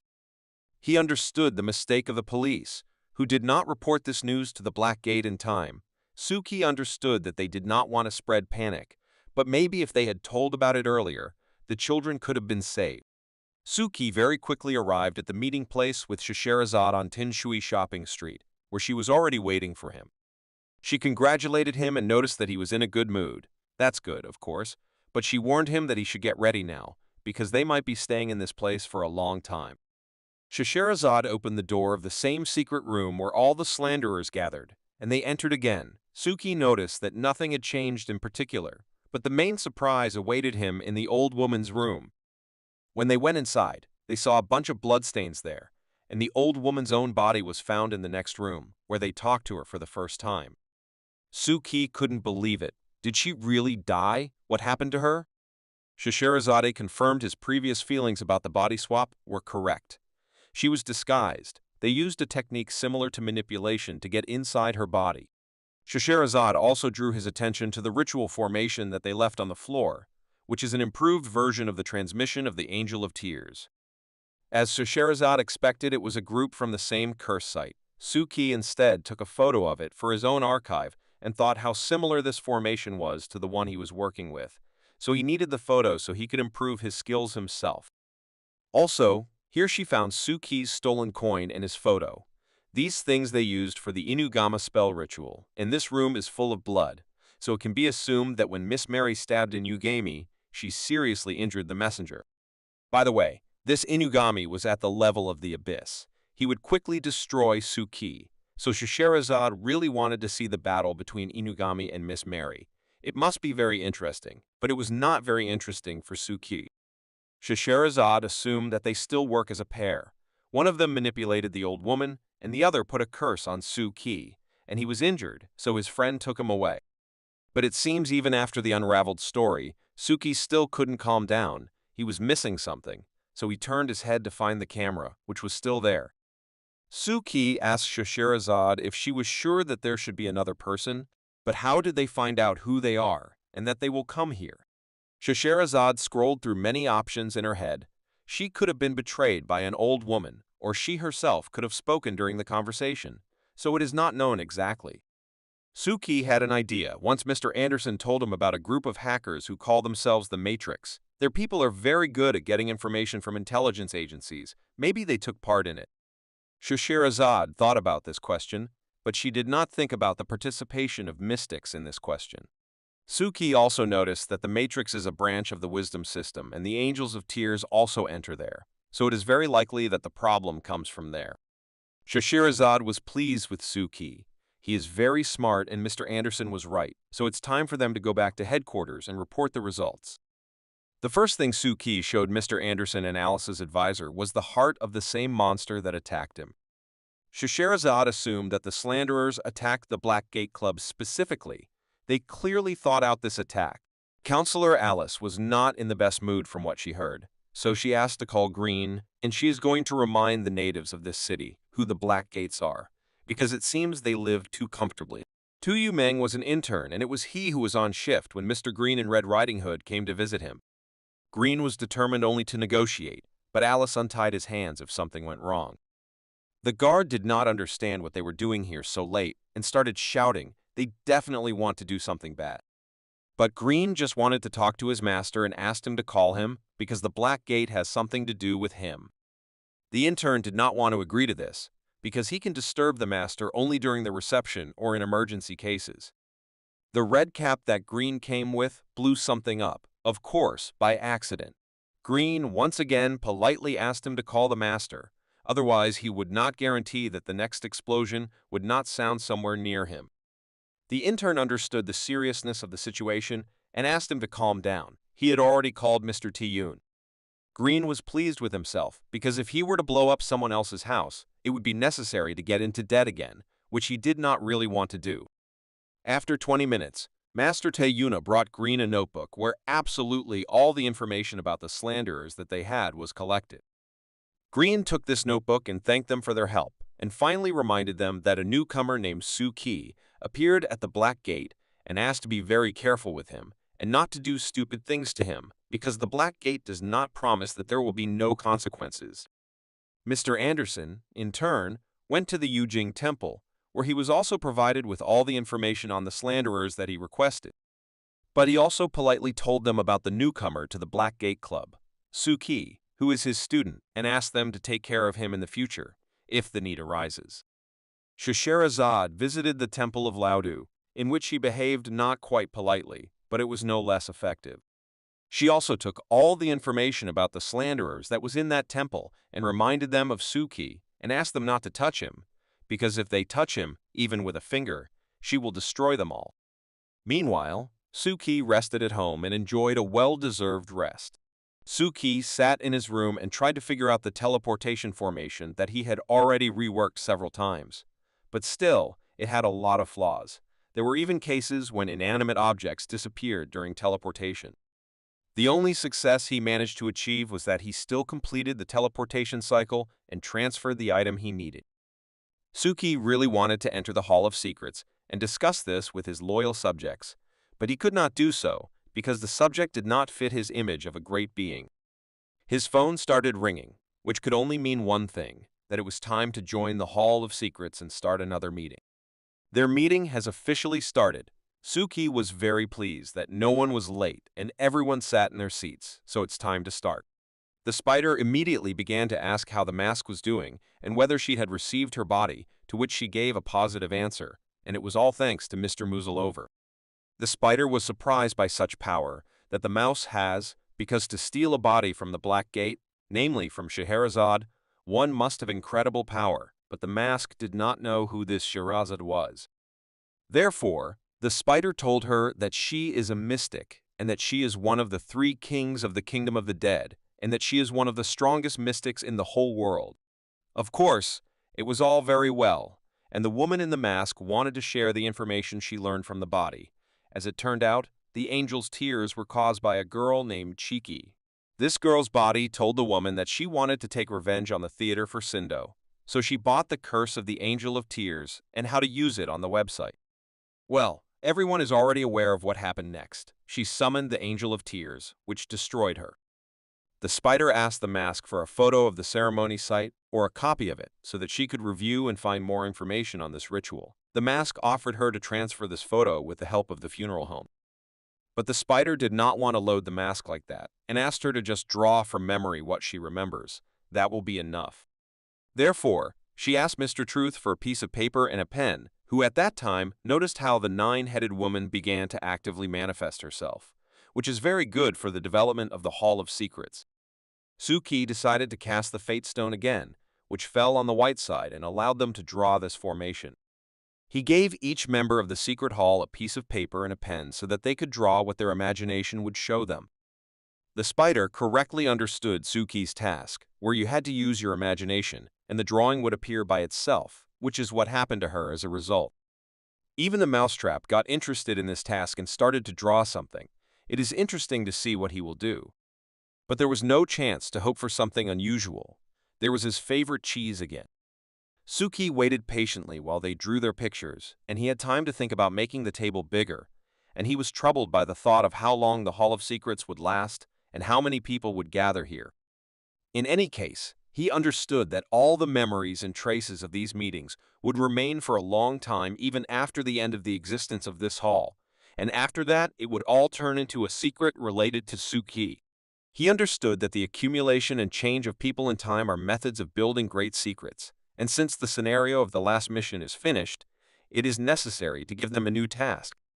Suki gave them information about the fire in Laudu, the slanderers, and the curse site that the mask reported. Now their task is to find the person behind all these things and find out who can still summon the Angel of Tears. The spider was very interested in this case and decided to take it up. If she uses all the information they talked about before, then she can find out who is behind the Angel of Tears, and for this get a reward in the form of a change of filling for her computer. If so, then the mask was involved in the case and decided to help her in this case, because in this way she can find information about the Church of Pioneers and find the thief behind the death of her parents. Well, of course, the mouse catcher was in business, because he also has a serious goal, cheese, with which he must feed all his fellow mice. Well, Suki handed out the assignments, and this week's meeting time had passed, and it was time to finish, so he said goodbye to them and wished them luck. After every meeting, Suki felt incredibly thirsty, and he couldn't understand why it worked like that, but he was still satisfied with the meeting they held today. Suki also understood that if it were not for all these restrictions in the media for his subjects, they could obtain information much better and do their work even faster, but their creativity was at a high level. On the one hand, he understood that the offer of a new mission for them was partly for Suki's own purposes, but on the other hand, the believers had to rethink the meaning of his existence. On top of that, Suki understood how well-known spirit rituals were now, so they could be a good target for his followers. And on top of that, they were trying to curse him and destroy him, so let them be answered. Every time Suki went to school, it seemed to him that Exia Yushu would not come up with more nonsense, but he managed to surprise every time. This time he showed Suki his team of designers. Sia Yushu gathered so many different people in the team who do not even belong to design. The team consisted of Miko, Shazi, who was an evil spirit, and Gushui, who was just an ordinary person. Sia Yushu once again decided to unexpectedly run about his business and leave Suki to talk with them about the festival. Maybe he has some ideas. Suki, of course, did not want to do this, and nevertheless asked them about their ideas for the festival. It seems that the idea was only Miko's, who offered to sell paraphernalia, various talismans, phone cases, and all this was supposed to scare away the spirits. And of course she has all of this, and to purchase it, you only need to scan the barcode. Suki was not surprised that Miko came here only for her own benefit. Shazi added that she does not understand horror stories, and she is not afraid of ghosts, but she will help in painting and music if it will be useful in any way. Suki was not surprised that she is not afraid of spirits, because she herself is much scarier than all ghosts. Goshui suggested that Suki search for scary ghost stories together and create a plan for the entire event. Shazi can design costumes and locations, and Miko will create a list of paraphernalia that they will sell. She was very worried when she said this, because she liked Suki very much, and she hardly dared to suggest that he go with her to a local shop where she saw beautiful decorations for their scary dolls. After class, Suki and Gu Shui went to Tian Shui Shopping Street, where she knew a great store with materials for scary stories. They walked together to a store that didn't even have a sign, and Suki was a little tense. But Gu Shui calmed him down because she goes to this store almost every day, so there was no reason to worry. They entered the store, and Gu Shui greeted the owner of the store, Uncle Mu, and informed him that she was going to borrow some things. Suki reviewed the opinion of this store. It was quite interesting here, because there were things here that had long been pushed out of the market by the latest technology, but all of them were in very good condition. But as soon as Suki started walking through the rows, he noticed that even in this shop, spirits live, so this shop was not so nice. Gushu called Suki and offered him to rent this videotape, which had a classic horror movie scene called The Dark Knight Phone Call. Suki didn't mind, but there was only one problem that prevented him from watching this tape calmly. There was this black smoke around her. While Gushu went to negotiate with Uncle Mu about the rental of this newspaper, Suki thought that it should still be checked and consulted with someone, so he decided to write to Mr. Anderson and ask if spirits could live in such old tapes, and if it was worth contacting them. Attention! To which Mr. Anderson could not know the exact answer, so Suki was worried that his mask might not save him in an emergency. Instead, Anderson recommended him to go to his acquaintance, a mystic who deals with spirits and ghosts, and help him figure it out, so he immediately gave him the address. After Gushu rented the tape, she immediately invited Suki to go to her house and watch the movie so that they could start making a plan. But Suki already had a plan for this tape, so he offered her an alternative to go to a person who would help them. They went to the same store where Suki first met the Spider Girl. And by the way, she, who unexpectedly approached from behind, was just going to buy flammable and explosive essentials. When they entered the shop, they were greeted by the same owner who seemed to have grown even bigger since the last time he met Suki. He immediately remembered Suki and was happy to see him. Gyuguo did not understand why they were stuck there and called them to her. Suki immediately followed her and asked Gushu to wait for him in this shop while they watched this tape. Gushu was very frightened when she looked at this huge man, but he was actually quite nice and even offered them a cup of tea, which made her feel at home. Gyuguo invited Suki to come to her domain, so to speak, where he saw a lot of modern technology, and he was very surprised. It looked very cool. She is really an expert. But in fact, they had not even met each other before that, so she extended her first hand and said that her name was Gyuguo, and Suki gave his name accordingly. She remembered that they had seen each other before, and she remembered that he was then conducting business at the expense of that temple, so she asked how he was dealing with it. Suki did not expect that she noticed this and immediately asked how she knew that he belonged to the Black Gate. She explained to him that on their first meeting, she noticed it immediately because he was doing a little investigation and she saw it, and after he left, she found information about him and his friends. Gyuguo said that the hackers in her matrix are relatively free people, so everyone plays their own game and does not pull the other's hand. So in order for her to feel safe, she had to find good friends, such as Blackgate. He was incredibly pleased with the idea that he recruited her to his team for a reason, because she has a rather flexible brain, so she understands that the more friends, the more paths are open.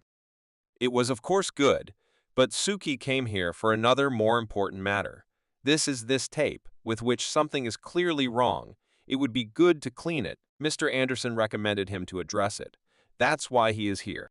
She looked at the cassette and immediately saw that an unusual creature lived in it, but she was sure that she would be able to deal with him. But everything still depended on Suki's help. She then inserted the tape into her computer and asked Suki to move away because he might get hurt. He did not understand what she wanted to do and where he should go. This room was quite large. Gyuguo used her relic cybernetic hands, which were supposed to help her find all the information about the creature that lives in this tape. A special ceremonial barrier to help contain the monster, and asked Suki to get ready. She started the tape and the movie theater invited Gyuguo to enjoy watching this amazing movie. And here is the very spirit that is the bearer of this cassette. Suki was amazed by the immersion effect. It is a completely different level comparing ordinary cinemas, but why did she stop? Are you stuck? Gyuguo explained to him that such evil spirits are limited by the space of her film, so she can temporarily confine her to her screen using ritual techniques, such as she did now with the hacker's matrix ritual, but Suki was more interested in what he should do to cleanse her. She said that he cannot worry about it. The main thing is to discuss the price and she will handle everything herself, since she is not a charity organization, so let Suki not be surprised that she charges for her services. Everything was clear. She is the same as Miko. He thought that they would become great friends if they met, so he calmly asked her how much she wanted. Suki was already worried about this, because if she decides to give a high price now, then his pockets will be cleaner than his face. But she was much smarter. Gyuguo knows that the Black Gate recently conducted an investigation in the tram theater, and her price is information about that incident, and she wants to get all the clues on that case. He was pleasantly surprised that she asked for this information, as if she knew who to ask. But there was no problem in this, because Suki could tell her this information, so he agreed to the deal. His story began with the fact that he said that behind the incident in the tram theater is an organization of magicians who call themselves the Society of Spiritual Essences, the head of which is a girl who possesses powerful spells and curses. It was also known to Suki that she has a mage under her command who has the skill of teleportation, as well as a mage who has the ability to summon the spirit of Inuyama, and most importantly, that they have a person from the wisdom system and an angel of tears in their team, most likely the work of this one hacker. Gi Guo was very surprised when she heard about the hacker from the wisdom system, and that he summoned the Angel of Tears. Is it true? 90% sure of this information, as he had received a large number of hints. This information was enough to make a deal between them, and Gayu would clear this tape. But first, she went to look for special equipment for him that would help him. Suki was a bit displeased. Why does she think that he is her henchman and has to do something? She found her virtual reality glasses for him and held out her hand for him to take. He didn't understand what they were for and started asking too many questions, which she didn't like, so she just made him wear them and not ask anything else.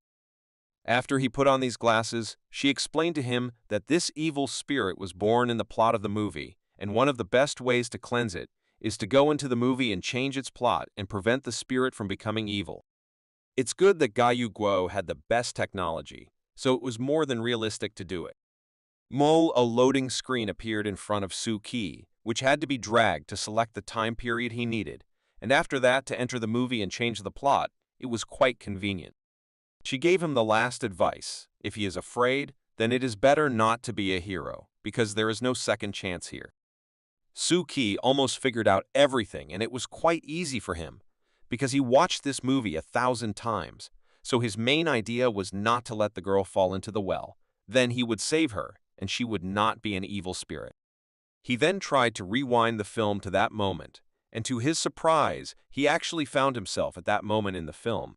As he remembered, the plot was that a girl was bullied because of jealousy of her beauty, so she was injected with a virus and then thrown into a well, thus becoming an evil spirit who dares to take revenge on society, so Suki must stop it.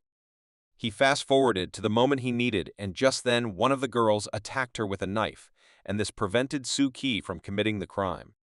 At first glance, everything was quite simple for him, so he sat down next to the girl and began to calm her down. But it seems that Suki was wrong, and this is only the beginning, because the same girl from the well began to climb from the wall. Yaka began to drag her to the well, and the girl could not do anything about it, so she simply called for help. Suki couldn't understand how he missed this moment, so he decided to rewind to the moment when she was injected with the virus. Now he was sure that now everything should go as it should, and now he will definitely save her, and she will not become a bad spirit. After Suki prevented her from injecting the virus, nothing changed, and the woman still came after her and dragged her to the well. Suki could not understand why this is happening. He seems to be doing everything right, but she still comes and takes her away. Suki already thought that something might be wrong with the well itself, so he decided to rewind and try again. His attempt failed again. The girl was again dragged to the well. What's the problem?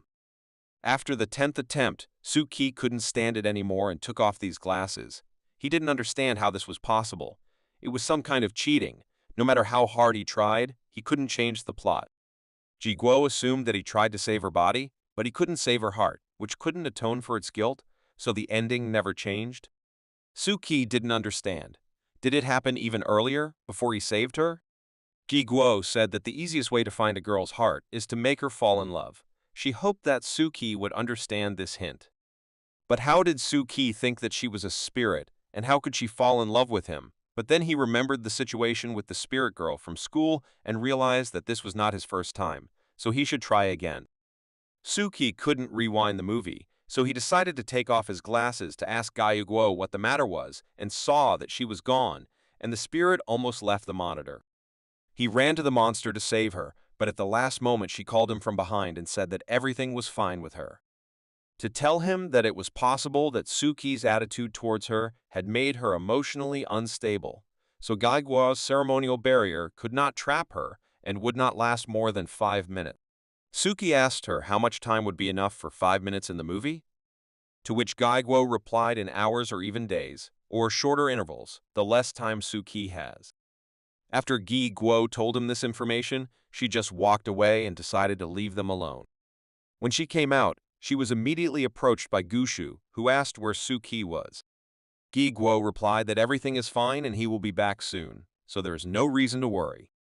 But she herself was very worried about him, because the monster turned out to be much stronger than she expected. So whether Suki survives or dies, everything will depend on what he does in the 5 minutes he has left. He didn't waste a second of time and started as soon as Gaigo left. Suki rewinds to the very beginning of the film, where he met a girl and started talking to her. As it turned out, the girl's name was Zen Z. They spent time together walking in the parks and streets, and Suki began to like her, but he still didn't do enough because he heard the monitors crack one after the other, and therefore the spirit breaks Gaigu's ritual. While Suki was trying to make girls fall in love with him in the movie, the monster was getting closer to Suki and almost reached him. Suki was having a great time in the movie, while in real life he was being hunted. The girl was very happy with him, and his goal was very close. But there was too little time. Gigo's last monitor was broken, and it was necessary to come up with something immediately and do it as quickly as possible, otherwise he would die. Suki decided not to wait any longer, and he confessed his love for the girl right now. It seems that it was too late, and the monster has already reached Suki and will now eat him, and that will be the end of it. In the movie, the girl reciprocated and thanked him for making her so happy, and she began to disappear. Along with the whispers and the feeling of cold that Suki felt when the monster was right next to him, did he still make it? Jiguo ran into the room and saw Suki sitting on a chair and black smoke surrounding him, which completely engulfed him. Did he fail and die? But in reality, everything was fine, and she saw it only when she ran up to him. He decided to scare her in this way. It seems that Gaiguo was more concerned about her monitors and equipment, which were broken by this spirit. Suki was unpleasant to see this, but he promised to compensate her for everything. As long as she didn't go crazy with this equipment, he asked her to look at the new divinity item left by that girl's evil spirit. Gaiguo even did an examination for which she wouldn't take money, but Suki wasn't sure she could do that. As it turned out, Jiguo can conduct an examination of ordinary relics, but if she is advanced, it is unlikely that she will succeed. Suki nevertheless agreed to it and asked her to conduct an analysis, while he will try to compensate her for everything. They were very lucky that Gigo still had some equipment left with which she would still try to analyze this relic. Several hours had passed, and Gaiguo was still trying to finish her analysis, which she never managed to complete. This relic could not be deciphered in any way. This relic was much more difficult than she thought. It could not be deciphered even by modern programs that are available all over the world. Therefore, she asked to support Suki with the money he had to spend on purchasing new, more modern utilities. He asked how much it costs, to which he heard the answer, 5 million, and immediately got ready to leave until she stopped him. She offered him to use it directly, that way he will know the effect. Suki took this relic and remembered how he had directly used a similar divinity and had doubts about using its direction. Jiguo immediately saw how Suki doubted whether to use the chi and decided not to waste a moment and buy this relic. Suki can make good money. But he understood that she wants to use him to take possession of this relic and also benefit from it.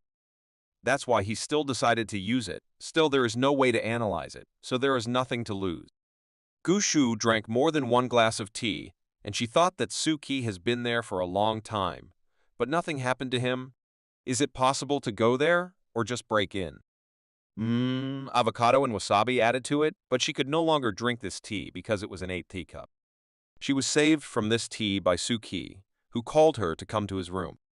He said that he was fine, and that guy had agreed to give them the equipment so that they could watch the movie and make a program for tomorrow.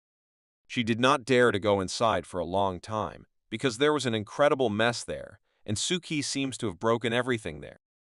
After Suki and Gushi made the program for tomorrow's festival, he went home and wanted to check the relic he got from the movie monster again.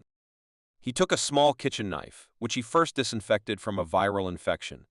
Otherwise, he would die not from evil spirits, but from a disease. It would be a shame to die like that. Then he cut one of his fingers from which blood came out. Suki understood that his new relic is from a horror movie, so its action must work from some terrible moment. For example, when someone scares him, so he decided to find a scary video on the internet. But all the videos on the internet were too good in comparison with his real life now, so he couldn't find anything terrible there. He sat and thought for a while, and a brilliant idea came to him. His mother can help him in this matter. So Suki went to the kitchen and looked at the spirits that lived there. Of course he had seen them more than once, but still the effect was there and he was slightly scared and his hand magically healed. But this wasn't enough for Suki, so he decided to try again, but this time he wanted to make the wound much bigger in order to make sure that his new deity was working. Suki cut his hand and overdid it. The wound was too deep, so his house spirits are unlikely to help with the healing of such a wound. He needs something more terrible, so he went to the balcony. There was enough horror. He looked at the huge monsters in the sky that scared him every time. This should be enough for the wound to heal. As it turned out, his wound healed very quickly and not even a trace remained. This is an incredible relic that will help him in the future. Now he was sure of the work of the new deity, which remained to him after the spirit from the movie, and the price of using which was fear. His new skill was called Ring Virus, which was that his cells could regenerate quickly after damage and wounds healed much faster. But the biggest advantage of this skill was that it did not affect the division of the cells themselves. In theory, Suki could even heal other people or non-people, so this skill was very powerful, and he believed that it came to him in a very timely manner. But he decided not to bother himself with this. It is unlikely that he will be somehow related to serious diseases, but still, this is one of the most valuable skills that he has recently received, so he is very lucky that he did not sell it to Gai Gu. He did too much today, so it was time for sleep and another dive into the deep sea. As soon as he closed his eyes, he immediately fell asleep and dived, where he saw his mark where he is now, and the number did not please him very much, because it was a crazy 27,000 meters, which he reached even earlier than he thought. His sadness turned into joy when he saw that there were already 120 threads above his head. Of course he did not understand where they came from. He only had guesses that it could be a society of spiritualistic essences where he is now listening. In any case, it was in his hands, and these anchor lines have a much better effect on him, so he decided to finish the lighting ceremony. He finished the formation of the seal, and he only had the main core that the incipient seal needed, which ordinary mystics choose when creating this ritual, but Suki had special skills, so he decided to create a ritual without it, but he did not know how to replace this seal. Suki did not have to think for a long time. He remembered that he has a small temple with the help of which he communicates with his own believers and gives them their own skills, which they then use for their own purposes. Suki is known as God Ludo and Mr. Truth, so he can create his own seal that he can use instead of the Genesis seal that he so desperately needed. As soon as he created his seal, Suki immediately wanted to try to connect them together and complete the setup of his new ritual. He still started the illumination ritual, and at first it was not clear what was happening, but later Suki realized that his ritual was still successful and the number of his anchors increased to 300, although for such a depth as he has it is still a drop in the ocean, but the beginning is not bad. While Suki was rejoicing at his success, he suddenly fell silent because he heard a voice coming from below, but he couldn't understand what he was hearing specifically. But he still understood what that voice was trying to tell him. Then he was scared, and not jokingly. It was a word of the past. But pictures of the terrible accident in which he got into together with his wife began to appear before his eyes. He even heard people who came to their aid talking about a pregnant woman in a car who needed immediate help. Then they started talking about Suki himself, who, as the emergency room doctors said, had died and had no chance of survival. Suki immediately woke up shouting that he was alive and not dead, but it was just a dream, and the morning had already come. Two guys were walking down Huangzai Street, and one of them offered to go say hello to Boss Chen, who was Mr. Long's friend, but the other guy didn't know who Mr. Long was. The other was of course very surprised, and told him that Mr. Lun had become famous for his single-handed fight against 40 people on Fantasy Street, which made the Dongchen Club grow from a small gang into a large organization. Moreover, it only took him 2 years to become the head of the Fantasy Street Club, after which he left the game and became the legend of Jianghe. The guy was amazed by this story, but why did he return to the gang then, if he is so big? The other suggested that most likely changes will come soon on Huangzai Street. A lot of cars and people have already gathered near the Dongchen Club on Huangzai Street, as if something really serious had happened. Mr. Lun decided to visit the club, whose visit was clearly not expected, so panic reigned in the club. Mr. Lun was clearly not in a good mood, so he immediately ordered to call Boss Chen. Boss Chen also did not expect to see Mr. Lun here. Something very serious must have happened if he decided to come in person. The Mr. really came with a very important matter, which he immediately put on the table. It was a photo of someone he wanted the gang to find and do it urgently. Boss Chen understood that the matter was very serious, and he would have to postpone all his affairs and invest all his people in this search. Mr. Lun turned over a photo of his cat. Suki's morning didn't seem very pleasant, but he got over himself and went to school. Every day he didn't want to go there more and more, especially since on the way he met monsters that he couldn't see before until crossed the Mohu layer. On the way home, he couldn't think about anything but the dream he saw today. But was it a dream or his reality? He was unsure because the ritual he had performed before was also called the anchor ritual. In fact, it was a knot that connected the mystic with 10 sources and gates of truth. And the most important thing he read about this ritual was that during its performance in a mystic may show some deviations. For example, he may see visions of incidents that never actually happened or hear a whispering voice. But another fact in favor of the fact that he did see how he died is that before that, he heard a voice that told him that he would now go into the past. And then he saw a car accident. What could it mean? Suki decided not to pay attention to it. In any case, it bothered him for a while, but he decided to conduct an illumination ritual in order to officially enter the threshold of mysticism. So he decided to deal with his problems as they came, because that's exactly how he going crazy. He should have remembered that he passed the form of youth during the ritual, and now he can control the anchor lines as he wants. He can even disconnect them if he wants to. Moreover, his abilities have evolved and acquired a new level, and this could not but please. Now he can create a layer of light that he can control even in real life. The layer of light that he had just created needed experiments, and Suki decided to try it immediately on one of the spirits he saw on the way to school. Therefore, he released it on this spirit to check what would happen to it and how it would react. This skill allowed Suki to draw the evil spirits to the surface where they can be seen by ordinary people, such as this girl, who can now see the silhouette of this monster in front of her. Suki decided not to frighten the girl and returned this spirit to its depths. Now the girl will think that she thought she saw a silhouette that unexpectedly disappeared as it actually appeared. His new period, the evolutionary period of youth, can borrow his anchor lines for the emergence of evil spirits that Suki can use for his own needs. Suki was so bored at school that he sat in class and listened to what the two spirits that had settled in his class since the beginning of the school year were talking about. These two spirits were very scary. It was not even clear who they resembled more. Whether it was a lung or someone's face, it was difficult to determine. And then Suki remembered the case of Detective Kuroki, where the criminal cut out all the organs of his victims, and Suki even now does not know whether everything ended there or did not end at all. After the lesson, Suki was approached by Gu Shu, who brought him a script she had written based on the movie they watched yesterday. She called this story The White Evil Spirit of Return. Suki carefully read this script and praised Gu Shu for her creativity. A very interesting story with scary scenes. Gu Shu is very well done. She almost cried at these words and was very happy to hear them. Suki joked that he didn't put a finger there, and that's a good thing, because then the script wouldn't have turned out very well, but Gu Shu noted his efforts when they were watching that tape. Gu Shu stood with him a little longer, and they finished the conversation and she ran to paint sand scenery. Suki wanted to say goodbye to her, but he couldn't because a bag that looked very strange suddenly appeared in front of his face. It was Miko, who seemed to see how Suki was approaching Gu Shu again and offered him to buy her new amulet from her, which would preserve his feelings.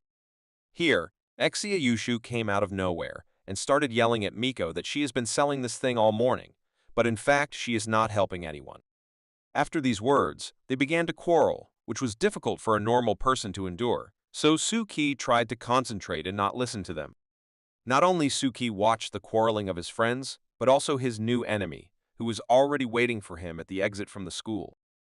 Suki and his friends decided to have a snack during the lessons, and Miko wondered why Suki always buys food to order instead of taking it from home, to which I received the answer that his parents are constantly busy and cannot cook for him. Unexpectedly, Suki saw a man behind the door watching him and asked his friends if they knew who he was. Xia Yushu couldn't do without jokes and said that it was Suki's new lover, but Miko still understood that it was Tsuchimikado Tomoya. Suki did not understand who she was talking about, so he asked who it was. She told him that they are the same age as him, and she knows because of the fact that he took the 6th place in the top 10 young masters of spiritual abilities. successfully joked in his view when he said that he is one of the top 10 liars and money extortionists. But after that, he regretted opening his mouth because a tray with Miko's food flew into his mouth. Suki still wanted to know more about this guy, and Miko told him that he constantly tells her teacher about what she thinks or sells some small things, and the teacher takes everything from her after that. Yushu did not have time to move away from the previous joke, as the next one said, and seems to regret it now. That's exactly what happened. Miko charged another tray right in his face and at the same time advised Suki not to mess with Tsuchimikado, because a low level of development is contagious. While Miko and Yushu were fighting again, Suki could only imagine how stupid this guy was if even Miko thought of him that way. Before Suki could ask another question about this boy, two snakes appeared under his desk, which were clearly enchanted against him. All the children who were in the class at that time were frightened, and especially Yushu, who screamed louder than everyone else. Suki looked at these snakes and did not understand what to be so afraid of. Those two spirits who were sitting near the teacher's desk were even scarier than them. So Suki grabbed one of them and held her tightly by the neck. A little more, and he would have strangled her, but they managed to escape. They crawled all over the class back to the one who seems to have summoned them. Yushu was so worried about Suki that he immediately began to examine him for bites. But it seems that Suki is fine. There is no scratch. The only discomfort here was Yushu, who behaved like Suki's mother. Suki understood that in the extreme case, he now has a virus ring that will save him in any case and prevent the poison from going through his body. But it would be very embarrassing for Suki to go home because of an attack by some snake there. Miko was not happy about this incident, but most of all, she was worried that this Tsuchimikado had targeted Suki and was now hunting him. Miko asked Suki if they did not quarrel with him and why he attacked you. But Suki did not understand because they do not even know each other. Maybe he just did not like him because they are on different wavelengths. But Miko was not going to leave it just like that, because in the contract where all the rules of masters of spiritual arts are spelled out, it is clearly stated that they cannot attack ordinary people, so he must suffer the well-deserved punishment for this. But Suki stopped Miko and asked to give him a chance to figure it out himself, especially since he is good at talking to such people. Suki reassured Miko and said that he would manage, but in his head, Suki devised a revenge plan that this boy would remember for a long time. Tsuchimi was standing outside and playing with his snakes, which seemed to him quite cute creatures, and thought that Suki was too calm. It looks like he will have to mess with him a bit. Suki stood near his school temple and watched how the squirrels brought him tribute every day. All the animals were so obedient and grateful to him. Here, for example, is a sloth cat that clearly ran away from its owner, who did not allow it to live normally, perhaps did not feed it or something else. What normal person would drive out such a beautiful cat? While Suki was sitting and thinking about the difference between animals and humans, this guy's snake attacked him again. Would it really get him this time? You can't get Suki that easily. Does this guy really think that he can handle Suki with some snakes when he was attacked by a huge wolf and Miss Mary comes to him every day, who can destroy any spirit with her sword? He looked at these snakes and didn't understand why this guy is so stupid. Doesn't he know that hitting the mystic again doesn't work? But it seems that this guy is not as stupid as it seems at first glance. All these small attacks were in order to find out if Suki still has some skills that ordinary people do not have. His only problem was that he didn't think that Suki could attack him back, so Tsuchimi saw a giant spirit that scared him so that he froze in place and didn't move, and his scream could be heard throughout the school. Suki was happy with his idea to use his new relic to bring the evil spirit to the surface, and scared Tsuchima into forgetting about Suki once and for all. Suki did not stop taunting the boy, and continued to send evil spirits at him that made him gasp and tremble with fear. Tomoya even tried to deal with this spirit and took out his magical artifacts that were supposed to help him in some way, but as soon as the monster got a little closer, these artifacts fell to the floor, and he simply covered his face with his hands. When suddenly this evil spirit also disappeared from his field of vision, and Tsuchima did not see anyone again. It was so strange for him, and he did not understand what was happening here. The only thing he remembered when he saw this spirit was that his teacher once fought with a similar spirit, but it was even scarier and stronger. That's why he was so scared. Suki sat next to him on the bench and watched him carefully. He did not understand how this guy could be among the top 10 young talents, and he was afraid of any evil spirit that Suki conjures up. What an amateur he is. He had a bit of fun with his new friend, but Suki quickly got bored, so he decided to leave him alone and go to the next lesson since this guy gave up so quickly. 10 years ago, there was a big fire in the Tsuchimikado school, the cause of which was a huge evil spirit that came to the school very unexpectedly and people could not evacuate. Then there was an attack not only on the school, but also on the whole city in general, so all the masters of that time gathered to stop such a powerful monster, whom they consider the king of all spirits, because he could destroy them all together with one blow. Therefore, the masters got together and decided to fight him back, and their plan was to prevent the monster from crossing the imaginary line of defense they had created. But it was not so easy to do because the spirit dealt two powerful blows from which it was necessary to retreat and strike only from counterattacks. Little Tsuchimikado stood next to the masters who had already died fighting this monster and could not find his parents. He was very confused and did not know what to do next. It's good that he had a very good friend, Koyuka, who came to save him and promised him that he would lead him out of this hell. He just had to follow him. They ran straight through the rubble and the fire that this monster created. It was very difficult for them, and they tried very hard to get free. But their run was interrupted by a wall that fell right between them and seemed to divide them into two sides. They both survived and remained unharmed. Koyuki reassured him as best he could and said that they would soon be safe, and all Tomoya needed was to believe in him and follow him. Unfortunately for Koyuki, everything will not be so simple, and Tomoya shouted that there is someone behind him, and it seems that it was a terrible creature that wanted to destroy Koyuki. Koyuki stood to the last and was not afraid of any monsters that once stood in his way, and he asked to trust him, and he would definitely protect him. But Tomoya no longer heard words from his best friend, who saved his life at the cost of his own, and all that remained of him was a bracelet that he threw away at the last moment. Tomoya still wakes up at night because he has this nightmare constantly when he sees or hears something related to monsters. He thought that after he learned so many new spells and skills, he would not be afraid of monsters and spirits.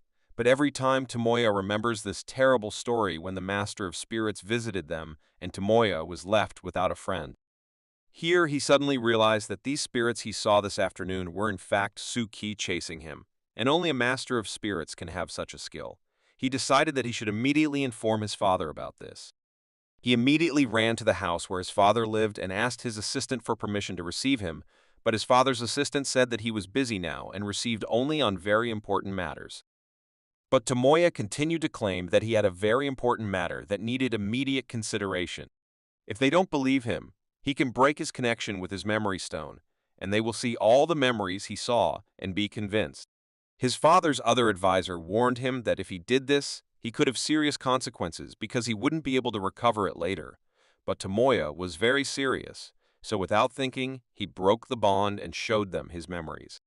His father's two advisors were very frightened when they actually saw the spirits that Tomoya had just told about, and whether the spirits had returned to their world, something must be done immediately.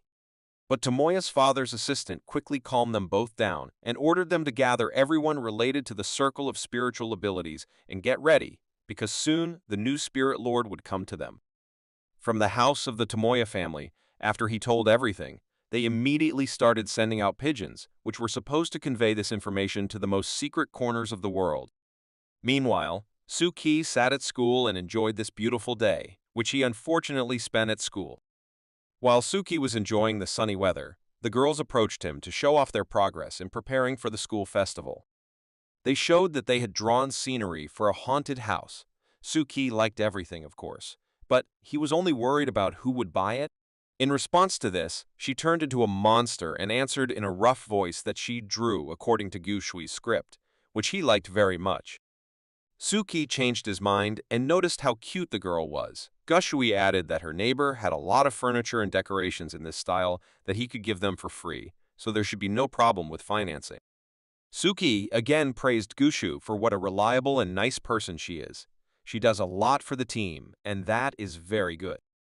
Gushu was confused and did not expect this from Suki, so she did not know how to react to this. Suki continued to watch the weather from the window and noted that this was the calmest day since he entered this world. There are no situations. He is not running anywhere. There are no tasks, neither at the law firm nor at the Black Gate. You can rest a little. Suki also had a reason to be happy because of the success in his teleportation ritual. Of course, he could still teleport not very large objects, such as a bottle of water, but this is already a good start. So the next thing Suki wanted to do was to open the Hall of Secrets and let him try a new one ritual to its believers. He also thought that everything would be perfect without spirits, which also remain everywhere. After school, Suki went to the Black Gate Club, where he had not been for a long time. As soon as he went inside, Mr. Anderson and Green were already waiting for him there, who immediately offered him to play. Suki was not against playing, so he immediately sat down at the table, after which Green began to ask him how things were going. Suki answered and noticed that they had not seen each other for a long time. Anderson intervened in their conversation and said that Green had lost his job and was now sitting idle. Green in turn asked for some respect for the newcomer. But their conversation was unexpectedly interrupted by the advisor Alice. She informed them that there is a new case in the fortune-telling house, where they noticed that Ludo's luck changed and became not as usual, so they created a new ritual. Mr. Anderson was not happy with this news, because they still have unfinished business, and the fortune-telling house is giving them new assignments, but it was still interesting to whom Alice would assign this task. It was very unexpected to hear from her that she would entrust this task to absolutely everyone. The most surprised of all those present was Mr. Green, who did not understand why they all had to perform this task. The fact was that the results of fortune-telling were quite confusing, which was not a good sign. Namely, they testified that the god of radiation is returning, who last time destroyed the branch of the Black Gate in Lauda, and it was known that he became even stronger. When Suki heard about this god, Weed was a bit scared, and he was worried that this spirit would return, and he would be even stronger, and what would they do with him then? Such a strong demonic god could appear again so quickly in such a place as in Ludo, so he asked to reconsider the matter on this account. Usually, Green understood that fortune-telling in such tasks was not always accurate, and the degree of danger was easiest to determine by the reward given to the mystic for the successful completion of this task, so he immediately reviewed what the reward would be for this task. Counselor Alice began to tell that this time there will be 2 awards for this task. So at this stage, it was already possible to understand that the task is quite difficult, and 2 awards because there will be 2 levels of tasks. The once level of the task was researching the location of the anomaly, for which a reward was given in the amount of 5 million and a certificate for the exchange of the layer of the abyss. The 2N level and, accordingly, the 2N task was to destroy the anomaly that arose there. The reward for the successful completion of this level was 20 million and a certificate for the exchange of the Moho layer, which was quite good for both the first level and the second. It was the first time Suki had heard such sums for completing a task, so he couldn't believe it. Green agreed with him that the task was quite good and gave him a folder with this task so that he could review it. Also, advisor Elise added that some organizations sent a letter to the ministry and notified of the presence of a possible threat in the coming days, so all organizations should be prepared for emergency danger, which consisted in the attack of monsters. Suki took a close look at the matter and noticed that the first news about the Spirit Lord's attack came from the Tsuchimikado family. Was this news spread today through Suki? Next, Counselor Elise suggested that they watch the video from the scene. Suki was shocked that there was even a video. When Suki started watching the video and he saw the spirit that he summoned today to scare the boy, he didn't think that it could be a spirit lord. Counselor Elise noticed this reaction and asked Suki to tell him everything he knew about the spirit lord. Suki was very worried that he might be exposed by the Black Gate. But Suki could not answer honestly to Elise's advisor's question, as it was about his secret, so he would have to lie.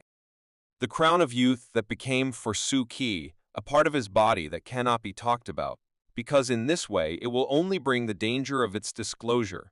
So Suki decided to pretend that he does not understand anything or to confuse all the members of the Black Gate Club. All Suki could answer to Alice's advisor was that it happened near his school. Green noticed that the number of suspects had drastically decreased, and Mr. Anderson asked Suki if he saw any suspicious objects in the video or any clues that would help them in their investigation. Suki began to tell that there really is a student from the Tutsuchikamoto family at his school, and he has a classmate who knows this student very well. He realized that the best lie that his friends from the Black Gate can believe is if he combines a lie and the truth at the same time, so he assumed that these videos were posted by one of the students from the same Tsuchimikato family.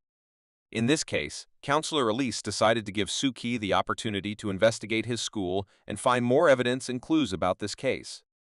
Suki did not expect that the investigation would be carried out on such a scale, but he agreed with Alice's advisor without any problems. Suki also realized that he still doesn't know a lot and some information is not available to him. He just pulled the spirit to the surface to scare the person, but all this led to gossip that the spirit master is coming back and wants to destroy Luda again, so he needs to study him better a new skill. Then Suki added that this spirit is close to the layer of the abyss, or maybe even a layer above. But even if it even comes out into the world, it will still remain very weak. He did not understand why the Tsuchimikato family came to the conclusion that this was a possible disaster. Would such a small spirit be enough for a disaster, or for the birth of a new master of all spirits? Green agreed with Suki and added that it is not surprising that these indigenous weirdos who lived here for so long in such conditions have now become alarmists. Mr. Anderson explained that this is only an assumed reason for which a spirit master can be summoned. Since then, a lot of time has passed, and there have been several similar cases. He added that the deep sea is their inspiration, and they are mostly in the layer of low light. But there are also those who live in the layer of the abyss, and they are already dangerous for mystics. Therefore, such mystics do not have a system of origin, they have no occult knowledge, and they rely only on received powers, which they received from spirits, which are not entirely accurate. Alice seems to understand what Anderson is talking about, but still decides to question him. What did he mean? Anderson did not hide or choose his words, so he said directly that he thinks that they just have group panic syndrome and should not pay so much attention to it. Suki was not sure that he fully understood what Mr. Anderson was talking about and asked him what he meant. Anderson told him that if one mystic is too worried about something, then other mystics who are in his circle of relatives will also panic. And in the world of mystics, when a group of people starts to believe in something, it can seem true. Suki understood that if a large group of people starts to believe in this panic and in the Lord of Spirits, then he can really appear in the world, then there will be no time for jokes. But all this is possible only when the group panic is at the peak of its power. Anderson praised Suki for grasping information quickly, but Suki then began to worry about another question. It was not too late that they started to deal with this question. Could they shorten it? Alice thinks that if the House of Divination gave such a serious warning, then it may be inevitable. If this case fell into the hands of the Black Gate so quickly, then it can only mean that all the secret organizations are very scared now. Suki began to worry even more that all his secrets will be revealed for sure, and then it will be a real disaster for him, and all this because of some video. Green, in turn, believed that someone was simply exacerbating the situation, and in fact, the situation was not so critical. Therefore, Anderson believed that the best option would be to find out what had happened in the last 3 days. Maybe they would be able to learn some new information, but without a doubt, it was the trigger and the first of the dominoes that would soon fall on Ludo. Suki smiled at this situation and did not think that they would all become so naive, but he cannot blame them because they are doing their job. But it's still the fault of that guy who is too afraid of everything. He came home and just sat down to have dinner and watched the news on which they told about the numerous robberies in Ludo, and Suki knew that if the news usually does not tell bad news, but if there is, then the situation is really bad.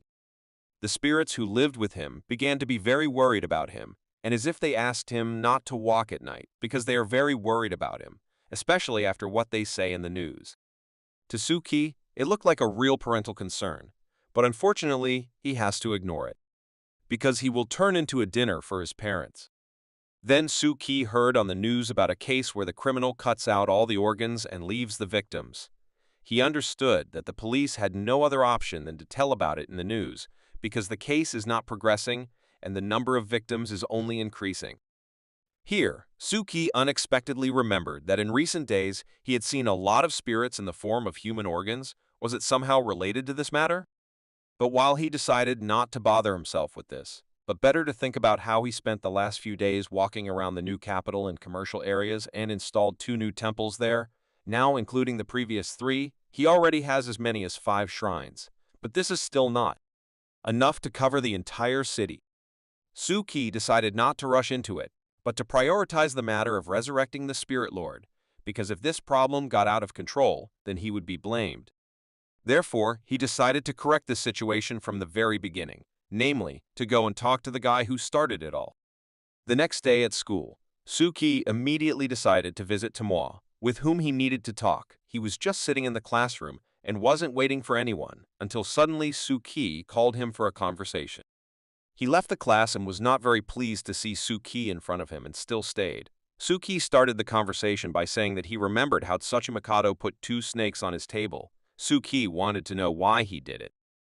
Tsuchimikado did not hold back his emotions and did not choose his words. He simply stated directly that he wanted to teach Suki so that he would not be as arrogant as he thinks he is. Suki did not understand what this was all about, because firstly, he is a native of Lodo, and the Tsuchimikado family is strangers in this city, and secondly, Suki does not even know who this Tsuchimikado is. Tomoya, in turn, shouted that Suki is a liar, and he knows that Suki asked his friend to arrange a salute in his house. It seems that he meant the case when Green came to his family for information about slanderers. Suki did not understand at all what this guy was talking about, so he questioned him, but received only shouts in response. Suki understood that Miko was right and that this guy is not too smart, so you have to communicate with him a little differently. That's why Suki asked him directly. He understood that Tsuchimikado knew that Suki was from the Black Gate, so he asked the question about the Master of Spirits. Let him tell everything he knows. But the boy clearly did not want to talk to him and simply turned away from Suki. Suki looked at this boy and thought that he was among the top 10 spiritual masters of Ludo, but he behaved so badly. Suki decided not to give up and said that the Black Gate could help them if he cooperated with him. But the guy again behaved just disgustingly and said that they don't need any help. They will manage perfectly on their own. Suki decided not to try to ask him anything more and decided to play with him a bit and said that if he was not interested in the information about the Spirit Lord, then he went to his class. Of course, the guy was interested in this kind of information, and does the Black Gate have such information? Suki added that the Black Gates have many opportunities that they will need in the future for the battle with the Spirit Lord. But this was all Suki's plan, which he used to lure Tsuchimikado into a trap so that he would tell everything he knew about the Spirit Lord. And his plan worked. Tsuchimikado took the bait and started interrogating Suki. Where did they get such information? Of course, Suki could not say how he knew this, because he invented all this in order to lure him into a dialogue, and Tsuchimikado doesn't seem to trust him very much anymore, so he decided to give an even bigger bait. Therefore, Suki offered him a deal that he could not refuse, the meaning of which consisted in the exchange of information between them, so it will be fair. Tsuchimikado asked to give him some time so that he could evaluate all the benefits for himself, the information he has. It has been spread for a long time, and it is not too expensive, so if he uses it to make a deal with Suki, then he is guaranteed to get new information and accordingly benefit. And also, he came up with a wonderful plan in his opinion, which consists in the fact that he will listen to what Suki tells him, and then he will answer that he already knew this information anyway, so he will not say anything, so he will be able to get information and anger Suki. Suki is already tired of watching Tsuchimikado standing with his back to him and laughing under his breath. The boy finally agreed to exchange information with Suki, but he whispered one condition. He wanted Suki to be the first to tell what he knew, and then he would decide whether he should exchange. Suki told him that he has several coordinates of the likely location of the Spirit Lord, but he can't just give them away. Suddenly, Tsuchimikado will just run away with them and not give any information in return. Tsuchimikado noted to himself that Suki is smart enough, and he would definitely be one of the top 10 spiritual masters. But unfortunately, he is already in another organization. But the most important thing for him was that he would not lose anything even if he received half of the information from Suki. Therefore, he offered to give him at least half of the coordinates so that he could make sure of their existence. Without thinking for a long time, Suki offered him to go with him to the roof of the school, where he would show him one of the coordinates, if he was not afraid, of course. Suchi Mikado of course agreed and followed Suki and warned him that if he lied to him, he would make Suki hurt. They went up to the roof of the school, where Tsuchimikado did not see any spirit lord that Suki said about. Did he lie to him? While the boy looked around, Suki performed a ritual and summoned one of the most terrifying spirits of the depths to the surface and called Tsuchimikado to come closer to look at him. When the boy approached, he immediately became more frightened than ever. Could it really be the master of spirits? Suki summoned a very scary spirit that looked like him, but it was just a spirit from the Moho layer that would disappear as soon as Suki finished the ritual. Tsuchimikado continued to scream in fear when he saw such a huge spirit, and Suki calmly watched. Then Suki finished the ritual, and the spirit disappeared, which Tsuchimikado noticed and asked if he had seen it. Of course, Suki saw him, because he summoned him with the help of his relic, and Tsuchimikado had no idea that Suki was deceiving him. Then Suki continued his legend and told Tsuchimikado that this place could be the source of an anomaly where, in theory, a master of spirits could appear, but he was not sure about it.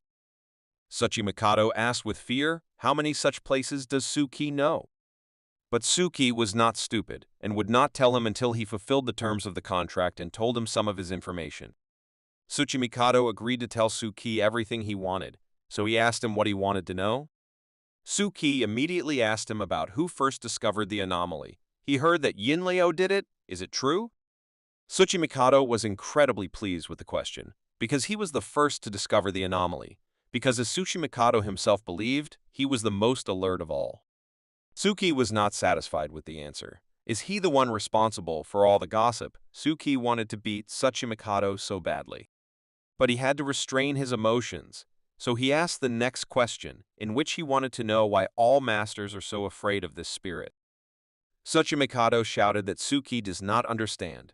This is not an ordinary spirit. This is a real plague that destroys everyone around.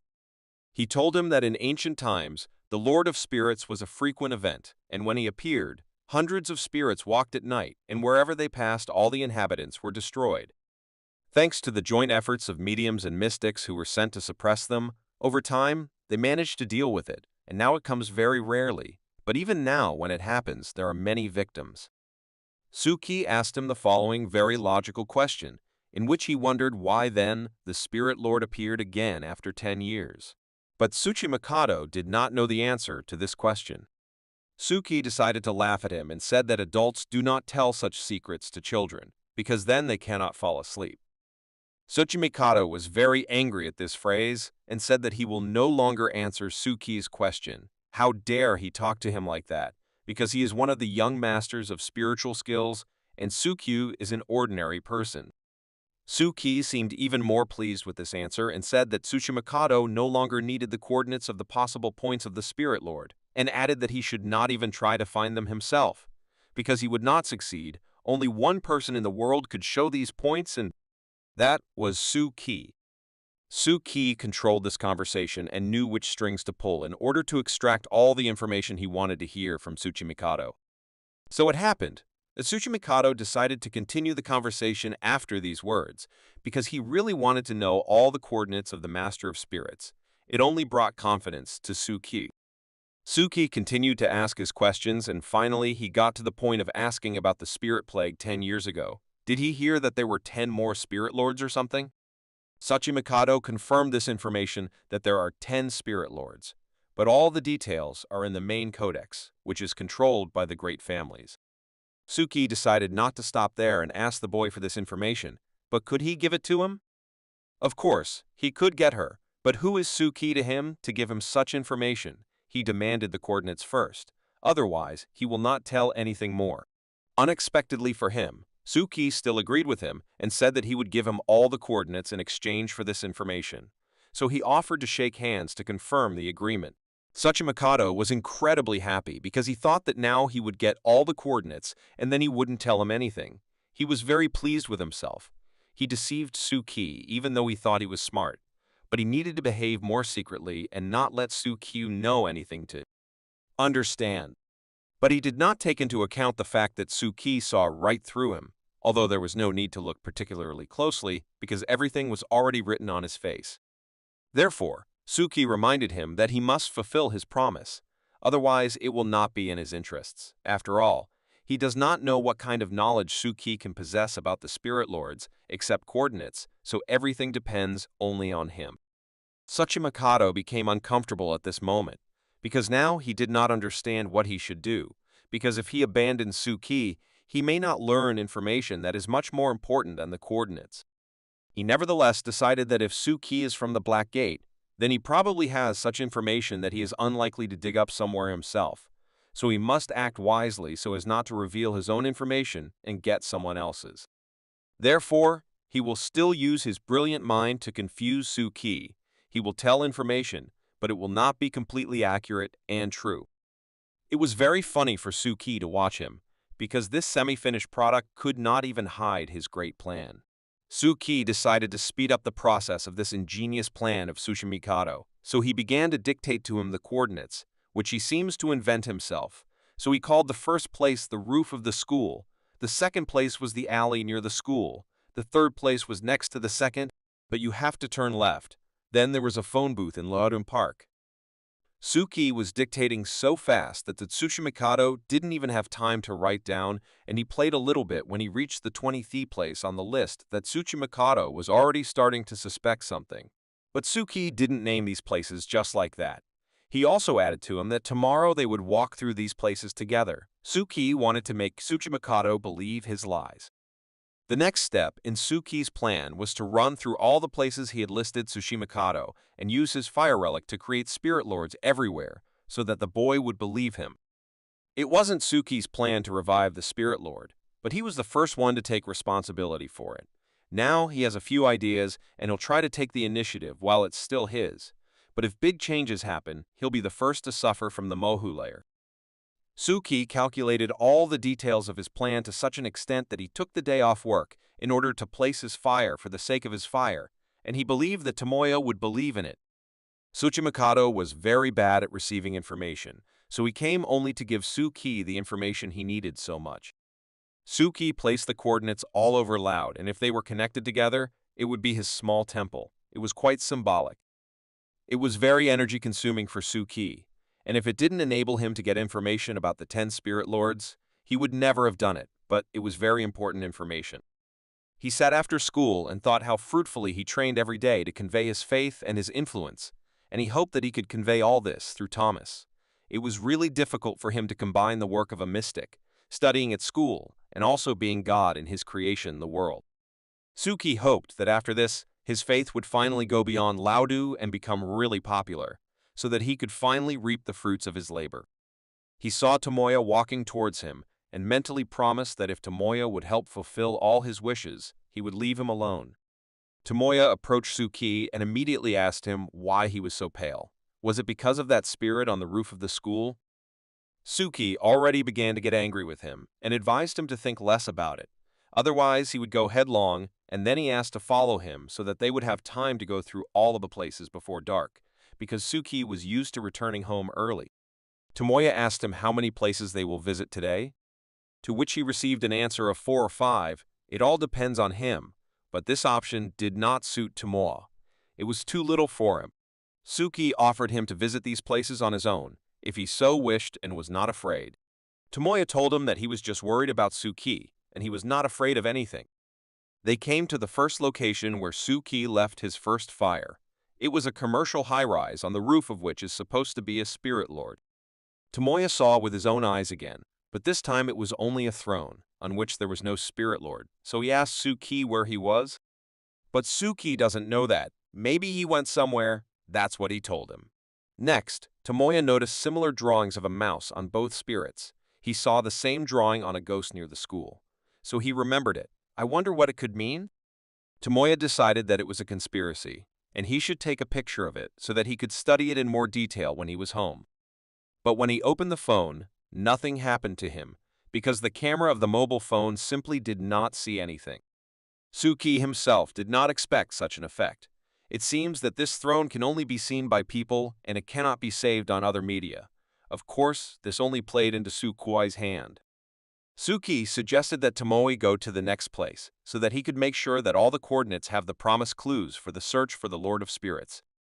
In the next place, Tomoya behaved even more like a child and just screamed when he saw this giant spirit in the form of some very strange spider. Suki decided to experiment and go much further. His idea was to apply the ritual of teleportation to learn how it works with people. He's been training with teleportation for a long time, but this really important attempt will be the first time. While Suki was playing with Tomoya on the roof of the building, Gyuguo was playing in her office and thinking about nothing. Here, unexpectedly for her, water began to drip directly from the ceiling directly onto her hands. Where could she get it from? She raised her head to the mountain and saw water dripping directly on her forehead. Because of this, she even turned over from the chair she was sitting on. Gigo even got a little scared. When she looked up again, she saw a message from Mr. Truth, who seemed to be asking for her help, because stupid people are getting into Mr. Truth's secrets, and it is necessary to deal with it. Guo couldn't believe that she heard Mr. Truth for the first time outside the secret hall. Is it really that important? She started to call him and check if he hears her. If he does, let him give some sign, but she did not hear an answer, so this time the communication between them is one way. But she was an attentive and intelligent girl, so she immediately saw that the coordinates given to her by Mr. Truth were very close to her office. Does he really want her to come and do something? She didn't think long, so she decided to check if there was anything interesting there. Mr. Estina hardly called her just like that. Suki had indeed sent her a tip and wanted to see what she would do next. He hoped that Gyuguo would not let him down. Tomoya could not understand and asked Suki why there are spirits on some thrones and not on others. How does it work? But Suki pretended that he didn't know, because he was here for the first time, just like Tomoya. So really, how could he know? Of course, Tomoya is not a very smart guy, but his question is logical enough. How then does Suki know about these coordinates if he is here for the first time? Suki did not even look at him and answered him that he found these coordinates during the research of one of the temples. Tomoya appeared right in front of his face and asked which temple was he talking about. Suki decided to continue his legend and told that these temples were created by the god Ludo, who gave him these coordinates, and then Suki pretended that he accidentally said this. Suki then continued to pretend that he said it by accident and never wanted to talk about it with him and told Tomo that it didn't concern him anyway. When Tomoya heard this, he made his own conclusions. He believed that Suki was really hiding some secrets that he did not want to spread, but Tomoya was too smart and with one question drove him into a dead end and almost did not talk to him. Suki looked at Tomoya again as he turned his back to him and laughed under his breath. Suki couldn't believe that a person who considers himself one of the best masters of spiritual skills could be so stupid and fall into every trap of Suki. Tomoya really wanted to take a picture, but the camera couldn't see it again, so Suki suggested that he draw this spirit. Here, unexpectedly for Suki, Tomoya began to shout as if he was being beaten and to say that he understood everything, and that all these spirits are going not only to Lauda, but also to the whole world and something must be done about it urgently, because it may be too late. Suki tried to react in the same way as Tomoya, and also started shouting that it was just terrible, and asked Tomoya as one of the best masters of spiritual abilities to do something and save his own. But even he understood that Suki was losing. From the first, Tomoya decided to use his spells, which were supposed to restrain the first-time spirits, so that they would not break free. Every time, Suki couldn't believe more and more that this guy is a master who is obsessed with everything Suki does or says. Even now, he started doing some strange ritual and running from side to side. So Suki began to think over the fact that there are dozens of masters like him. But he was more worried about the fact that Gyugu still hadn't done anything after he gave her a hint that she should have understood. Tomoya himself did not understand how he created quite good familiars. Suki was pleasantly surprised, although there was a lot of noise from him, but he still created these two familiars, which he liked very much, and he even wanted to trick Tama to tell Suki how he did it. So Gyuguo began to act. She invented a wonderful story with the attack of a large number of deadly spiders, which are supposed to attack Tomoya and his two hares. Suki was more than satisfied with such a decision. Gyuguo blew the elephant out of the fly, and now it's time to join Suki's game and play along with her.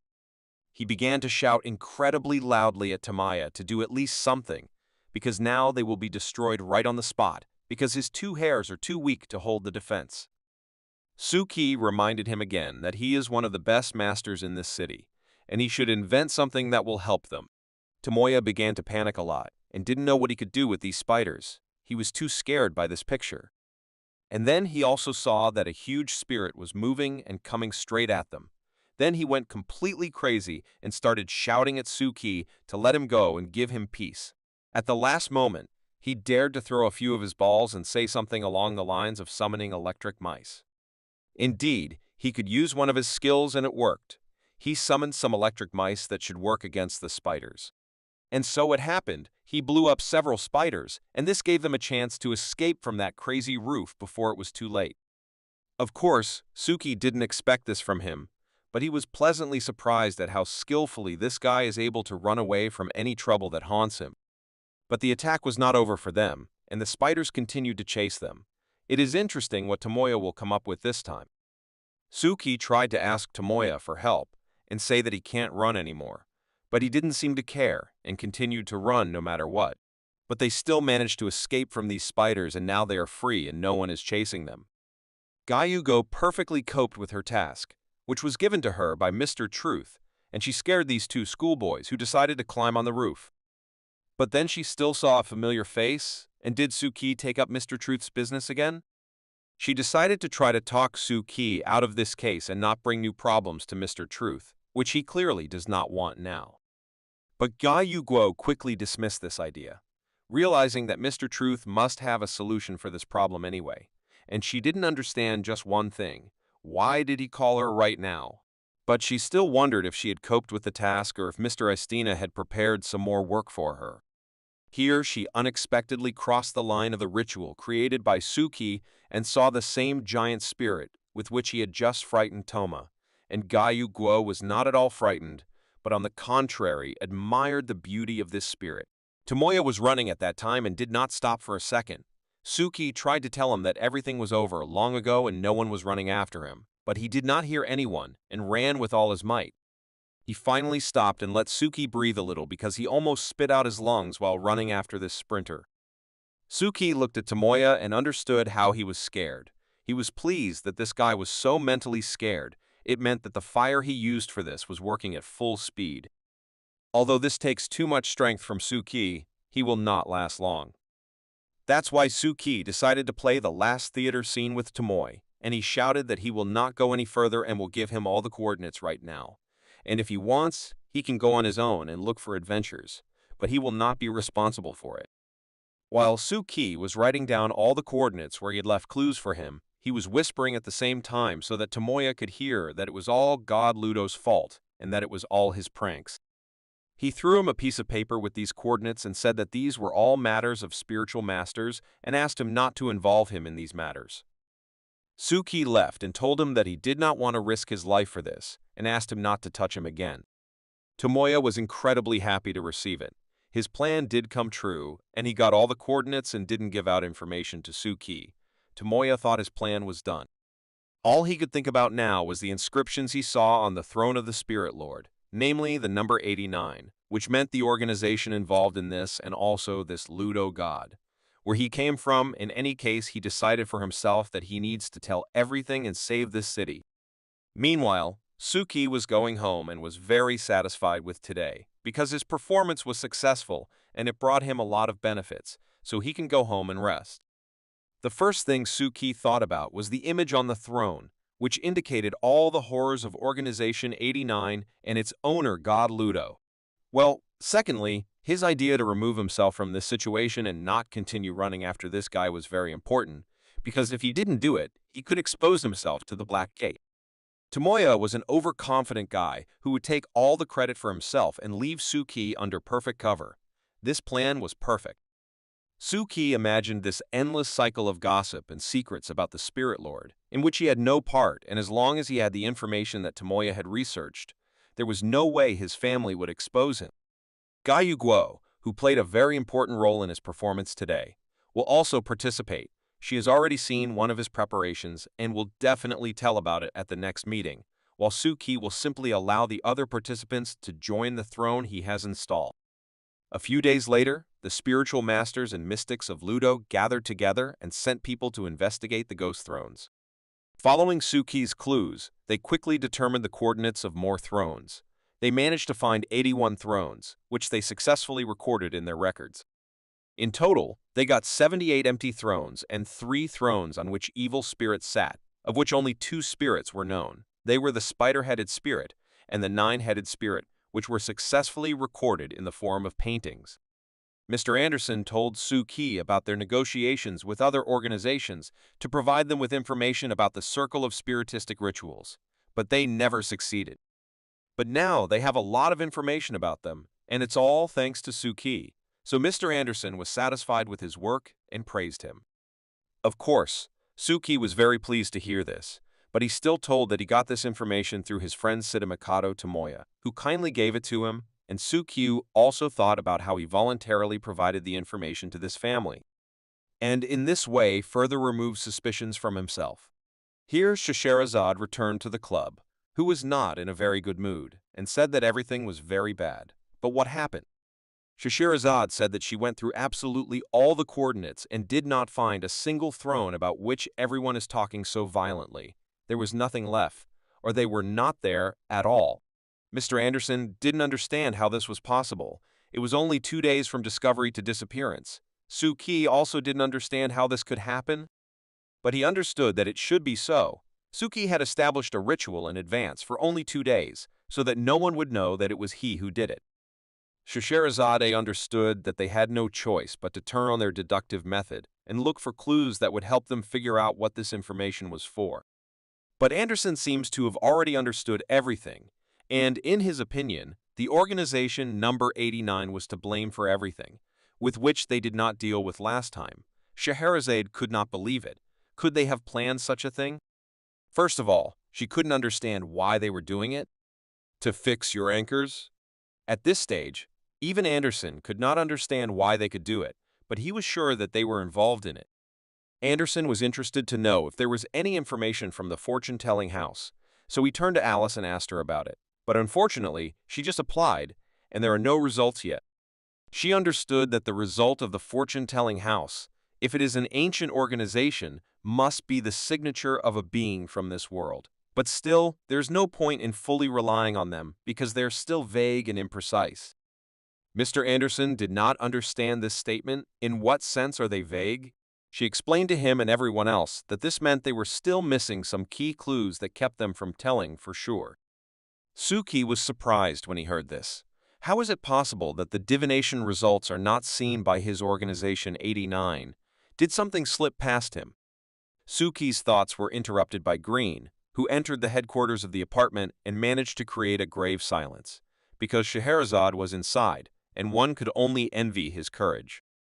He entered completely calmly and greeted everyone as if she was not there. It seems he should not have done this. Scheherazade was boiling when she first saw him, and after his words of greeting, she wanted to send him to the hospital once more, but he stopped her and tried to calmly explain why he was here. The fact was that he came to show everyone a new video of the beheading cycle, which seems to have been really important if Green dared to come to the club when Scheherazade was there. There was a video called 10 Spirit Lords. Is this cycle also somehow related to this case? Meanwhile, the 2 attackers who were on the shopping street when Suki and Scheherazade went to the main slanderer came to some forest to perform a new ritual. But this time, this ritual will be performed against one of them. Namely, against that crazy girl who summoned Inugami and after his death became paralyzed and can only move her eyes, so she was no longer needed by anyone. She could not believe that right now they would bury her alive and not even give her a chance to live, but she still tried to agree on her pardon. No matter how hard she tried to scream, nothing came out of her, and her partner did not hear anything and continued his business. He threw her into the pit without any pity and told her not to worry, because he was doing it for her and the spiritual child. He stood over her and said that she herself was to blame for this. The dog she raised for so many years turned out to be so weak and could not do anything against some spirit. Therefore her contribution was too small, and now she must sacrifice herself for the sake of the gods. She continued to scream and beg him for mercy, but he did not pay any attention to her, and continued to talk and tell her why so many people want to curse each other. This enmity gives them strength, and now she is completely useless to anyone. He also added that he and she come from different families, and she will never understand his thoughts, so she must sacrifice herself for the sake of the future. In the end, he still started his ritual, not even listening to her cries for help. He thought that it would be better for her. Unexpectedly, another mysterious woman appeared next to the body, who was watching all this carefully, and it seems that she is the same owner. When the girl heard that her owner was present at her last funeral ritual, she began to ask her to give her one last chance. She agreed that she was wrong, but she really wants to live, and if she is given a chance, she will fix everything. But to her great regret, she heard from the owner that she never expected anything from her. Therefore, her existence is not needed at all now. The girl did not expect such a turn. She did not understand why her existence was so useless.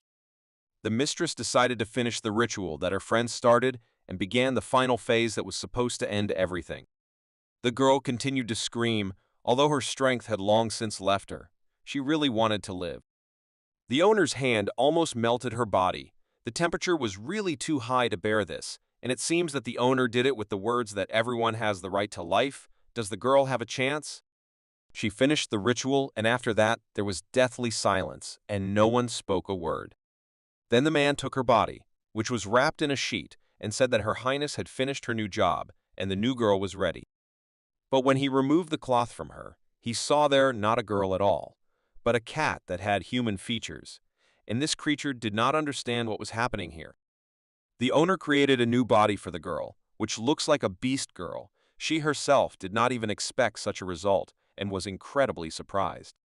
After she was already able to stand normally on her two legs, it was explained to her that the number of people decreased because the black gates are also not sitting idle, so the owner decided to give her a second life, so she should use this chance to the fullest. She understood everything and promised herself to do everything in her power to regain the owner's trust and become even stronger. One of the members of their organization ordered her to perform the following task, which the owner gave her personally. As it turned out, her new task was to summon the Master of Spirits and do everything for him to destroy Lauda and the Black Gate Club. Scheherazade was surprised when she started reading about the cycle of beheadings because she and Anderson did not understand what they were doing here because they were sure that the Organization 89 was involved in it. Counselor Alice understood that now not a small number of people will use it for their own interests. The Master of Spirits is now the most popular topic even among ordinary people. So now she decided to first of all find the beheading cycle and find out who was behind it and finally put an end to them. Suki did not understand why they would not conduct an investigation into the 89 organization, and he immediately asked the advisor Alice why. She explained that there is no point in investigating anything at the moment because they know too little information about them, and now would not be the time to take risky actions for the sake of any information. Suki understood that the Council of the Black Gate had a new plan that he still knew, so he decided to ask them about it, to which Alice answered him that it was necessary to wait for a while. In any case, the revival of the Spirit Lord would not end in the near future, and if those organizations that hunt him will fight for the anchor, then it will be easier to find and eliminate them. She was quite smart, because such a plan would give the Black Gate Club not only the opportunity to learn more information, but also to save its people from senseless victims. But all this played into Suki's hands only, because the attentiveness and observation of Alice's advisor would ultimately yield nothing, because Suki is also a member of the Black Gate Club. Then, Mr. Anderson entered the conversation and started asking everyone in turn what they think about the beheading cycle, how dangerous they can be. According to Green, this organization or group of people technically belongs to the lower groups of the mystical world. Suki didn't know what it meant, and of course he asked how he usually does it. Mr. Green explained it to him in quite simple terms. Once upon a time there were mystics or psychics who gave themselves anchors or some credence by spreading gossip, famous examples being Black Dahlia and Jack the Ripper. Everything was clear to Suki, but how legal was this method? Anderson explained to him that this is an illegal and very risky method, because if it is used incorrectly, this method can not only not call the anchor, but also create a terrible spirit. Unfortunately, there have already been examples, so it is usually prohibited in occult circles to do, unless the Court of Secrets has ordered it to be done. Everything became even more confusing for Suki. He did not understand what the Court of Secrets was for. Isn't it forbidden to reveal one's secret? As Anderson told him, in the courtroom of secrets, you can tell your secret because it is not an organization, it is rather a spiritual god. Mr. Anderson, at this stage of explanation, introduced Suki into complete incomprehensibility. Suki did not understand who this spiritual god was. Is the Court of Secrets, which determines whether a mystic is guilty of this or that crime and has broken the law, actually a demon? Green immediately tried to explain to Suki that this is not just a demon, but one that was specially transformed by one of the great mystics of the Black Gate with a sentence embedded in its logic of action. The modeling of the mystical court for the assessment and possible creation of spirits and ghosts was based on the information provided by the mystic and which could give birth to new spirits or ghosts. Then the logic of the operation of this court worked accordingly. Suki wondered what happened next with such mystics whose information could summon a spirit. Were they eaten? Green added that in the end, the Court of Secrets is also a demon, but with some new rules of operation that were added specifically for possible use. But you need to be ready to use it before you use it because it can consume you. The reason why the Black Gates know the functions of most of the divine objects found in their possession is precisely because they were able to decipher them through the courtroom of secrets, and this is only one of the ways in which the Black Gates discipline the circle of mystic.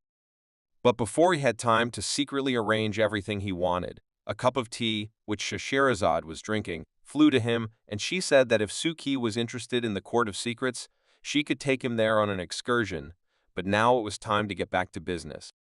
But Scheherazade warned Green that if he once again strayed from the topic they were talking about, she would throw something more difficult at him, so she immediately forced him to speak his mind at the expense of the beheading cycle. Green believed that the cycle is not an organization, or a very inexperienced, poorly understood organization that appeared not so long ago, but he is more inclined to the option that it is one person who works alone. Anderson was in complete agreement with Green's opinion and believed that this is a person who, roughly speaking, was a novice in the occult world, or rather he was, until he created his organization, and this happened because he or she was not added to some already existing organization, such as, for example, a Black Gate. Scheherazade offered to make their options for the owner of this group, if they had already started an investigation on this account, so each of them took a piece of paper and a pen and started writing their options. After 2 hours of their joint work, Scheherazade read an approximate description of the criminal. He should be a man. His age should not exceed 26 years. He should be a professional in photography and video editing. He should work alone and not belong to any other organization. Anderson suggested starting the investigation from the school, people on TV channels and specialists in the media, because that is where it is easy to find a person with this description. Scheherazade decided to conduct her little de-icing and said that she would leave everyone and return soon. But she was interrupted by Green, who announced that a new video was released in the beheading cycle. Scheherazade read the description under this video and noted that he chooses the topic quite well in order to attract as many viewers as possible to his channel, which will bring him new anchor lines.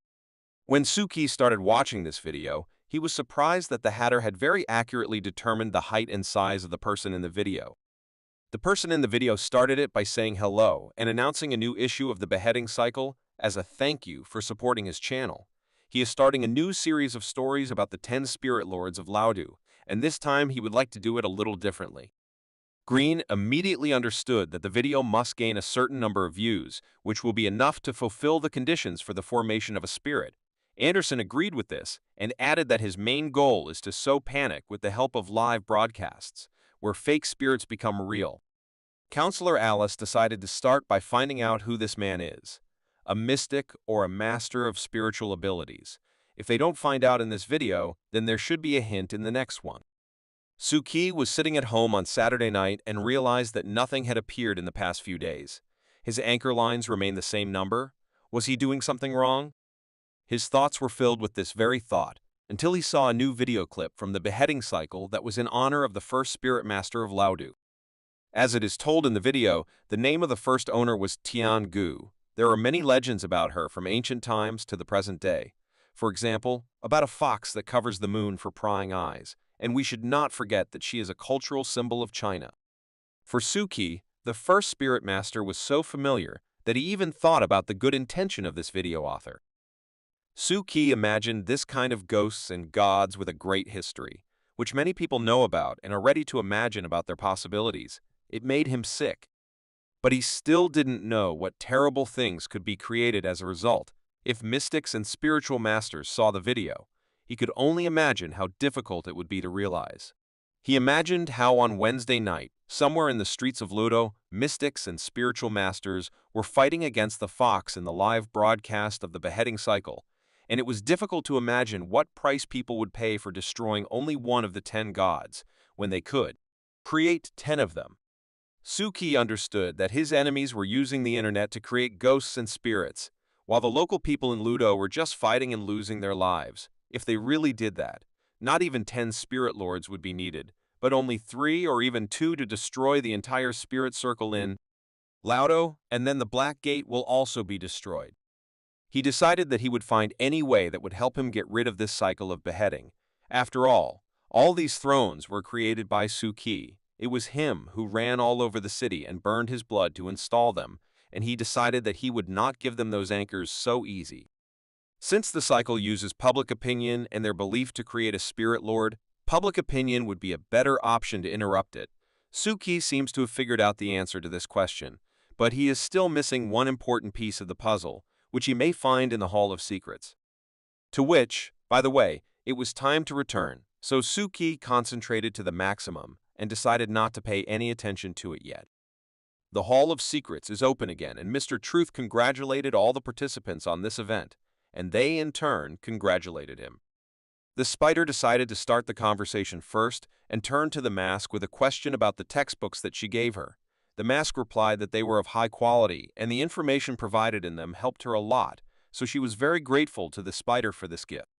It was with the help of these textbooks that the woman reached the threshold of the mystical world in real life, so she was really very grateful for that. Gayu Guo was very curious as to how the mask drew such professional anatomical diagrams at the last meeting. Is she really a doctor? The woman explained to her that she works as a forensic expert.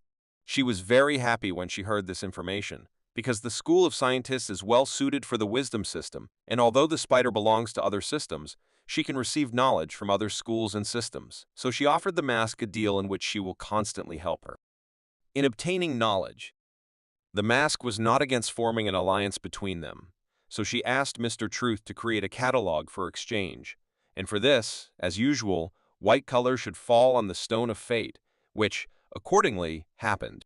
Gayu Guo was impressed with such technologies. The exchange directory is the perfect solution, because the mask can enter data about exchanges, even if there was no exchange actually, or the exchange needs to be moved. It was not a problem with this directory. Suki was very happy because the nine-headed woman finally put forward constructive ideas to clarify the order of exchange at the 4th meeting. Now he can finally move on to the next step. Mr. Truth created some new matter in the form of a pyramid, which was used at the meeting for the first time. What will they do with the help of this pyramid? But the only answer that Mr. Truth gave to their questions was a secret that they have to solve on their own. Gayu Guo still decided to tell everyone about how a few days ago she received a divine message from Mr. Truth about how a throne was found in Kage District, and began to tell the whole story about that day. After the spider finished his stories about these thrones, the mask decided to turn to Mr. Truth and ask about these thrones. What are they for? Gayu Guo decided to add to her story some rumors she had heard about the revival of a spirit lord that was actively spreading in the community, and it could also create a large number of anchors, so she also asked Mr. Truth if he was trying to create a large number of anchors in this way. Anchors. After these words, Gayu Guo noticed how the pyramid created by Mr. Truth began to move. It seems that this was a sign that meant that she was saying the right thing and should continue in the same spirit. Therefore, she decided to offer him new means of creating great mysteries, with the help of which he would form even more anchor lines. But when she looked at the pyramid after these words, she realized that she was saying something wrong, because this pyramid does not move at all. Gayu Guo decided to continue despite this and started to tell Mr. Truth about a mobile phone that you can carry with you, which has a whole bunch of very useful functions. Mobile phones have become an integral part of humanity, so she based on the occult knowledge of the wisdom system created a large game based on a mobile phone that is now very useful for her. She meant it when she talked about the same game she called Laudo's Spirits and Ghosts. Spider decided to explain the main point of this game in order to make it easier to understand why it is needed. The first step is registration, which can be compared to entering an organization or a mystical world, where secret forces give the player the corresponding functions and tasks that he must perform. She also said that she deciphered and added some functions of Mr. Truth's puppets to the game. Now players can control the puppets during the game and move in certain areas. If necessary, Gayu Guo could even control these puppets and set tasks for players and their puppets in a certain game area. But her speech was interrupted by a mask, which was very interested in whether ordinary people can see dolls in real life and will not expose them in the future. But according to Gayu Guo, even here, everything was thought out, because her dolls are similar in nature to spirits and ghosts, and can appear both on the first layer and on deeper layers. For example, on the layer of the abyss, where they are invisible to ordinary people and cannot influence them. Human world. The next question the mask decided to ask was about the heaviness of spirits. Can it change with increasing depth? Gayu Guo could theoretically do it, but with the server she has, the deepest layer she can do is the low light layer, which is the very first layer in the deep sea. She assured that there is absolutely no need to worry about the fact that they can be exposed. Jiayugu believed that ordinary people do not understand that this is a big secret. They just think of it as a fun mobile game. Suki was very satisfied with Gayu Guo's work in game. He underestimated it. But this game really exceeded all his expectations, because times are changing and now the methods of information transmission have changed. Science and technology are now the first productive force in the world, and the base of this game will be the key to a new secret. Gayu Guo was sure that in order for the game to gain intrigue and give what is expected of it, it is enough to call it a big secret, and it can work. In short, she counted on the fact that the game will help them to harvest the general fixation of players. In her opinion, the more loyal players there were in this game, the better anchors they could give them, and she also suggested that they open replica missions so that a larger number of players would help in completing the tasks. Maska said that she usually doesn't play games, so she wanted to ask if something needs to be given in the process. Gaiagu seemed to be waiting for this question from her and immediately began to tell that all players will need virtual things, access to the next levels, and much more. For this, they will give us real money. But most importantly, new anchor lines, so considering that we give and what we get. Of course, the anchor lines were much more expensive and valuable. Mr. Truth listened carefully to all this and tried to understand how it worked, and it occurred to him that her method of separating divine items and combining them gave him some clues. When reviewing the strategy to combat the beheading cycle, he was missing a key piece of the puzzle. But now that he has this game, it could become a key piece of the puzzle to the implementation of the plan to destroy the beheading cycle.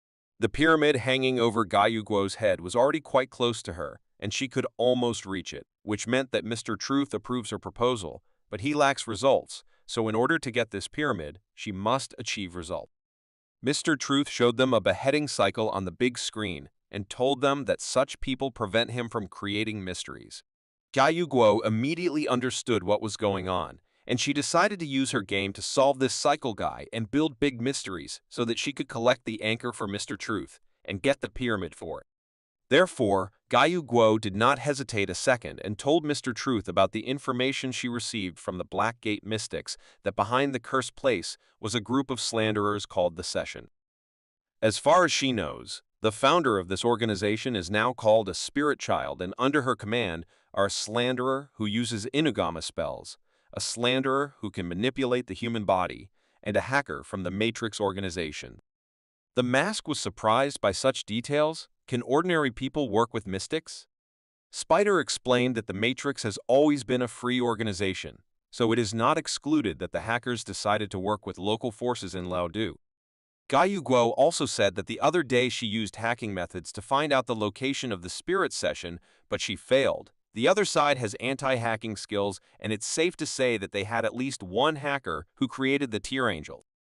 The mask understood almost everything. Besides, what kind of organization is this session? Jiayu Guo knew only that this is a group that collects money and curses and destroys people for it, but they have not yet suffered any punishment for this. The woman who was hidden behind the mask burst into tears. because she also lost her relatives because of the same secret organization, and she did not want the same thing to happen to other people. Catcher entered their conversation and began to draw something. Everyone present was sure that there would be cheese, but he continued to draw something for so long, it seems that there will be no cheese.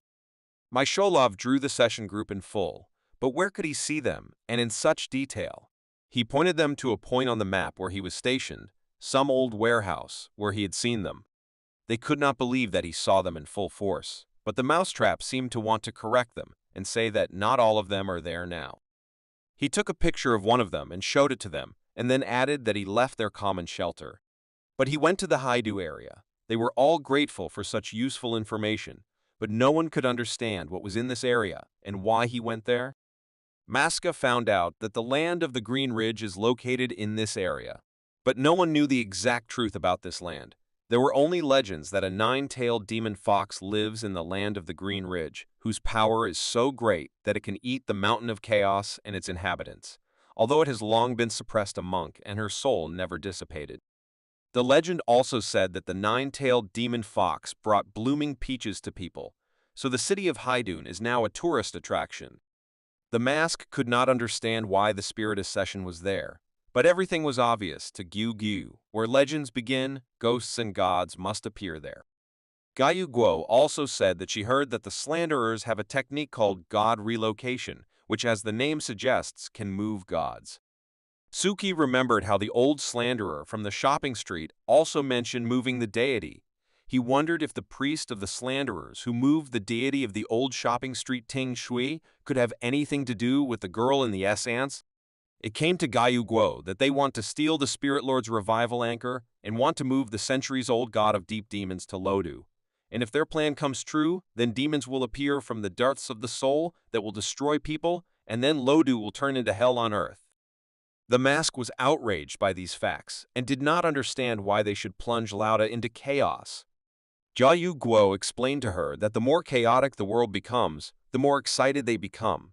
The fact that they dared to release such a destructive monster as the Tear Angel shows that they are insane and will stop at nothing to achieve their goal. The spider began to call Mr. Truth and tell him that Laudu is his land, and the spiritual session is an attempt to eliminate the gods, so panic and steal his anchor. Suki reflected on how the creation of fear does create an anchor, but they are chaotic and unstable and can be easily neutralized. Only when humanity is stable and rich can a great and orderly mystery be built that cannot be allowed to be destroyed by a spiritual session. He had to think carefully about all this, because the mouse catcher gave him new hints and he can keep them here, in the Hall of Secrets, so that they do not get lost and do not run away. Therefore, Mr. Estina decided to create a kind of library where all the memories and knowledge of the participants of the secret hall will be stored. After the creation, the participants immediately began to look at these so far empty bookshelves, on which there were already several books about Macbeth and about past tasks that the participants had already completed. He wanted all subsequent files to be certified and recorded here, and in a few decades, or even centuries, the one who will own the Hall of Secrets will become the owner of the world's knowledge. For this, he created 3 orders in the Hall of Secrets, and one of these things, namely, the pendulum, was supposed to observe the world or historians and compile its own archive of knowledge. After that time ran out and the 4th meeting of the Hall of Secrets was completed. Suki sat in the kitchen after the meeting and thought that he had acted wisely enough to create a Hall of Secrets and find suitable people to enter it. For him, the Chamber of Secrets was like a grinding machine for thoughts and a source of inspiration where he could find different points of view, voices, worldviews, where different ideas collided side by side and, of course, a place where people developed and became better together. After Suki thought about all the moments of the secret hall, he decided that he needed to create a new throne, but his thoughts about how to do it were interrupted by some otherworldly voice. Suki stood frightened and did not say a word because this voice was unlike any other he had heard before. It confused him when this voice repeated the word of enlightenment. For him, hearing this voice is the same as being in an embryo and hearing the voices of the world through the amniotic fluid and the mother's skin. He stood in the kitchen for a while, and the voice disappeared, so he decided not to attach much importance to it, but it still scared him. Suki was already lying in bed, and thinking about how the construction of the ghost throne would become his next priority, and all actions should be directed towards the construction of this great secret. He didn't know for what purpose the Spirit Eswant Society moved to Lodo, but it was definitely not good. So Suki decided to send this information to the Black Gate the next day and see how Counselor Alice would react to it. After that, Suki really wanted to go to sleep, but he couldn't because he needed to visit the deep sea, which he actually did. When he dived, he was awaited by a rather pleasant gift in the form of an increase in the number of anchor lines by 50. Now he had 350, and with the help of this, the creation of the ritual of securing the layer of enlightenment was successful. Unfortunately, the good news ended there because Suki did not have the ritual kit for the low light layer in his hands, although he had gathered enough resources, but he did not have the guidance to do so. In the Book of Realms that was given to him in the Black Gate, there is a ritual formation for the first layer, but what about the low light? He couldn't even explain the origin of these anchors.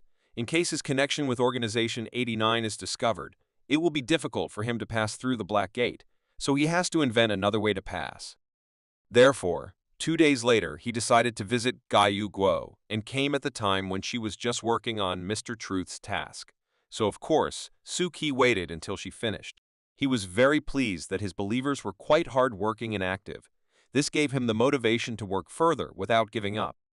Gaiyu Guo took some time off from work and asked Suki why he visited her. Suki responded by saying that he came to her to get information about the organization of the session. She was immediately distracted from her work because she was very surprised that he knew this information and where he got it from. But even if he somehow found out, in any case, it is very expensive. Suki felt a little funny in her mind because she herself learned this information from him in a secret hall at the last meeting, and now she is selling it at a very high price. Also, Suki had one more request. He knew that there are anchor ritual arrays for illuminated and dimly illuminated layers, and he very much requested that this agreement be as confidential as possible. She had already completely turned away from her laptop and wanted to know from him why he needed all this, because the binding ritual is very controlled, and she will only give him the one that is suitable for her wisdom system, so he cannot to use it.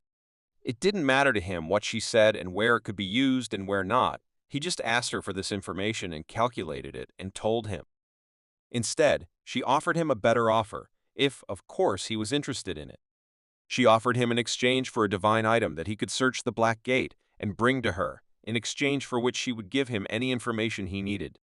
Suki thought it was too high a price.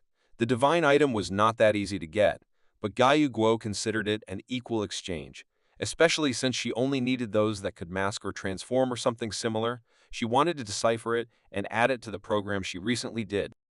He thought a little about this proposal and still agreed, so he left her and said he would return when he found a suitable object for her. On the same day, Suki went to the Black Gate, and there was no one there again, and everyone magically disappeared. He was about to go home when suddenly Counselor Alice came to him and told him that they had all gone to investigate the case, and she was just waiting for him. Suki was surprised. Alice asked him to take the map to Green, which was supposed to help him somehow. Green himself was now in the hospital. Suki didn't expect what happened to Mr. Green. Counselor Alice told Suki not to worry, because as far as she knew, he was just bitten by a dog. When Suki arrived at the hospital to see Green, he saw him bandaged and not in a very good mood. Had he really been bitten by a dog? As it turned out, he was investigating a spiritual essence and was unexpectedly attacked by a woman's dog, which almost bit off his hand, so he is now in the hospital. It seemed to Suki that he had already heard about this woman in the body of a dog somewhere. Green said that he followed her and tried to determine where she was going, but she exposed him and attacked him. He asked Green why he didn't call his princesses, but as it turned out, they didn't want to go out because they were afraid of dogs, so he didn't do anything. For Suki, being in this hospital was too difficult. Now that he had entered the Moho layer, he began to see a large number of new spirits that looked like various diseases, and there was nothing pleasant about it. And then, in the queue to leave the hospital, Suki saw a very familiar man who looked like Mr. Tianjing. After all, it was really Tianjin who was the president of the student council, who was no less shocked when he saw Suki, so he asked him what he was doing here. Suki said that he came to visit a friend who was bitten by a dog, and the president said that his younger sister should also enter their school, but she is in a coma due to an injury, so he came to visit her and brought her favorite flowers. Suki immediately apologized for his tactlessness, but the president reassured him he was already used to such questions. Maybe the mention of her name would make her wake up earlier. At least he hoped so. The president was about to go to his sister when Suki asked if he could go with him and visit her, to which he of course received a positive answer. They entered her room together, and Suki immediately noticed that the president's sister was supposed to be a very cheerful girl. It is not clear how he thought this, but he immediately understood it.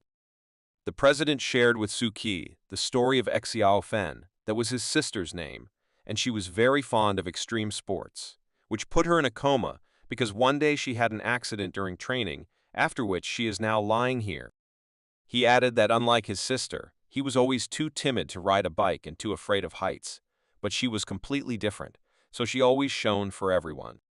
From early childhood, Xiao Fen liked to ride a skateboard and roller skates, and when she grew up, she started bungee jumping and scuba diving. When she was a junior, Xiao managed to hide her wetsuit for speedboarding from her parents, but when her parents found it, they were furious and locked her in the house, and he covered her so she could compete. The president had only himself to blame. Suki tried to support him and said that if it wasn't for him, Feng would have lost touch with her real self, so he gave her a happy childhood. When Suki left the ward in a very bad mood, he never thought that such a cheerful person could have a sister in such a state. It is very difficult to survive, but still, even in such a state, Suki noticed a spirit. There was a spirit around the whole ward that was constantly trying to talk to them, but they didn't answer him, so Suki noticed him. Suki went to see Green in the ward and immediately heard a question from him. Where had he been for so long? Suki explained to him that he had met his classmate and talked with him a bit, and then added his question about the low light layer certificate and asked Green if he could sell it to him. Green was somewhat surprised by the question. He did not understand what Suki wanted this certificate for, but he still agreed to sell it. Suki was already at home and was satisfied, because now he could make an exchange with Gaiyu Guo. This certificate he bought from Green perfectly fit the definition of a deity. Suki compared the rituals of enshrining in the systems of wisdom and in the system of the kingdom, and understood that they were very similar in structure in many respects. The difference was in the seals of origin, and there could be problems with this. 2 days later, near the school, Suki was watching the new release of the beheading cycle and thought that the disaster would be bigger than the Tsuchimikado family could have imagined. He would just wait until it got dark on Wednesday and show up. And the worst thing about this challenge of the Master of Spirits was that the audience is the main weapon of this monster, because the more abilities they invent for this monster, the more it will have. All that remained for Suki was to hope that everything would not be as bad as he thinks. Here, Suki noticed that the same guy who is a spirit was taking his picture again. Didn't he realize last time that this can't be done? He came closer and apologized to Suki, and to his excuse, he said that Suki is very photogenic, so he couldn't resist. This photographer approached at the same moment that Suki was watching the new release of the beheading cycle and began to wonder if Suki liked watching this. Suki answered him that he is not a big horror fan, but the special effects are very well made, to which he received an answer from the photographer that these are not special effects. And then he explained why he is so sure of this, because he made this video and he knows for sure. At first, Suki didn't understand what this guy was talking about, but he said it again. He really took this video. Suki was really shocked when he heard this from him. Is this guy who is a spirit and owns this channel? But the guy replied that he made only one video. The guy told Suki that one day he was walking in the park and the owner of this channel met him and offered him to shoot such a video. He was not against it, so he easily coped with this task and later sold this video to his customer. Suki once again analyzed the identity of the owner of the beheading cycle and realized that he was quite a perceptive person who was good at organizing programs and society for his own purposes, so he made sure that this photographer was not the owner of this channel. Then he got the idea that the investigation had gone wrong from the very moment at the Black Gate, when Mr. Andreessen was giving Suki the information he needed. He understood that more than one person works in the beheading cycle. There are at least 2 of them, and they behave very differently in real life. Suki asked the photographer about the owner of this channel and whether he knew who he was and how to find him, but the photographer explained to him that he was always wearing a mask, so he had no idea who it was. The photographer told Suki that one day he came to him and said that he needed to hire a photographer, and then he lent him this camera. When Suki picked up this camera, he realized that it was a divine object. Suki started questioning this photographer, and he was wondering, first of all, if the owner of the channel allowed him to shoot with this camera anywhere, or if they had a studio. The photographer said that every time he appointed a new place and time. Next, Suki showed him a list of videos from the channel and asked if the photographer could see these strange ghosts and monsters while filming, or were they people? The photographer did not know how to answer this question, because it seemed to him that he was shooting something very strange, and he did not understand what it was. It worked for him like intuition, as if many eyes had opened and he began to see everything from different angles. After that, Suki thought about whether people feel spirits inside themselves and whether these spirits give them some abilities. He remembered the girls from his school who never remembered anything like that, so it seems that human spirits do not affect the person himself. Suki looked at this camera for a while and finally realized that its main function is to take pictures of spirits that are at great depths, but to expose them as small ones. But then why didn't the owner of this group use this camera himself, but found someone who would do it to do? Obviously, he didn't do it because of his poor photography skill. Suki believed that it was because of the limitation of his depth that he couldn't do it. So he had to look for other people. The previous analysis that the owner of the cycle was a novice in this field was correct.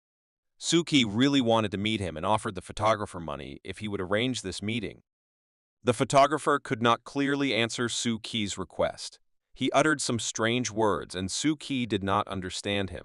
Suki repeated the question, but now more specifically, to which the photographer finally answered that he communicated with him exclusively by phone, sent him videos after filming, but he had never seen him in person. The photographer showed him the videos he was engaged in, and now everything was clear to Suki. All these videos were of spirits. It seems that the owner of the beheading cycle has no way to shoot deeper spirits, so he has to entrust this work to this guy. Suki asked the photographer how many of them are in the team, to which he received the answer that only he is the owner of this channel. Suki now clearly understood that when he has the best chance to catch this owner, he conducts the live broadcast personally, because in this case he does not need the help of others at all, so at these moments there is an opportunity to catch him. As soon as Suki finished his logical thinking, the photographer remembered that there were still 2 of them in the team without the photographer. The photographer added that he constantly heard the customer talking to himself and often mentioning the name Mephistopheles. Meanwhile, in the Warport Park in the west of Ludo, 2 people from the session were sitting on one of the park benches and discussing the attack on the Black Gate. The female cat was very unhappy with the latest attack on the Black Gate because her tail was injured. The hacker from organizing the session, who was sitting next to her, asked not to disturb him because he is doing very important work. He uses the method of moving the spirits of the spiritual child, and it is very difficult, so he must be fully concentrated to make accurate calculations before it begins. The cat was interested to know, by moving this demon to the city of Ludo, will the spiritual child be able to carry out his great work of equality and everything? The hacker didn't know until the end whether they would be able to change the balance in everything, but he knew for sure that if it worked and this thing appeared in Ludo, everything would definitely change for the better. Chaos would follow. Miko came to school with her new development, so she was very curious what her friends thought about her universal amulets, which were made by the witch's hand. Goshu was not sure that they would be allowed by the school principal. Most likely Miko would receive a warning. Miko was unhappy with these rules. How was she supposed to earn money in such conditions? Goshu turned to Miko to help her, but Miko did not quite understand what she wanted from her. Does Goshu want to ask her to cast a spell on Suki? Has she fallen in love? Immediately after this question, Goshu was embarrassed and ran out of the class. It was very embarrassing for her. Miko tried to stop her with a discount on the first spell, but she didn't seem to hear her anymore and wanted to run out of the classroom as quickly as possible. Suki looked at all this and did not understand how Goshu could believe it. Miko is simply obsessed with money, and she will not help her at all. Suki decided to ignore the girls and read a book he took from the library to look something up, but before he could take it, Zia-Yushu approached him again and scared him. Suki's book fell to the floor, so Exia-Yushu picked it up and began to question him. What was the point of doing homework at home and reading such a book with children's pictures? Suki did not know what to answer to this, so he said that he took this book from the library just to look at it. Suki took this book to learn more about Mephistopheles. In this book, it was about the story of a match between God and the devil, the essence of which was that God believed that all people are susceptible to temptation, and the devil believed that Faust was not. Suki carefully read the entire subsequent history of this couple, but he still did not understand what the language was about, and in the end, this book did not help him in any way. But Suki wasn't going to give up, so he decided to check another clue and went to the school photographer again, who told him that one day the owner of the cycle asked him to reshoot the video because there was a mistake in it, which was related to the clothes. Suki was somewhat surprised when he heard this story. Was it some important detail of their communication? So he decided to inquire about the clothes in more detail. The photographer said that it was an issue about a transferred student. As it turned out, there was a valid school uniform, but the owner of the cycle told him that he had made a mistake in the design of the costume, and the image would not match, so he asked him to retake it and paid for it again. After the conversation, Suki returned to the classroom and thought for a long time about the details of the conversation with the photographer and emphasized two key points in the conversation with him. The first thing that bothered him was that there might be an error in the display with a real analog of the spirit, because the owner performed the wrong binding. The second, no less important moment, the beheading cycle, knew the legend about the schoolgirl and later realized that the form was different, so he decided to reshoot the video. The thought flashed through Suki's mind that the owner of the beheading cycle is a teacher or a student of the school, and he should most likely know him personally. Suki took out from under the desk a list of students whom he suspected in the case with the transferred girl and began to look for familiar names. Suki seems to have found a very familiar name. Is it really him? He needed to find out more details, but he couldn't do it today. In any case, it wasn't the main goal right now. The main problem was that the cycle of beheading is very entrenched in society, so spirits and ghosts can appear at any moment, and you have to be ready for it. On Tuesday evening in the Liu area, a girl was returning home, carrying home a CD of her brother's performance, and she was very pleased with today's day. She suddenly became very cold, and she did not understand what was happening. Why did it suddenly become cold? She decided not to stay outside too long, so she started to run quickly home and ran until she tripped and fell over a large pothole that seemed to come out of nowhere in the middle of the repaired road. But when she turned her head back because she heard someone breathing very loudly, she saw a huge wolf sitting on a thin lantern and was already preparing to attack her. The girl was too scared and she realized that nothing would help her anymore, and it seems that her end has come. Just before the wolf prepared to attack, she heard a magical voice of help. It was Mr. Anderson, who used his relic in the form of a lighter and saved her life. While Mr. Anderson was there, the girl was safe, and the monster did not understand where she could go. Anderson assured her that now she is safe, and she should walk with him to the nearest station from which she can go home. After some time, she found herself at the metro station, and she did not understand at all how she ended up there and where the man who saved her had disappeared. What happened? Was she hallucinating? Meanwhile, Scheherazade began to block the streets of Ludo with the help of her charms, and Suki watched this closely. She was going to block all the streets because the Black Gate promised to support her in this case. First of all, she blocked the street where the monster was located so that ordinary people would not come across it, so Anderson took everyone out of that street. Suki couldn't believe it. Were they really staying the night in this area of Laudu? But Scheherazade reassured him, because the main thing is to wait for dawn, then they can go home and Scheherazade will end the blockade. She had a very large baggage of experience in such cases because she regularly took part in works on the blockade of monsters. Suki did not understand why exactly at dawn. Do they really have ways to fight this giant? She explained to him that it is not difficult to find a way to deal with an abyssal demonic god, but there are other problems that should be solved first before catching the monster. Scheherazade had in mind two problems that needed to be solved. The first of them was, of course, to catch the cycle. The second was that Counselor Alice passed on the information about the appearance of 10 Loud and told him to deal with them. Suki was surprised at such a request. Couldn't they send someone else to do this task? He understood that Advisor Alice wants to understand the plans of the ancient organization in this way and catch the cycle. Scheherazade gave him a strong pat on the back of the head and praised him for his sharp mind. Then she added that it was just a check from Counselor Alice to see how the old organization would react.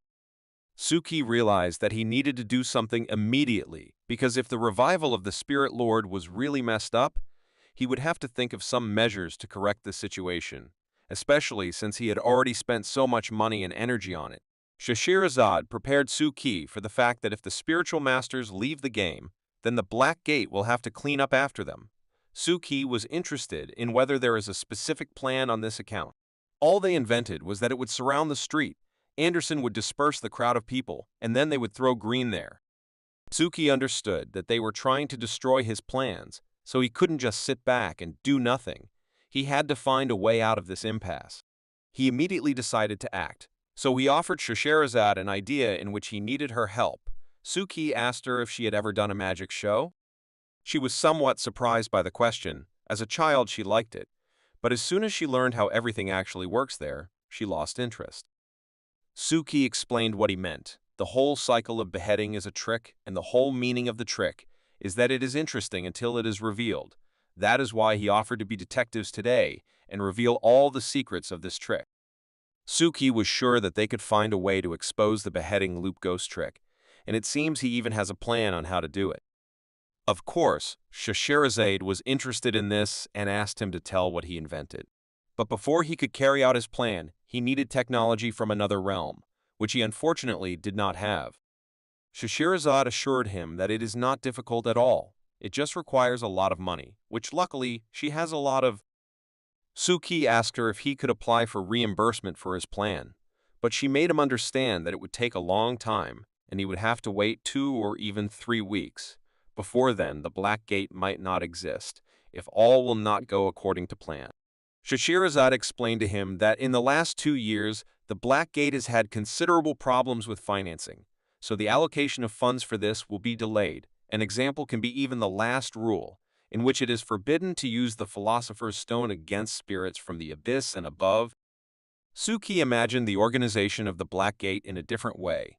He thinks that they are quite wealthy, but in reality it is not so. Now Suki understood why Mr. Anderson was holding all these auctions, because the organization has no money, but somehow it is necessary to live. Scheherazade suggested to start by calling Alice's advisor and asking her for help. It would be much better than going to the main office, which Suki did. Of course, she didn't give him money for it, but she offered him to use his advance, which he was supposed to receive, and then it would be returned to him when they finished their business, which of course he agreed to. Suki does not need to worry about the expenses because he is compensated for everything. He was pleased that the advisor Alice has such a good attitude towards him. The next day, Suki didn't want to go to school, but he had to because he really wanted to meet Tian Jin, who is the president of the school, and to his great disappointment, he didn't come to school today. Suki just couldn't believe it. He had hoped to see him today and talk to him, but his worst fears came true.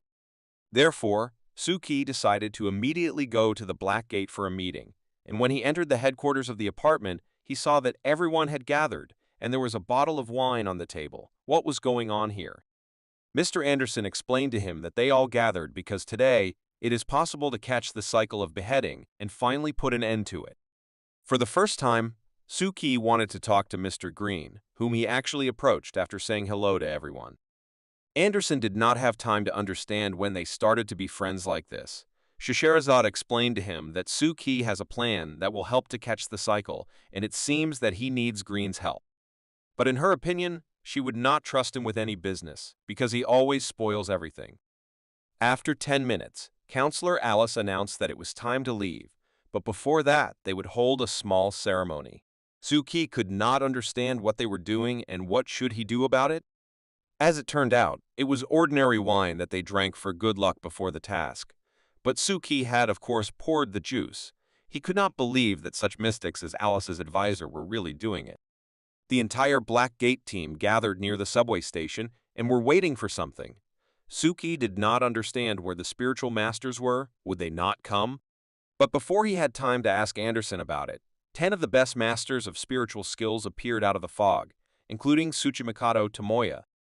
Suki wondered if they were ashamed to dress like that when so many people were looking at them, but Scheherazade explained to him that as masters of spiritual abilities, these clothes are like a ritual for them, which increases their power when they perform tasks.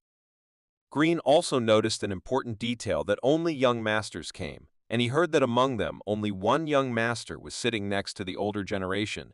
The others did not have such experience. Anderson explained that it is their kind of tradition to allow young masters to explore the path first. They explained this by the fact that during the last attack of the Master of Spirits, too many young masters died, and those who remained are now managing their families, so they will not leave the house just like that. After all the explanations, Mr. Anderson asked Suki to initiate contact with the young spiritual masters. Lailu was one of the strongest masters among them all. She asked Tomoya if he really saw the Spirit Lord, to which he replied that of course, and even fought with him. According to him, the battle was fierce, and he almost did not defeat him. A little was not enough, because the Lord of Spirits ran away from him. Of course, Liliu did not believe Tomoya, because she knew his nature. She even assumed that he was running away and did not even look around. He was angry with her because how dare she underestimate him when he is such a strong master.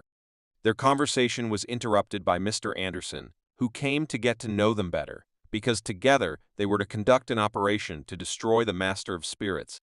One of the masters, who was the most experienced, recognized Mr. Anderson last time they fought together with the Guhu bird, and if Mr. Anderson wasn't there, maybe everything would have been much worse, so he happily greeted him. Mr. Anderson, in turn, praised the masters for their timely reaction to that order, and only because of this they were able to destroy it in time. Suki listened to how they exchanged compliments with each other, and then he felt a chill go down his back and he did not understand where it came from. But Suki's thoughts were interrupted by Tomoy, who was looking directly at him. Suki was not very pleased to see this guy, because he is such a coward. Tomoya noticed Li-Lu standing next to him and also watching Suki, but she was looking at him with loving eyes. She liked Suki very much, so she started asking Tomoya about him, but the boy said that he didn't know anything. Suki saw that they were both watching him, so he decided to wave to them. The girl saw this and became very angry with Tomoya. How dare he lie to her that she didn't know who this guy was, so she politely asked him to tell everything he knew. Tomoya told that this is Suki, and he studies with him at the same school, and he is also a newcomer to the Black Gate. She remembered him because Tomoya was talking about Suki, or rather, he was offering to somehow harm him, because he doesn't like him, but she was against it. Suki watched what they were doing and was increasingly unsure that among all these masters, there was at least one normal person who would help them. Next, Suki listened to the conversation between Mr. Anderson and Major Eye Sui, who was able to determine the location of Tengu's appearance and showed it to Anderson. Suki asked him if it is possible to determine the time of appearance of this monster with the help of his rituals, to which the master replied in 4 hours he will appear. Suki was pleasantly surprised and thought about the fact that Laudu masters also possessed a large number of techniques that were incomprehensible to the Black Gate, such as the ability to determine the place and time of the appearance of a spirit. Anderson and Suki watched the local residents, and they both understood that if the monster appeared in the center of the city, it would cause incredible panic among the people, which would only benefit the spirit. Therefore, they thanked the masters for their help in determining the place and time and went to prepare.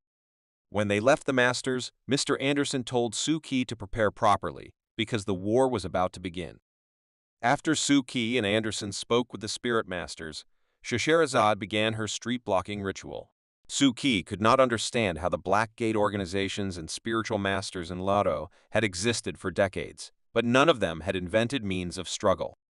Scheherazade explained to him that the technological power in Ludo lags behind in this regard, because 10 years ago, when the Lord of Spirits attacked the city had not yet recovered from this attack. For 30 minutes, Anderson still led all the civilians out of the territory where the Master of Spirits was planned to land, but it was necessary to hurry because he would come soon, so they should be ready.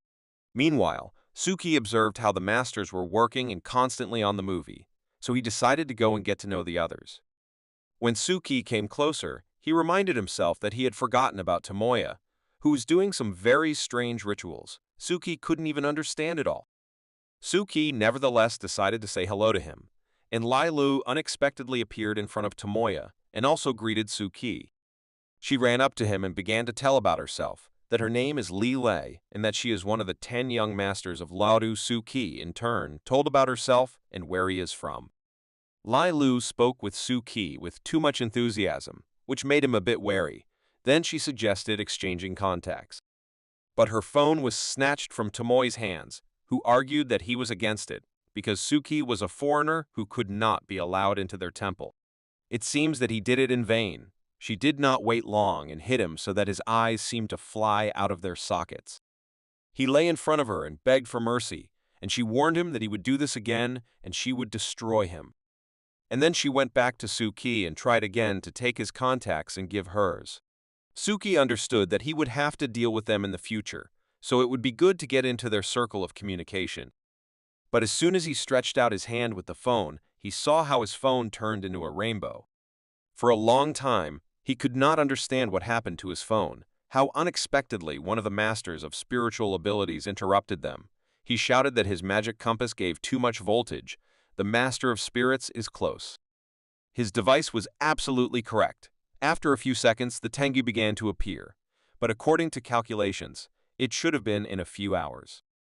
Suki noticed for himself that this spirit appears in a strict order, like Miss Mary, and wondered whether a person could have provoked its challenge. As soon as he thought about it and went through his phone to the beheading channel, he saw a live broadcast from the scene. Where they are now. Is it really his doing? Suki understood that the cycle involved a large number of people, and any notification he made would cause a violent reaction that would help the monster break free much earlier. Anderson supported him and said that now it is absolutely not important whether he is right or not.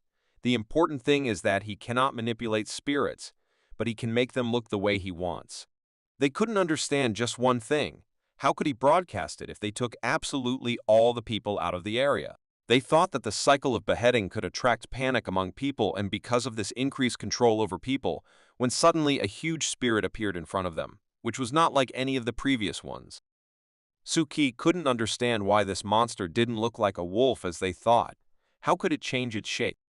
Ordinary people who still remained in the area were incredibly scared and tried to run away to save their lives, but it seems to be useless. Some of the people in a hurry even tried to film on their phones how the monster was advancing on the city. This gave it even more power, for which these people ultimately paid a strong blow, and dozens of peaceful people simply ended their lives in this place. By transferring information about the monster from one person to another, the spirit was able to almost double its strength, which already caused significant problems for the Blackgate team.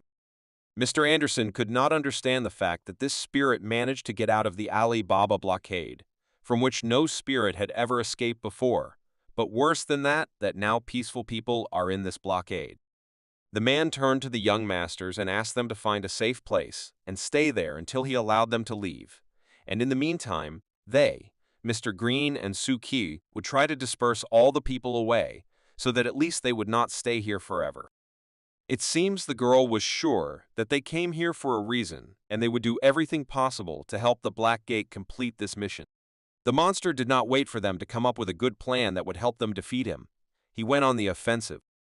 More and more civilians began to see this monster that was sweeping them out of the way. It was real horror. The little girl tried to hide behind a tree so that the spirit would not destroy her the same way he did with others, but it seems that he noticed her and will now strike. And so it happened. She miraculously dodged the first blow. She was very lucky because Mr. Anderson noticed this and arrived in time to help. He took her away from the scene of the impact. But the monster was too fast, so I had to use one of his relics to take a little breath and rest. Now a lot depends on the other team members. Suddenly, an explosion occurred, which threw the monster back and caused irreparable damage to it. It seems that after this, it will be difficult to recover. But in order to defeat the spirit, this was not enough, and he became even more evil, so he was going to do everything to destroy this world and people along with it. As it turned out, it was the tricks of Tomoya, who tried to stop him with such explosions.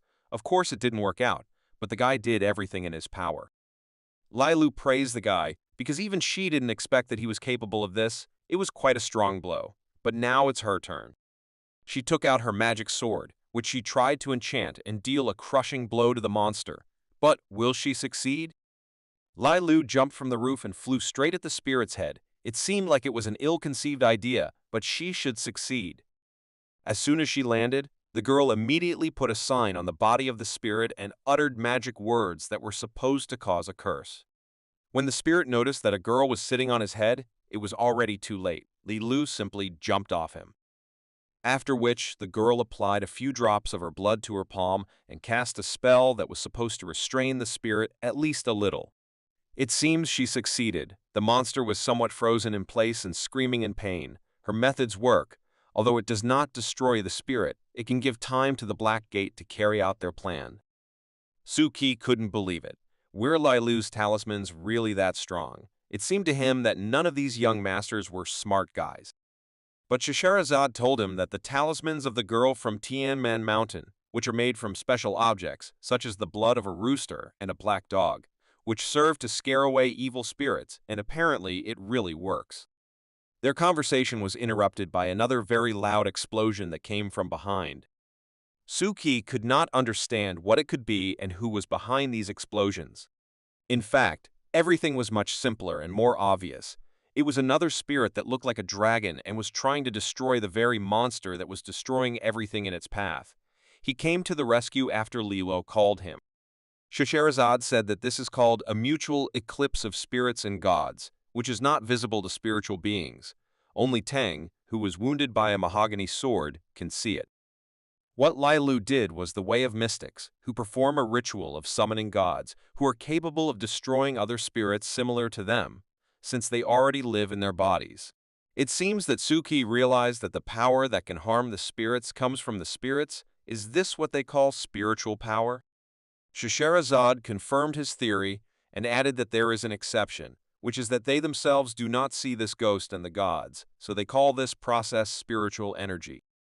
Suki was more interested in learning about the dragon that appeared out of nowhere, but Scheherazade herself does not know much about Tianmen Mountain. She only assumes that these are ghosts and gods whose anchors were received on that very mountain. It was obvious to her that thanks to their deeper system of control and binding, they were clearly able to allow this deeper spirit to influence the surface of reality.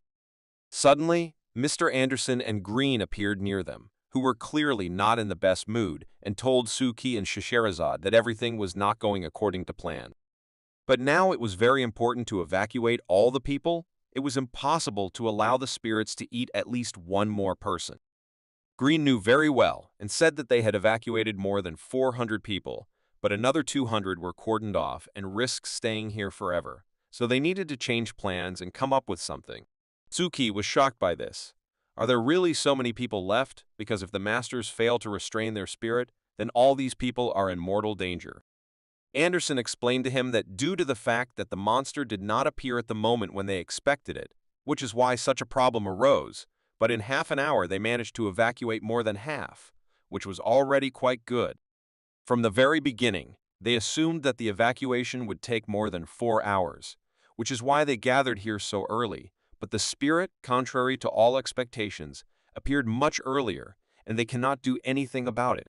Mr. Anderson could not imagine that the cycle would intervene so early in the game and launch Tang into this world. Moreover, due to the huge amount of attention, Tang changed his appearance to a more formidable and strong one. People do not understand that they are making him even stronger when they take pictures on their phones. The man who controlled this monster still watched how events were developing, and it seemed to him that this was very little, and he wanted much more for the monster to become much stronger. He took out his camera and began filming further. The man greeted everyone who was currently following the beheading cycle. He informed everyone that he was now in the center of Laudo and invited everyone to join the live broadcast. Since it was 8 p.m. Laudo time and a huge and strong Tang appeared in the Lailu area, he planned to organize a feast of fear and lure as many people as possible to the broadcast and make his spirit very strong so that no one else could stop him. In his broadcast, he began to show Tang from all sides, and people were delighted with the strength and power of this monster. They had never seen anything like this. Some, of course, did not believe that it existed. In any case, the majority liked this picture, and they watched him with joy. And moreover, they sent this broadcast to their friends, which is why the monster subsequently only became stronger and more powerful. Every person in the city who had a phone opened this broadcast and watched how events developed, especially since it was the next level. They had never seen such a scale of broadcast. Some people noticed a change in the style of this author. Someone saw the victims who got into the frame, but they all had the same idea that now it was filmed too straightforwardly and did not carry any semantic meaning. However, people who watched the broadcast began to notice that dead people appeared in the frame from time to time, who unfortunately fell under the attack of the monster, and all viewers understood that filming something like this, while people were suffering, was not a very good idea. But the creator of the series did not stop there. He continued filming because it seemed to him that everyone should like it. This is a completely different level. He said that these are not illusions or special effects. This is a real live show that can only be seen once in a lifetime, and everyone who is watching it now is lucky. The creator was sure that today's broadcast would reveal all the secrets of this world and show everyone that in this world there really are ghosts who live next to them, but they didn't even notice. He continued to persistently remove every detail of the spirit, and it seems his plan is working because people were interested in it more and more, and the creator of the cycle was sure that this day would be the beginning of something new and so beautiful. The creator promised each of the viewers that he would create for them a feast of horror that they would remember for the rest of their lives, and this would be the beginning of the end for them. Some people believed that it was indeed a real monster and tried to save their friends who were in the area at that time. Others understood that these were all actors who played their role perfectly, but none of them realized how terrible this event was. One girl even tried to prove to them that this was not so, because there was a friend of hers who had not been in touch for a long time, and the last thing he answered her was a video directly from the scene of the event. This broadcast was already on all the screens of the city, and it was hard not to watch it. So the creator of the cycle captured almost the entire city and took their attention to this terrible monster. Many people couldn't believe it, but meanwhile, the number of viewers on this live broadcast exceeded 1 million and the monster's power increased several times. Such a number of viewers had never been seen on any broadcast in the city.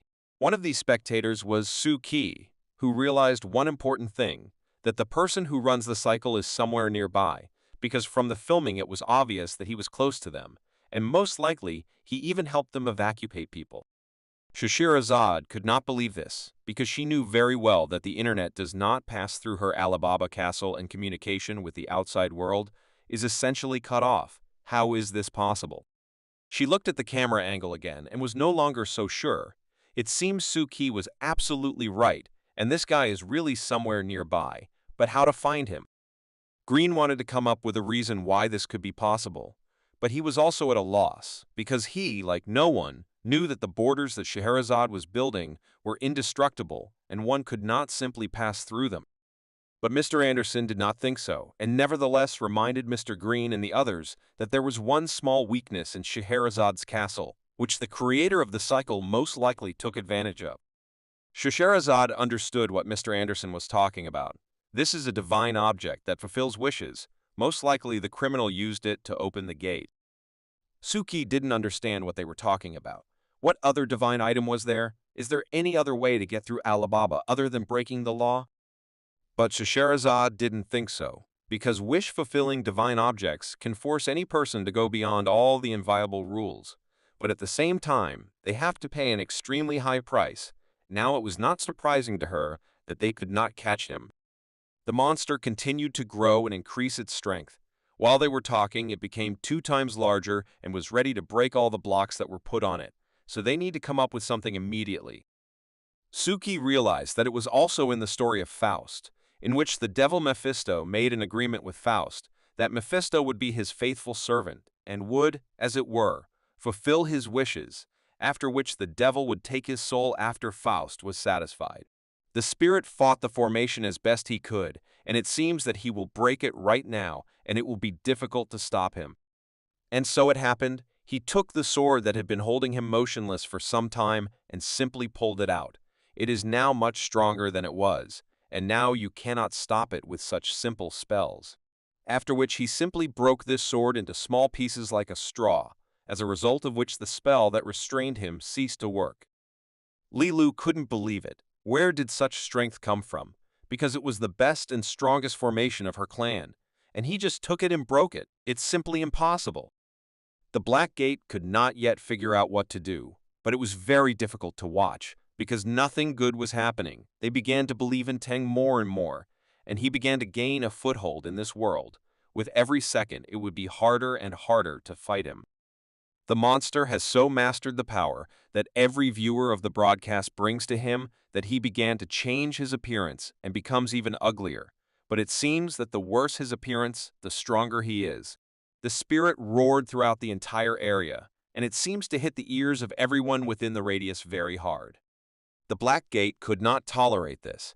Even though they covered their ears with their hands, the sound still penetrated through the skin and went straight to the head. It seemed to Lai Lu and all the masters of spiritual arts that this was the end and the monster would now break out of the barrier, and then there would be no time for jokes. Suddenly, she realized that she couldn't do anything about it, because she couldn't even move or move. Was this really all the actions of the Spirit Lord's abilities? The monster, without thinking for a long time, flew to attack the girl, because he understood that she was a very simple victim and could be taken advantage of. Lai Lu not only couldn't calmly bear this terrible sound that was going through her head, but also the monster was flying straight at her and she couldn't move. He dealt a strong blow to her, and it seems that after this very few people could come to their senses. The girl flew several meters to the side, and it seemed that everything would be okay with her.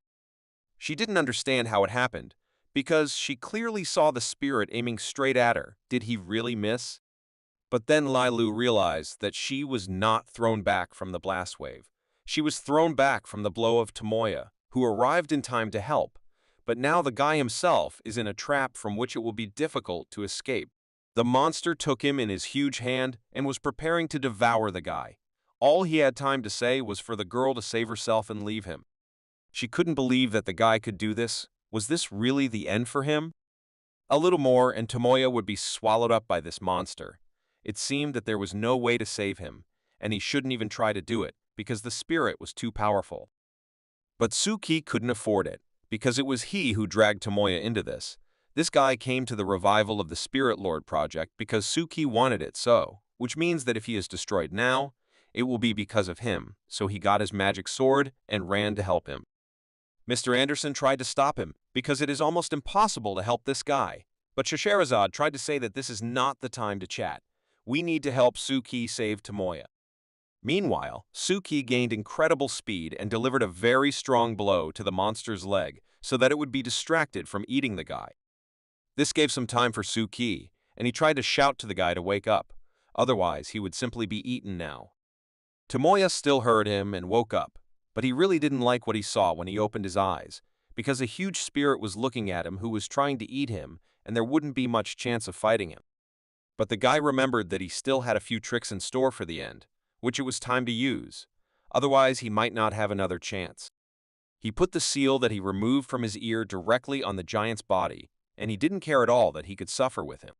Tomoya said a few words in parting and let his ancestors protect him. After which, a huge explosion thundered, which threw the guy several meters away, and such a trick blinded the monster and gave time to the others.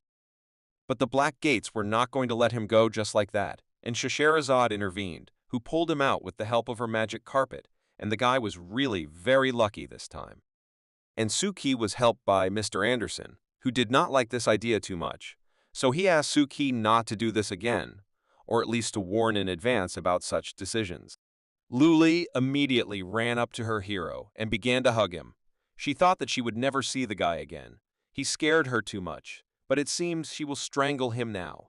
But they were interrupted by Scheherazade, who saw something very strange on the roof of one of the houses. Was it really a person? They couldn't understand what normal person would stand and look at a monster like that when it was of such magnitude.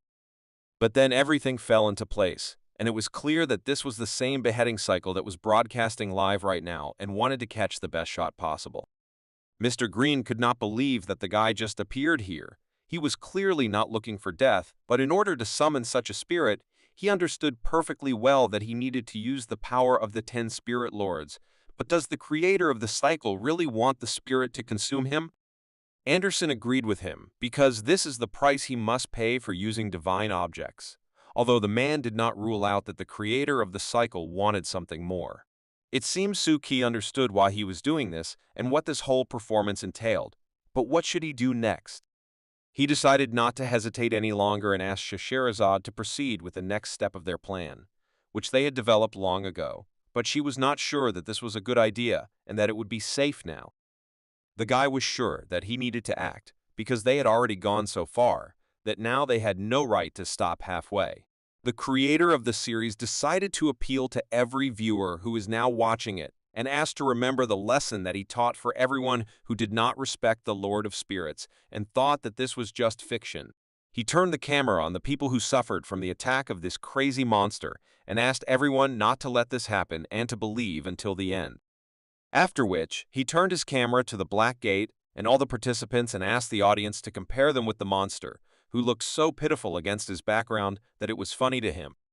He showed them the monster again and said that no one could stop this Lord of Spirits, not even the so-called mystics who wanted it so much. Now, the creator has given some time for everyone to write their opinion about Tangu and what they are thinking about doing. People watched this broadcast carefully and their faith filled the spirit with strength, which made it even stronger, so most people understood that this was not a montage and that it really existed. Local residents throughout the city began to worry about themselves and their lives because they understood that this was no longer just another video. If this was true, then a real apocalypse would come to Lodo. Those people who were closer to the birthplace of the Lord of Ghosts confirmed the information because they personally saw how the monsters swallowed up several living people, which caused panic and at the same time, faith to grow. Each viewer was focused on the broadcast. They were not distracted for a second. They were interested in what would happen next and how the monster would behave. Panic grew more and more every second. People were screaming that their friends had sent them a video from the scene of the incident, and it was really true. Most of the residents ran out into the streets to find salvation. Now, no one had any doubts that this spirit was real, and it could destroy the whole city, but no one understood why the government still did not react to this, because it was obvious that it was not special effects but reality. After a little time, the fear of people and their numerous faith opened up new opportunities for spirits and gods, and the world began to be filled with spirits. Suki understood perfectly well that the live broadcast audience was growing too quickly and in huge steps, and Tangu was becoming even stronger, which Mr. Anderson himself could not agree with, so they had to do something and prevent this monster from growing further.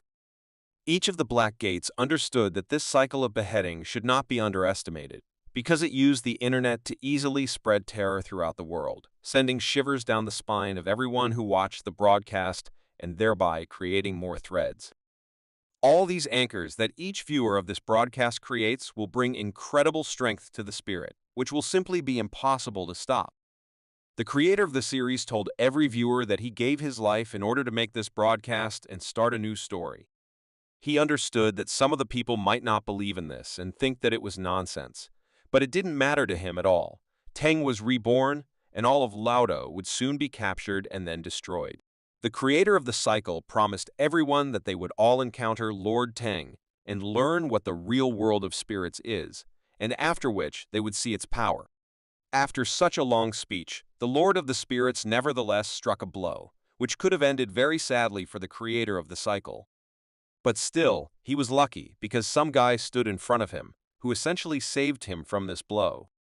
And it was Suki who after such a blow felt too bad. He could barely stand on his feet, and his insides were simply bursting with pain. A little more, and he would simply fall to the ground. But before that, there is something to be done.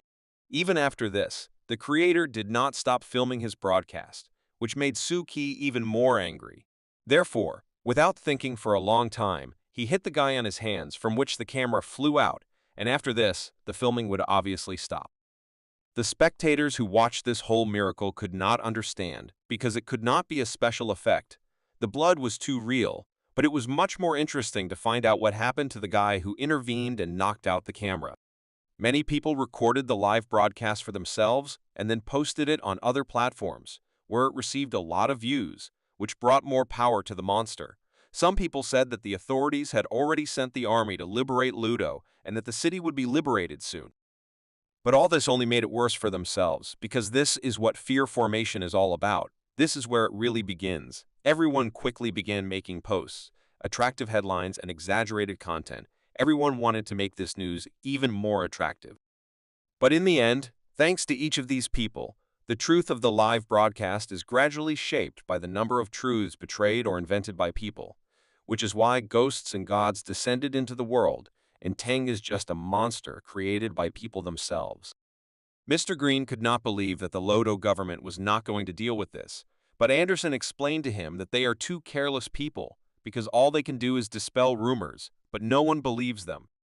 This made Anderson very angry because they couldn't even turn off the internet servers because of this divine object that grants wishes.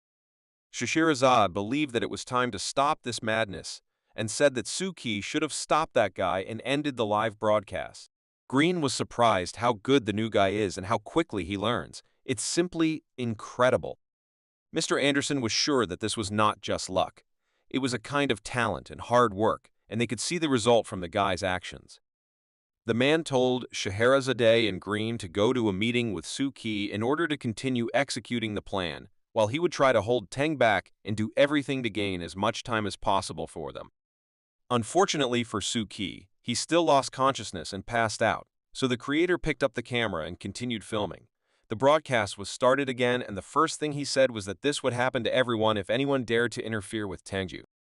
But it didn't last long, because Scheherazade and Green quickly found him and the girl's flying carpet, tied him up and put him on the floor to rest, while she went and saw how Suki was feeling. Anderson at that time was trying to attract the attention of the Lord of the Spirits, because besides him, hardly anyone could have coped with this, so he had to do it. He lit one of his magic matches and asked the monster to look in his direction, because until this happens, he will not be able to start the ritual. As Mr. Anderson tries to attract the attention of the Lord of Spirits, young masters of the spiritual arts watched, who were amazed by the power of this creature. Still, the monster turned out to be not so much an intelligent creature, and he fell for Mr. Anderson's match, or rather its smell, which, when inhaled, makes the monster not move. Lilu could not simply believe that Mr. Anderson was able to immobilize such a huge spirit. It was simply incredible. But now was not the time to shed tears and be surprised at such rituals, so Mr. Anderson asked Miss Lee to get ready and take her companion to one of the safe places. This Lord of Spirits, the Black Gate, can deal with on its own. They shouldn't be here, because it was too dangerous for them. The girl couldn't just leave Suki, who so heroically saved her friend, so Mr. Anderson had to calm her down and tell her that this was part of the Black Gate plan, which was going well. She had nothing to worry about, and she could go to a safer place. Scheherazade carefully examined Suki and realized that he was not in the best condition. It seemed to her that most of the joints in his body were crushed, and his internal organs were seriously damaged, and he needed urgent medical attention.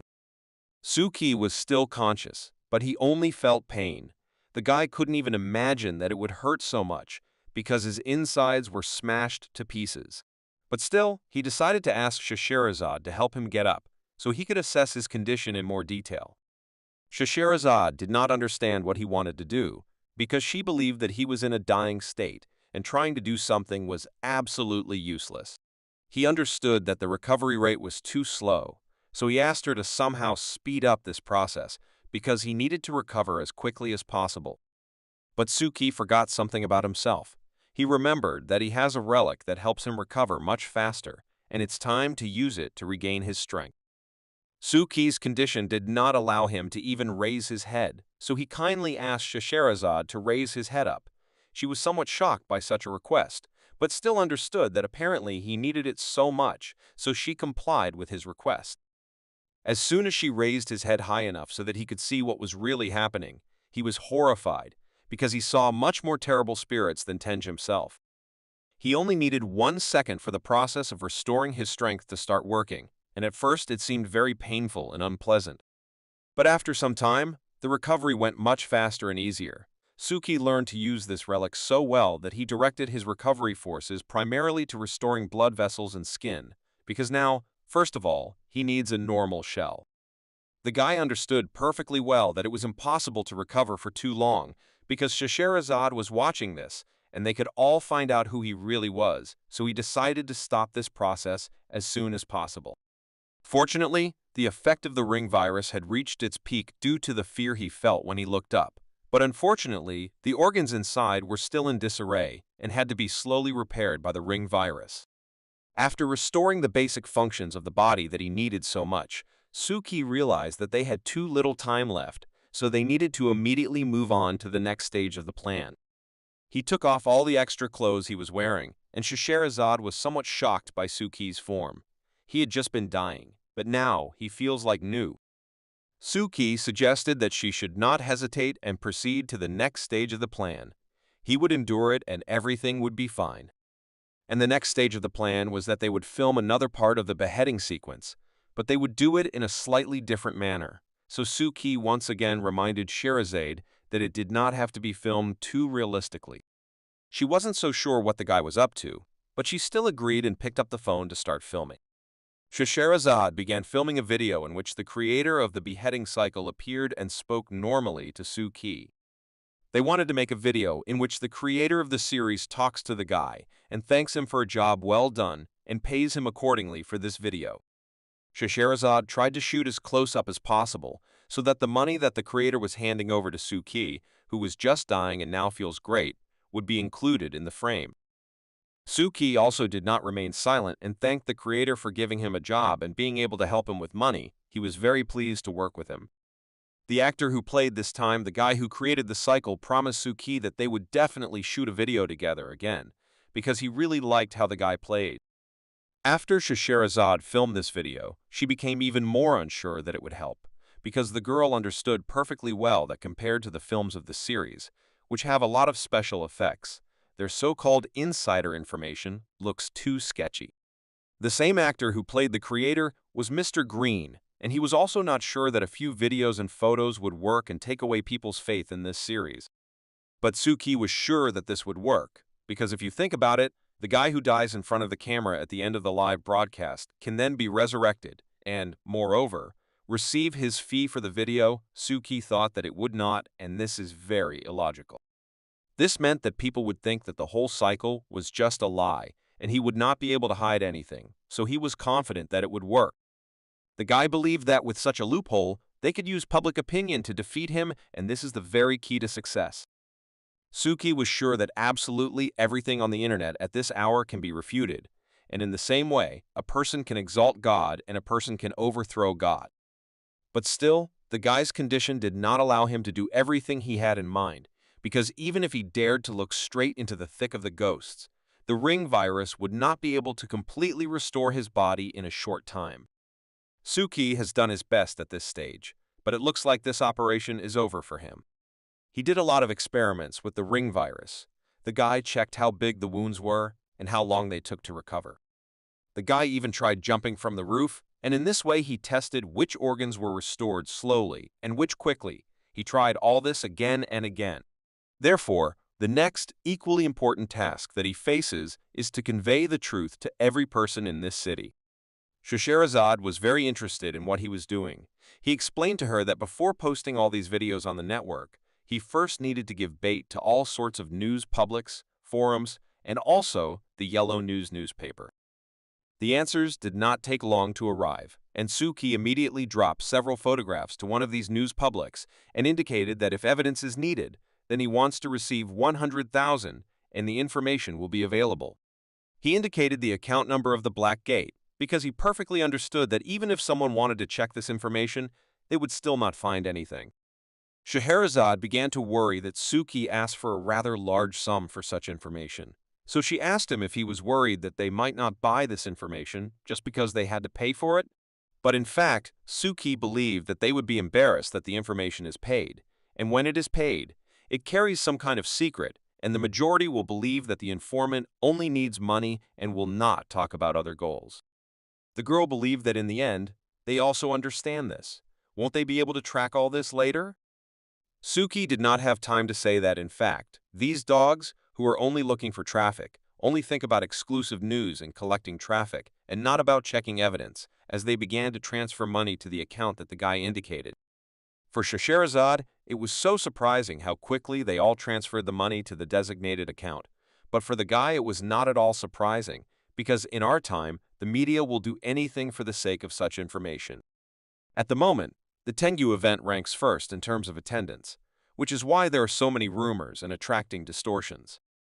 Suki even found rumors that Teng was summoned by aliens in order to destroy the world.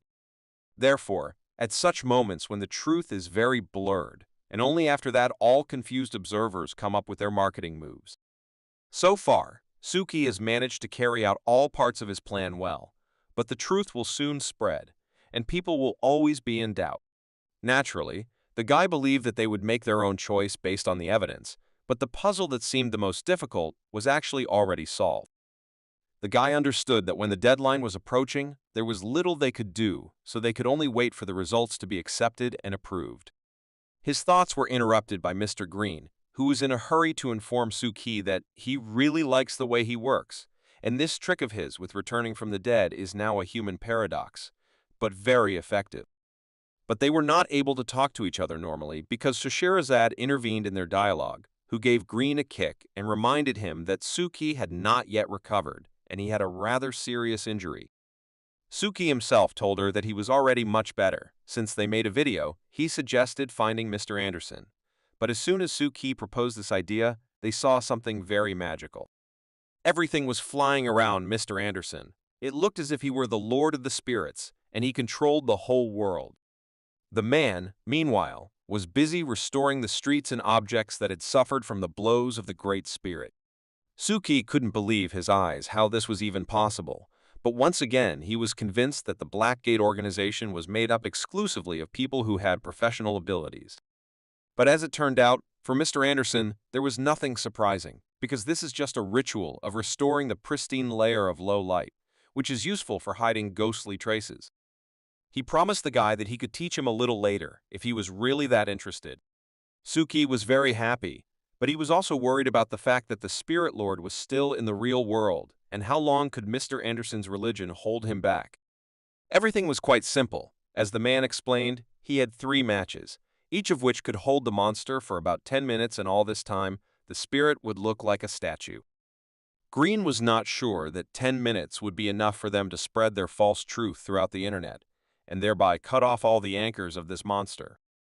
There was a feeling that Scheherazade was unhappy every time she heard a single word from Green, so she told him that he was the only one who couldn't work. You won't know until you try. Mr. Green's patience was not eternal, and he rather rudely answered her that he was just worried, although it was only a matter of time before this monster drowned, but still in 10 minutes they would have to come up with something new. Of course, after that they began to quarrel and argue with each other about who had done more work and who would still have to work harder. Mr. Anderson couldn't watch it. They act like 2 children, and he was absolutely right. But they were interrupted by a voice that came from behind, after which they turned around and were quite surprised. This was the same squad of young masters who tried to offer their help, because they also want to contribute to the destruction of this monster. Mr. Anderson and Scheherazade unanimously said that they appreciate the contribution and efforts of each of their young masters, but it is better for them to go to a safer place now. But still, one of them did not give up and said that he had listened to the abbot's lectures a lot, and knew a little about the sacraments, and understood perfectly well that Tang had not yet been completely overcome. The man confirmed this information, but now they have no other choice. The master was scared because he didn't understand what they were going to do now, but Anderson reassured him, because the solution is actually very simple. They just need to wait. They also noticed that the streets that were destroyed by the spirit were miraculously restored, and this is the first time they see such a strong mystic. Green explained to them that the Black Gate had done everything possible to minimize the influence of the spirits, but Suki was more worried about why Tomoya was looking at him like that. What did he see? The guy actually wanted to confirm several theories for himself, because he was sure that he saw Suki dead, and now he sees how more or less everything is fine with him, and after a while he will fully recover. Suki assured him that he was fine. In fact, he was more worried about Tomoya because it's hard to leave after something like this. But Tomoya was in his repertoire and reminded Suki that he is a genius and is not so easily hurt. But he was still very grateful to Suki for his help. He came to the rescue just in time. Now, Suki changed his opinion about Tomoya. This guy now seemed to him still stupid, but not bad at all, and even a little heroic. Unexpectedly, Li Lu handed Suki some small jar and said that this gift was for him. As it turned out, it was their unique secret medicine of Tianmen Mountain, which can restore wounds in a short time. She believed that he really needed it now. The guy was very pleased to receive such a valuable gift. Now he will be able to restore his strength much faster than it would have been with his virus inside him. At first glance, it seemed to him that these were ordinary rice beans, but as it turned out, this was not an ordinary thing. Perhaps it was also connected with perfume. Lai Lu recommended that he try it because it is very tasty and so healthy, and he will be able to recover much faster. But Suki understood that he couldn't just eat it, and who could even eat this disgusting worm? It's just terrible.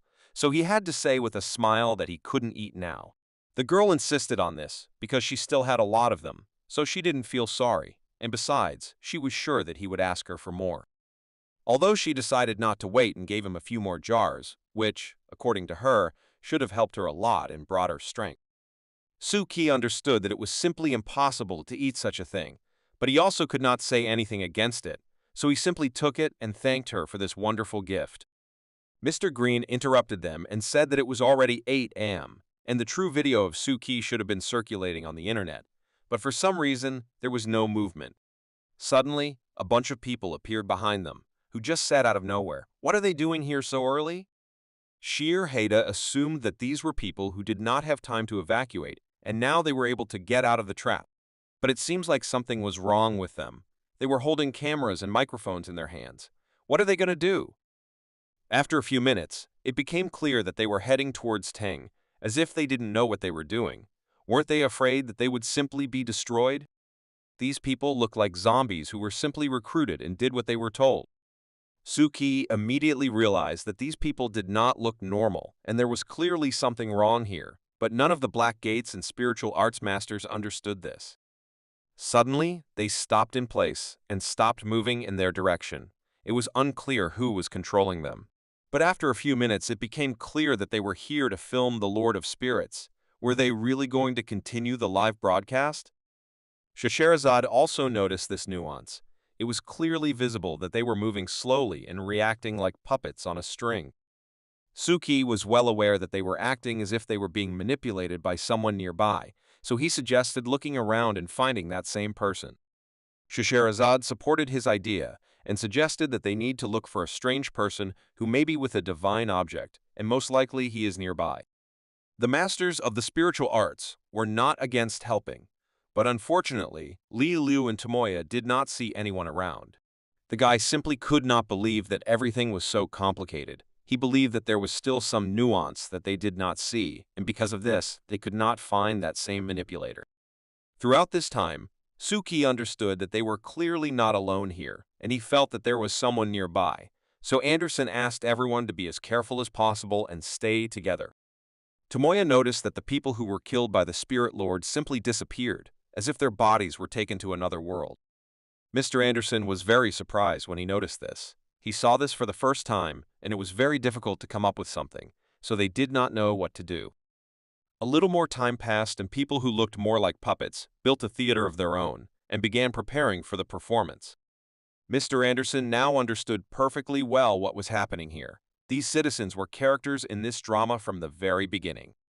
The people who created this theater fooled the beheading cycle, and even the Black Gate, the one who was able to pull this off, was able to deceive the great gods and demons, and the Black Gate did not even suspect it. But Suki could understand to me at what point they allowed this to happen, and when did it happen in principle? Scheherazade understood that this had to happen until the moment she blocked the entrance to this area and the metro station, so the person who did this knew that they would come to this particular area. But together they realized that from the very beginning, they placed these puppet people among ordinary passers-by, and were thus invisible to the ordinary human eye, but even the mystics could not notice this. Scheherazade added that the beheading cycle thinks that he has become the director of a horror show, but without knowing it, he has already become the center of the drama that others, without realizing it, have prepared for him. How confusing everything turned out. It was obvious that there was now a more disturbing, mysterious group of people hiding in Ludo, but what was their goal? What did they want to achieve with such performances? Anderson, without thinking for a long time, went online and saw how completely different photographs with ghosts began to be posted, and this was clearly not done by the creator of the beheading cycle. Suki simply couldn't believe it. More than 300 photos were simply posted by some unknown accounts at the same time. Now Shashirazad understood why the mini-video investigation of Suki did not receive such a wide response as he had expected. Because with such drama due to photographs, it is not surprising that his video was simply lost among these posts. The guy understood perfectly well that today the internet is a field of fruit, and wild animals are running around, from one trap to another, so there is still a lot of debate about what is true and what is not. None of the users understood that when they fall into the trap of one of the spirits, when they eat their bait, they automatically give them their anchor line and become an ordinary puppet in the life of God. Anderson's match almost burned out, and he asked everyone to move as far away as possible, because now it is becoming too unsafe here, and you need to think about your safety first. But it seems Mr. Anderson's match may no longer be useful, because the monster began to lose its anchor lines and gradually sink back. Shashirazad was shocked, because she could not believe that the spirit that had been created for months would now just go back to the bottom. For Mr. Anderson, this was actually not surprising, because times had changed. In times of poor communication, rumors spread very slowly, and it did not matter how small the city was. As for today, he believed that the era of the information explosion had arrived. People were accustomed to being bombarded with a huge amount of information, which in turn led them to gradual numbness and getting used to rapid forgetting. It seemed that as the anchor lines diminished, this terrible demon would soon drown, and over time, the internet became less and less suitable for discussion. It would be lost forever in the depths of the sea. Suki understood that unfortunately he had put his life on the line, but he could not have guessed that there would be another group that would emerge much later than the beheading cycle. Green saw that the guy was a little upset and began to worry about this, so he tried to support the guy as much as possible, because he was clearly up against an experienced old fox who was not so easy to beat, but the game was not over yet. Shashirazad was surprised to support Mr. Green's words, because Suki is still a beginner and it's normal to feel upset, especially this time when he has done an incredibly huge amount of work. This time, she was surprised, because they were able to deceive even such masters as she and Mr. Green, but he is generally silent about Mr. Anderson, so there is no reason to be particularly upset. She made him understand that this is the game between mystics. Often they think that they are in control of the situation, but in fact there is a deeper hand hiding behind the scenes, and the mystic understands that he was just a pawn in someone else's chess game. Suki absolutely agreed with Shashirazad without any complaints, and understood that this happens, but it is quite unpleasant to realize how small he is in the face of an inexplicable mystery. But still, he was confident that he could cope, so he could only thank everyone for their support. First of all, he decided to find new clothes, because standing naked for a long time was not as comfortable as it seemed. Green felt quite sorry for the guy, because in fact his plan was quite good, even he liked it, but an experienced mystic showed him what disappointment was. Anderson asked to give this guy a little personal space. He needs to grow up, after which he will definitely show yourself at your best. Anderson understood perfectly well that the plot of the cycle was a failure, because it was proven that Tangu is a special drama of one person, and he will soon simply drown. While Anderson was assuming this, Tomoya stated the fact that these people began to disappear, and it looked very terrible. A moment later, everyone disappeared as if these people had never existed. It looked very strange, but apparently this was the plan of the person who came up with it. Green admitted that this is a rather strange tactic, but every second it becomes more and more interesting for him to watch it, and he is especially curious to find out what is behind it. Suki was gone for literally a few minutes, but when he returned, his clothes suited him. At least he thought so. He was immediately very upset, because while he was walking around and choosing new clothes for himself, the team of people who were here with video cameras simply disappeared. Perhaps this was the move of a person behind the curtain. But suddenly they were interrupted by a very strong and loud sound that came from behind one of the high-rise buildings.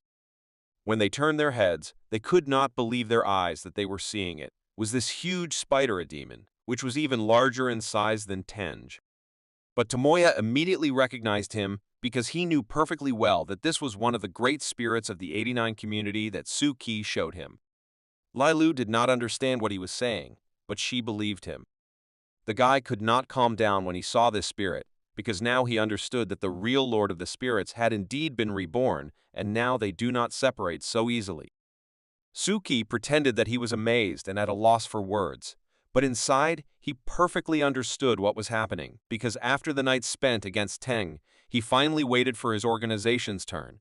Now it was time for him to enter the game.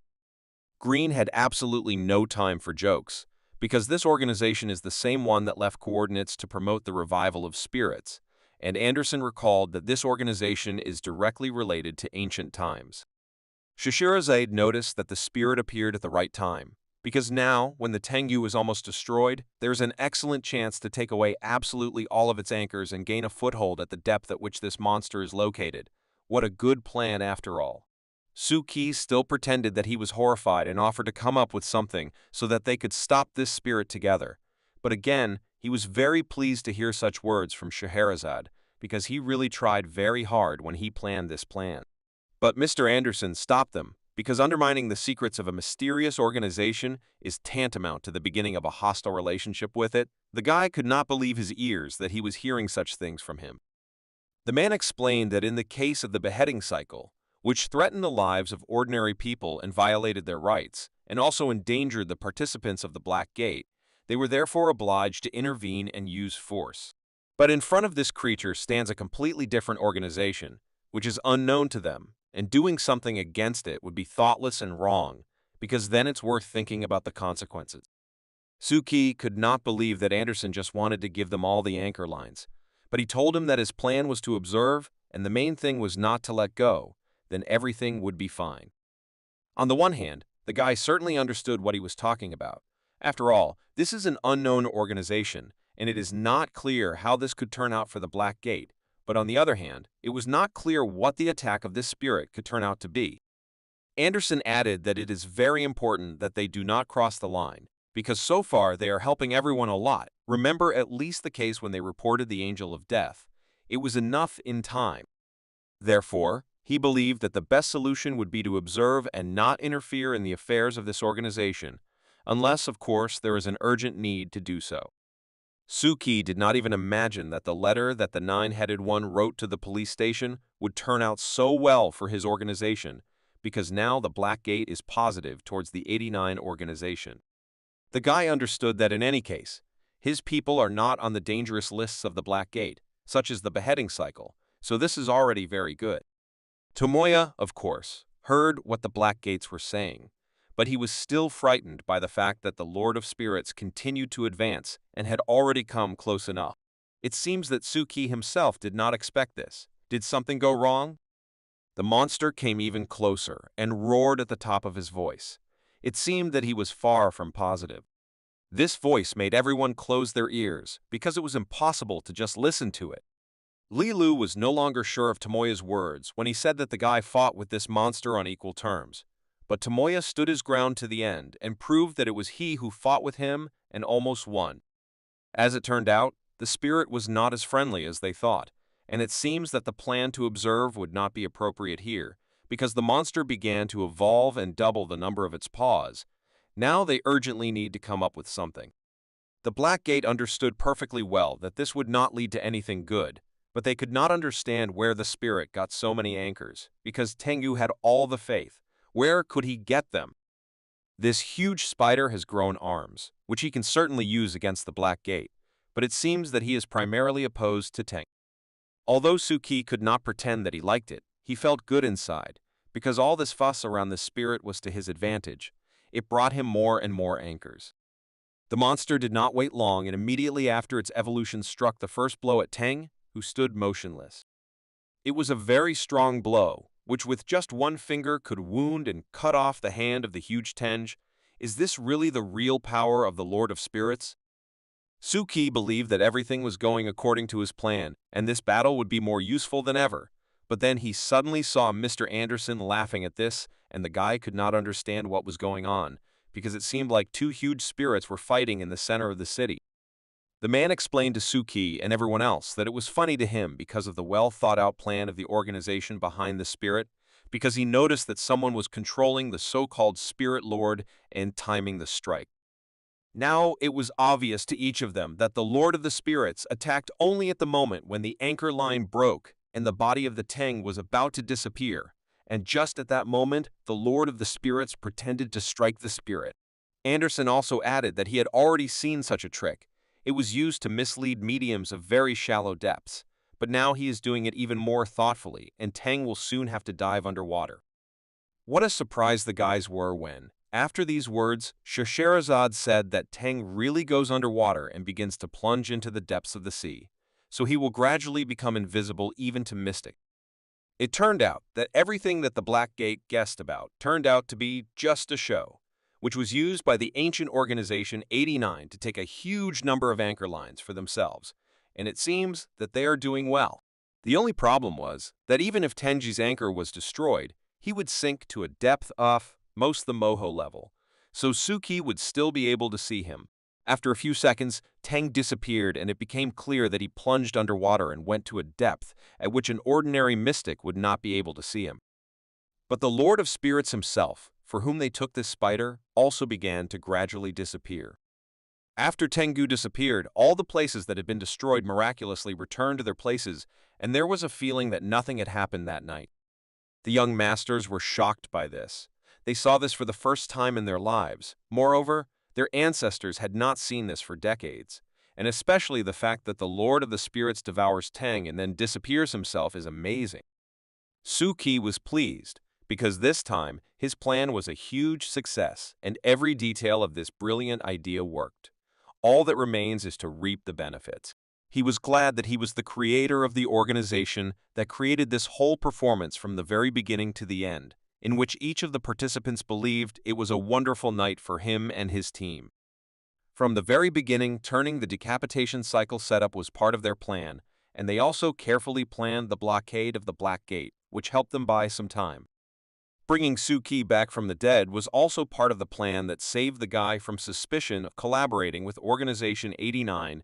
Everything was thought out to the smallest detail. Well, the main point of the plan, which will be successfully implemented, is that these young and promising masters of spiritual arts will continue to spread myths about the Organization 89 in the future and will thereby help develop new anchor lines.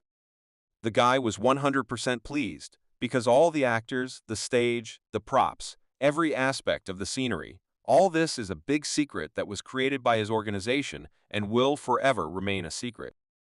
After such success, Organization 89, led by Suki, entered the next level of development plan, and it was wonderful. 5 hours before Tangu appeared, it was about 3 o'clock in the afternoon, and one of the popular gamer bloggers was sitting in the apartment, who was going to try out a new game that the spider had released. As soon as he went to its official page, he saw how a new version of the game was released, which was called Ghosts of Lodo 3.0. In the new game, it was necessary to play the role of a novice investigator who investigates cases of ghosts and spirits. Also, for active participation in the gameplay in this game, gifts, posters, and various bonuses will be sent. The guy really liked the plot of this game, so he didn't mind trying. As soon as he entered the game, from the very beginning he was greeted by a menu in which he had to create his own character, and the detail of the game was simply amazing, because everything was drawn very high quality. After the guy creates his character, the gameplay will be available to him, and at this stage he really liked everything and immediately wanted to start the game itself. In fact, in order to carry out such an ingenious plan, the spider had to prepare very well. Even making so many dolls at once that they acted as virtual citizens was an incredibly difficult job. Every real user who came to play her game essentially became a victim, because she copied his appearance and turned the doll into an exact copy of a person, but it was brilliant. Fortunately, she had a divine item that Suki gave her. It really helped a lot in transforming the game character into the player's own form. Thanks to this, it is much easier for virtual citizens to merge with real ones. At this stage, a lot depended on the girl, and she had no right to let Mr. Truth down.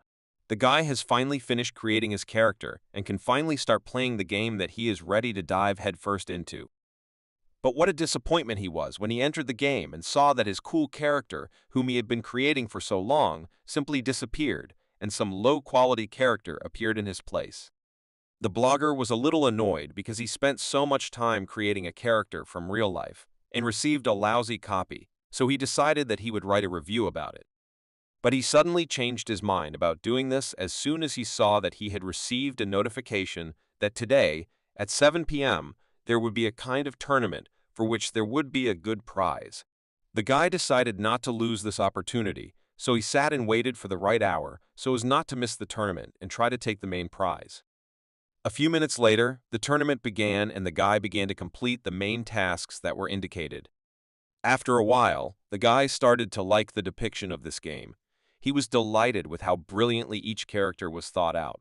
For example, the man with the lamp who caught ghosts with the help of a lantern. This is amazing.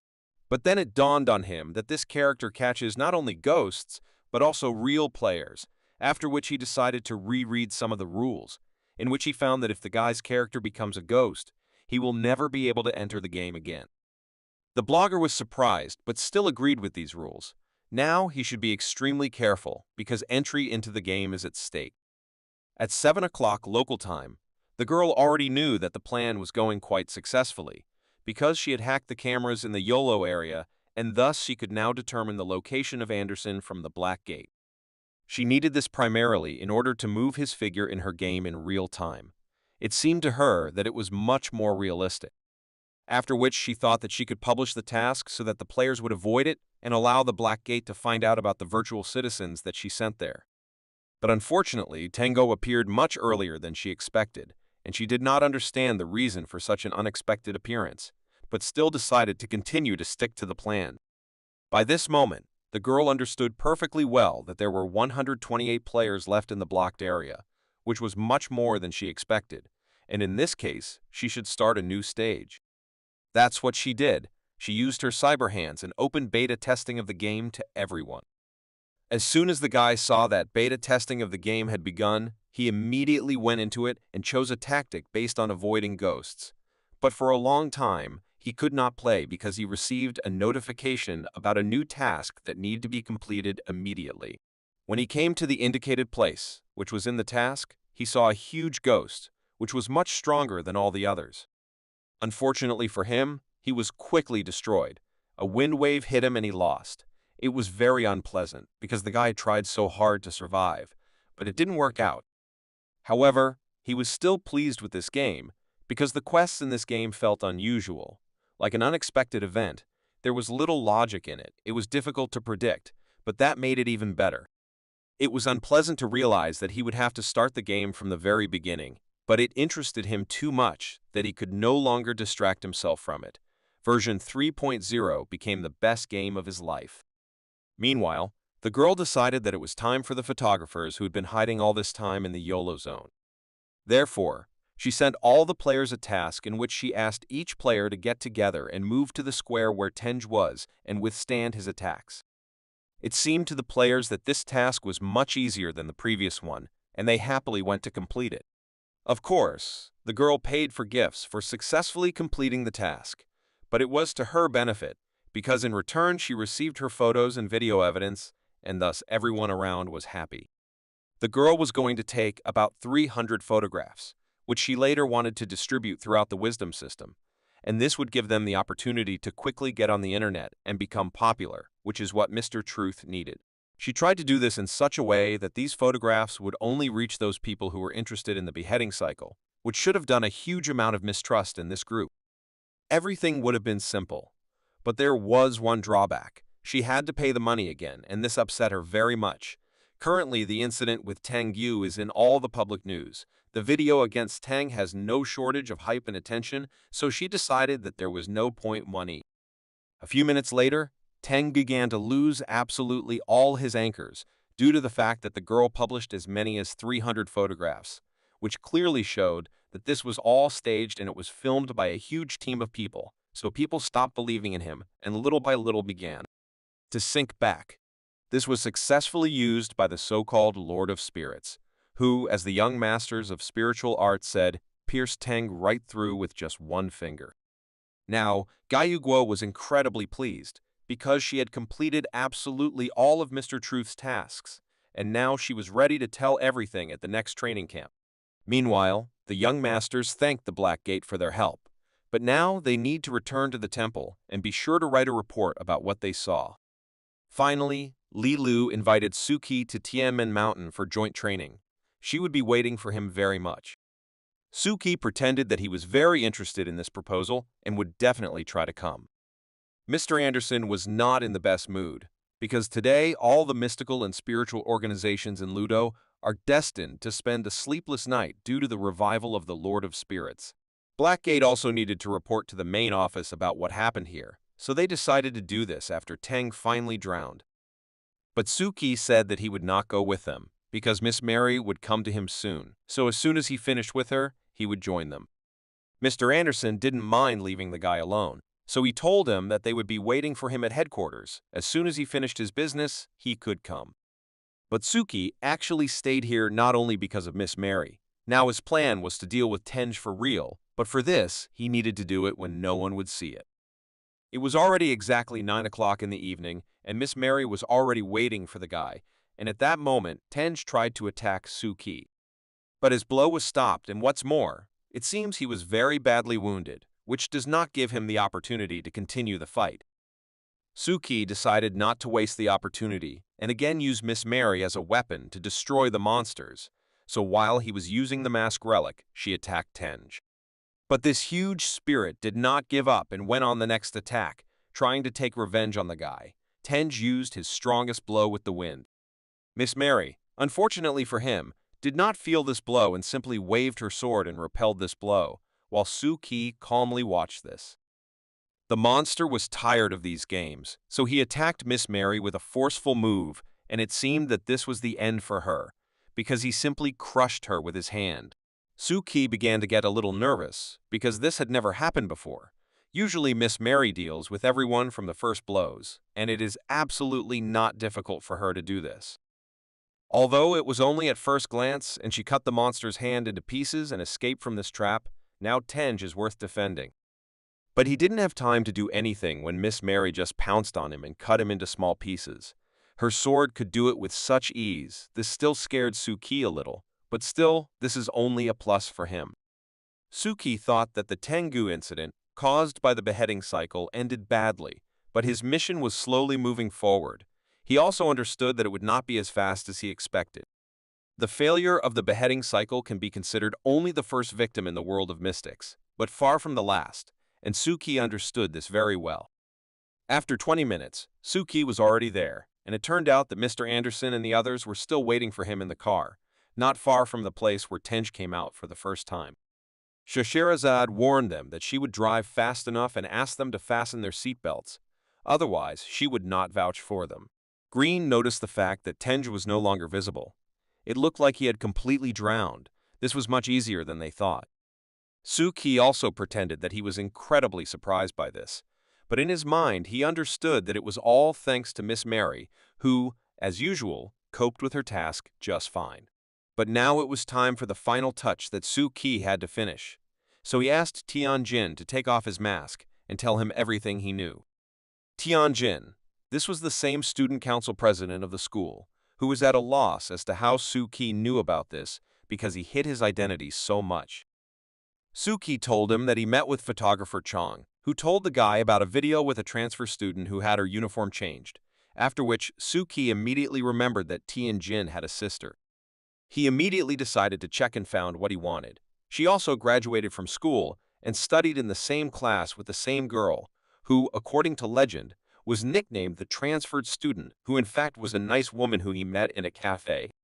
Therefore, Suki went to school. Although he did not want it so much, he really needed to see the president of the school, who was not there that day, and then he understood everything.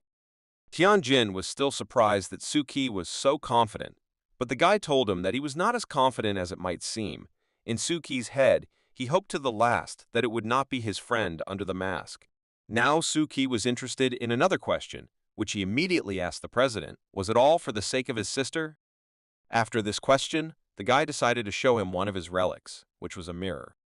In this mirror, Tianjin saw not only himself, but also a terrible spirit, who was previously called Mephisto.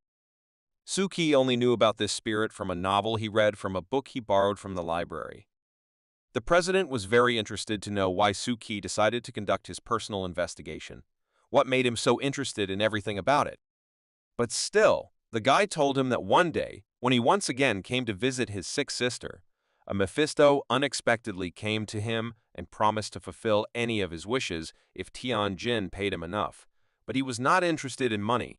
In the end, everything turned against the president. From the very beginning, he did not appreciate the degree of greed of this spirit and how great its price was.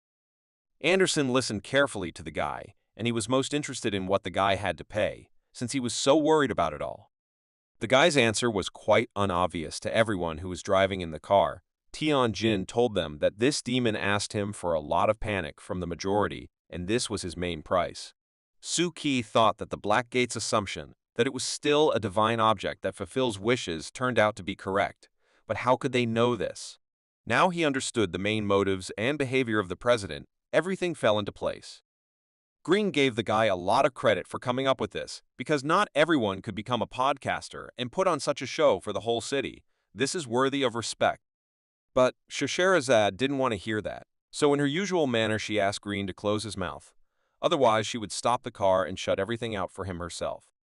He tried to calm her down, because he simply praised the guy, and besides, he was sure that Scheherazade herself was also interested in how he pulled it off. In fact, Scheherazade found this topic quite interesting, but on the other hand, after she checked the guy's biography, she discovered that he had never had anything to do with mystics.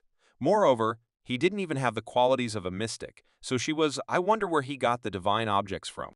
After this question, the guy felt even worse. It felt like he felt guilty for something, and it was difficult for him to answer such a question.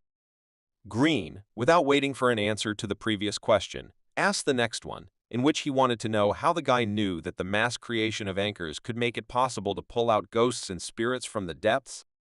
But Anderson tried to explain to Green in a whisper that the guy had just barely spoken to Suki, and he needed to give him a little time so as not to scare him, so he asked him not to ask such difficult questions.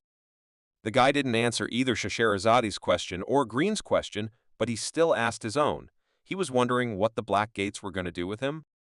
But none of those who were in the car were yet going to answer him, because none of them themselves knew completely what would happen to the guy. Still, Mr. Anderson took responsibility and told him to be grateful that his action did not lead to serious consequences, so they would not treat him as a real criminal of the mystical world. The guy decided to go to the end and understood perfectly well that he knew nothing about this world, but still he decided to ask the Black Gate to help him, namely his sister. He was ready to give everything he could, if only she could be saved. No matter how much Anderson himself wants it, neither he, nor the Black Gate, nor even Mephisto can help her. It's simply impossible. But still he gave him advice. This is first of all to get rid of this mirror, which brings him only misfortune. Otherwise, it will completely destroy him. The so-called wish fulfillment is nothing more than an ordinary trap of demons. The guy was incredibly angry when he heard that they wanted to take the mirror away from him, especially for no reason at all.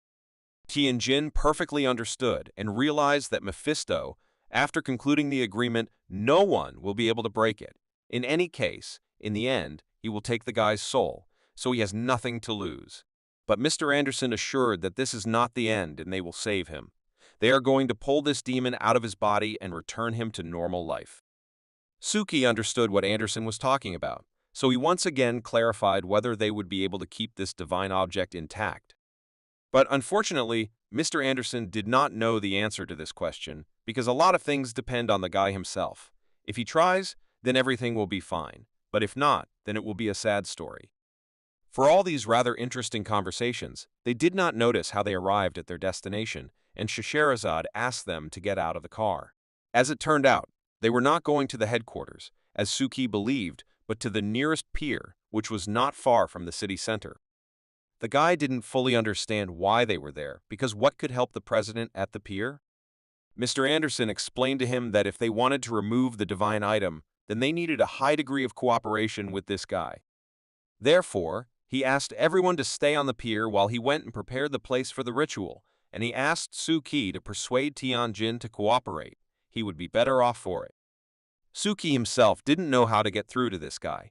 He seemed so impenetrable and believed in everything that this Mephisto told him. Therefore, he decided not to particularly choose words and say directly that this thing that is in the president's pocket will simply kill him, and they want to save him, but for this, they need cooperation with him. Tianjin decided to ask Suki if he remembered what they talked about in the ward. Suki told him that he remembered that the guy told him that he was jealous of his sister because there was something in her life that she was clearly passionate about and devoted to. Tianjin answered him that when he signed an agreement with the devil to save his sister, he thought that he had found his path, and now he had decided what his purpose was.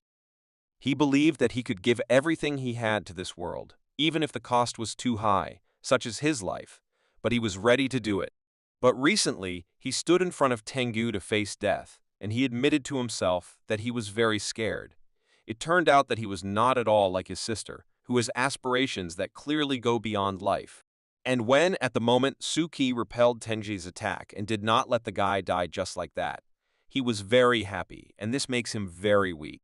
He was so ashamed that what he thought was a saving pursuit actually turned out to be an ordinary demon's trap into which he lures almost everyone who comes across him.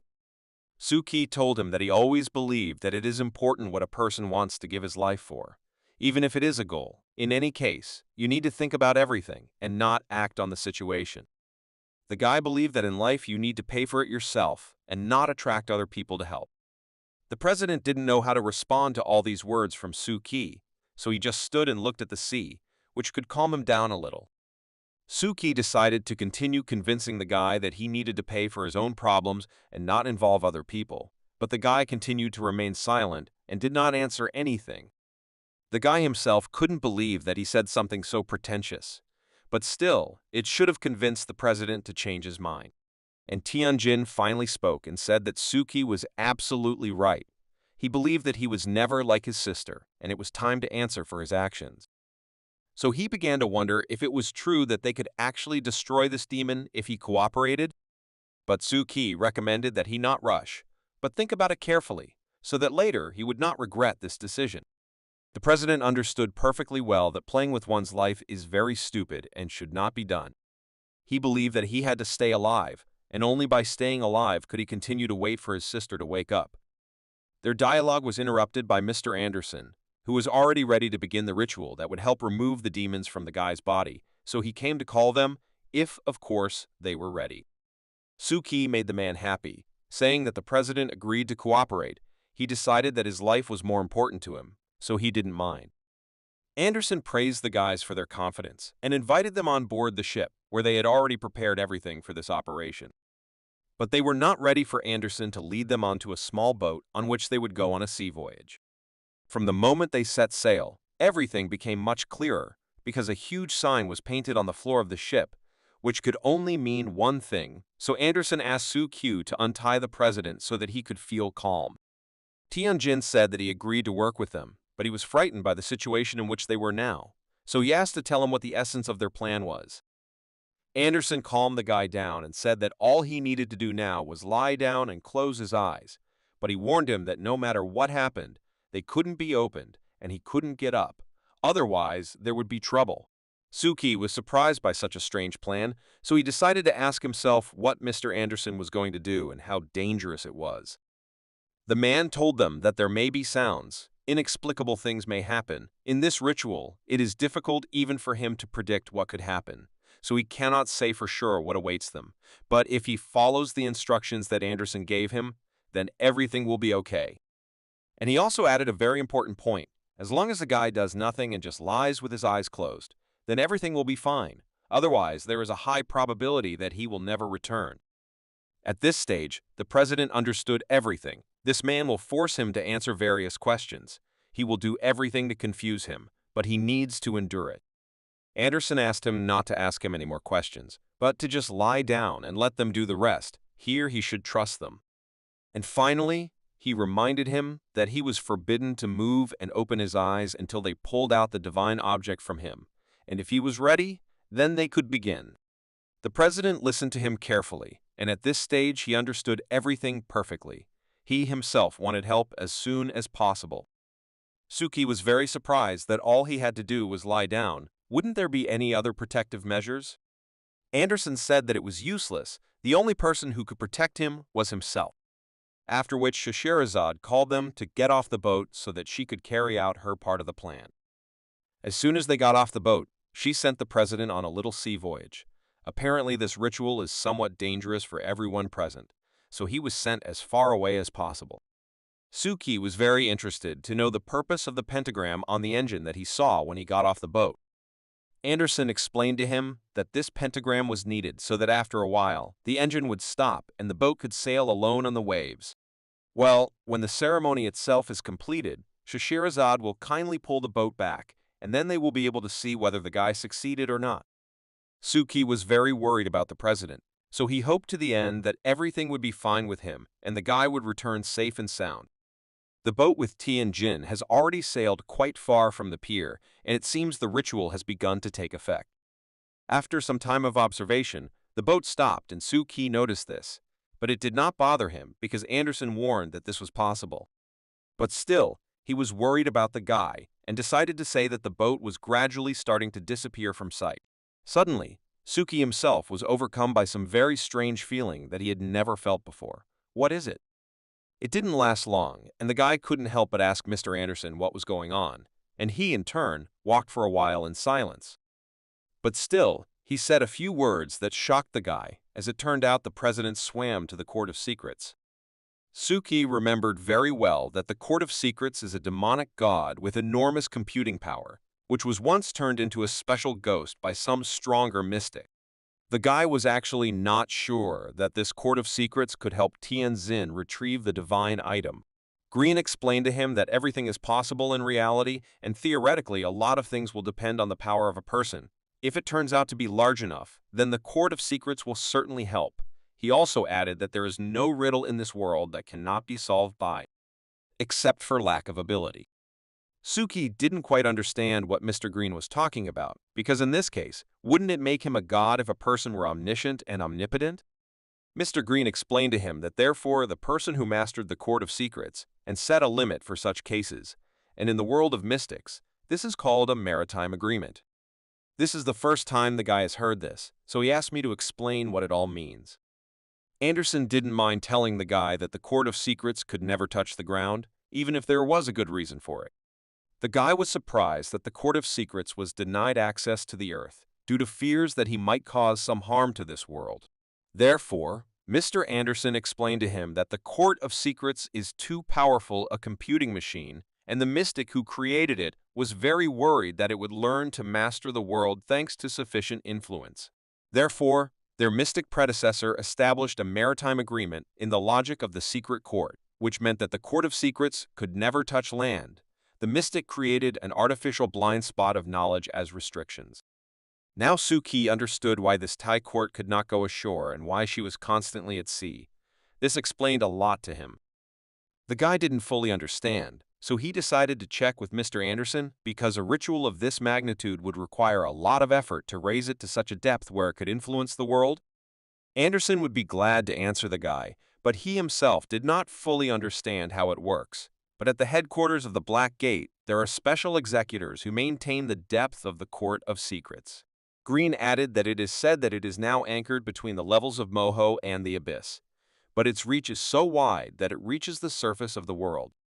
Although the processing power it carries has been greatly reduced, it is also much more advanced than modern human computers, making it very difficult to predict how it will behave. The guy is already completely confused, because in the world of mystics, there is so much different information and different things that even the mystics themselves are confused in it all. But the theme of the Judgment of Secrets was very interesting. This demonic god is very dangerous, but he is used by mystics as a tool of the Black Gate. Suddenly, Suki's thoughts were interrupted by a strong pressure that was exerted on him by something very strong, and it was not entirely clear what was happening to him. But this was not good.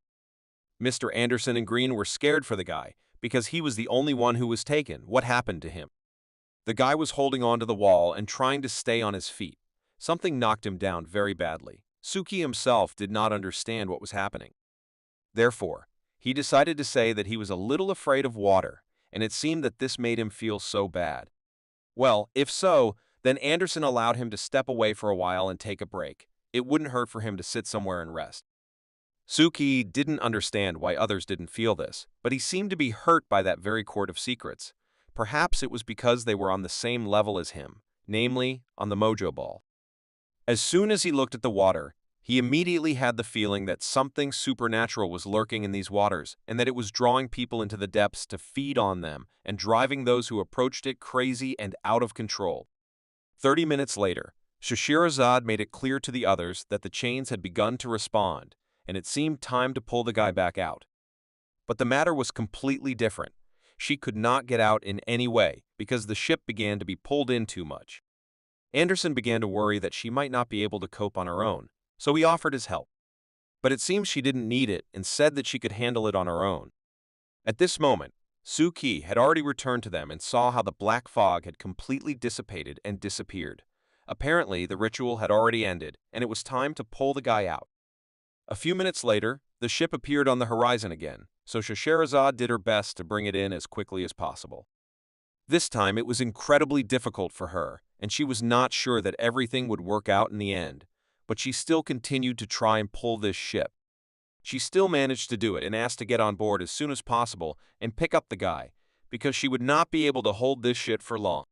Suki and Mr. Anderson were the first to run aboard the ship, and the guy immediately saw the president, but was everything okay with him?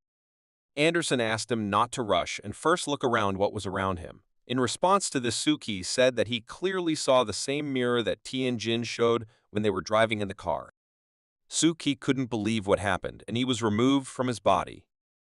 Anderson confirmed this information and asked Suki to wake him up as soon as possible, before it was too late to do so.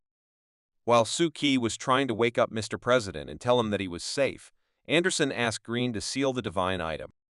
Green himself was not against taking up this matter, so of course he agreed and began to seal the mirror that was left after the ritual. While Suki was trying to wake up Tianjin, he noticed that there were a lot of new scratches around the ship. It seemed that some nameless horror was trying to board this ship and left such a terrible mark. But he immediately returned to trying to wake up the president, but he was very unsuccessful at this. Shashirazad interrupted him and told Suki that he would not be able to wake up the president. If he was so gentle with him, he needed to use a little force. Therefore, without thinking for a long time, she gave him this portion of power, the kind of slap in the face from which it seemed that any living person could wake up. Even Green, who was sealing the relic, looked back and felt the pain that the young guy was now feeling. But before he had time to look around, Shashirazad slightly pushed Tianjin towards Green, who did not at all expect such a turn of events. It fell right into his lips, and it seemed that Green even liked it a little. Anderson and Suki were shocked by what was happening here. They were seeing this for the first time in their lives. But they all needed to think about the guy who returned from the Hall of Secrets. They had to wake him up at the first opportunity. Otherwise, he might fall asleep forever, so they can't waste time just like that. There were, of course, cases when it was possible to wake up a person sometime after the Hall of Secrets. But he never returned to his former life because he became weak-minded and lost control over his body. Suki thought what kind of creature this is, the Court of Secrets, which can make a person so afraid and then simply go crazy. Green, to be honest, was no longer sure that Shashirazad simply didn't kill him, because the blow was really very strong for such a thin guy. Shashirazad did not rule out this option because she really went a little too far. She decided to check his pupils, which suddenly dilated. The guy really woke up and blood began to flow from his eyes mixed with tears. But most importantly, he screamed in fear.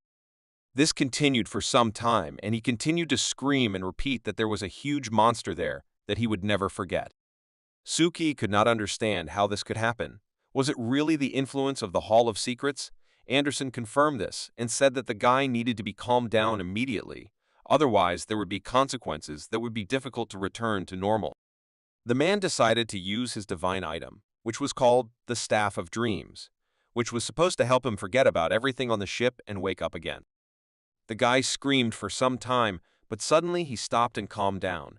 The staff worked and he felt much better.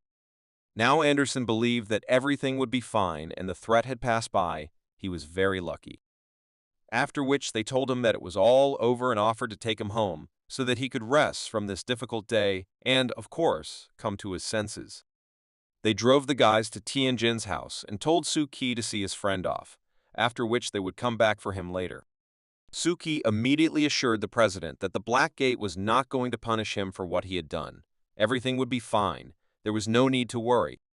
But as it turned out, the president was not worried about this, but that he had a very strange dream when he was on the boat. It felt like while he was sleeping a wild pig attacked him and kissed him, but Suki decided to tell him that it was just because the president is simply hungry. After which, the guy decided to tell Tianjin that his sister will recover and everything will be fine. He will help him find a way out, so he should not get out of this himself. But the president interrupted him and said that he knew that Suki was asked to talk to him and find out who gave him that damn thing with which he communicated with Mephis. Suki was slightly surprised by this guess because he really wanted to talk to him about this, but no one asked him to do so. The president began to tell him that 3 months ago, after visiting his sister, he met a man who gave him this damn mirror and camera. But Tianjin, unfortunately, knew little and remembered little about that man, because he had not seen him since then, but he definitely remembers that the man had some kind of bracelet on his hand, which symbolized something. Of course, Suki understood that everything would not be as simple as he expected, and he would not immediately solve this type of problem, so he would have to try with it. All Tingjin knew was that this man's name was he-she, but that was all he had to know about him. After Suki escorted the president home, he did not wait for the Black Gate to come for him, so he took the subway, especially since he needed to think about the words that the president said to him, but for him today was very productive. They removed the Mephisto, the president was returned to normal life, and the cycle of beheading came to its logical end. But now there was a new problem that he had to beware of, and it was some man named Deshit. The guy thought a lot about what happened and about the plan that he was able to organize and carry out together with his organization, but still from now on, he must think more about his conspiracy. But the thought couldn't get out of his head that some man just came up and gave the president this damn mirror, which is quite dangerous even for an experienced mystic. But why did he need it? On the other hand, Suki understood that the president was under the influence of a divine item and was creating great panic. The demigod Tenj would eventually be pulled out from the depths of the sea, which would lead to the descent of Tangu, which could destroy Laudo. It was very difficult to figure out whether this was part of this man's plan. In any case, Suki has very few clues, so it is difficult for him to solve this riddle. Suddenly, he realized that he was traveling on a tram, which was too quiet. There weren't even monsters that usually run around here among a small number of people. He realized that some kind of bad aura began to appear here, which did not allow Suki to get home calmly. Suki understood that he had to be very careful, because it was becoming very dangerous here. Even small organs were no longer running around here, although they were here all the time. As soon as he thought about it, immediately after that the train began to actively slow down, which was incredibly strange. Suki prepared for the worst, and at that moment began to hear some very strange whispering coming from the end of the carriage. But even from the outside, he noticed that he was in some unknown place, where he had not been before. Everything looked too strange. It felt like the train had brought him to some kind of cemetery, but someone had obviously set it up. But Suki couldn't calm down because of the sound he heard. It was like a round of slow ringing that could often be heard in an ancient ritual. It seemed to the guy as if something buried in an ancient tomb was about to burst out. This was not an ordinary whisper. Suki even felt that he had horror and fear when he started to hear this. He needed to come up with something immediately, otherwise there would be trouble. He understood that when he saw ghosts and gods, as well as ancient tombs and funeral masks, all this did not frighten him. But what was he really afraid of then? The guy's legs began to shake with horror, and it seems the source of this fear was a strange and terrible funeral ritual from the ancient world. Suki read a lot about this. The funeral ritual is the most ancient rite in the history of all mankind. The burden of history that has accumulated from generation to generation can easily crush any insignificant ant in the human world. The guy could not understand where this fear came from. Is it really the primitive fear of living beings before the coming of death, or does it still need to seem like it to him? After all, It was well known that the practice of burial was the result of the actions of some mysterious person who was born at the dawn of humanity. Suki could not understand what was happening to him. His head began to hurt so much that it was very difficult to endure, and his body was shaking with fear. Although he did not even understand what exactly he was afraid of, little by little his consciousness began to be lost. At one moment, the train carriage turned into a large sea in which he began to drown. But it was not like in his dreams. Now it seemed to him that the air was leaving faster and faster every second. His body began to sink under the water so quickly that the guy did not have time to realize how quickly he was sinking.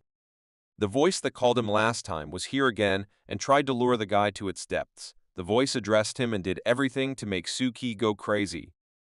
The guy was still conscious and understood that under no circumstances should he lose control over himself and his body. He understood perfectly well that he needed to empty his mind and calm down.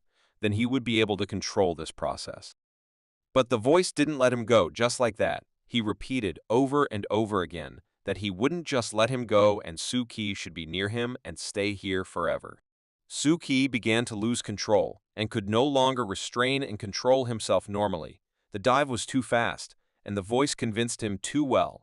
The voice convinced the guy that this was his real essence and that he must stay there forever because he needed him so much. Suki almost lost control. The last thing he saw before losing control was that same red light that he sees every time he falls to a significant depth. Is this really the end for the guy? Suki no longer thought about everything and simply tried to reach down towards this light, around which there were a lot of tentacles that were just waiting for the guy to approach them. Finally, the fog cleared and Suki saw a huge octopus that had several hundred red eyes, and it was clear who had been calling the guy to him all this time. There was almost no humanity left in Suki's eyes, and he didn't understand what was happening, so his body trusted his instinct and led him along. The monster that Suki turned into really wanted to take one of the tentacles of this octopus, because they so attracted him and beckoned him to them. But as soon as he touched one of these tentacles, he essentially tore off a part that caught fire right in his hands, and Suki began to little by little understand what was happening here.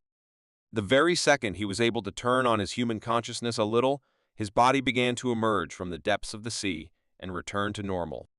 The guy came to his senses and realized that he had just almost lost control, and it was much more dangerous than the last time. But still Suki returned to his original form again. He thought that this funeral ritual, about which only a little was known, managed to bring him under the border, where the guy could lose control of himself and his body. Suddenly, his thoughts were interrupted by a voice coming from the carriage, which did not understand how Suki did not lose control, because at this stage, it is impossible to get out. The guy did not understand what was happening and saw at the end of the car a creature that had a black appearance, without any resemblance to a person. Rather, it looked like another spirit, but which tells him that if Suki could not lose control in such a situation, it means he has a chance to become transcendental. Suki could not say a word. He had a feeling that he was in a chokehold, which forbade him to talk, and the guy simply listened to what this creature was saying. When it came closer, it became clear that this was not exactly a spirit, but something much more of these creatures came out, someone who could control them, so he immediately began to threaten Suki with violence.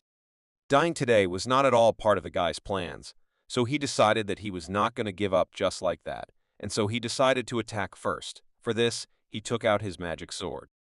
But the creature that stood in front of him simply raised its hand and thus performed the ritual on Suki. The guy felt like a lot of kilograms were pressing on him, from which he could not move or do anything. He fell into a trap from which it would be difficult to get out. Suki understood that he was completely crushed, and now he could believe that he could really die here.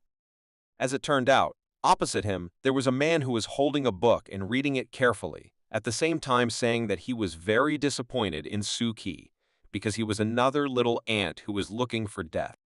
Now the guy no longer saw anything except this bracelet that the man was wearing. This is what Tianjin, this same man who gave him that mirror, told him about.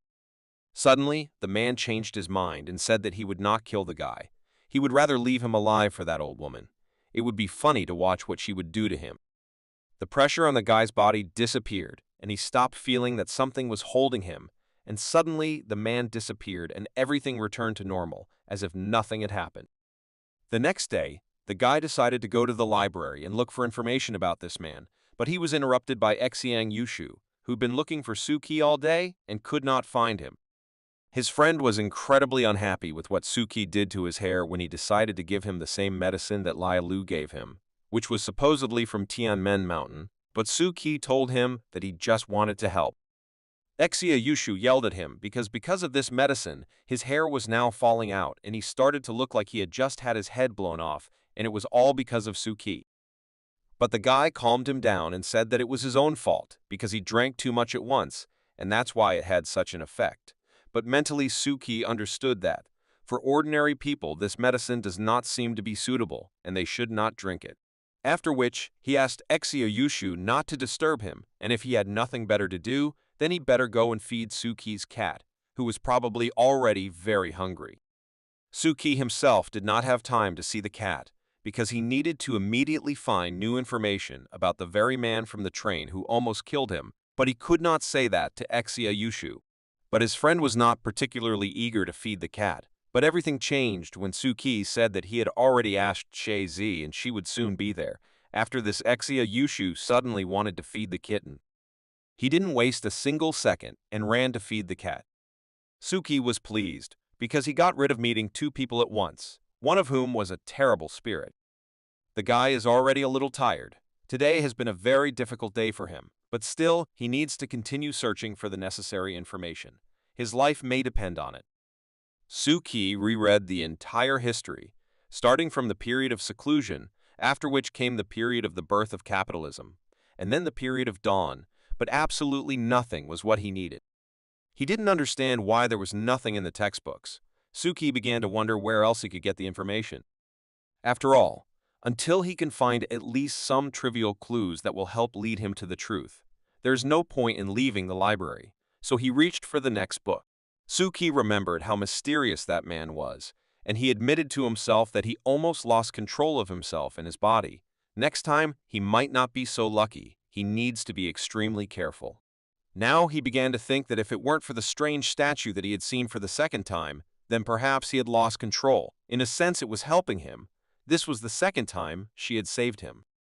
Suki realized one very important pattern, that every time he breaks the tentacle of this huge octopus, it helps him not to lose control and break out back into the real world. But he quickly decided to forget about it, because now is not the time to think about it. Now his main goal is to find as much information as possible about Hishin. As soon as he began to remember the details of that meeting, he realized that he saw on that very talisman on his hand the word Himiko, which could interestingly mean. Suki decided to summarize what he knew about this man and what clues he had, and there were only two of them, a large ancient tomb and a jade talisman with an inscription that he needed to cling to. After some time of searching, Suki finally found a book that may contain a clue that will give him a shift in his research. He found that Himiko is the legendary ruler who founded the ancient Ondu religion. Suki carefully read this book and realized that perhaps he had found another clue. Now he knows who Himiko is. As it was told in the books, one day Himiko turned to the Japanese with a tempting offer. But Suki understood that all this was just a story that would not help him much. He needed something more significant, something that would give him the opportunity to get closer to a man, but what should he read then? The idea came on its own. He remembered that Han Xin was reading a book during their conversation, and it seems Suki knows what kind of book it is. He got up from his seat and ran to look for the book that he saw in his hands. It should contain everything he needed. The guy didn't waste much time searching and found a book in which Himiko was the founder of a demonic sect, which once sent an envoy to the state of Wei named Nan Shami. He did not fully understand whether this ancient religion existed at all or whether it was all fiction, but in any case, it was worth checking out. Suki began to read more and tried to learn as much as possible about this sect, so he could understand where this man came from and why he was so strong. The book talked about how, at that time, the East often paid tribute to the Jin dynasty, which gave them the opportunity to make their presence known. Due to such frequent exchanges between the two countries, more and more Chinese cultures and customs began to move to the East, which at that time belonged to the burial rites. Suki wrote everything down very carefully and understood that such a ritual was not so popular, but was widespread in the country, and therefore it was necessary to study this issue better. After a while, the guy realized that this man used this ritual to create his own secret based on this ritual and used ancient tombs, which were so popular at that time, for this. He came to the conclusion that his secret was based on the crowd. He needed the faith of many people, and in a long time it was popular to get together and create a crowd, although, however, nothing has changed in our time. Suki didn't understand why it all looked so strange. The name Sheng Mi seemed especially strange to him. Where did it come from? In the book he was reading, it was stated that this man was Himiko's ambassador during the time when the era of the ancient tombs began. The guy realized that all the contradictions pointed to this name, and it was clear that he needed to look further for everything connected with it. But this was the only thing that didn't add up. It was time. Too many years had passed since that time. Suki understood that 1,500 years had already passed, and purely theoretically, he understood that no one lives that long. But he remembered that the longest living person he knows is advisor Alice, whom he can easily ask anything that interests him. As soon as Suki wrote to her, she answered him almost instantly, and it was very pleasant for him, because when an advisor answers him so quickly, it's good. He decided to ask her directly whether, in theory, a person from history could live for about 1,500 years, to which she immediately answered him that this was not possible. On the one hand, Suki should now continue his search, but on the other hand, he was glad that this was not the case, because it even sounds very scary that someone could live as long as 1,500 years. Therefore, if this was not the case, he decided to immediately begin searching for new clues that could help him find the truth. But Alice added to him that the birth of a transcendental person requires the maintenance of an era, life expectancy, and knowledge that can overcome centuries. Now Suki understood that he had been researching all day and still did not know whether he had achieved something or not. In the occult books that the Black Gate gave to the guy, it is said that among the 10 original systems, there is one called the Crown System, which is said to have the knowledge of the gods. And transcendental knowledge, which means going beyond time, beyond everything, beyond all boundaries that are available. As he knew, all systems had their own schools and mystics who talk about their own and others' knowledge that they received. But the Crown System does not have such an opportunity. Although it exists the most, there was even a time when everyone doubted the existence of this system. Transcendent skill was also once considered legendary along with divine knowledge, until more than 100 years ago when the Western mystical world explored the mysterious East.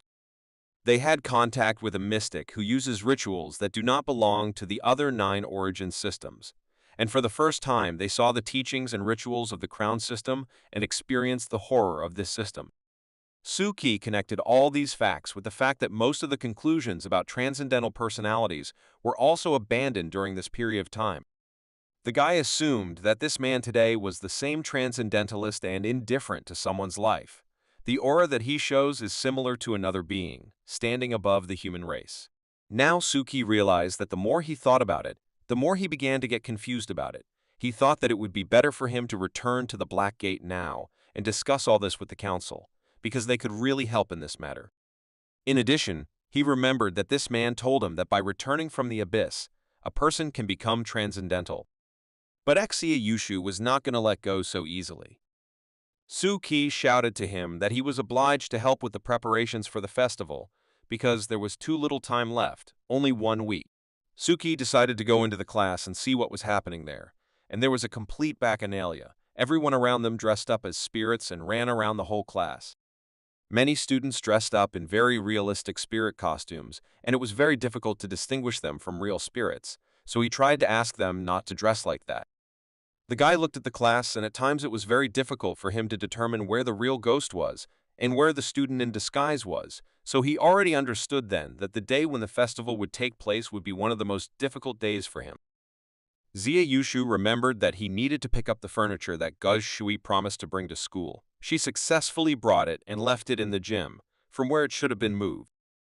Therefore, he asked Suki to take a walk with him so that they could pick up this furniture together. In any case, Xia Yushu believed that taking a walk would be quite useful for him. When they arrived at the gym, they saw not what they expected. There was a bunch of furniture that needed to be moved from the gym to a specially prepared hall for the festival, which at this stage created problems. Suki didn't quite understand why they needed so much furniture, especially something as big as cabinets that would be impossible to move. Sia Yushu answered him in a mysterious voice and said that all this would be very useful to them, if only to get into this closet and scare as many people as possible. He thought it was a good idea. Suki looked at him and saw a bunch of demons around and realized that this idea was not particularly suitable for him, so he asked him not to talk nonsense, but to quickly get to work. Exia Yushu simply didn't understand why Suki didn't like the furniture that Gushui brought so much. It seemed to him that it had a special aesthetic that conveyed its own atmosphere. The guy wanted to tell him that this furniture is terrible for other reasons that he simply does not see, but he could not allow him to do this. Suki was already very hot, and now his friend is forcing him to do hard work, which he doesn't like so much, and he has to carry spirits on his hands. Still, he began to boil with anger and hit the bedside table very hard, because he needed to drive away the anger and nothing could be done about it, after which Suki drove his anger towards Exia Yushu, to whom he said that he had a drink for such hard work. They had almost finished moving all the furniture that was in the gym, and the classroom they were bringing it all into was a real mess. But Exia Yushu didn't care. The bedside table, which Suki hit, was complaining about life from now on. The guy was already thinking about kicking her again so that she would shut up and not speak anymore, but this way she can understand that he sees a spirit, not furniture. He decided to do it differently, but no less effectively. Suki placed a heavy box right on this bedside table, and thus she could no longer move. Now he can say whatever he wants. Suki tried to tell Exia Yushu that the wardrobe he was proposing to wear was too heavy and he had no desire to wear it, but his friend told him that they had just started and should not act like a little girl at all. The guy could no longer just look at his friend, who was constantly surrounded by monsters, so he didn't even hear what Exia Yushu was saying to him. Suki did not understand why his friend so wanted them to carry it, because in theory they could ask others to do this work.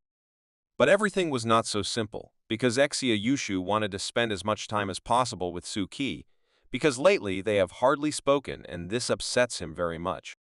Suki again thought about his own things and missed everything that Exia Yushu told him. He noticed that he had recently kicked this bedside table, which turned out to be a monster, but now there is a lot of old furniture in the room, and all with human faces and organs, but they are assembled very strangely. The guy thought about why the Gashui family uses this furniture and where they even got it from. Each item seemed to be from different collections. On this hot day, not only Suki suffered, but Counselor Alice and Scheherazade were not happy with the weather. It was too hot, and nothing helped with this heat. Their dialogue was interrupted by Suki, who finally returned to the Black Gate Club. He had not been here for a long time, and Scheherazade decided to immediately invite him to play chess. But the guy was not ready to play chess now and asked her to play later because he had a more interesting topic to talk about. By the way, regarding chess, Suki realized that Mr. Green and Anderson were not here. Where did they go? Advisor Alice told him that they went together to search for the session. Since they had caught the cycle of decapitation in Tenge, they needed to continue the investigation, which is what they did. Suki knew that it had only been 3 or 4 days since they last saw them. Would they be able to track them down? Scheherazade told him that there were no traces of them in the Western military port yet, but there was some information about the 9-tailed fox in the city of Haidong, which could help find them. She also added that they should keep their phones with them at all times, because if something happens to them, they should be there first to help. Suki sat down opposite Counselor Alice and said that he came here on one very important issue. He said that the school was holding a school festival and his class received a bunch of old furniture, but among them there were a lot of monsters. So that they could more accurately understand what the guy was talking about, he took out one of the plates that he found there, and it was a terrible spirit. Advisor Alice and Scheherazade did not expect to see this, and it feels like they are seeing this for the first time. Alice immediately realized that these were things that spirits and ghosts were attached to, which is why they look like that. Suki said that that's not all. In his classroom, there is a bunch of furniture with a bunch of spirits and demons attached to it, so he wondered how this happened.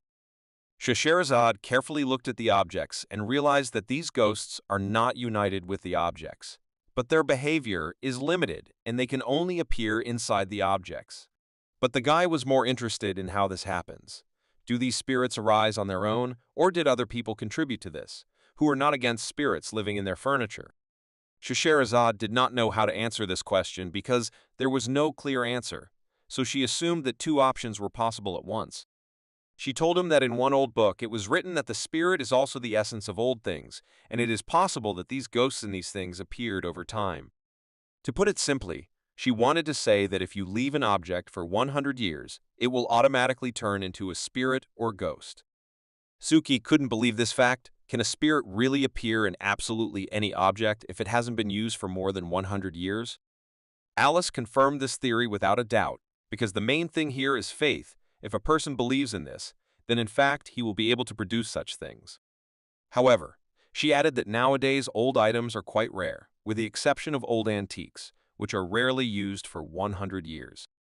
Suki decided that in this way, old things are falling into disrepair, but advisor Alice corrected him, because he misunderstood a little, because the fact is that the oldest mystics formed the line of God, thanks to their mystical logic. The guy assumed that what he brought was that old thing that no one has used for more than 100 years. But advisor Alice again said that this is not so. This is a completely different situation, a more serious matter. Suki didn't fully understand what advisor Alice meant when he said that this was a more serious situation. Why is this? As it turned out, she saw this as an artificial plate, which proves the fact that most likely this is not an old thing that turned into a spirit after 100 years, but rather an artificial phenomenon.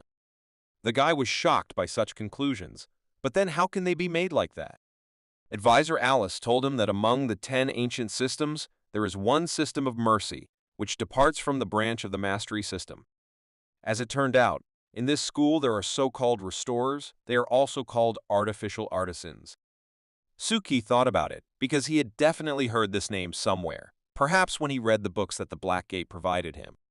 He remembered that Scheherazade once mentioned that her hand, which was blown up, was restored by a restorer. That's where he could have heard about them. Therefore, he decided that Scheherazade should know a lot about restorers, because she already had experience working with them. It would be reasonable to ask her about them. But there was one very unpleasant problem. This is her most severe injury, which she does not like to remember, so it can happen if she says something wrong, and this stops Suki a little. Scheherazade noticed that he wanted to ask her something, so she asked him directly what was wrong with him. Advisor Alice helped him solve this problem, who directly asked Scheherazade about the restorers because she had already dealt with them and could share this information. There was an awkward silence in the room, and it seemed Scheherazade was not ready for such a question. After which she said that thanks to Green, she knows them quite well, so in theory she can tell how these mystics work and how useful they can be. Scheherazade, first of all, decided to tell that they have ritual knowledge that allows them to disassemble and reorganize the human body. In addition, they can heal physical wounds, but they can also dismember a living person. Suki listened to her carefully and understood that this was all quite strange for the modern world. The guy understood that if they are good healers, then they are saints, but if they are vindictive, then they can be cruel and unscrupulous.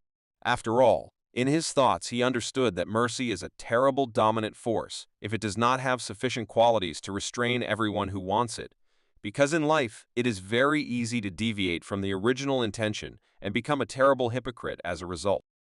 Suddenly, Scheherazade got up from her seat and went to another room. She said that she would bring something that would give Suki the opportunity to understand much more about the restorers. A few minutes later, she brought a small box containing some things. Suki couldn't believe that she just brought an empty box. How would that help him?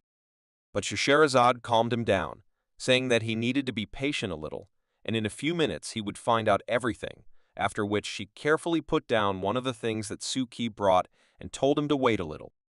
She explained to him that this spirit that is inside this thing is not strong enough and can be strengthened through ritual, so she wanted to show this by example and began to perform the ritual.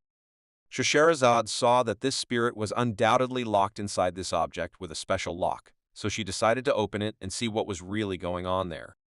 As soon as she said the magic words, namely "Open Sesame," a very smelly consistency began to come out of the box, which clearly had an unpleasant appearance and smell. Scheherazade said that to her, it looked like a masterpiece of hypocrites, but it was not entirely clear what she meant. Suki was disgusted to watch this, but most of all, he didn't understand how such a small plate could mark such a huge monster. She explained to him that it was the hypocrites, the restorers, who used the ritual of mutilation, dismembering the victim and stuffing it into a plate. This was their peculiar trick. In this case, the victim watched in complete horror as her body was divided into parts and then stuffed into some object. In the end, this fear and horror formed the basis of spirit objects. Alice added that it was both physical and psychological torture, cruel and terrible torture. The victim's fear is so great that it increases the activity of the mind and gives rise to demonic spirit. The guy, restraining himself from vomiting from the stench, decided to ask them why they were doing this. What was the point? Scheherazade tried to answer this question, but it was quite difficult to give any definite answer. She believed that this could be done for experimental purposes. There could be some kind of conspiracy behind this. It could be the performance of some kind of ritual. It's also possible that it could be the pleasure of sadism or even just malice. Suki couldn't believe what Scheherazade was saying. To do such things for pleasure or for the purpose of evil intent, isn't this a perversion of life? She explained to him that the guy has only been in this world of mystics for a short time, and in business there are many psychologically unhealthy people for whom distorted aesthetics are a common hobby that they are ready to engage in every day. She also told him that there is a group of people who are very fond of using human bones or organs to make luxury items such as wallets and watches from human skin. This industry is controlled by the notorious restorer nicknamed the Destroyer. Alice said that the Blackgate branch in Fudu has been tracking the Destroyer for a long time, but I can't find him because they are facing serious resistance. Suki didn't understand who could protect such perverts and why they needed it. Advisor Alice calmly added that all his defenders are his former clients, who are very happy, so to speak.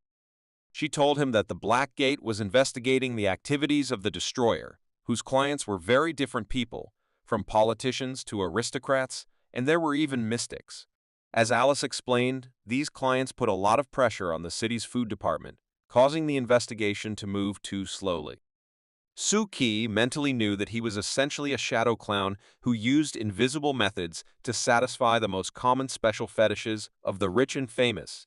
Scheherazade said that all these big shots are not necessarily his clients. They are all animals in human skin who have no principles and humanity as such. She also decided to be on the safe side, to perform a placenta fixation ritual, which was supposed to complete what she had already started. As a result, she simply burned the box in which the victim was located. Now it will not appear on any plate. The guy was a little scared because he had never seen anything like this, but he still decided to ask if it was possible to get rid of demons and spirits in this way. It was clear from Scheherazade's face that this was not the first time she had done this, so she calmly answered him that this man-made creature disappears as soon as the object to which it is attached is destroyed. But still, the guy didn't fully understand. Is this victim drowning or dying? Scheherazade told him that, according to some Eastern mystics, when spirits are destroyed, they return to the arms of the Buddha, so this is another powerful argument in support of the doctrine of the demonic community. After all, great secrets can give birth to ghosts and gods, which makes this world much more dangerous if mystics suddenly decide to give birth to too many ghosts and spirits. The ritual that Scheherazade performed suddenly ended, and not a single trace remained of the spirit. It completely disappeared. This really amazed Suki. Scheherazade finished her story and decided to find out how many of these things Suki still has, and whether he still needs her help. The guy remembered that there are a lot of such items at school. Almost all the furniture for the festival consists of such killed spirits, but their deep-sea influence does not affect ordinary people, and nothing should happen to them.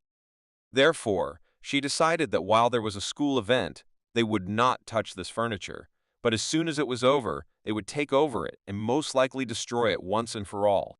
As soon as Counselor Ellis decided to leave and continue doing her own thing, Suki asked her for one more favor and request.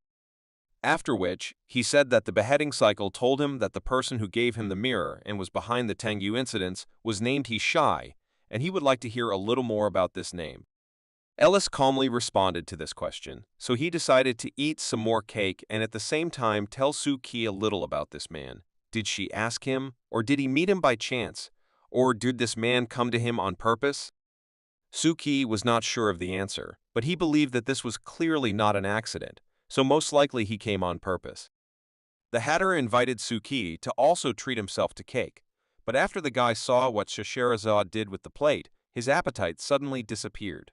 Suki continued his story and tried to remember every detail of that day when he saw the large cemetery where the train brought him. It seemed to him that it looked like a big secret that this man was trying to show him. He also told Scheherazade and the advisor that he was very close to losing control of himself and his body, but he still withstood this pressure, after which Ashen tried to kill him, and then simply disappeared, finally saying something about the bloody fairy. Ellie was interested to know what his secret was like. What does it look like? Suki recalled that he had seen ancient burial graves. There were a lot of them, and each of them was very dangerous. After this incident, he went and looked for some information based on what he saw last night and finally found something. He handed the book to Counselor Ellis, which she began to carefully read, where Suki's supposed identity of that same man was drawn. Therefore, what he was most interested in now was whether this man could be the envoys of the evil queen, or perhaps he is that same transcendental person. Now Counselor Ellis understood why Suki wrote to her so vehemently during her lunch break, because these are truly mysterious actions and times. When all these facts are added up, then everything leads to a transcendental person. Everything seems quite reasonable and logical. Suki understood that based on the information he read in the library, any unusual situation should be considered in the mysterious East. So the guy remembered that Ellis had previously said that she had a book of notes on the affairs of transcendental people, which he would like to take and read. But Counselor Ellis categorically forbade her to take it, because this book is not hers or even the Black Gate's, so she is untouchable. Of course, the guy was very upset, because this book could have a lot of useful information that could help him with this matter. But Ellis wasn't finished yet. She added that she read it completely when she visited its second owner and remembered something, so if Suki wanted, she could tell him in person. Of course, the guy was very interested in what was written there because it could change the course of his investigation significantly, so he immediately asked what was written there. But not everything is so simple. Counselor Ellis said that she heard that not far from the Black Gate office, there is a good shop with very tasty cakes, but unfortunately there was a long line and she did not wait. So if someone who wanted to know a little more about that notebook could go and buy a carrot cake for it, maybe they could loosen their tongue. Suki immediately understood what she wanted and what he needed to do, so he happily agreed to buy her this carrot cake, especially since he would be passing that store tomorrow. Scheherazade praised the guy and said that he was great. Even though he is a beginner, he quickly grasps it on the fly and follows the right path. Ellis began to talk and immediately made Suki a little sad that there was actually not much written in this notebook. But the first owner of the notebook recorded his participation in the Eastern Gold Rush, in which his team was destroyed and he himself almost died when faced with a nameless and terrifying dragon. He was very lucky because then he was saved by a random passerby, who turned out to be head and shoulders stronger than that very dragon. This passerby performed an incredible technique to destroy the demon, which greatly amazed the first owner of the notebook. The guy asked to be a little more specific about what technique he used and for what. She also said that at the moment when she read these notes, it was very difficult to understand something because in many places, words were crossed out and it was not clear what the owner wanted to convey. But she believed that the secret of the unnameable could not be written down. There was no way he could write about what happened then, let alone remember what this supernatural device actually was. Therefore, he wanted to know more, and for several days he followed the Eastern mystic and observed him carefully. And he still found some results. From the marks that he found, it was clear that this was a ritual formation, which proved that the crown system exists and transcendental training also exists. Therefore, the man did not stop there. He paid a lot of money, for which he was able to obtain some information from this Eastern mystic. He was known as an outstanding member of the crown system, a long liver, and an expert beyond his time. Suki couldn't believe that timeless learning actually existed. How is this even possible? Ellen confirmed this theory because she knew very well that only a transcendentalist can perceive transcendental knowledge, but not everyone can be a transcendentalist. The guy believed it because he remembered that the advisor once told him about it. And he also remembered another rather interesting fact. Last time she told him that the birth of such a person who will be timeless requires the support of an entire era, so he wanted to know what this could mean. But unfortunately for him, Alice could only guess, because she took these words directly from that book. These are the original words of the author. She also added that there is an unclear model of origin that cannot be deciphered, and it is unknown how much it cost the first owner of the money to purchase it. But one thing was clear for sure: this model, according to the notes, contains the means to become a transcendental being. Even Scheherazade became incredibly interested in learning a little more about this model. Did he draw it or perhaps be able to interpret it? But unfortunately, Elise told her that nothing had been deciphered. He simply lost control and died. Then the notes fell into the hands of the second owner, who allowed her to read this notebook a little. After the first owner, the second one was left with notes to study, turning the mystery of the unnameable into a simple and clear experimental theory, with the help of which they can now understand and learn. The guy was interested to know what kind of experiment he was conducting. She didn't have time to finish her sentence about the fact that the second owner of this book is called Skinner, when Suki interrupted her, who cried out when he heard a very familiar name. Is this the same Skinner who invented the Skinner box? Scheherazade was at a loss, because this was the first time she'd heard about the Skinner box, and asked to explain what they were talking about here. Suki took it upon himself to tell her what it was, and began with the fact that the Skinner box is an experiment to study the behavior and psychology of animals, proposed by the famous psychologist Skinner. The essence of this experiment is that a hungry mouse is put in a box with a lever, and when it presses the lever, it gets food, and after several repetitions it learns to get food. In layman's language, this is called operant conditioning. For example, puppies are taught to bow to their owners for food. Mentally, Suki gave another example, which Scheherazade did not tell, that lazy cats and squirrels visit the shrine from time to time and get food. They gradually form the idea that worshipping the shrine is the same as a method of obtaining food. He also added that this is especially useful for the mystic who builds secrets in order to gain a foothold in the method of idolization. Because if the Skinner box experiment is based on a notebook model, which goes beyond the scope of academic knowledge, then it was a real discovery for humanity. The guy believed that if the world were a Skinner box, people would be rats, and those who were outside its boundaries would be called experimenters. The mystery created by the transcendental man will stimulate the so-called rats in the box, that is, people, so they essentially study behavior in order to subsequently develop a habit. Well, when every person forms habits, over time it becomes the secret of the era. Indeed, in fact, this theory explains a lot of things. For example, how the first people learned about what would happen if you planted seeds in a field, then you could grow food, or that you could weave clothes from silkworms. All this was told to us by people who lived before us. After such thoughts, Suki went further and began to think about who was the first to suggest that people should run and hunt with a sharpened stick, or should they have an instinct of hunger from birth that led them to hunting. But what surprised him most was that people were accustomed to burying each other after death. Why do people perform these funeral rituals? He thought that nowadays it seems normal that people die and are buried. But what about the beginning? Wouldn't it be strange to bury a body in the ground? He was incredibly interested to know what the first person who performed such a funeral ritual thought about this. What did God tell him that he could save his life this way? Suki understood that it was not that he was thinking too much about it, but that he was in a world where he had to analyze the current situation with the help of a suspicious conspiracy theory. He learned that in Marxist materialism, chance is an indefinite tendency in the connection and development of things. But in the initial course of history, the burial of a person could take place by cremation. Advisor Ellis said that Suki is absolutely right. This is exactly what the Skinner box experiment is about. The notes said that this is a way to become a person of transcendence. The guy came to the understanding that a transcendental person is conducting an experiment in which time is a box, and people are rats, so this is what the phrase meant. It takes a whole era to create a transcendental person. As soon as he finished this thought in his head, he heard another voice, which usually appears at the moment when he begins to lose control. Will it really start again? The guy really began to lose control, because the voice was pulling him along, forcing him to come to him, where he could get absolutely all the knowledge he needed. Scheherazade did not understand what happened to him, why he suddenly lost consciousness and simply leaned back on the sofa, but he did not react at all to her words. It's good that Advisor Ellis was there, who understood what was going on, so she immediately shouted that now he could lose control and everything would be over, so he needed to come up with something immediately.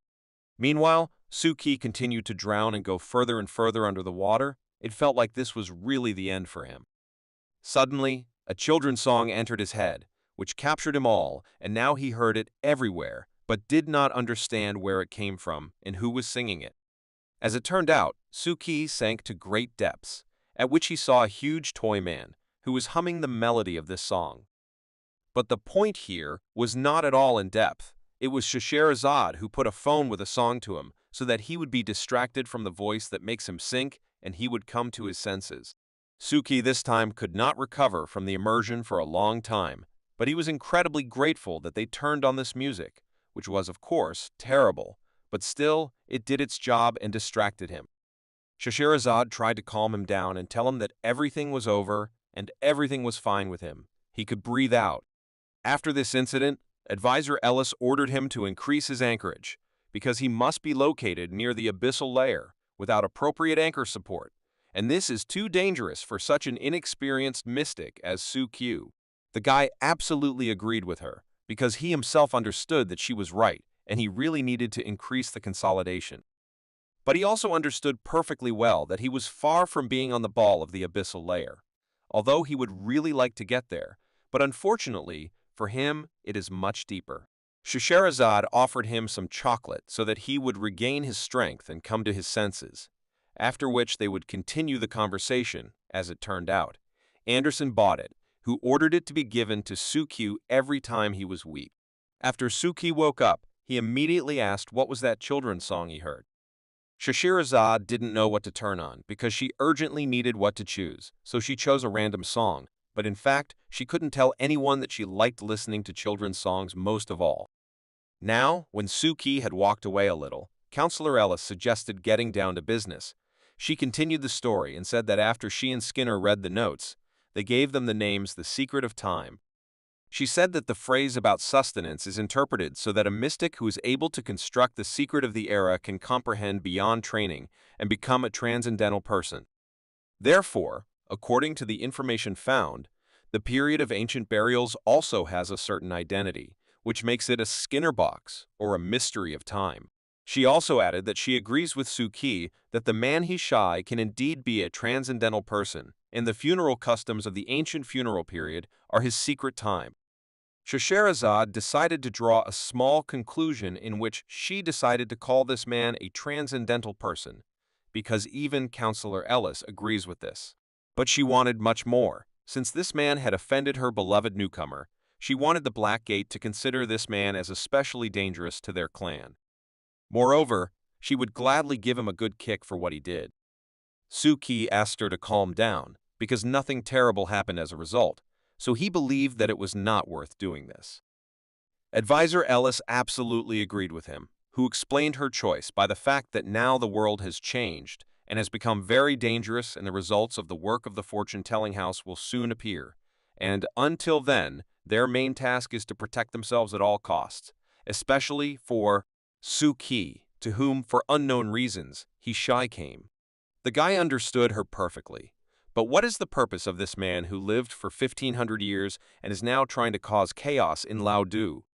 She gave a fairly short answer in which she said only one word, and that was time.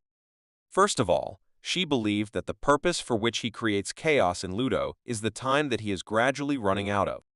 Suki didn't fully understand what she meant when she talked about time. Ellis explained to him that there is a limit to a person's life, and it does not matter who this person is, transcendental or mystic. In any case, there is an end.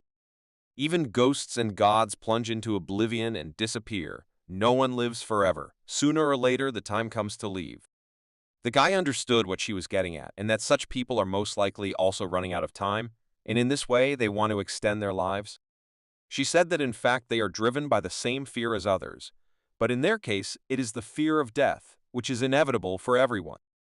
Suki didn't fully understand why he was so obsessed. If he lived for 1,500 years, did he really need more? Ellis explained to him that no one would understand this, only those who also lived exactly that number of years. Only they could understand the obsession to live forever. After all, it is known that the longer you live, The more knowledge you gain, the more you fear, and then you no longer want to die. Scheherazade was actually very funny to hear this. Can a person really have fear because he is afraid of not living forever? Ellis clarified a very important point that they have a fear of not living forever and not finding that very legendary gate. Suki realized that this was the best time to ask, is it true that the gate only exists in legends and that no one has ever seen it? She answered him that even if the mystic can live to a ripe old age and not lose control, then his chance of finding the gate that will free him is practically zero, so no one is trying very hard. Instead, they worry that their time is running out and they won't be able to find the gate.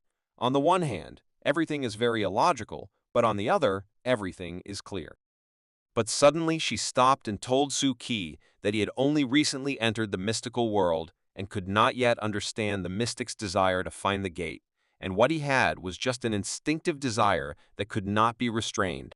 The guy absolutely agreed with the advisor that he did not fully understand this, but he understood the meaning of the expression to seek but not to receive.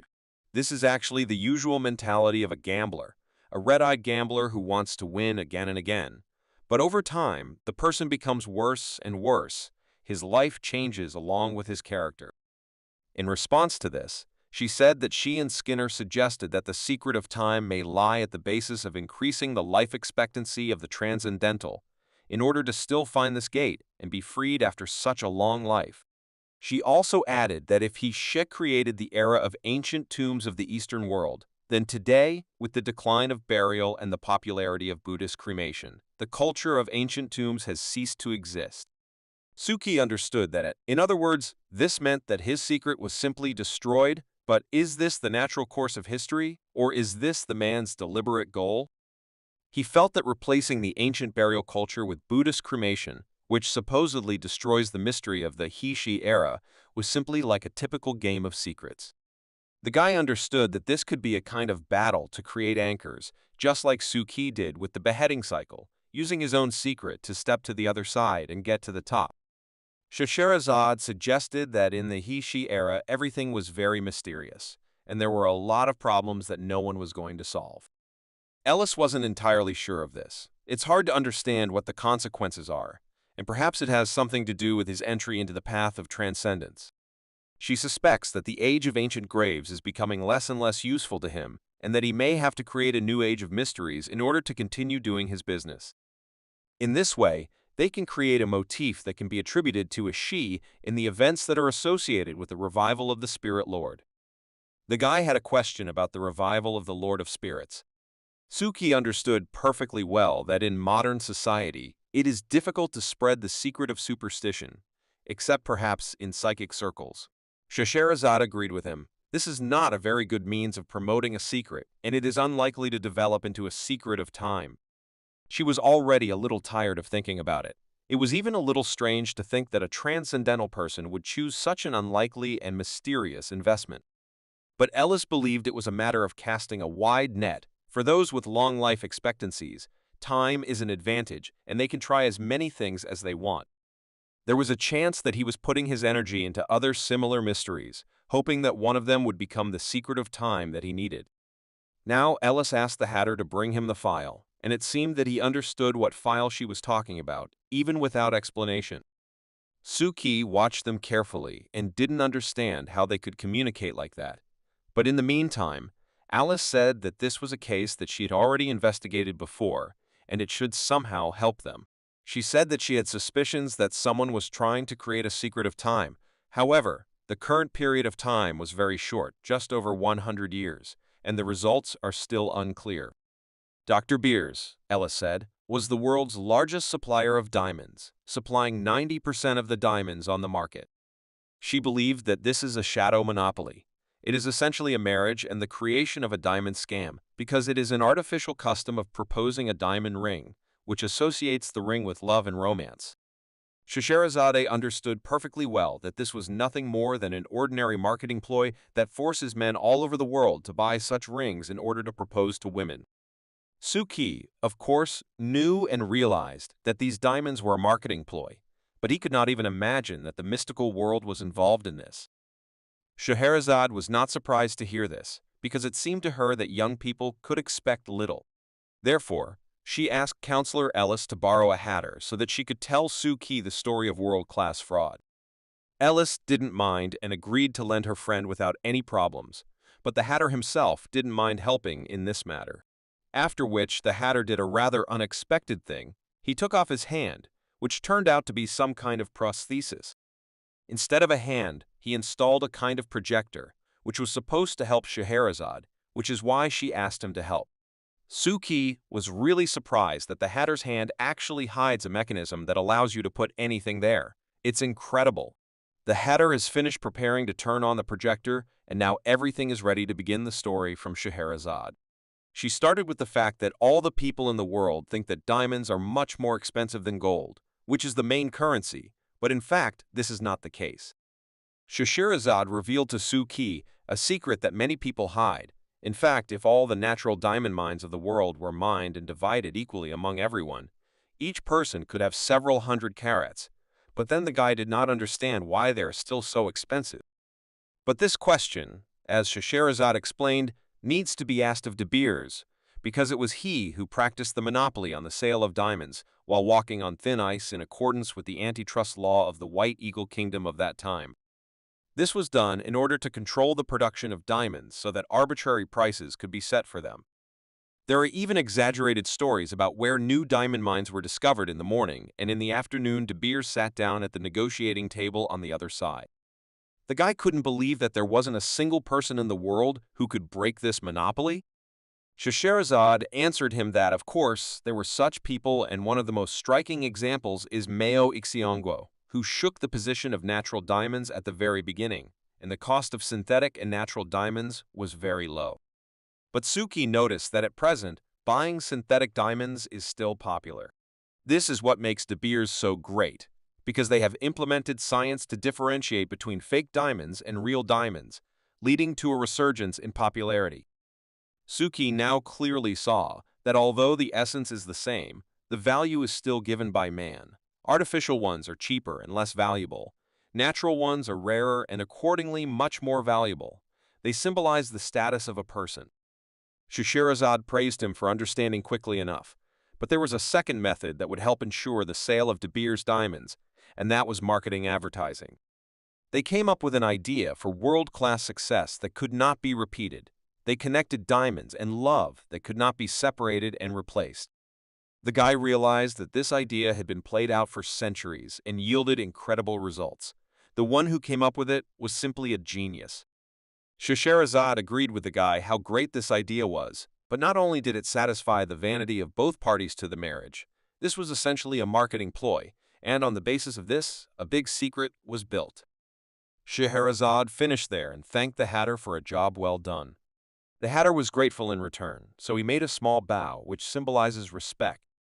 The guy thought about the fact that the secret of time is an ordinary improved secret, which is essentially a fraudulent scheme with the help of which it was created. After all, if the diamond scam is a God-created method of creating anchors, then it is a very carefully thought-out secret. Ellis told him that De Beers came under the radar of the Black Gate 50 years ago when the advisor personally took on the matter, but unfortunately, the mystery was discovered too late to find a clue to who originally created it. Suki was surprised by this, because only 100 years had passed since diamonds appeared in the world.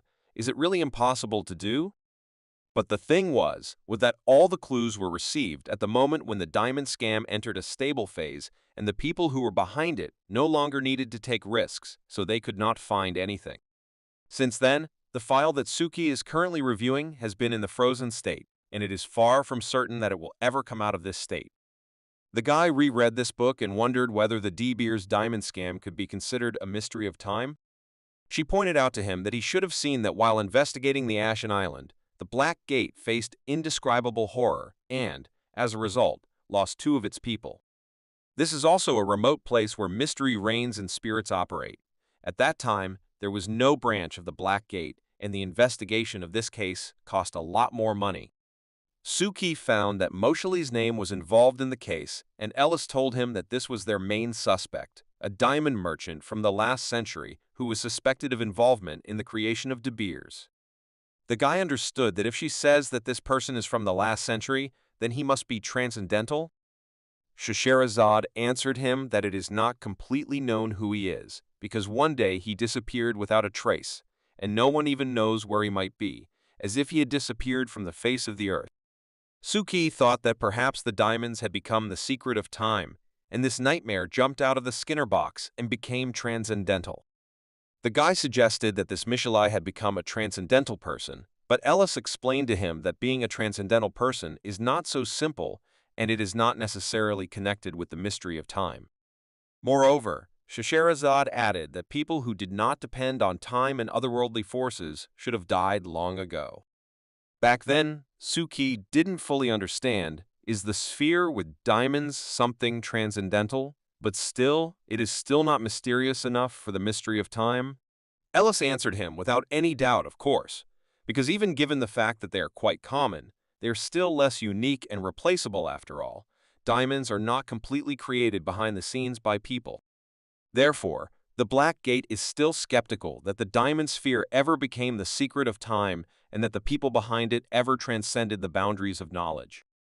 Moreover, not every time mystery succeeds. Even if the time, place, and people are in complete harmony, it also requires a certain amount of luck. The conditions for creating the mystery of time must be much more complex than they are led to believe. Otherwise, transcendence would not exist only in rumors. Suki understood that what the council taught him brought his understanding of the construction of secrets one step closer. No matter what the secret is, even the secrets of time have their limits. The guy had the idea that no secret lasts forever, and any secret that flourishes for some time gradually disappears under the influence of the greatest enemy, which is called time. Suddenly, Ellis called Suki and told him that she would like to warn him about this man he shy, about whom it was known that his secrets were not always constructed in such a way that they were necessarily successful. Therefore, in order not to spoil his secret, she would like Suki to protect himself first, because a long life can weaken the fear of the law and disregard for the life of another person, so now he is very dangerous. The guy understood perfectly well what the advisor was telling him, so he agreed with her and said that he would do everything that depended on him. As soon as Suki finished speaking, the landline phone suddenly rang and Scheherazade didn't understand who could be calling at such a late time, unless it was scammers. She picked up the phone, and from her conversation it was clear that someone was in danger, because Scheherazade couldn't understand why they were doing this. Was she really tired of living? After which she said that she would definitely hand over everything and asked to stay safe. Ellis asked what was the matter and who called. As it turned out, it was a call from Green, who was talking some kind of nonsense. But then she still said that the demonic stone, which contains the nine-tailed demon fox in the land of the Green Ridge, was transferred to Daegu Park in Shimomori. The guy was surprised when he heard this, but he was confused by the fact that Mr. Anderson and Green were heading to the country of the Green Ridge. Ellis confirmed this information and was pleased that they completed these tasks quite quickly. But still, she decided to send a couple more people to help them, and it was Scheherazade, who would take Suki as her assistant. She asked them to be careful, because the rule that they should think first of all about their safety and only then about the task still works. As soon as they left the office, Scheherazade decided not to wait for regular transport. So without asking Suki, she took him on board her flying carpet. The guy was clearly not happy about this. She still asked him to calm down, because they were flying quite high, and if he didn't want to fall, then he needed to get himself in order. Suki, despite all the disadvantages that he now saw, said that for the first time he saw a divine relic that could manifest itself in the material world and send people flying like a vehicle. Scheherazade told him that this is a very rare thing, because of which she spent more than 6 months in the Middle East to get this magic carpet, for which there are still many who want to pay quite a small amount for it. But after Suki saw that she was still using her phone to navigate, he was even more surprised. Couldn't she really use a crystal ball? She was sure that nowadays navigation using a mobile phone is much more accurate than using a crystal ball, so she now uses her phone more often. Scheherazade decided to admit to him that few people had actually been on her carpet, not even her ex was on it, but the guy couldn't believe that they were flying at the level of an airplane in which people had also seen them, and for some, it was a shock. Now she has become irritable, because she remembered her ex, whom she hates more than anyone in the world. Suki knew that she usually behaves normally, but not when she thinks about her ex. Then she becomes irritable and starts to get nervous. His thoughts were suddenly interrupted by Scheherazade herself, who told him to hold on as tightly as possible because they would immediately go down because the park was already close. After such a sharp landing, Suki needed time to move away a little, but Scheherazade asked him to hurry up. Anderson and Green were inside and were already waiting for them. Suddenly, Mr. Anderson and one of the young masters appeared. The man offered him a napkin so that he could wipe himself, because no one understood what it was like to be on the carpet for the first time. The guy didn't understand what Master Issue was doing here, so he decided to ask him about it directly. But before the young master had time to answer, Green ran out from around the corner, shouting that they had problems, and they urgently needed to come to him. As soon as they ran inside the park, they saw a huge statue that appeared out of nowhere, but no one knew what it could be. Suki looked at this creature for a long time and concluded that apart from the fact that it was just a huge stone, he did nothing else. Mr. Anderson explained to them that they were following the traces of the scenes, and it led them here, and this is what they stumbled upon. The guy now understood what Master Issue was doing here. He was most likely also following in the footsteps of a seance. The young master told Suki that what the seance was doing had attracted their attention for a long time, and they wanted to cooperate with the Black Gate to get rid of this illegal organization together. The huge statue began to split into pieces, and a huge number of eyes began to fall from it, and it looked very strange. No one could understand what it was, but it was obvious that under no circumstances should you touch it or even look into these eyeballs, because they can only bring suffering. Mr. Anderson decided not to hesitate and give Suki that same scarf so that he could cover his mouth and nose, because it could be fox fur, which is very poisonous and can easily kill. The man explained to him that these long hairs are similar to fox fur. This behavior triggers the logic of the stone demon's feeding, so you need to be very careful not to inhale these hairs. The guy decided to clarify what could happen if you inhale this aroma. How critical could it be? But before Anderson had time to answer him, a bird flew by and inhaled this aroma, after which it fell near several of these eyes.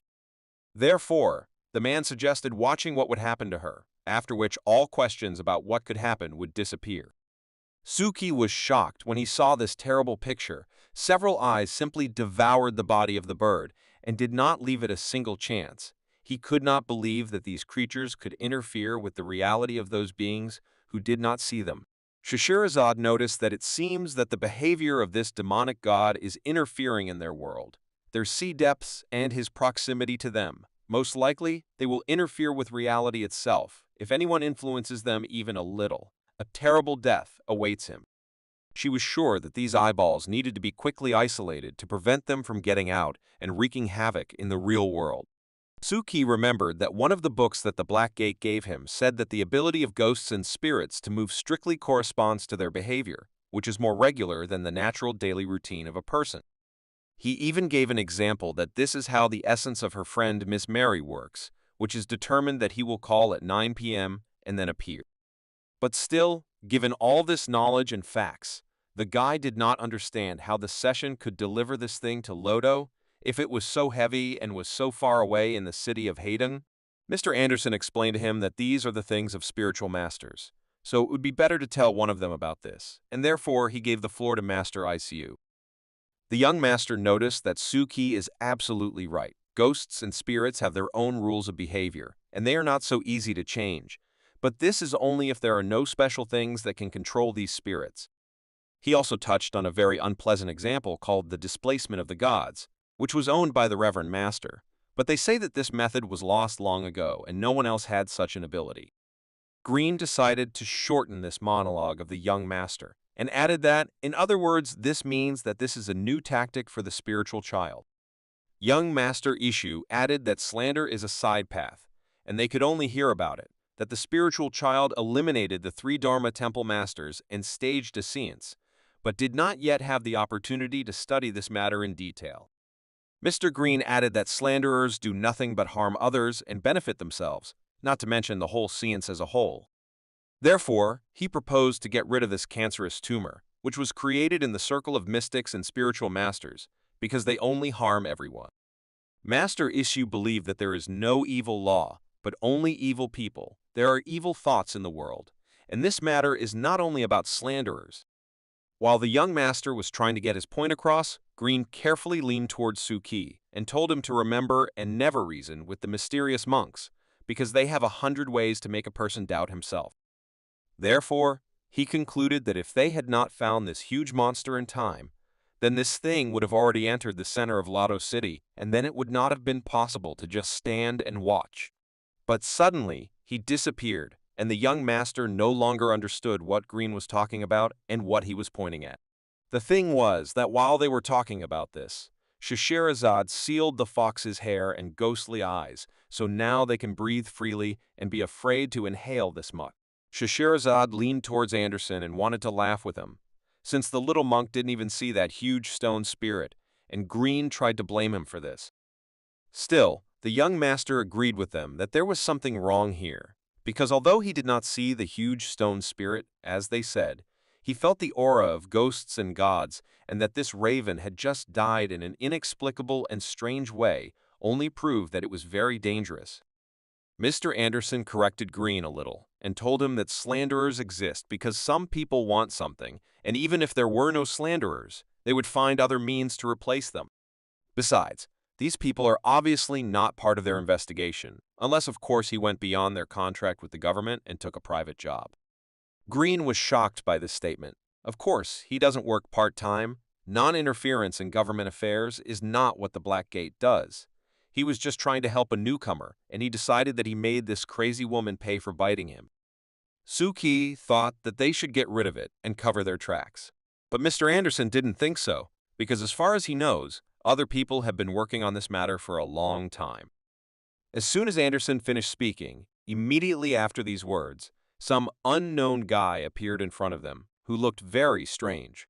As it turned out, it was a guy from the East, a legendary descendant of a famous family, a prodigy from the prodigies of Gone Wumo, who came here to help them. Thanks to his extraordinary talent, this guy is proficient in 3 swords and is known as Wumo Sanjiao. Suki didn't fully understand how he got here then. The young master told them that after the demonic disaster that happened 10 years ago, there were rumors that he left his hometown and went on a journey, looking for a way to save the world from ghosts. Scheherazade also didn't know who this guy was, so she decided to ask the young master about the swords that looked quite powerful. Did they have any origin? He knew very well that the long sword on his belt was called Mikado, and the short sword Himawari, and usually this warrior used both of them together because their strength was much greater than individually. But what he had on his backpack was called Boshan, and the master heard that no one haven't seen him use it yet. Green had huge doubts that if no one saw him use 3 swords, then maybe he doesn't know how to use 3 swords at the same time. While they were talking about this guy, he himself stood and looked at the spirit and seemed to be deciding for himself how he would destroy it. And it seems he came up with a good idea, for the implementation of which he will use his largest sword, Mikado. And so it happened. He cut almost the entire monster with one blow. He's truly a very strong mystic. But the monster was not going to give up just like that and struck back at the guy, which he easily dodged. Suki invited Mr. Anderson to help him, because it seemed that it was very difficult to fight such a huge monster. Mr. Anderson assured him that there was no need to do this, because he could handle it himself. The guy rested a little and decided to continue the fight, but now he turned on some special skill of his precious sword and is now ready to deal with the monster once and for all. He jumped to a great height and dealt a crushing blow to the monster. It seemed that after this, it would be difficult for him to retreat, if he was even able to do so. At first glance, this battle looked very unfair, because the monster was huge and the guy was like a small bug in comparison. But later, everything turned out to be exactly the opposite, and the spirit's chances became less and less. Scheherazade was very surprised by this. She couldn't even see him moving. He was too fast. It's amazing. After several similar blows, the monster simply fell apart, and the guy won this battle too quickly. Green couldn't believe it. Were these Oriental masters really as good as the legend said? They could even cut both gods and ordinary ghosts with their swords. Scheherazade at that moment was only thinking that Green was now disgracing only the Black Gate. The young master apologized for interrupting their dialogue, but the monk felt that the terrible ghostly energy had disappeared. Did the monster really no longer exist? Suki told him that Vumo took care of this, and he did it in an incredible way. After which, the person responsible for their conversation approached them personally and said that there were too many of them here, so they needed to leave this place immediately, because it was too dangerous here. Suki noticed that when the guy cut the ghost, lines appeared around him, which later converged on his sword. Are these bloodlines his demonic power? But later, Suki realized that only he sees these lines of everyone present, so there is no point in asking anyone about them. Wumo continued speaking and decided to apologize for the sudden intrusion of one of the Yujing temple masters. The young master told him that there was nothing wrong with this. On the contrary, he was very grateful to him for destroying the ghost because he was not strong enough to cope with such a giant. The guy was not against doing this, because this is his main job, to destroy ghosts and punish them for disturbing ordinary people.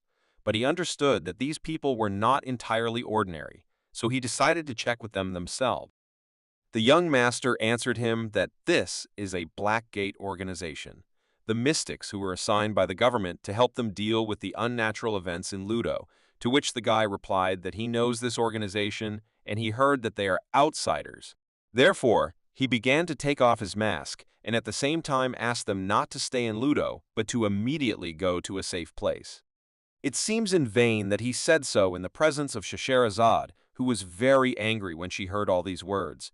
She told him that he was telling this to the wrong people. They should not be afraid of him, just because he is the destroyer of ghosts.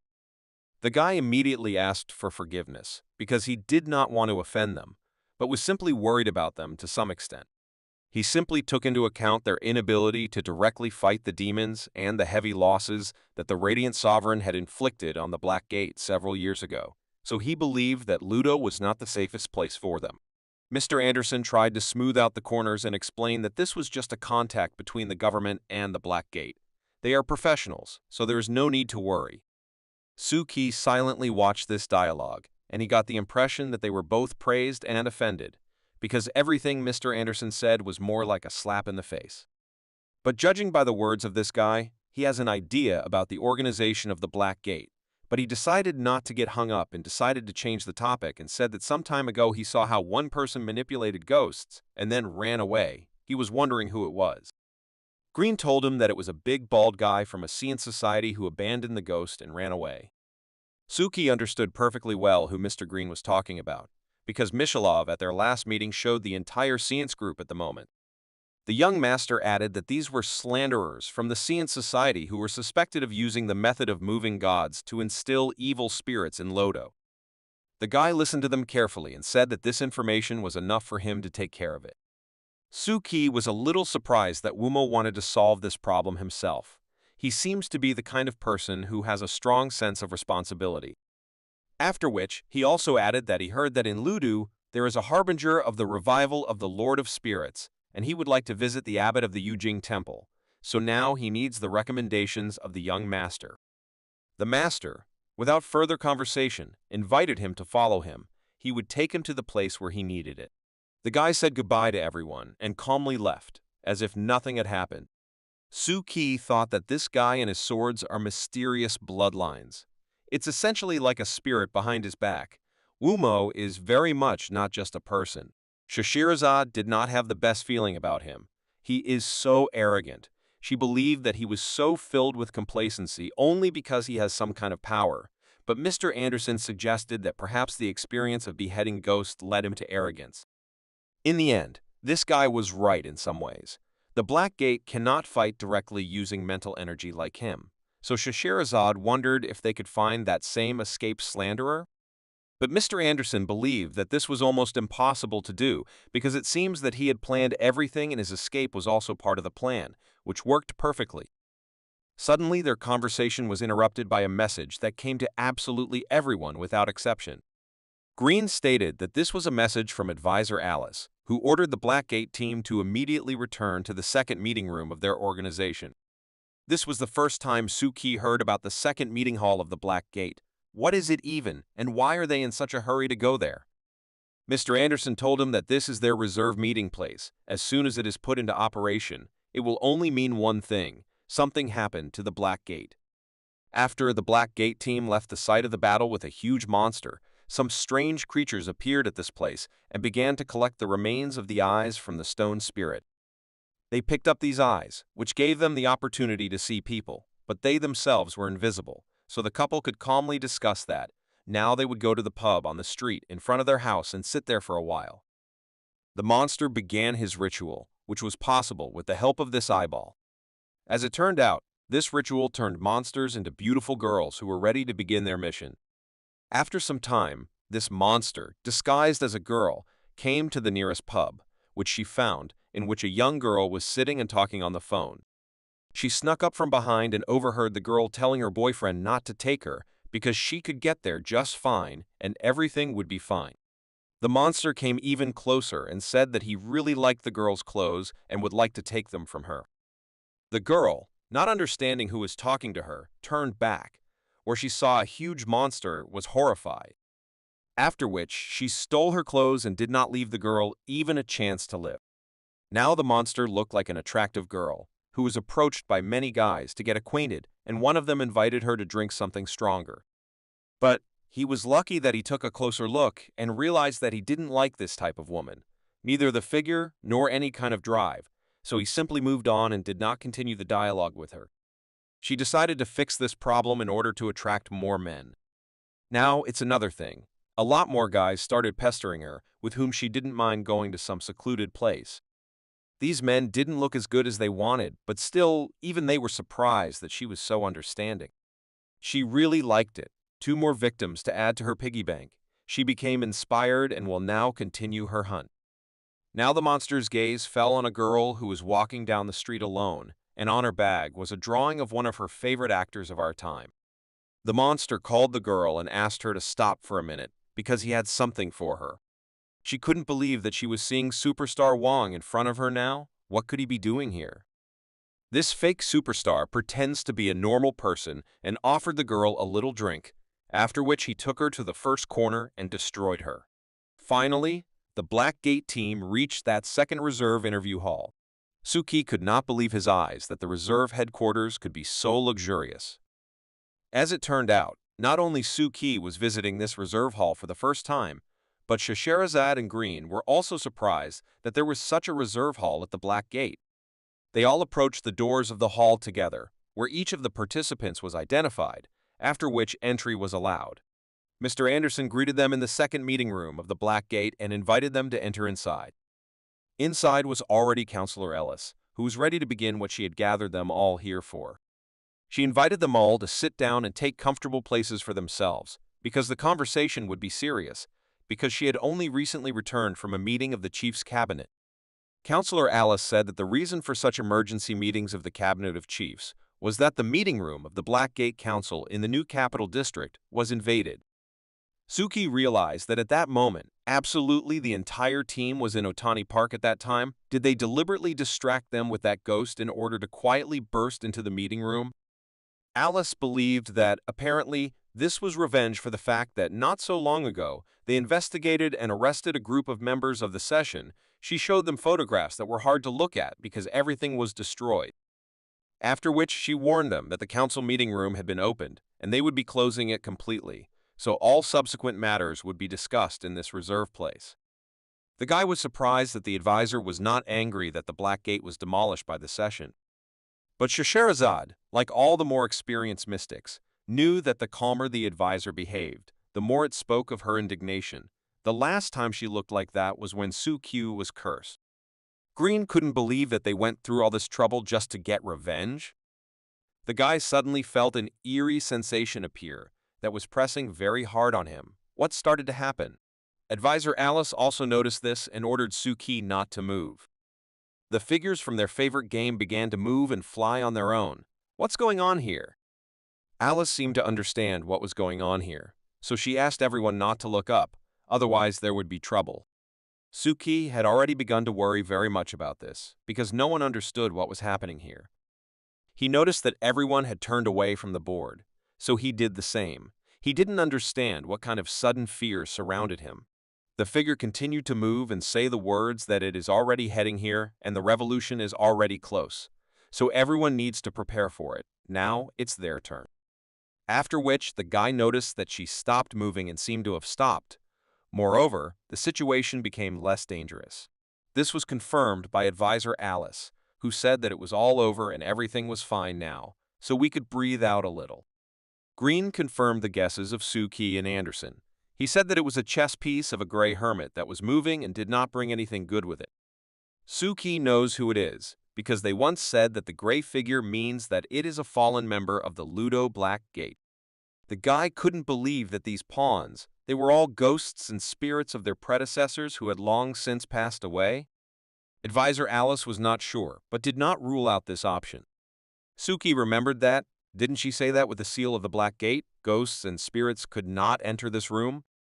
Shishiraze decided to answer this question, and told him that those who are not inside cannot get out, and those who are outside cannot get in. Everything is cyclical. Then the guy couldn't understand why the pawn suddenly moved from its place. What could have provoked this? She didn't know for sure, but she believed that in the end, this was what was left of their predecessors, who were trying to convey some kind of signal to them. After which, Green suggested that perhaps they could analyze what the pawn said. Suki repeated to himself the phrase that the figure said, "It will ignite a spark that will cause a revolution." What could all this mean? Shishirezade seemed to understand what this meant, so she asked her advisor Alice if she was right in thinking that this was the same thing. Alice answered her positively without hesitation. She was absolutely right. Green didn't understand what they were talking about, what it all meant. What is this thing?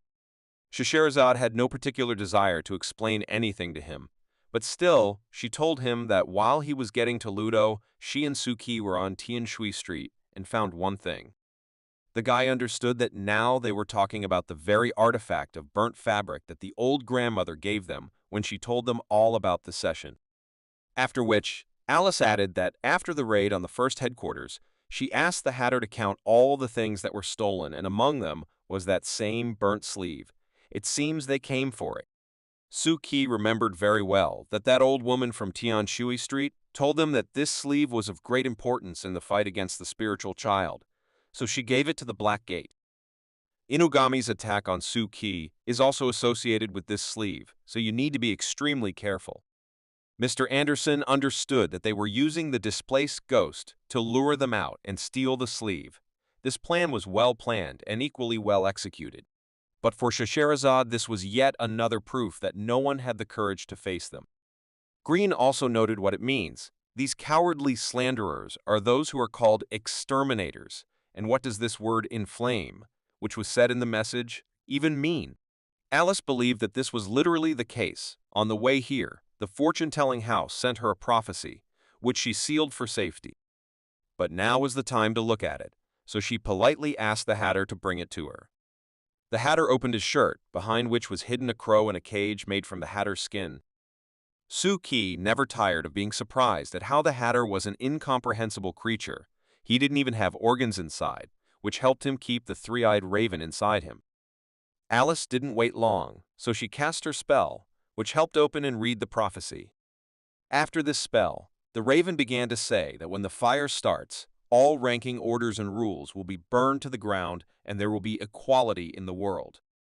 Suki listened carefully to what the raven was saying, because this was the first time he had heard a prophecy from the fortune-telling house. Suki walked with Green on their new mission and thought about the ghosts that fly in the sky. Will it be like the fairy tales that the advisor was talking about? He wondered that they would continue to go back to the past from the future and continue to eat people. But the main question that bothered him was whether the gates actually exist and has anyone seen them? Green noticed that Suki was too busy with some thoughts, so he decided to ask him what happened.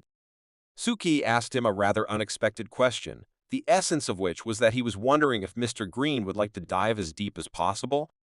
Green did not understand this question, or rather, why is he asking him this?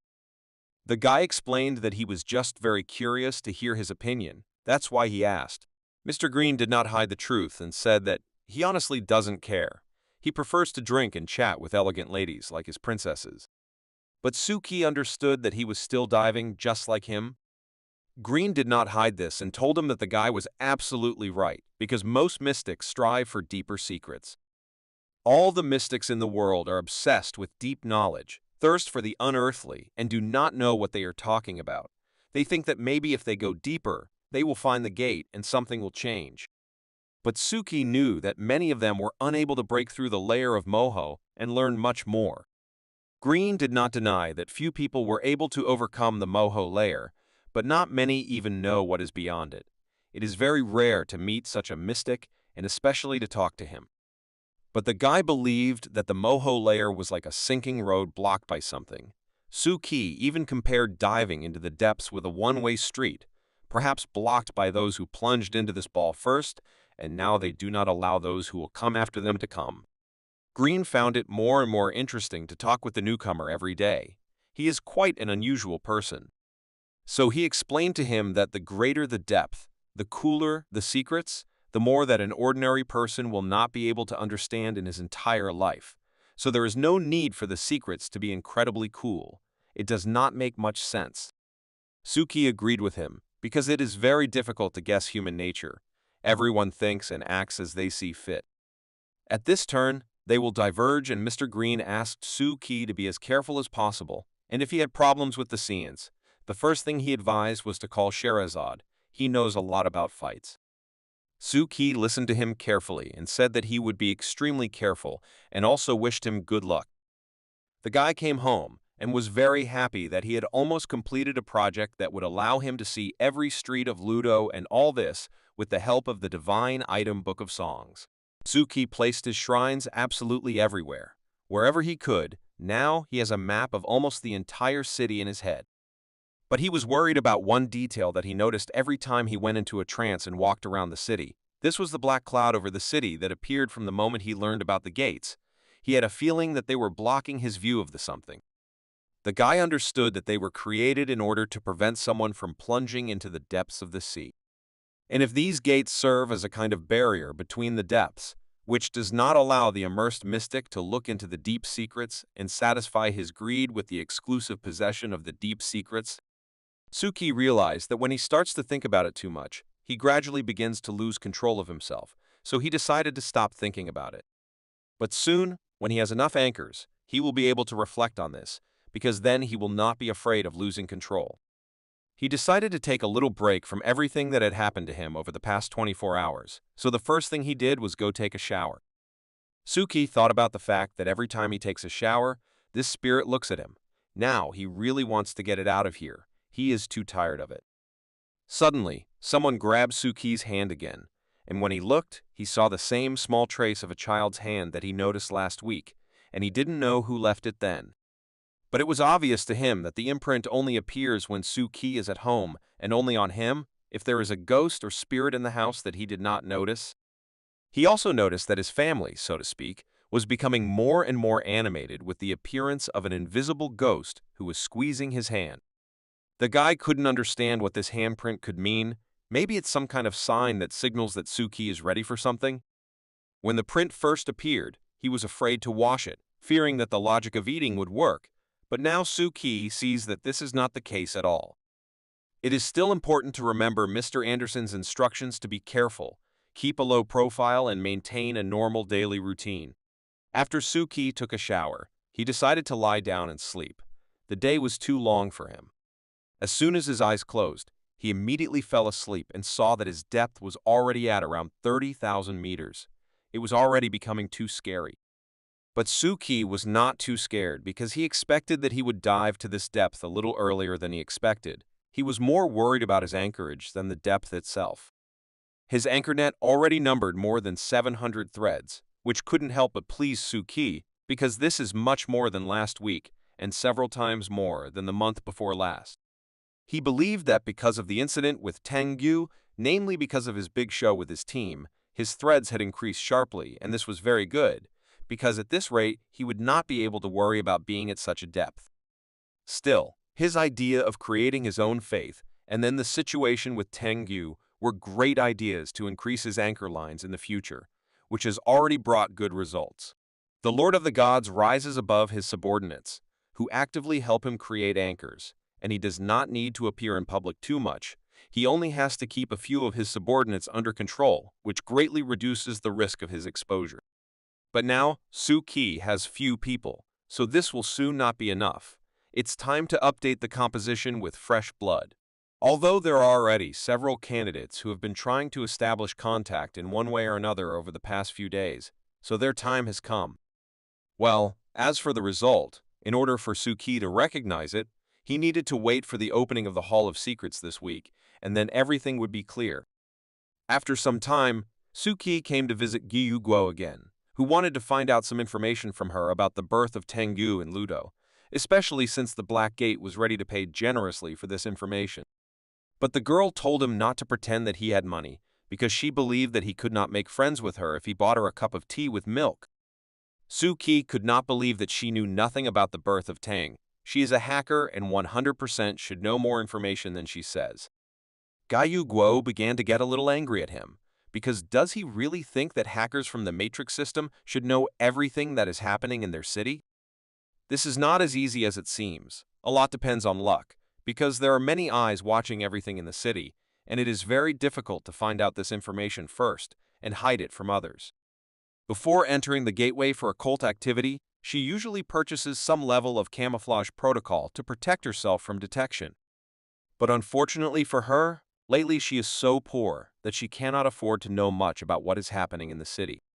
As soon as she finished, she lost her game and was very angry with Suki, because if it weren't for him and his questions and suggestions, she would have won and finally passed this level. Plus, she believed that partners were an extra burden, so she always relied on herself and reluctantly worked with other people, and especially with organizations like Black Gates. After which, she decided that it was not enough for her to play as one character, so she decided to play as 3 at once, but as she herself claimed, she could play as 8 such heroes at the same time. Suki decided not to continue this dialogue any longer, and said that since she did not have information for him, he would go. She wished him a good day, and, as he said, he went about his business. Guo was glad that the annoying guest was finally gone and she could continue improving her game code. She still planned to rely on her game to build a career. In addition, she was sure that the newcomer to the Black Gate would never guess that the incident with the Tangu was her plan. The girl thought that perhaps that was why the Great Lord Truth was not favorable to Suki. Otherwise, why was she the one who found the sanctuary that night and not him? As soon as Suki left the store where the girl worked, his mood improved significantly, because Guo is still on board and is holding up well. She has not betrayed her faith in Mr. Truth, and this is very good. Besides, this is a good way to get rid of suspicion, and he has never seen anyone check themselves so persistently, so Suki is doing everything right. His thoughts were interrupted by Scheherazade, who wrote to the guy that the time for training had come and he needed to immediately arrive at the place she indicated in the message. Suki didn't really want to train, especially with Scheherazade, who doesn't spare him at all during these trainings. This time the training was at the shooting range, where Scheherazade was already warming up and waiting for Suki. As soon as she saw that Suki had finally arrived, she immediately invited him to work with a gun. The guy wasn't against it, of course, but it's not that he's done this before, but it seems like it's mandatory now, so he's ready. To begin with, she suggested firing him 10 shots to understand how advanced the situation was, or maybe even the other way around. Suki did not wait long and immediately fired several shots from his pistol, and it seemed that he even liked it. Scheherazade approached the targets and praised the guy, first of all, for his correct posture and correct movements, and he also holds the pistol quite well, which is also a very important factor in this matter. In a sense, she even decided that he was very talented in this matter, but only if we consider that talent is only getting around the edges. Suki certainly didn't count on such a result, but it was still not bad on the one hand. The guy decided to deviate a little from the topic and asked Scheherazade what they were planning to do with the scenes, to which she replied that they could not find out where they were before, but they accidentally left clues when they stole the sleeve, so they were able to determine that the sleeve was on Tian Shui Shopping Street. Suki was well aware that where the sleeve was, there would be a spiritual child, so he had a rather logical question. He wanted to know if they would arrest the session. Scheherazade replied that it was these psychics from Ludo who said that the Society of Spiritualistic Essences was harming Ludo and offered to lead a group to eliminate them. The guy didn't understand where they were before, and who gave them the courage to be so aggressive this time. But it seems she suspects that it's all because of the same guy who was rude to them in the park, whose name seems to be Vumo, and he wanted to arrest the session. Suki's next evening passed so monotonously. He was beaten during training during the day, and in the evening Miss Mary came, who was already very tired of him, but he did not know how to get rid of her, so he had to endure it. As usual, Suki used his mask to hide from her, and she went home as usual after not finding him. But that evening there was a very unexpected message from advisor Alice, who invited him to take part in the destruction of the scenes. For now, the guy needed to forget about it, because today is the day when the Hall of Secrets will open 5 times, and he needs to be as focused as possible on this. This time he was incredibly interested in how it would all end. Would there be any surprises? As soon as Suki appeared in the Hall of Secrets in his usual appearance of Mr. Truth, he found himself at the moment when they all greeted each other. But this joy was interrupted by Mr. Truth, who in a rude voice asked them why they were stealing his secrets. Everyone was very surprised by this question. As it turned out, this question was not addressed to his faithful friends who had been on his team for a long time, but to 2 newcomers who stood on the balcony and waited for their turn to emerge from the shadow. 2 days ago, during lunch break, a school photographer, who was also a spirit, was photographing a cat and noticed an incredible light that lured him. When he came closer, he noticed the same small house that he had rented before, but it was so beautiful to him that the guy decided to take another photo. But as soon as he touched this small temple, a vision appeared before his eyes, in which a mysterious voice told him to pray and accept his faith, and Lord Ludo would show him the true path. After which, according to the classics, a small statue of Mr. Truth appeared near the small temple, which could only mean one thing. Now the photographer is honored to join the Hall of Secrets and become one of its 12 participants. The guy immediately reached for the figurine, which lured him to it. It seemed to him that it was not just a toy, but something much more. Suki carefully watched this from the side and thought that the guy would not be able to discover his faith, but apparently everything was turning out completely differently. Now it was necessary to proceed to the next step of his plan. He understood that everyone else needed to study the rituals of the god Laudo in order to join, but this photographer is too slow. He's just like a sloth who does everything at minimal speed. Suki didn't know for sure whether he would participate in all this after this. Of course, it's up to him to decide, but in any case, he's just trying other options that, in theory, could work. He's done with this guy. Now he needs to move on to the next character, which was accordingly the next part of the plan. Suki headed to Ludo District Hospital, where he planned to carry out the next part of his plan. So he brought a small pouch that was inspired by a Shen, who used similar pouches to strengthen faith. In addition, it seemed to the guy that this was an excellent disguise for his objects, which was needed to avoid unnecessary contacts with ordinary people. Inside that same bag, there was a small figurine that Suki carefully placed there, and it was quite ingenious at first glance. The next step that Suki had to take was to understand whether he was really destined to cooperate with the person he was currently heading to. Well, what about monsters? And in the hospital, they were especially terrible and unpleasant to the eye, but still Suki will have to survive it. The guy entered the elevator, and this spirit became even nastier, as if it couldn't be worse, but Suki was already a professional and simply did not pay attention to him. As soon as he left the elevator, he realized to himself that in fact the monster was not so scary, but his breath almost killed him. Can anyone tell the ghosts about basic hygiene? Suki installed a shrine on the 3rd floor of the hospital and placed his small figurine inside, which was supposed to attract the attention of the very person whom the guy planned to recruit to work. After which, he decided to go to the ward of the Sisters of Tianjin, where the president himself was at that time, and promised his sister that he would never give up and they would get out of this swamp together. The school president did not notice how the door opened, and Suki slightly scared him when he was already standing next to him and greeted him. Tianjin was at first slightly surprised that Suki came, and later greeted him and was even glad to see him. The guy told him that he noticed the fact that the people who work with Suki were already watching him. Suki thought that despite the fact that last time there were no casualties, the Black Gate continues to monitor him, observing his mysterious activities throughout the year, and this was a fairly correct decision.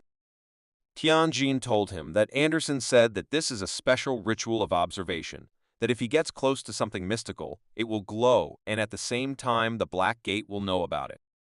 The guy knew very well what kind of ritual it was and how it worked, but it also had its drawbacks. Now it glows because Suki is here, so he realized that he would have to talk to Mr. Anderson to change the way this spell works. Suki was curious to know, or does the guy still want to try to wake up his sister in some unconventional way? Tianjin told him that even if he really wanted it, he wouldn't be able to do it anyway, because he was forbidden to do it for a whole year, so for now, he doesn't have anything like that in his plans. Suki offered his help, because he knows people who live in this world and actually have the means that could awaken his sister. The president was not ready for such a proposal, because he always believed that this would be a gross violation of the Black Gate policy. At least this will not allow him to fall into the occult and be used as it was before. Now everything will be different. The president was very grateful to him for his help and offered to eat tangerines and discuss this a little later. And now he was very interested to learn more about the preparation of Suki's class for the cultural festival, to which the guy answered him that they had prepared a horror theme, which they would present in the form of spirits. They chatted long enough for Suki to leave, so he thanked the president for the fruit and said goodbye to him. The president decided to see him off before leaving and wanted to ask him something else. But Suki left the hospital too quickly and told him that he did not need to be seen off. The guy believed that it was better for him to go home himself and take a break from all this. Suki knew very well that he didn't need to appear if he was just setting up a shrine, but the reason why he met Tianjing today was more to confuse the ritual of observing the Black Gate. All that remains now is to hope that everything will go well and the plan that the guy has in mind will go smoothly.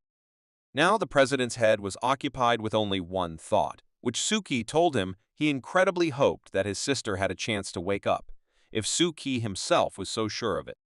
The president got out of the elevator and said in his head that everything would be fine and he could handle everything, and suddenly his thoughts were interrupted by a voice that wanted him to tell him about his feelings and pray to him. Tianjin saw at the end of the corridor a small temple that was glowing, and it seemed that the same voice was coming from there, which continued to tell him that if he had problems, he could help him. The voice called himself Lord Ludo and promised to reveal to him all the secrets of this world. For this, he only needs to look inside this temple, but the guy did not understand where this temple even came from and who put it here. But the guy decided that now was not the time to think, because it seemed like a good chance for him to fix everything and give his sister the opportunity to continue a normal life, so he ran to this house to grab it. The observation ritual that was left by the Black Gate began to glow incredibly and even seemed to bring pain for the guy, but he no longer cared at all. The thought in his head was that he could help his sister. One hand stopped hurting, and in the other, he had a small bag.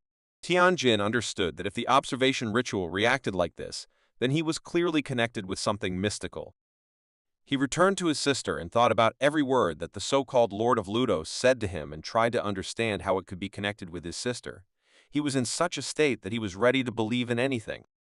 Mr. Truth kept asking why they were spying on his secrets. The two new characters turned out to be a sick girl, namely the president's sister, whose name was Tian Feng, and a cameraman, who in real life was a school photographer. Suki was happy about these two. It seems that Tianjin still managed to get the doll and give it to his sister. Tian Feng's invitation was his attempt to experiment with the functions of the cuculo, and since she appeared here, it means that people can manipulate dolls even while in a coma. But still, it was worth continuing the ritual, and Mr. Truth continued to ask why they were spying on his secrets.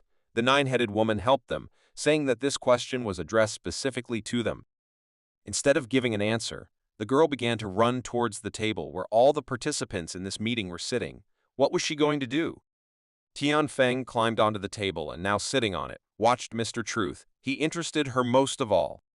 The nine-headed woman warned her not to come closer, because then Mr. Truth would be very angry, and it would turn out very badly for her. The new girl began to say that once she tried to die, and it was an amazing feeling that she was on the edge, surpassing everything he had ever done. She suspected that Mr. Truth didn't know how wonderful it was. Well, since he gave her this body, then he should try to experience it with her. It was the highest jump she had ever made without a safety harness, and she even saw birds. After which, she began to show that she was flying like a bird and saying "car, car, car" from this picture. The other participants were shocked. What was wrong with her? Why was she behaving like this? She continued to run around the table for some time and shout that she was a bird and how wonderful it was to fly. The spider didn't really like this girl. Not only did she look sick and abnormal, but it also seemed like she was a real psycho. Suki silently analyzed this whole picture and understood that if we take into account only the facial features of this girl, they are very similar to each other. Her state of mind is so real and restless. Although after a while of watching her, he began to think that his sister was really crazy in real life. Suki knew very well that personality and mental disorders are all symptoms and signs of mental illness. Now there were suspicions that Tianfeng had damaged her brain when she was injured. Although he also did not reject the possibility that this could have happened due to non-standard manipulations with dolls and a person in a deep coma, the Tianfen doll may be mentally disabled. Besides, she just said that she was dying. The guy couldn't understand why she said that. Had she really already died once with the help of such a doll? But for a doll to come back to life, if it died once, it takes at least 3 days. If that's the case, then how did she get here? Did her doll come back to life in less than 3 days? Still, Suki decided that it didn't matter now. It was best to deal with this issue later. It was time to return to the affairs of the Hall of Secrets. Mr. Truth continued to ask her why she was spying on his secrets. The girl shouted at him that she was sure that this was not his limit, and she wanted to get a life beyond these boundaries. Only then would she follow him. After these words, according to tradition, one of the chairs was pushed back, and now there was room for a new participant in the Hall of Secrets. The spider was slightly surprised that Mr. Truth gave her a seat so quickly, but the nine-headed woman was sure that he simply did not want to listen to her nonsense anymore, so he pushed back his chair. But the girl did not calm down after that. But without waiting for an answer, she said that this is the most extreme type of weightlessness. She always wanted to experience it. This is a jump beyond the atmosphere. This time, Spider decided to contact Mr. Truth directly and ask him why they need such a crazy woman on their team. What good can she bring to them? Mr. Truth himself seemed not to be delighted with such words, so he used a little magic and put this girl in a transparent cube, which closed her inside and did not allow her to move. After which he broke it, and she fell straight into her chair, which Mr. Truth had allocated especially for her. Suddenly, she stopped running away and started asking the others who they were and why she was here. The nine-headed woman did not understand why Mr. Truth would bring a person with such an unconventional character here, but the fact that Mr. Truth gave her a chance means that she acted in accordance with the rules. Suki at that moment understood that this was a rather bold experiment, but unfortunately it turned out to be very unsuccessful, but still he could not just kick her out after giving her the doll. The girl sat on her chair and asked too many questions. What is this place? Does it give her pleasure? What is that big thing in the center? Who is that big man in the middle?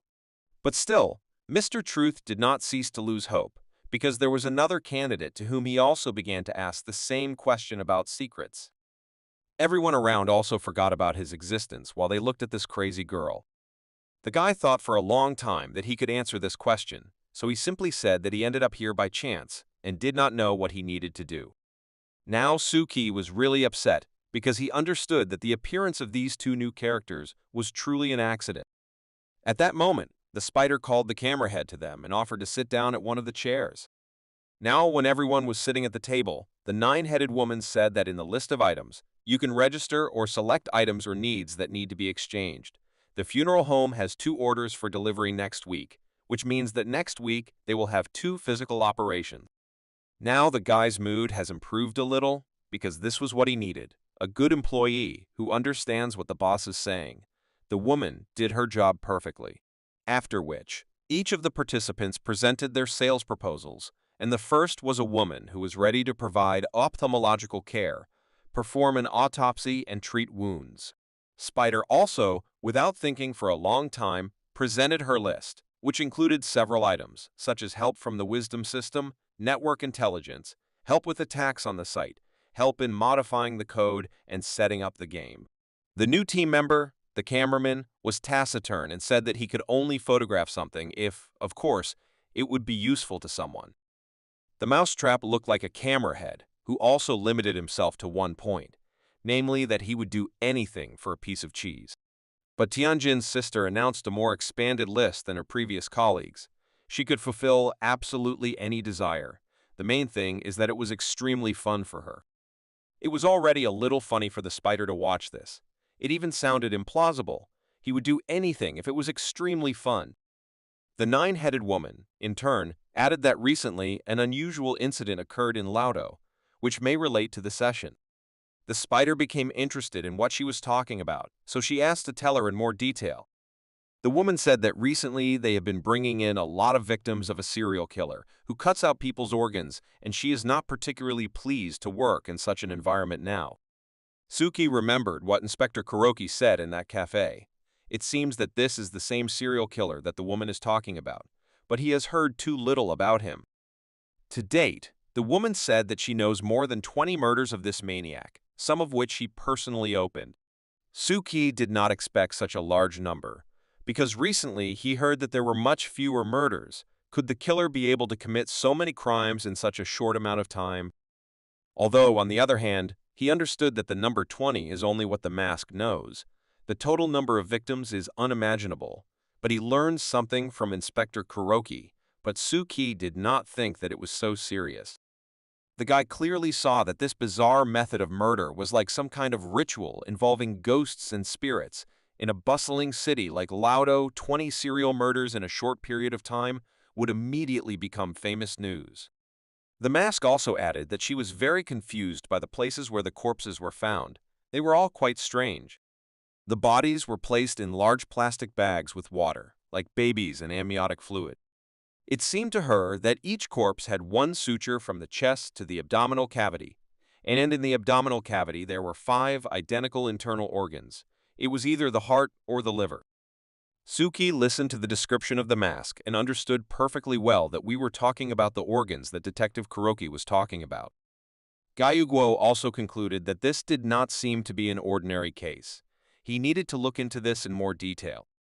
As soon as she looked at the photos that the mask showed her, she immediately realized that the placement of the body looked like a ritual, and most likely it was some kind of rite. The mask absolutely agreed with her. The scene also witnessed the occult rituals described in the books. Moreover, if you consider that more than 20 cases were recorded in half a month, it becomes clear that this is not the work of one person. Most likely it is a group of people who work together. Mr. Mouse took one of the photographs, and it seems he had some information about these crimes. Mr. Truth gave him the opportunity to talk about this in more detail and gave him access to the pyramid and the amulet. A map of the city suddenly lit up on the table, and Mr. Mouse began showing the exact places where he saw these crimes, or at least very similar to them. The participants were again delighted with how Mr. Mouse could start working in time. On the map, he was able to indicate as many as 8 similar cases that he had seen, which provided a huge amount of information for the rest. The mask confirmed that these places were indicated in the murder case. These are the same places where the corpses were found. How can the mouser know about this, and what else does he know? The spider, as usual, was delighted with how the mousetrap quickly found the places where the crimes were committed. She is now almost sure that he is a real professional. But as it turned out, he didn't finish there, after which he pointed out several more places where the crime was committed. What a surprise it was when the mask and the spider counted more than 80 places. How is this even possible? Have 60 corpses really not even been found yet? The spider could not believe that there were so many of these places, but most of all, she hoped that there were no corpses in each of them. Otherwise, it would have been too much. The new girl didn't give a damn about everything they were talking about and discussing. She was only interested in what the word cheese means and why this strange creature constantly repeats this word. Suki could not believe that in Ludo there were absolutely hundreds of murders in broad daylight. This is not such a huge city that there was even the slightest chance of not noticing it. And judging by the data of Detective Kuroki, this is true. Dozens of corpses simply have not yet been discovered. He had originally planned to use the Tangu incident to outline the mystery of his faith, but now the plan is essentially making up for lost moments. But there were also advantages. The white mouse, which is on his team, always brings him key information that he does not expect from other participants in the Hall of Secrets, because only he can do it. Considering all these facts, Mr. Truth decided to reward the mousetrap with control over the order of movement and gave him a pendulum. The spider was very happy for him and said that now they will definitely work together because he is a very strong player. After all these awards, Mr. Truth hinted that the organ of chaos was causing confusion and violating the purity of truth. Gyu Guo immediately realized that this was their new task, so she was sure that there was no need to worry and that they would do everything in their power to make Mr. Truth proud of them.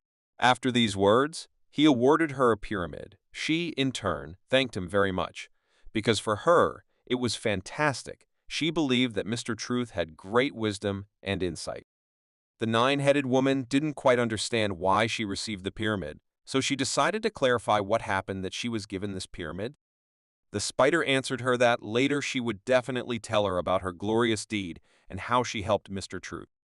In the meantime, Mr. Truth said that the greatness of the three orders was in place and order reigned in the Hall of Secrets, and this could only mean one thing.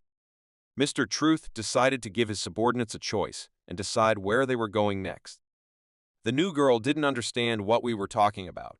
Is it a talent show? If so, then she knows and can do a lot of things, so she can easily please him. Spider couldn't believe that Mr. Truth would give them the right to choose, and they could decide for themselves. Suki was mentally thinking about how Gyu Guo is a chatterbox. She's always trying to get her word in. Even the pyramid can't hold her long tongue.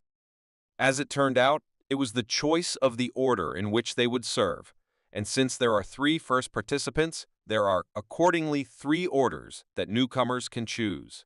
The spider tried to attract the attention of the camera head and asked him to choose her order. She promised him that it would be a lot of fun. At this moment, the nine-headed woman was not sure that new members could choose which body they would rather work in, but she was also not sure that recruiting people without knowing who they really were was a mistake. Spider thought that, in any case, the 3 of them had the authority to recruit, expel, and transfer members, so they could change their places again if suddenly they did not suit one or another order. Therefore, she advised the nine-headed woman not to hesitate and to choose quickly, otherwise she would lose, but she did not quite understand what Gyu Guo was trying to convey to her. While they were thinking, the spider finally decided and began to act on her own. She took the camera-headed guy's hand and pulled it towards her figure, namely the pyramid, and thus he would choose her order. He himself didn't understand how it happened, but now he had a pyramid drawn on his t-shirt, and this only meant that he was now a full-fledged member of the Gyu Guo order. And she, in turn, was very happy about this addition. Now she has a colleague in the shop, and they can do things together. Gyu Guo understood very well that there were not enough mysterious people, so she would have died from overwork if she relied only on herself. And now that she had such an opportunity, he does not look very smart, so he can be used. Then, she immediately decided to talk to the mask and advised her to create a team with that new girl. But the woman herself was not sure that she was normal and whether she was even worth choosing to join her order. We must not forget that the mask had a medical education, and she perfectly understood that this girl has neurotic hyperactivity syndrome, which means that she can be anywhere and everywhere whenever she wants. For her, everything around is just another game. And the mask itself believed that she was a rather strict person and was not sure that she could tolerate such behavior. But the spider continued to convince her that it was time to take off her mask of severity and let the girl into her order. While the 2 girls were busy talking about who would take this crazy girl for themselves, she meanwhile pestered Mr. Mouse and repeated the word cheese after him. He slightly did not understand what was happening and what this girl wanted from him, but in a sense, he even understood her. The girl was delighted with how beautiful Mr. Mouse's head was. It was shaped so that it should offer very little resistance to the wind. She also told him that she also loves cheese very much, because it provides so many calories. It makes her move faster, and she does not feel hungry. Mr. Truth watched this carefully, and it was quite surprising for him that these 2 people could talk to each other without even understanding what they were talking about. For Gyu Guo, it was very good that Mr. Mouse was able to find an approach to a mentally unstable person. After a few seconds, the girl decided to choose the Order of the Mouser because she liked talking to him so much. He is such an interesting guy. She was so glad that she now belongs to the Order of the Mouser. Now she, like them, can participate in various events, and this is so cool. Mr. Truth was glad that the newcomers were able to choose their affiliation with the Order, And with this, he announced the end of today's meeting. After that, he thought that this meeting was quite unusual. As for the good news, the White Mouse and Gaiyu Guo also gained control of the order, and 3 orders were officially established. As for the new members, despite their quirks, they didn't talk much, so it all required order and a certain level of participation, but otherwise, he didn't need to rush them, and he didn't need to rush into anything either. But touching on the topic of murders, it becomes quite sad, because such a terrifying number of deaths indicates that Laudo, apparently, was involved in some kind of terrifying ritual associated with ghosts and gods. Suki understood perfectly well that the matter with the organs could turn out to be even more complicated than the scenes. He urgently needed to find a way to attract the attention of the Black Gate to this matter. The police did not turn to the Black Gate, presumably because they did not find enough victims. But if they found all the victims, then the guy knew perfectly well that this would be an excellent reason to attract the Black Gate. For the guy, all this looked very difficult, but at the same time very interesting, so he was not against providing his help in this matter. The next day, the guy went outside to check the information that the mouse said at the last meeting of secrets. She announced that she knew about the crime scenes, and in the end, there were about 113 of them, which means there are the same number of victims. He came up with a plan that would help the police locate all the bodies. Suki decided that he would move from one place to another and then call the police. The guy was glad that now he did not need to deal with the matter of the science, because the Black Gate had taken on this task together with the spiritual masters from Laudo, so he would have enough strength to concentrate on the matter with the organs. Suddenly, Suki realized that there was not a single person on the street he was passing, but that was not what confused him more. But the fact that there was not a single ghost on this street, something was clearly wrong. He understood that there was not a single ghost on the entire street, and this was simply impossible because in his current depths of moho, wherever he went, his field of vision was filled with ghosts and spirits. The guy simply couldn't believe that none of them showed up today. It's somehow even wrong, because Suki was already used to seeing them everywhere, but now it was so unusual. Suddenly, the house opposite, which Suki stood, just began to disappear and evaporate. The guy could not understand what was happening, what was wrong with this house. A few seconds later, all the houses around suddenly began to disappear, and Suki realized that something very strange was happening here. Suddenly, he saw small insects that were at one of the traffic lights, and he realized that these are a type of ghosts that eat everything in their path, turning everything around into a digital mosaic. So he decided to take a precaution and used a mask so that these little bugs couldn't see him. But suddenly he realized that the mask didn't seem to be helping him, because his fingers began to hurt like hell, and it was clear that the bugs could get through his defense barrier. Suki looked at his hand and clearly saw the beetles beginning to devour his skin. How is this possible? Can they really see him? But on the other hand, he understood that these beetles do not inspire such fear as ordinary ghosts and gods, so he was not so nervous. Still, it was necessary to come up with something, because they simply began to eat the guy, and even if he was not afraid, this could still lead to dire consequences. If he continues in the same spirit, he could die immediately, so it was necessary to fight back against these beetles. But it was already too late. They practically ate him completely. The bugs were already near his eyes and were about to finish him. Suddenly, he woke up and realized that it was a kind of vision, into which he clearly plunged not of his own free will. But what was it then? Suki checked his hands and body again. He was completely intact, and there weren't even scratches left. This was the first time something like this had happened to him, so he didn't know how to react to it.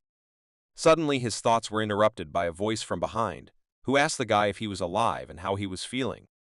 When Suki turned around, he saw a young guy holding an umbrella in his hands and saying that he was very lucky that he arrived on time, because just a little more and Suki could have said goodbye to life. Suki didn't understand who he was, but anyway, he thanked him for saving his life. As the guy told him, he is the boss, and he is doing everything in his power to save the lives of people like Suki. He also said that the inspectors at the headquarters are so obsessed with their affairs that if he had not been here for the inspection, a major accident would have occurred, and it is unknown who would have been responsible for it. Suki didn't even understand what this guy was talking about. What kind of headquarters, inspectors? What kind of spirits were they? While Suki was trying to understand what this guy was talking about, he in turn added that he did not expect to see a living person during a critical period, especially today. Suki had no idea who this person was, who could see spirits and had the ability to subjugate them. Was this guy someone from another mystical system? Just when he wanted to ask him all these questions, the guy suddenly received a call from someone, so he would not be able to answer Suki's questions. On the phone, the guy was asked what living things he saw in this part of the city. He, in turn, replied that there was nothing here and he wanted to go back, so he asked to open a teleport for him. He talked on the phone and Suki had already decided to ask him about everything, but he stopped him. The guy told him that they don't answer questions from civilians during working hours, so there's no way he could tell him anything.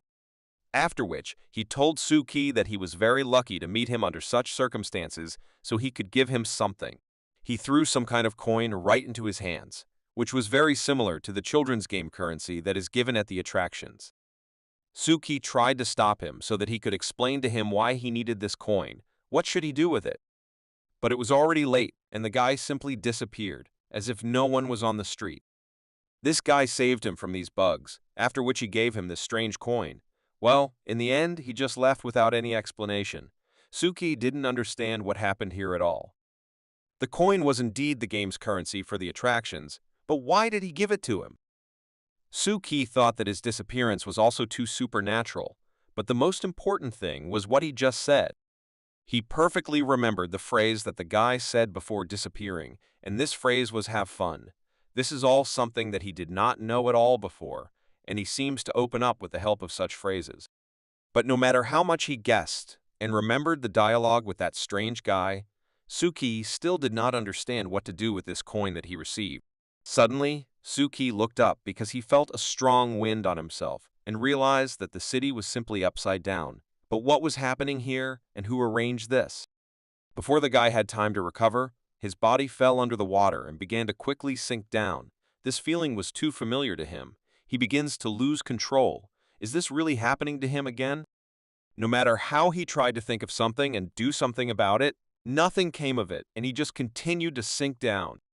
He asked for help and suddenly, immediately returned to the ordinary world. Now there was complete chaos in his head because all the previous times he had not been able to get out of that state so quickly. What changed this time? Suki looked at his hands and felt a familiar sensation, as if he had felt this before and was so familiar with it. Small parts of tentacles suddenly began to fall from his hands, but he doesn't remember touching the huge octopus this time. But still, the guy decided, albeit mentally, to ask for forgiveness from the octopus for tearing off his tentacle. In fact, he didn't want to do this. This is force majeure. Suki understood that he had been saved 3 times in a row, only thanks to this octopus, namely its tentacles, and he was even ashamed to say that he was used to this feeling. The guy was sitting in class and thought that this time he had lost his control very much, and it seemed to him that this was not entirely right. He analyzed the situation, and the first 2 times there was a good reason, and he was clearly aware of the danger, but this time everything was completely different. Suki was replaying in his head that he somehow fell into the logic of eating, after which he was saved by a man who called himself the boss, and it was he who gave him a coin, after which he lost control. The guy thought about it for a very long time and realized that something was still missing, but he couldn't understand what exactly. Indeed, this time he did not even have time to react and began to sink and, as a result, lose control without warning or without any reason. Suki was thinking about this boss, who he was and what he needed from him, when suddenly everything began to tighten in his chest again. He was getting worse every second. Had it really started again? He immediately closed his notebook and realized that his thoughts were making him lose control of himself. So he shouldn't think about it anymore, because he was just about to lose control for the 4th time in 1 month. Was this really the real layer of Mojo? Suki remembered how he read the book of writing about the Moho layer, which was about diving into the Moho layer. The author went out of control just 3 short weeks after diving, so it was possible that Suki might not have noticed something when he walked. But despite everything, he hopes that he can live longer. But other things, although they worry him, he doesn't want to study them yet. It could turn out to be too dangerous for him. Unnoticed, Exia Yushu crept up on him from behind and told Suki that he had been looking for him for half a day to invite him to go visit his cat. Suki didn't understand, since when did this guy treat his cat so well? According to Exia Yushu, he always loved animals, especially when he learned that Sori sometimes feeds Suki's cat. As soon as the guy hinted that Sori was supposed to feed him, then only a trace remained of Exia Yushu. Suki didn't even notice how he disappeared. Counselor Ellis hears for the first time about the critical moment that Suki told her about when he came to the Black Gate headquarters right after school. Scheherazade was also there, and she was interested to know whether the person Suki met was a mystic or an ordinary charlatan. The guy was sure that he was not a charlatan. His methods of pacifying demons were very different from the methods of that guy with 3 swords, but they were no less effective. Alice didn't know what to answer him. She herself couldn't figure out who it was. Either it's a mysterious organization from the East that they don't know about, or maybe it's from ancient times. Suki didn't understand why she decided that way, what prompted her to draw such conclusions. The advisor explained to him that this is an unknown secret, which means it came from the East or from ancient times. This is the so-called basic rule of the mystical world. Alice didn't really like Suki's expression. She assumed that he thought she was lying to him, so she decided to clarify this point with him. Suki was a little scared, because he didn't understand in what sense she was saying this, because he didn't think so himself. For him, it was just a little difficult, that's all. Green and Scheherazade, who were at the headquarters, tried not to laugh at the guy, because they also perfectly understood that the advisor was joking. Still, Mr. Green could not restrain himself and told Suki that the advisor was joking with him. There is no need to pay special attention to these words. The guy got a little angry because he was asking seriously. It was unpleasant for him that they were mocking the newcomer like that. Scheherazade decided to stop this, because the guy was already starting to get angry, and this is not good, so it needs to end. Suki understood that the advisor wanted to say that the complete end could also be from ancient times. Scheherazade confirmed this information. She knew very well that in 9 out of 10 the unknown secret comes from old times, hence such conclusions. Suki always understood that ancient times were like the world before he got there, because in the House of Predictions, they said that the source of the faith of Organization 89 was from ancient times, so this is not the first time he has encountered this. Now the guy thought that if the critical moment also comes from there, since he was able to return, could this mean that Suki can also return back to his world? God knows how much he wants to get out of this place where he can die at any moment, just as Suki wants to return to his old peaceful world without these ghosts and gods that are haunting him. Suddenly, someone knocked on the door of the Black Gate, and it was quite strange. Who could it be so late? But the advisor was not expecting guests, so each of those who were in the room should have prepared. When the doors opened, Cabinet Secretary Bo Shi entered, who was embarrassed to disturb the Black Gate at such a late time. Alice didn't expect to see Bo's secretary at such a late hour, so she asked her what she was doing here. As Bo Shi said, their boss asked her to convey a message to the Black Gate. There is one difficult matter, and he would like to ask for help from the Black Gate. Suki remembered this guy because he saw him when they had a battle with the Guhu Bird Church. He was at that time the secretary of the High Cabinet, the heart of the government. It seems that this time the ministers were warned. The guy put the envelope on the table and said that there was currently a cruel case going on in Ludo, for which a special task force had been created at the police department, which was called the Organ Case. He also added that this was an ordinary murder case, but this afternoon someone called the police, and based on tips provided by the other party, the police found the bodies of hundreds of victims one after another. Scheherazade was not herself when she heard about this. How is it possible that the police could not independently find the bodies of as many as 100 people? The secretary believed that this is why all departments believe that this case may be related to a paranormal phenomenon that requires the activation of the Black Gate, which is why he is here. Alice was interested to know that about the person who called the police and provided so much evidence. Did they find out who it was? As far as Bosho knew, unfortunately no. The police first checked, but there were no leads, as if this person did not exist. Suki was very pleased with his work, because it was he who called, but before arriving at the Black Gate, his plan worked perfectly, because as soon as the police found out about so many murders, then after a few hours, the Black Gate already knew everything. As it turns out, Alice had heard about this case before today.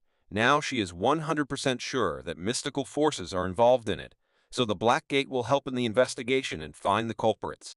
After the secretary conveyed all the known information to the Black Gate, this matter automatically became their responsibility, so it was time for him to leave.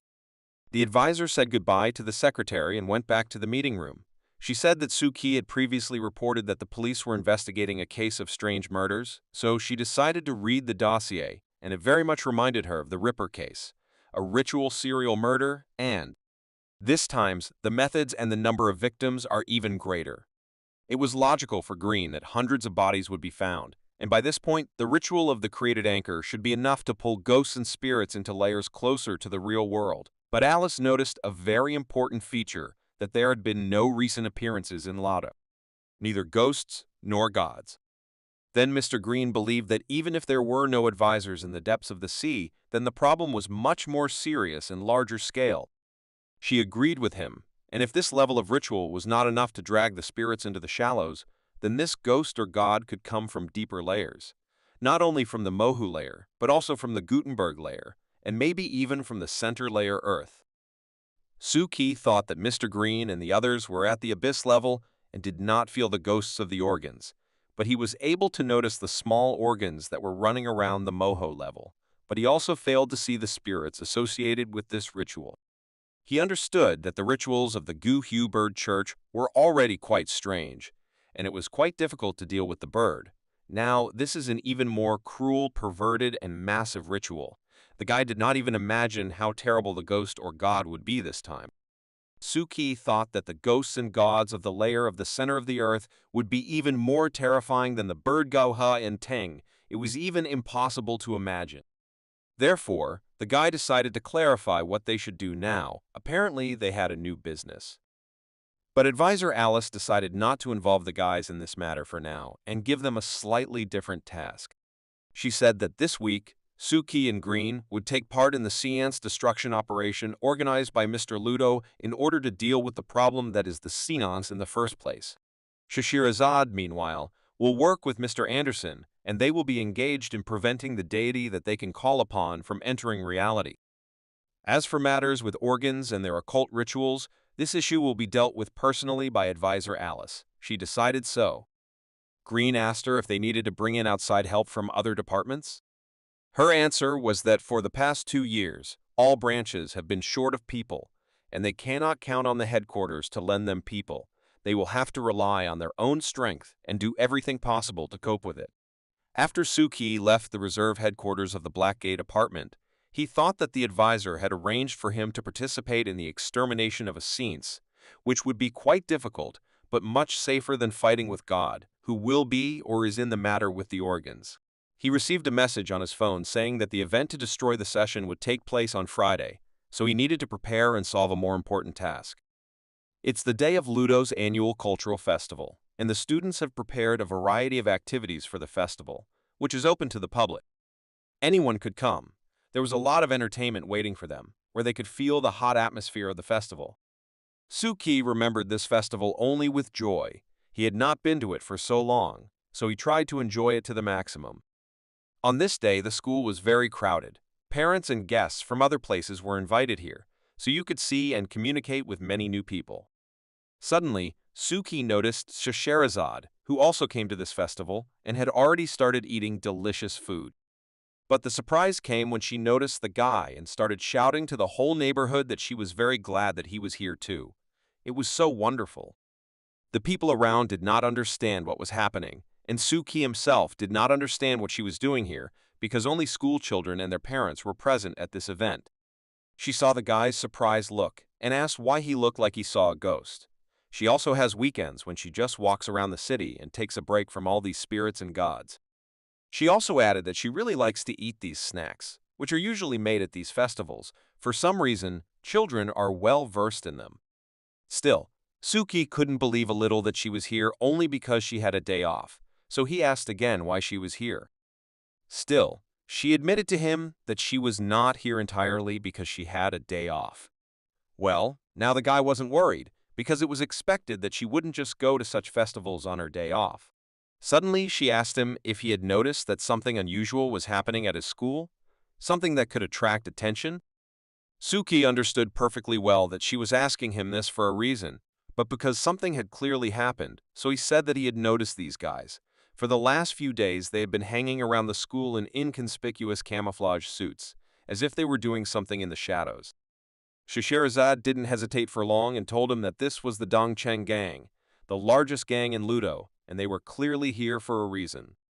She told him that the underground forces entrenched on Tianhu Street are the leaders of the gray industry in Ludo. 89% of the gray industries are associated with them, including gambling, security, medicine, and much more. Suki remembered the time when he and Mr. Duchenne happened to encounter an accident related to aesthetic medicine. Then the elder said that underground forces might be involved in the beauty salon, which should be the Dongcheng gang.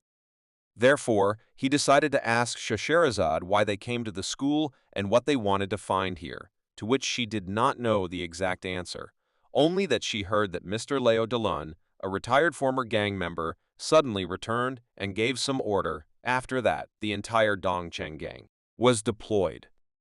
Then she pointed out to him a thin guy.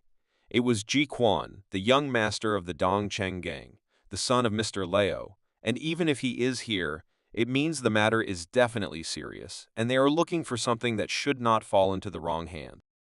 Suki was surprised when he heard that this seemingly decent guy was the son of the head of an underground gang. Scheherazade reminded him that you should never judge a book by its cover, and Ji Quan is not an ordinary person, so you need to be extremely careful with him.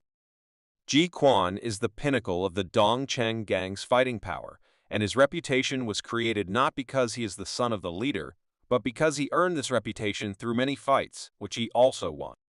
She told Suki that Lodo's boss and young underworld master suddenly made a big move, and the news spread so much that some people in the government were very worried, so they assigned her to look after them. Suki didn't understand what kind of people she was talking about. Is she really personally dealing with this issue? Scheherazade explained to him that the Black Gate is a membership system. As long as they do not interfere with government affairs, they can carry out private tasks, so her client from the Laudo police asked her to keep an eye on this gang. She also added to him that these private requests are her main source of income. The Black Gates pay so little that she has to do various things on the side in order to somehow earn money. And Suki understands perfectly well that she is not the only one. For example, Mr. Anderson is engaged in auctions, and this is his main type of income. Green acted a little simpler. He is an ordinary gigolo who knows how to communicate with girls, and the advisor does not need to think about money. She receives a good salary. In addition, Suki remembered the situation with Tang. He was beaten very badly, and in the end he received only 100,000, which in their opinion seems like a lot. Although the value of the reward voucher cannot be measured in monetary terms, the reward issued by the Blackgate headquarters is indeed too small. He will die of starvation if he hopes to earn a living working in the Black Gate. Scheherazade interrupted him and added that if he had not yet changed his voucher, then she advised him to go to the store because she heard that they had brought a large batch of new relics. Suki, on the one hand, did not see what was special about the new batch of divine relics, but Scheherazade assured him that there was something to see there because the other day they covered one of the churches in the west, and many good relics were brought from there. Suddenly, their dialogue was interrupted by a voice from behind. It was Suki's ex-girlfriend who seemed jealous of him for Scheherazade. She didn't understand when he managed to meet such a girl. He used to tell her everything, but now there's no such thing. Is she really not interesting to him anymore? Before Suki had time to say a word, a clown jumped out from behind him. Or rather, it was Exia Yushu, who was also surprised that the guy had such an exotic friend. The guy did not waste a moment and decided to meet the mysterious stranger, so he decided to introduce himself in English, which made Suki already want to call for help. Scheherazade was very funny about this situation, so she decided to explain to the guys, so that they would not misunderstand her. She was just Aunt Suki. Even Suki himself was surprised by these words.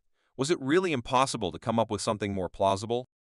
Xiao Ye immediately realized that something was wrong here, because Suki is Asian and she looks more like an African American. How can she be his aunt? Scheherazade explained to the young lady that the thing is this. Suki's grandfather in his youth was the captain of a ship and sailed a lot, and by fate she turned out to be their illegitimate daughter. Suki covered his face with his hand so as not to listen to it anymore, because it seemed to him that no one would believe it, because it was nonsense. A few minutes later, they left the festival back to school, and the guys were worried about Aunt Suki that they left her alone.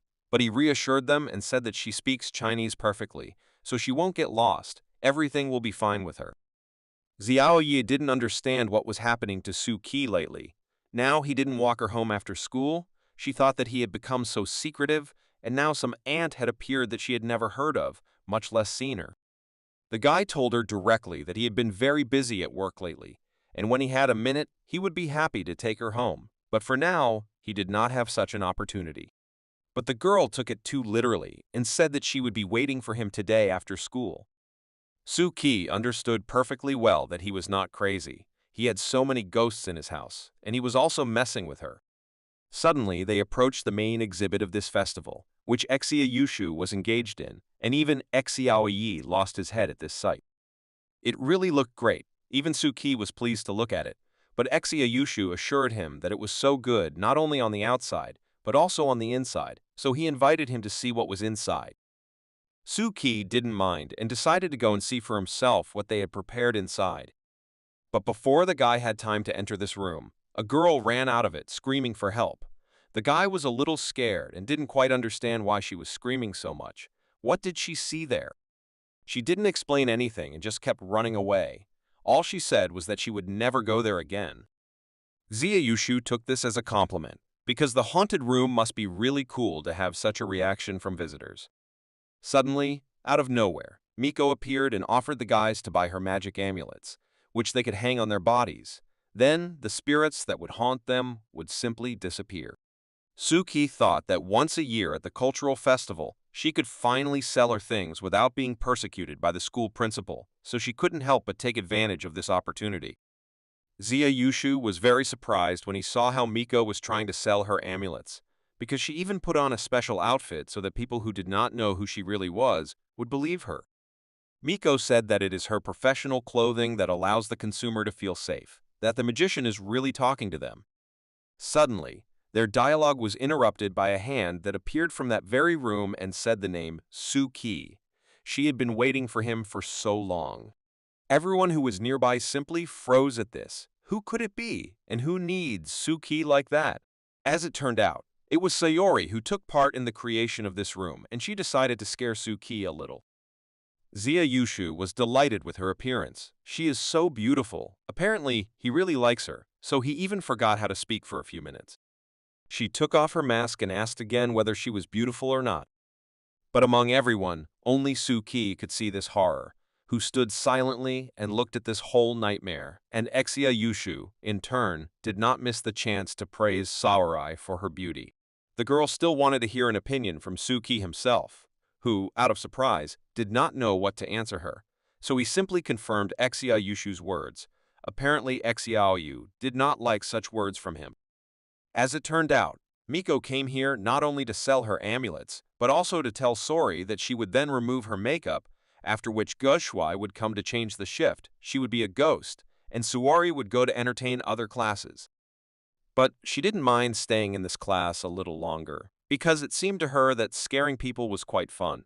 Exia Yushu couldn't believe that she liked playing ghosts so much, because usually it seemed to him that she wasn't interested in anything.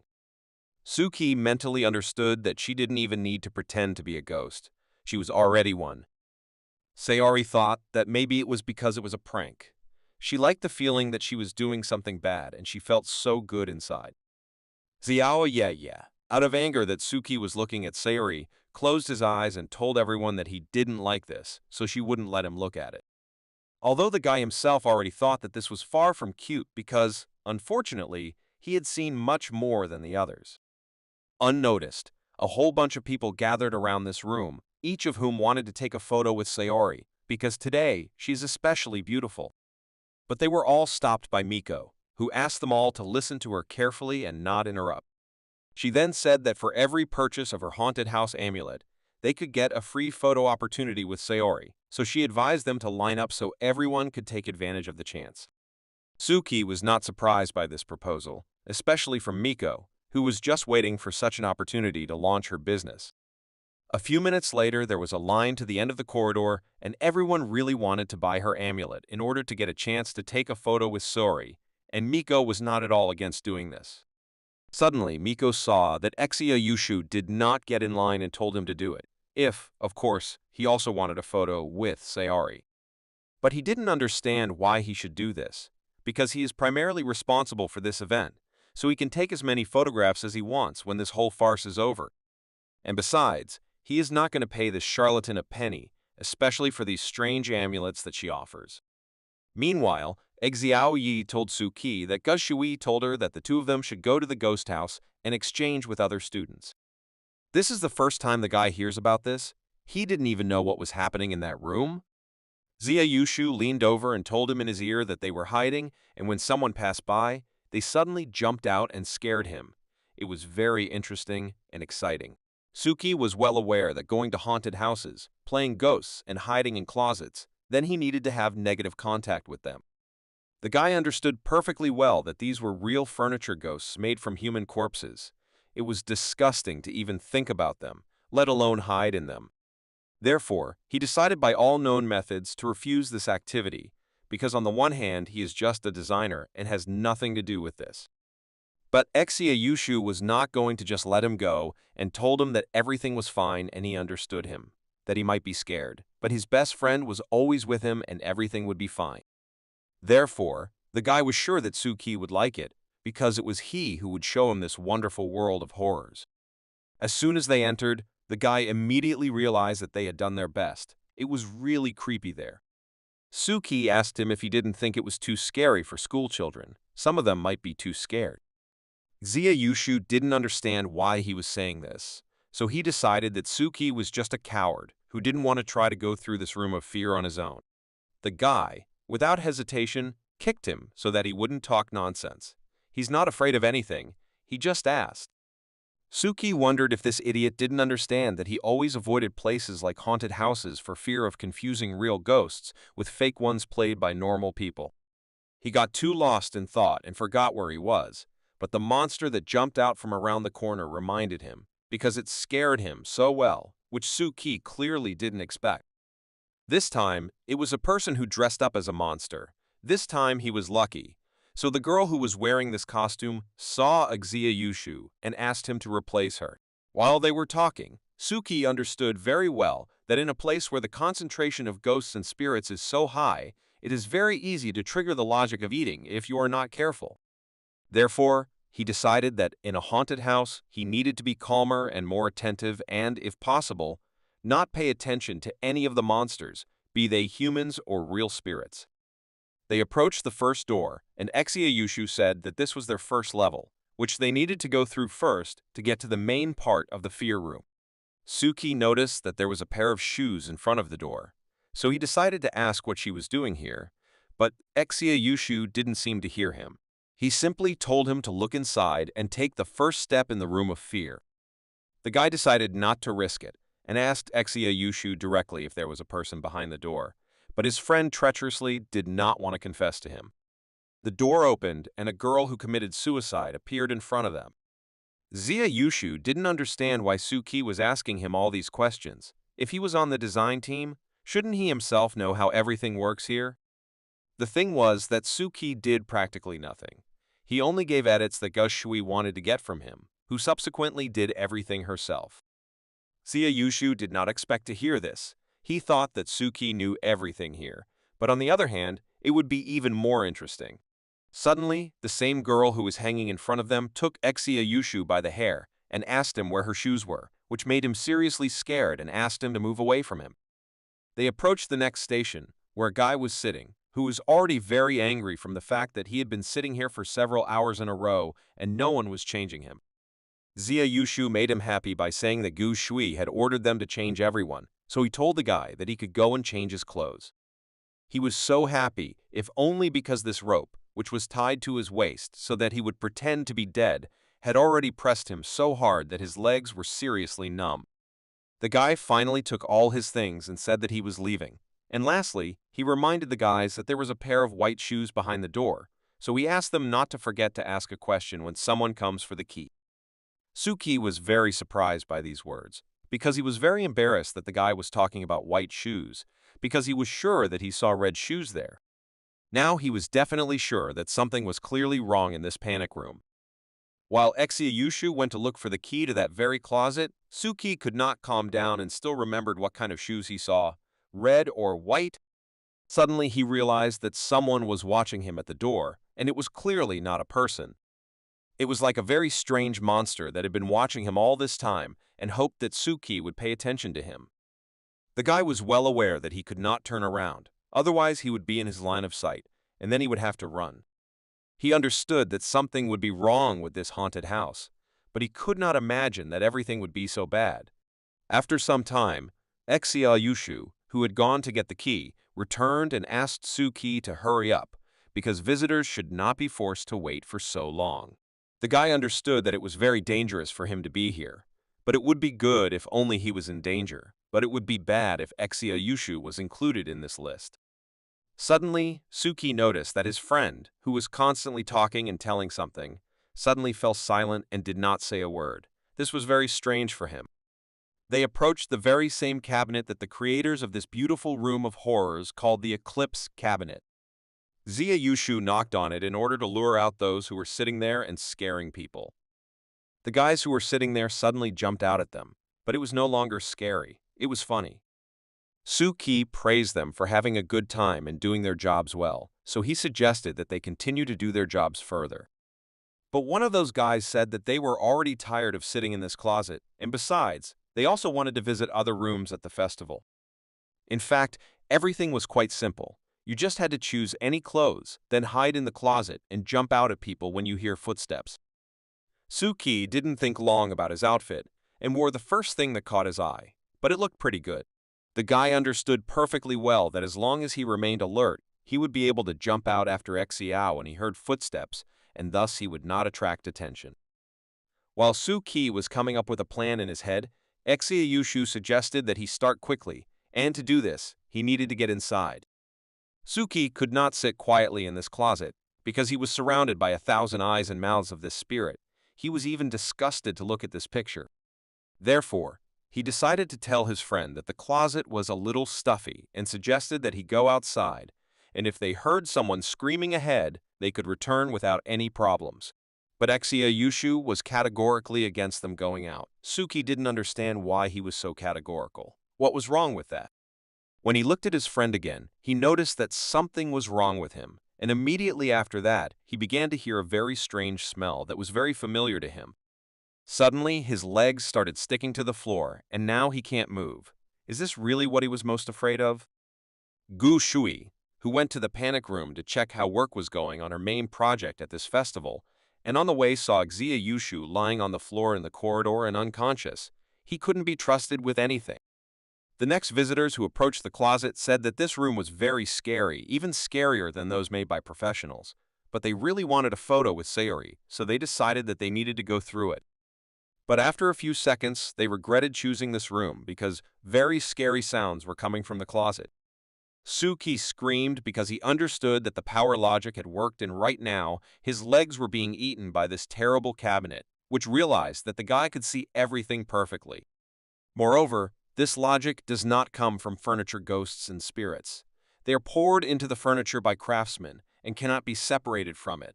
Therefore, they cannot harm him, and he understood this perfectly well. But who then controls this process? He almost immediately realized that what was standing opposite him was not Exia, but a ghost who had vilely disguised himself as him, and therefore tried to talk less with the guy. Suki was right, because he felt that something was wrong even when he realized that the pair of those shoes was not white, but red, but he could not imagine that the problem was in Exia himself, or rather in his absence. In any case, this is not so important now. He needs to immediately call someone for help and get out of here, otherwise there will be big problems. He took his phone out of his pocket and tried to call someone for help. After which he decided that he would take as long as possible and wait for help, because he essentially had no other option. But the monster who pretended to be Exia still saw Suki, even through the mask, and this could only mean that the guy had already fallen into his nutritional logic. Even the use of skin does not completely cover the role of nutritional logic. At this stage, He is saved only by his virus, which sits inside his body, which has the ability to regenerate. Otherwise, he would have already been eaten by this ghost. But on the other hand, Suki understood that the existing fear was not enough to activate the virus by puberty for a faster recovery. It was simply impossible. Suki knew that only by taking advantage of puberty would he break the anchor line and lose control. And the fear of losing control should be extremely effective and forcefully repair his damage. Accordingly, he would have to once again use the octopus tentacles, which could resist the loss of control. The guy decided to wait a little longer. Maybe he could change something. 10 minutes later, Suki was already at his limit and could not hold on because he had used the skin several times, which is his limit. It was necessary to immediately come up with something because with every second, the monster absorbed the guy more and more. Soon, he would be completely absorbed. When Suki had already lost hope of salvation and was preparing for the fact that no one would save him, then suddenly a new hope was born in his eyes because someone opened the doors of that very closet. Scheherazade came on a tip from Suki to this room of horrors and was quite surprised at how the school children arranged everything here. It was not surprising to her that a newcomer found himself in such a situation. He probably just didn't have enough experience yet. After some time, she saw that huge closet that the guy wrote to her about, and now she saw this huge ghost, which was actually very dangerous. She decided not to hesitate and pull the newcomer out of this trap, so she grabbed the cabinet handles and opened it, but she didn't see anyone there. Only a huge monster dressed as a clown who jumped out at her from around the corner, while she was wondering where the newcomer whom she had come to save had gone to. She understood perfectly well that he was no longer here, and she needed to continue searching for him, but before that, she still had to fight and seal these monsters. Scheherazade applied her standard ritual, with the help of which she closed the spirit in her peculiar prison, after which he could not even move. Meanwhile, Suki was sitting in the office nearby and eating chocolate, which constantly helped him restore his strength faster, and now it was needed more than ever, because at the moment he was left without, and he was wondering who set this up. The president looked at him and understood perfectly well that the guy was hinting at him, but he could not do this, if only for the reason that he was constantly being watched by the Black Gate, and besides, he could not even see such things. He told him that he heard how his sister felt and said that Suki was in danger, after which she rushed to save him, but he just ran with her. Suki decided not to tell his friend that this was not his sister, but just an ordinary doll that was controlled by his sister's brain while she was in a coma. In fact, the guy was glad because the president and his crazy sister arrived just in time, because a little more and there would have been nothing left of him. It was all thanks to Tianjin's sister, who heard someone calling for help and understood where she needed to go to give this help. The president himself, of course, did not see anything, but he heard Suki's voice and therefore he did not know how to help him, which could not be said about his sister, who ultimately pulled him out. After which she quickly moved the remains of his body to another room so that no one would see it, because Suki no longer had his legs. They were eaten by a ghost. Tianjin didn't know where she got such abilities from, because he hadn't noticed this in her before. They appeared only after she woke up. Suki told him that her abilities were definitely not from the ordinary world, and he advised him not to touch the mystical world anymore. He also told him that he would help with this. In any case, he was glad because now his sister had woken up and was still standing here. Although she was strange, at this stage he had more than enough. The guy was pleased when he heard such words from him because this is exactly the attitude he expected from the president. As soon as Suki decided to get up from his seat and tell the president all the details of what happened to him and what needs to be done next, he realized that his legs had not fully regenerated, which looked very funny, at least for Tianjin's sister. A few minutes later, his sister could not calm down and Suki decided to ask what happened to her that she was behaving this way, but the president himself did not know what to answer him, because this was also the first time he had seen this. He told him that before she fell into a coma, she was an adventurer, loved to push boundaries and was a thrill seeker, but one day she decided to cross boundaries.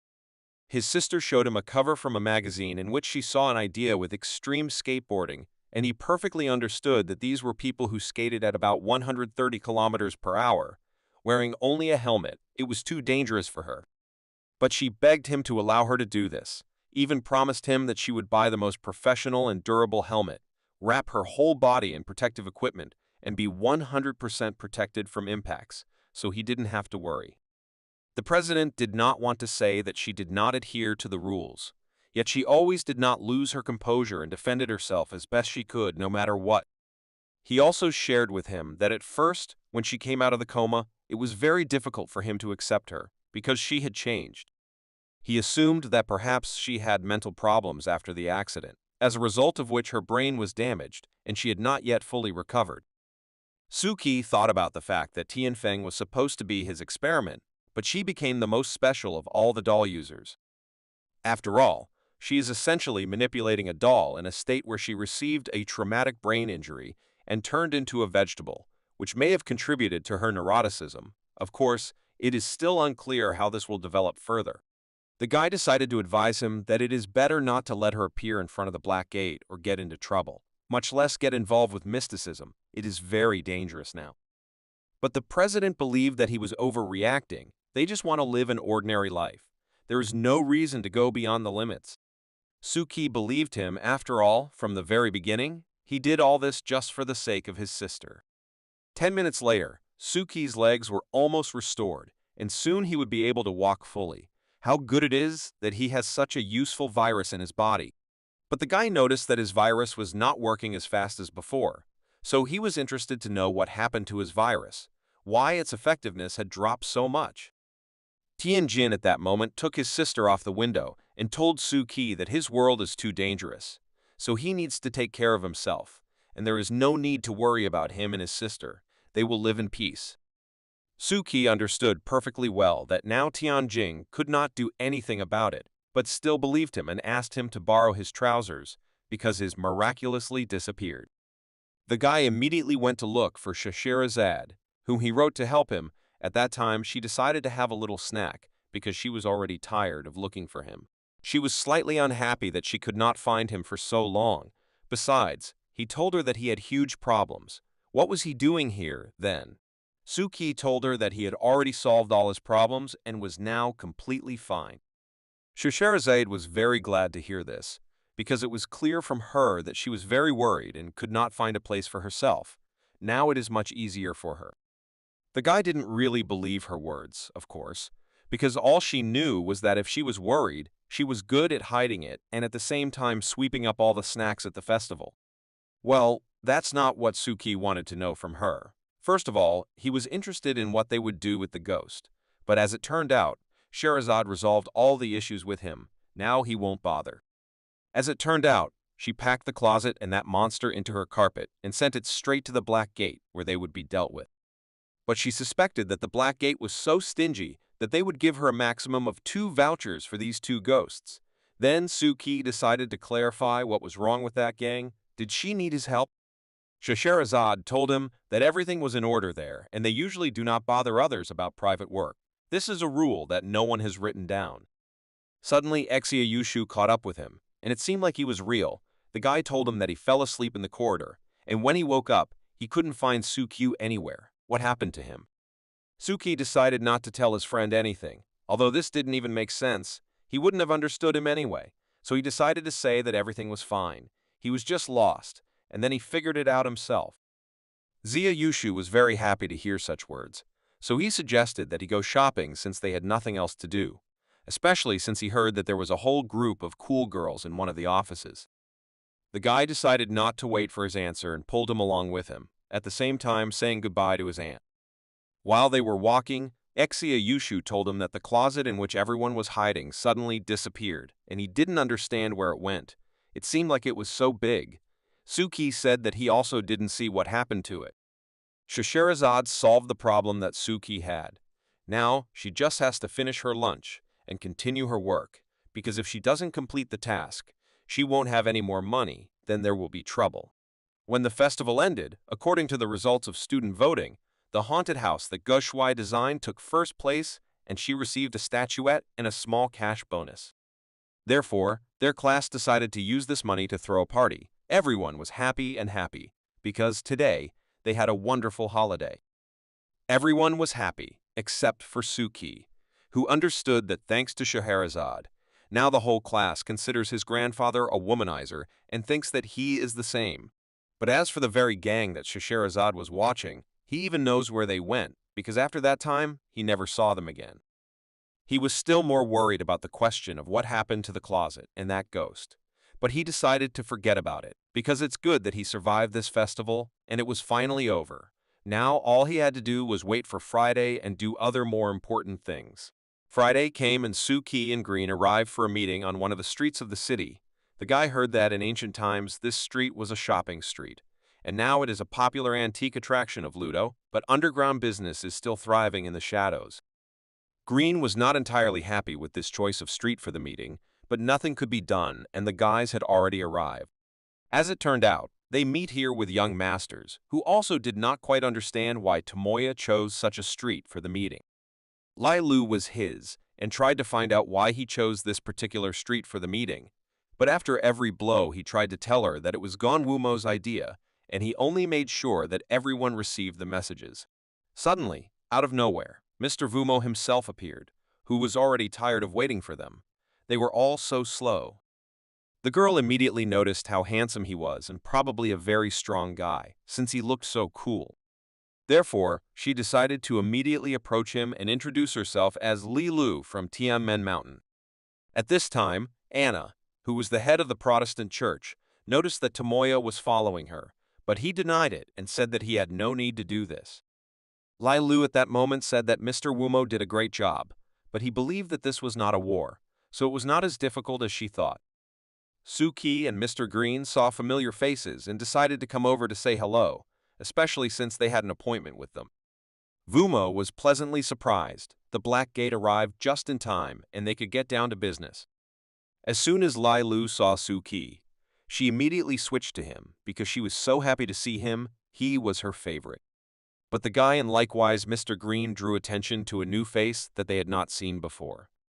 Anna, just like them, saw them for the first time, so she decided to introduce herself first and said that she had heard a lot about Suki from Lai Lu. Lai Lu added that this was her best friend Anna, one of the 10 young masters of Ludo, a very capable girl. Tomoya was slightly surprised by such words from Lai Lu because it was he who saved her life, and her best friend Anna. Somehow, this is not entirely fair. Judging by Lai Lu's smile, Suki understood perfectly well what she wanted to ask him, and so it happened, she asked the guy why he didn't answer her messages and decided to offer him a live offer to go shopping with her. While Suki was thinking about the answer, Mr. Green decided to ask Mr. Wumo what they were doing here. Is there really a seance here? He was not verbose and said that they were not here. Tomoya didn't understand then why they were all gathered here, since there wasn't even a hint of a seance here. Mr. Vumo tried to explain to them that the lair of the seance is located much deeper than this street, and this place is called the Silhouette of Time.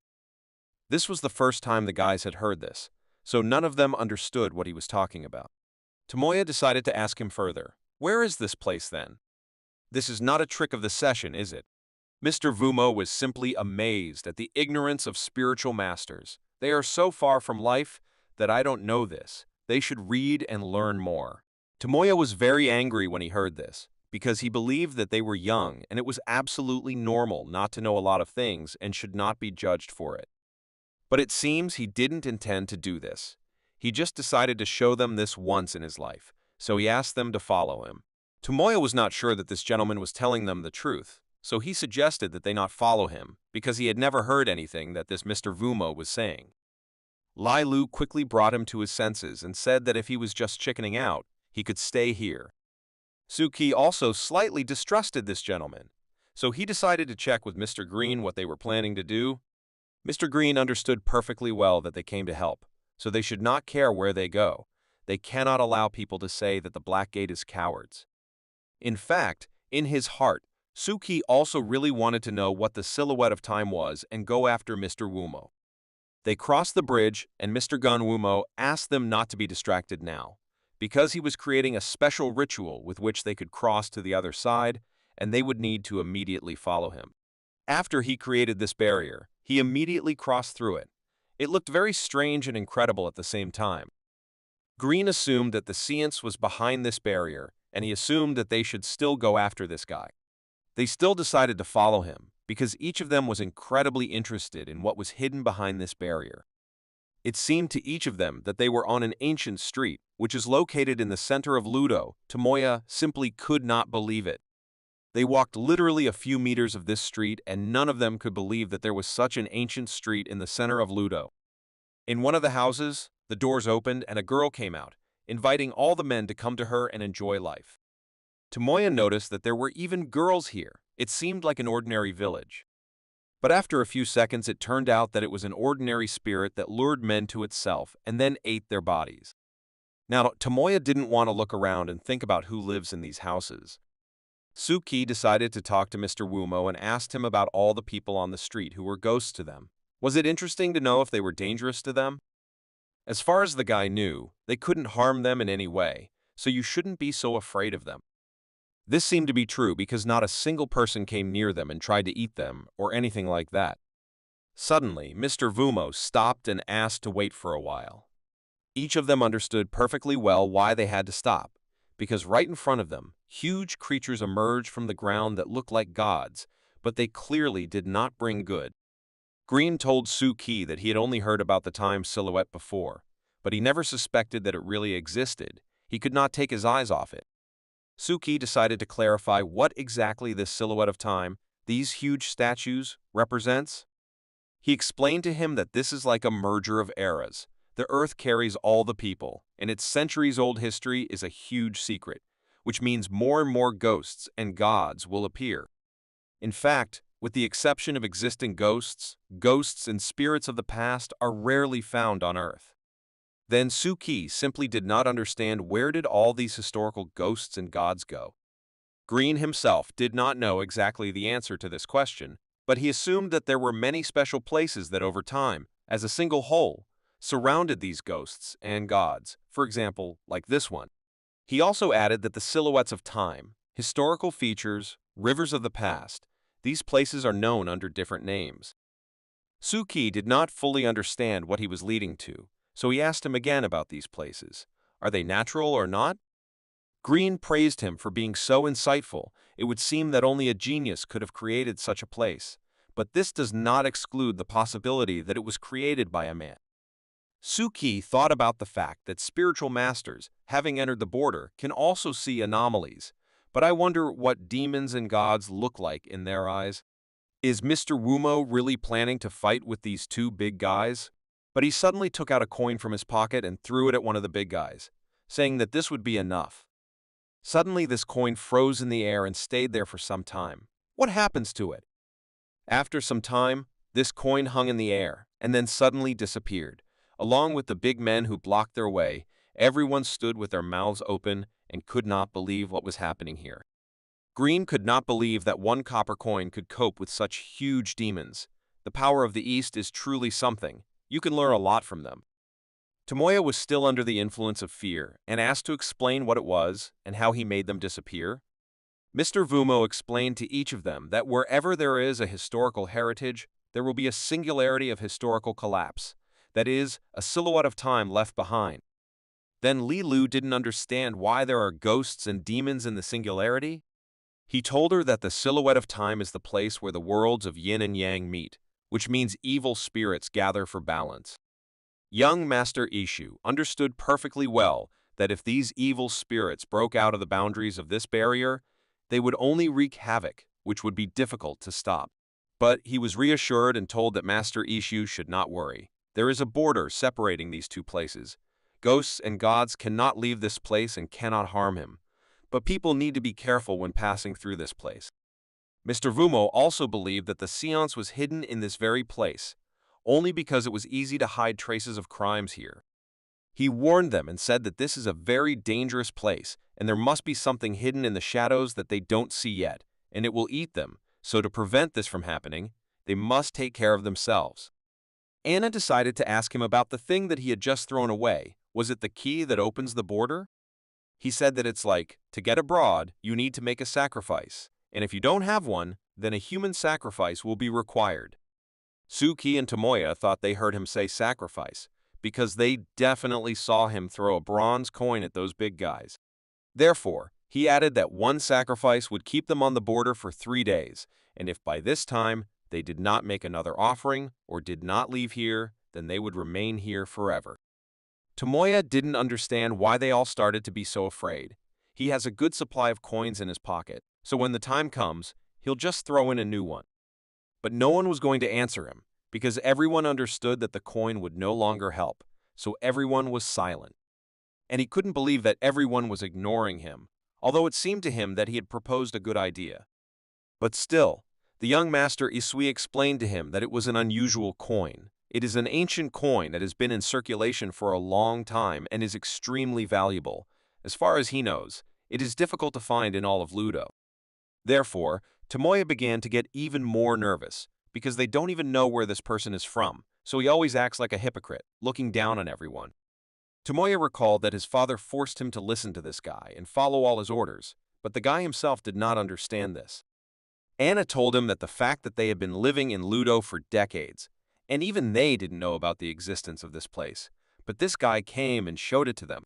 But as it turned out, Mr. Vumo told them that he had also never been to this place. He only knew a little about it. Tomoya got even more angry and asked this guy why he brought them here then, with such a wide smile on his face. Lailu couldn't stand this whining, so she turned around and yelled at the guy. She politely enough asked him to shut his mouth and just watch everything and follow the rules.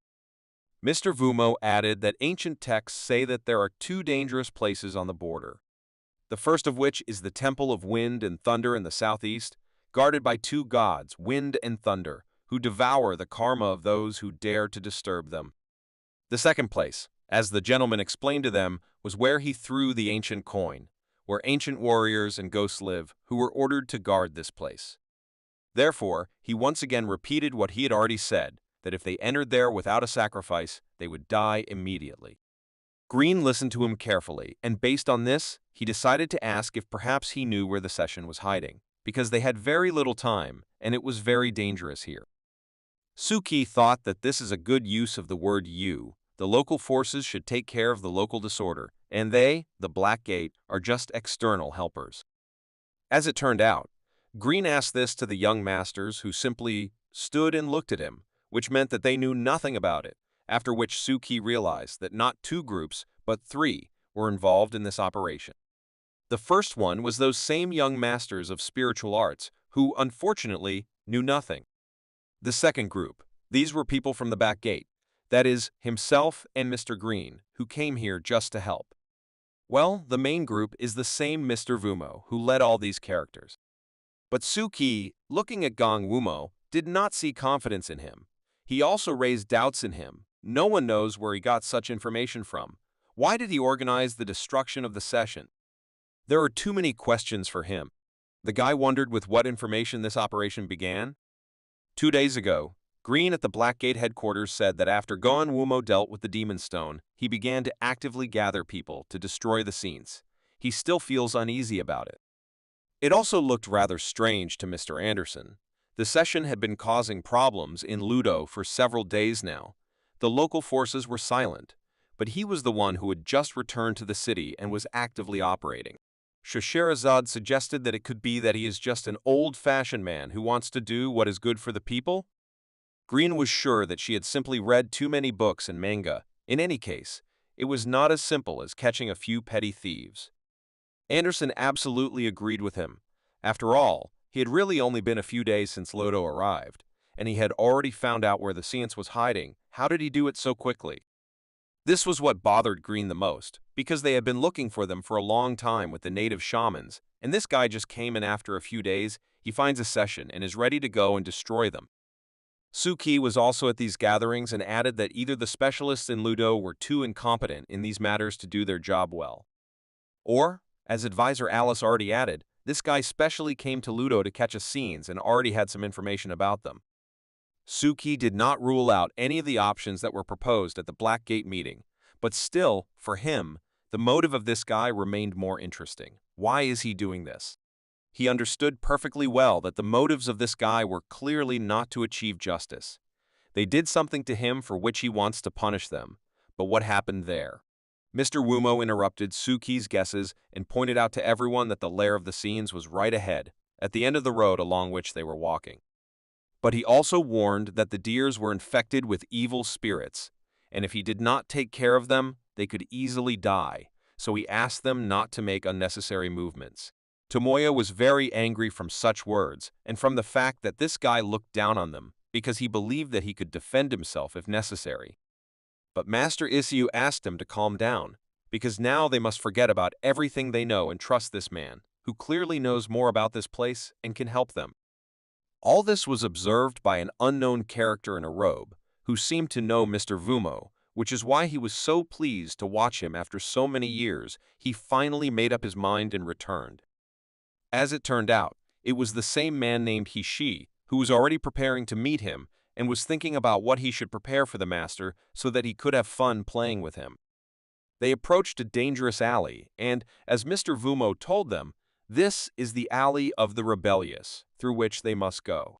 Tomoya walked through this place with incredible caution, because it was so creepy that it seemed as if a ghost could jump out and eat them at any moment. This was noticed by the girls, Li Lu and Anna. Suddenly, Suki was again overcome by the same feeling that he was used to feeling when he begins to lose control. Was this really happening to him again? The voice that only Suki heard seemed incredibly familiar to him. How could he know it? Suddenly he realized that this was the voice of his wife, Lin Mei, who he thought had died that day in an accident along with his child. Could it really be that she seemed to him now?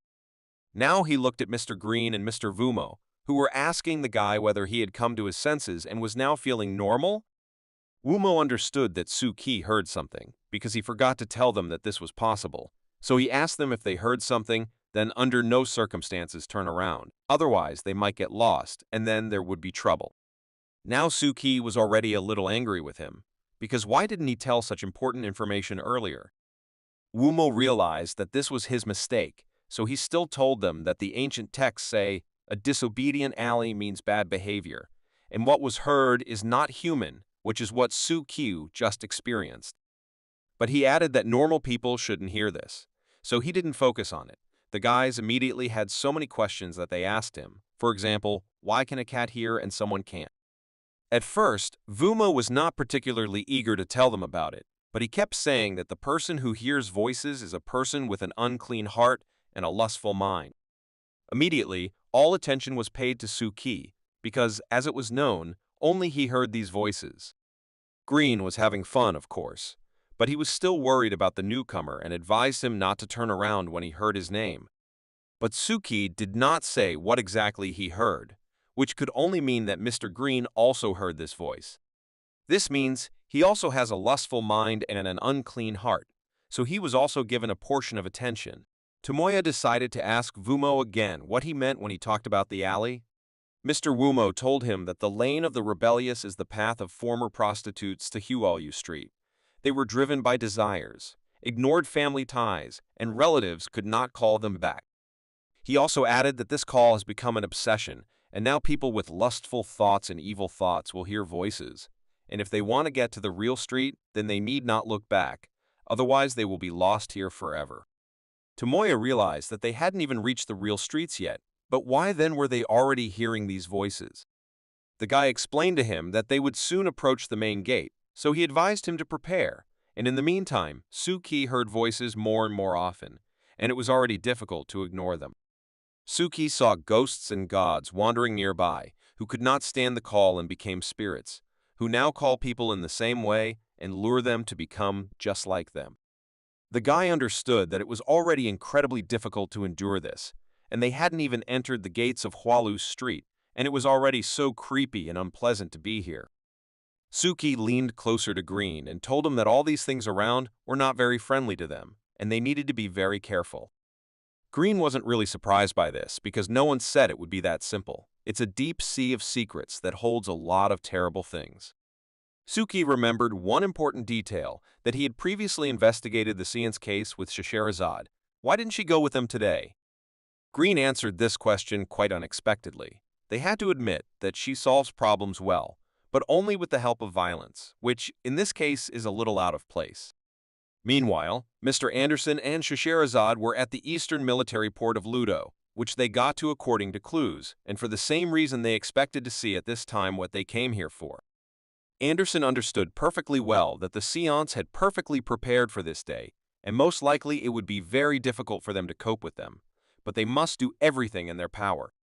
It was a wonderful day at one of the companies that traded shares in Ludo, because the employees of this company noticed that the market was doing very well today, and today you can make very good money. One of the employees suspected that if this situation continued for at least half a day, then by the evening he would be a millionaire and would be able to afford to buy himself a yacht or a beautiful villa. The market did not stop and continued to grow. The company's employees were already jumping on the spot with joy. Will they really become millionaires today? How wonderful that is. Suddenly their joy was interrupted when they saw that one of their main shares began to fall in price, and others followed. The guys tried to sell everything immediately, but it was too late and they fell into a financial trap in which they lost everything. This was the day when the stock market crashed, bond defaults, forex chaos. It happened without any warning. The financial circles in Ludo suddenly experienced a stunning earthquake within half an hour. On that day, the dreams of many people to earn money for a carefree life collapsed at one moment, and Mr. Anderson understood perfectly well what was happening here. They stood with Scheherazade and discussed this. She was surprised that they had not even fully appeared in their world yet, and had already had such an impact on their economy. Scheherazade was interested to know if this had happened before in history, to which Anderson told her that 200 years ago, Lado was almost completely isolated because the government was terrible. They oppressed people, and they were on the verge of death until one day the revolutionaries set foot on the shores of the city, broke into the government building, and put their order in place. Although this subsequently brought chaos and upheaval, at the same time it broke the blockade, and since then, Lado has found a new life, known in history, which they called the Great Ship Event. Now, Scheherazade thought that the spiritual child is far from just a slanderer. She is much more than that. Anderson completely agreed with her. It seems that the demonic stone was just a cover. This huge ship was a real murderous move of the session aimed at destroying Lado. Suddenly, the ship began to rise above the water, and some force wanted this ship to come onto land. After some time, the giant ship completely came ashore and something had to be done immediately. Mr. Anderson was well aware that the secrets that are associated with historical events are the most complex of all, and this material has much more consequences than they think. At this time, the ship seemed to have grown huge legs and was ready to move on land. Anderson was well aware that no one could deny history. Therefore, it is an incomprehensible and unsolved mystery. But still, they, together with Scheherazade, decided to do at least something because they couldn't just leave it like that. While they were running towards this huge ship, Scheherazade felt a cold running through her body. What could this mean? They both turned and saw some creature watching them from behind, so Mr. Anderson suggested that she hold off for now, and in the meantime, he would introduce logic into the creation of the ship to limit her actions.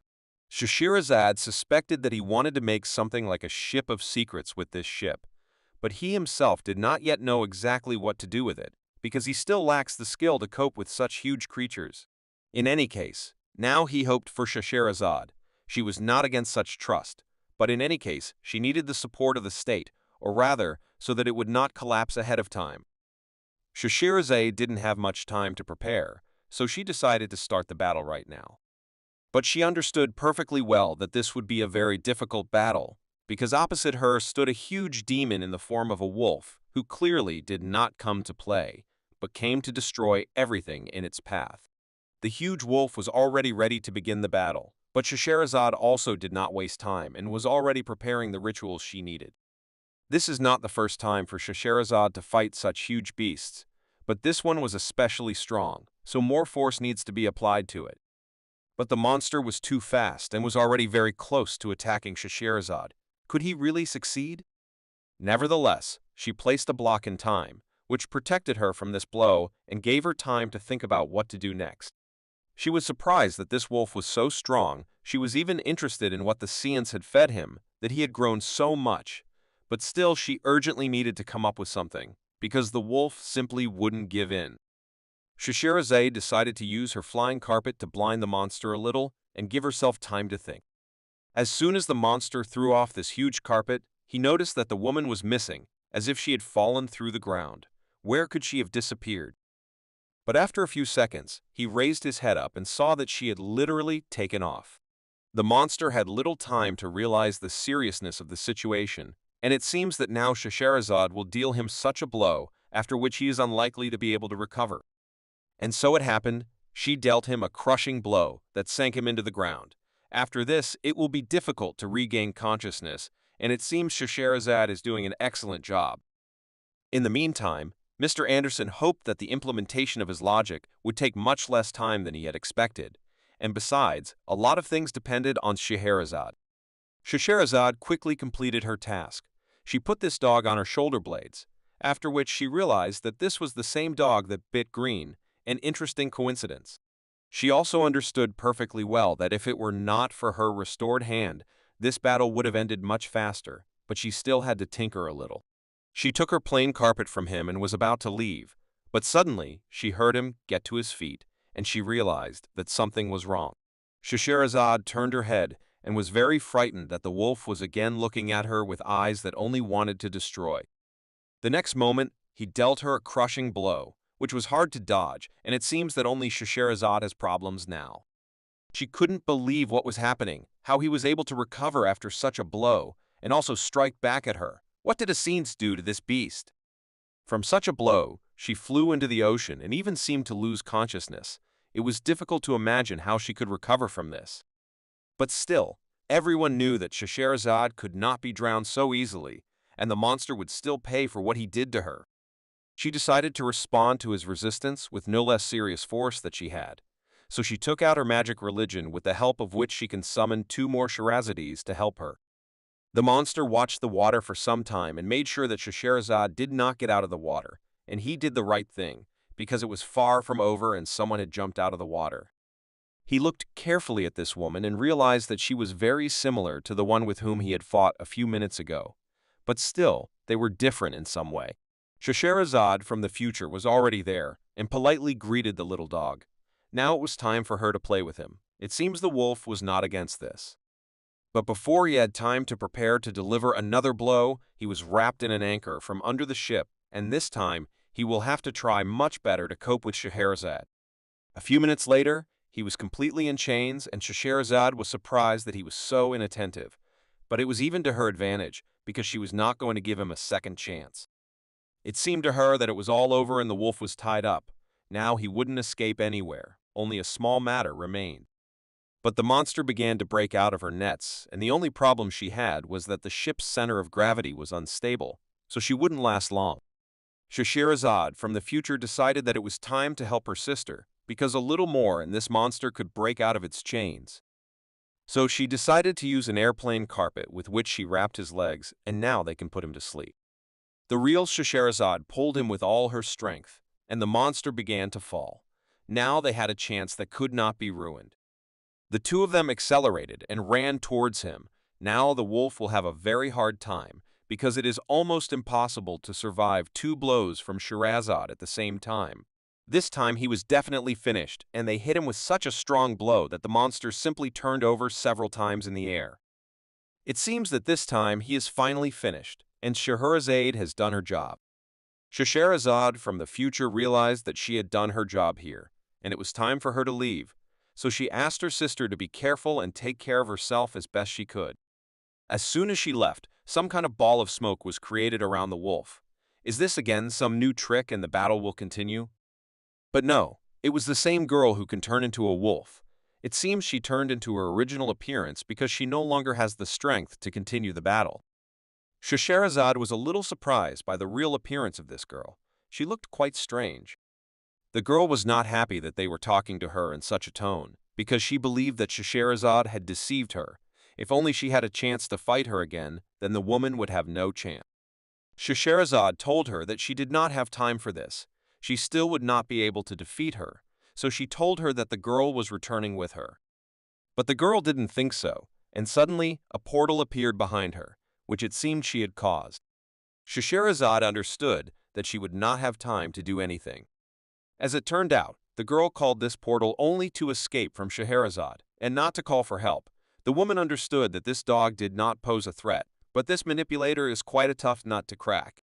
Scheherazade realized that at this stage, she was unlikely to be able to do anything else, so she decided to go to Mr. Anderson and find out how things were going with him. It seemed to him that he could handle it, but with such a big ghost like this, he would need much more time. She was already starting to worry that Suki might not be able to make it at this rate. Meanwhile, Suki and Mr. Green, along with their new team, approached a very strange place, and Mr. Wumo warned them that real danger awaits them at this stage, so they must keep their eyes open. Tomoya stood behind and noticed a certain detail that he had already walked quite a long way and had not yet encountered any danger, so why should it be here? Therefore, he decided to go first in order to solve the problem as soon as possible and return home to the temple.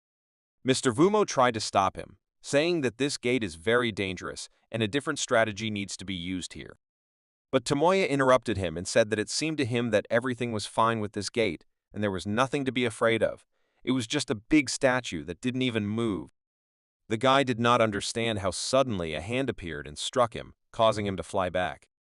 He got scared and fell back where Mr. Green caught him. He asked him not to do that again and to be more careful next time. Mr. Vumo added to Mr. Green's words that these gates are called the Gates of Honor and have been guarded since ancient times, so no person will be allowed through without the appropriate clothing. As a result, what happened to Tomoya? The gate simply did not let him through further. He was lucky that this blow was weak enough. The guy couldn't understand why suddenly these ghosts began to react to them, because throughout the entire road they didn't even pay attention to them. What suddenly prompted them to do this? Vumo explained to him and the others that this is a special guardian of the Gates of Honor. He is not like the others who stand on the street and just watch. He is here to perform a special task. He also added that, like the guardian spirits they encountered upon first entering, guardian spirits require sacrifice, and there are special rules for attempting to pass through the ceremonial gates. Tomoya began to shout at him, because he was angry that the master did not tell him this earlier. He almost made a mistake, which he would later regret for a very long time. Suki understood perfectly well what this mister was talking about, because if Tomoya couldn't get through these gates, then his clothes didn't fit, but now the guy began to worry, because he had no other clothes. Young Master Ishu knew very well that in the old book about Hanayagi, he saw that ancient Hanayagi was divided into outer and inner streets. He also added that anyone can enter the outer street, but the inner street is intended for high-ranking officials and dignitaries, which requires a high level of appearance, which is why these gates appeared. Mr. Wumo confirmed every word that the young master had just said. He also added that Tomoya must have caused some kind of realization that he was not a top-level person, and that was why he was attacked. Tomoya was sure that he was wearing the correct and beautiful robe of a master of the arts of yin and yang, so he believed that his clothes had nothing to do with it. Suki thought about the fact that the silhouettes of time are connected with the ancient guards, and is it possible that the problem lies in the era?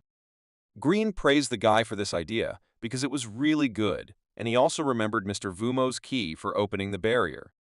Young Master Ishu understood what Green was trying to say. Their clothes simply do not fit the time that has come. The era is not at all like that. Tomoya again intervened in the dialogue at the wrong time and asked them if they would like to choose someone to change clothes and try to go inside again. If so, then he thinks that this is a stupid idea because he was almost beaten. Everyone looked at him with such an expression on his face that even the guy himself realized that he had blurted out something wrong. So Lu Li still decided to remind him that he had an excellent amulet, which he himself boasted of, and it would be suitable for carrying out the replacement bodies. Tomoy had no choice but to listen to her and use this amulet. The guy was serious on the outside, but inside he was very proud of himself, because the time had come when everyone around him depended on him and he felt so pleased about it. In fact, everything was clear and noticeable from him. But as soon as Tomoya created a figurine that fit a certain era and sent it to cross the gate, the spirit that protected them simply crushed his figurine in one fell swoop. Everyone was quite shocked by this, because it seemed that the clothes this figure was wearing were quite ancient, more than 300 years old. Is it also not suitable? But the guy was not going to give up so easily, so he decided to try another trump card, which he had saved especially for such cases. He summoned another figure, which this time was radically different from the previous one, and Tomoya believed that this time everything would work. Still, he succeeded. His second attempt was successful, and now he has something to brag about. He still deceived these gates. Lai Lu praised the guy and said that sometimes he can be useful, but the guy thought that he was always useful, and not just today. Mr. Vumo, of course, was also glad that the guy managed to smuggle his figurine through the gate, but what should the rest do? Where can they get ancient clothes? Lai Lu raised her hand and said that if it was just a change of costume, then she could help with it and was confident that she could handle the task. Suki and the others were surprised that she decided to do such a difficult job, but it seemed they didn't mind entrusting her with such a job. On the other side of this street, a small fire was lit, and a spiritual child was sitting, who was trying to use this flame to call someone into this world. She took out the very piece of fabric that they stole from the lair of the Black Gate and cast a spell in which she decided to give this flesh and blood to make it stronger. The fire began to flare up even stronger after she gave a piece of her soul to the one she was trying to call, and now she could only watch. She was disturbed by her faithful friend and assistant, who told her that the Black Gate and spiritual masters had found their way to this street, and now they had very little time. They needed to hurry, but she wanted to finish what she started, so she asked him to detain him. He also added that Inugami and the big ship are already in Ludo, which she really liked, because very soon they will become firewood, and Laudo will be reborn on a scorched earth. Leela, as promised, still completed her task, and was able to make everyone an ancient costume, and most of all she liked the costume she made for Suki. Mr. Vumo asked them to hurry up, because in fact they had very little time left, and they might not make it in time if they took so long to cross these gates. Now it was Lai Lu and Anna's turn to change their outfits in order to quickly cross this gate, so she asked the guys to turn around so that they could change clothes in peace. A few minutes after using the techniques from Tianmen Mountain, Li Lu was able to create completely new outfits for herself and her friend. Now that everyone was ready, they finally passed through this gate and can now safely move on to the next stage of their task for today.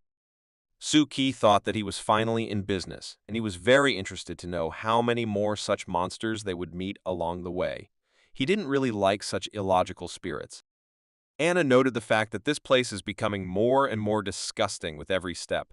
It stinks and is filled with a feeling of hatred. Lai Lu confirmed that in this place it really becomes uneasy. There is nothing around, but there is some kind of cold that penetrates to the marrow of the bones. Suki was not so scared because he understood all the intricacies of this street, but the young spiritual masters were not so experienced yet. But still, to some extent he agreed with them. It is really creepy there. Green also supported the girls because he agreed with them that this place was too uncomfortable. It would be better if these little brats solved this matter rather than playing at the end of the world. Suki didn't quite understand who he was talking about. His students? But Green laughed at this and told him that he did not need students because they were all so capricious.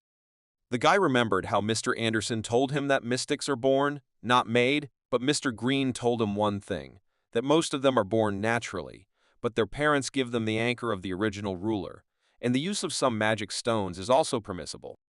Suki didn't quite understand how someone could allow their offspring to become painful and dangerous mystics.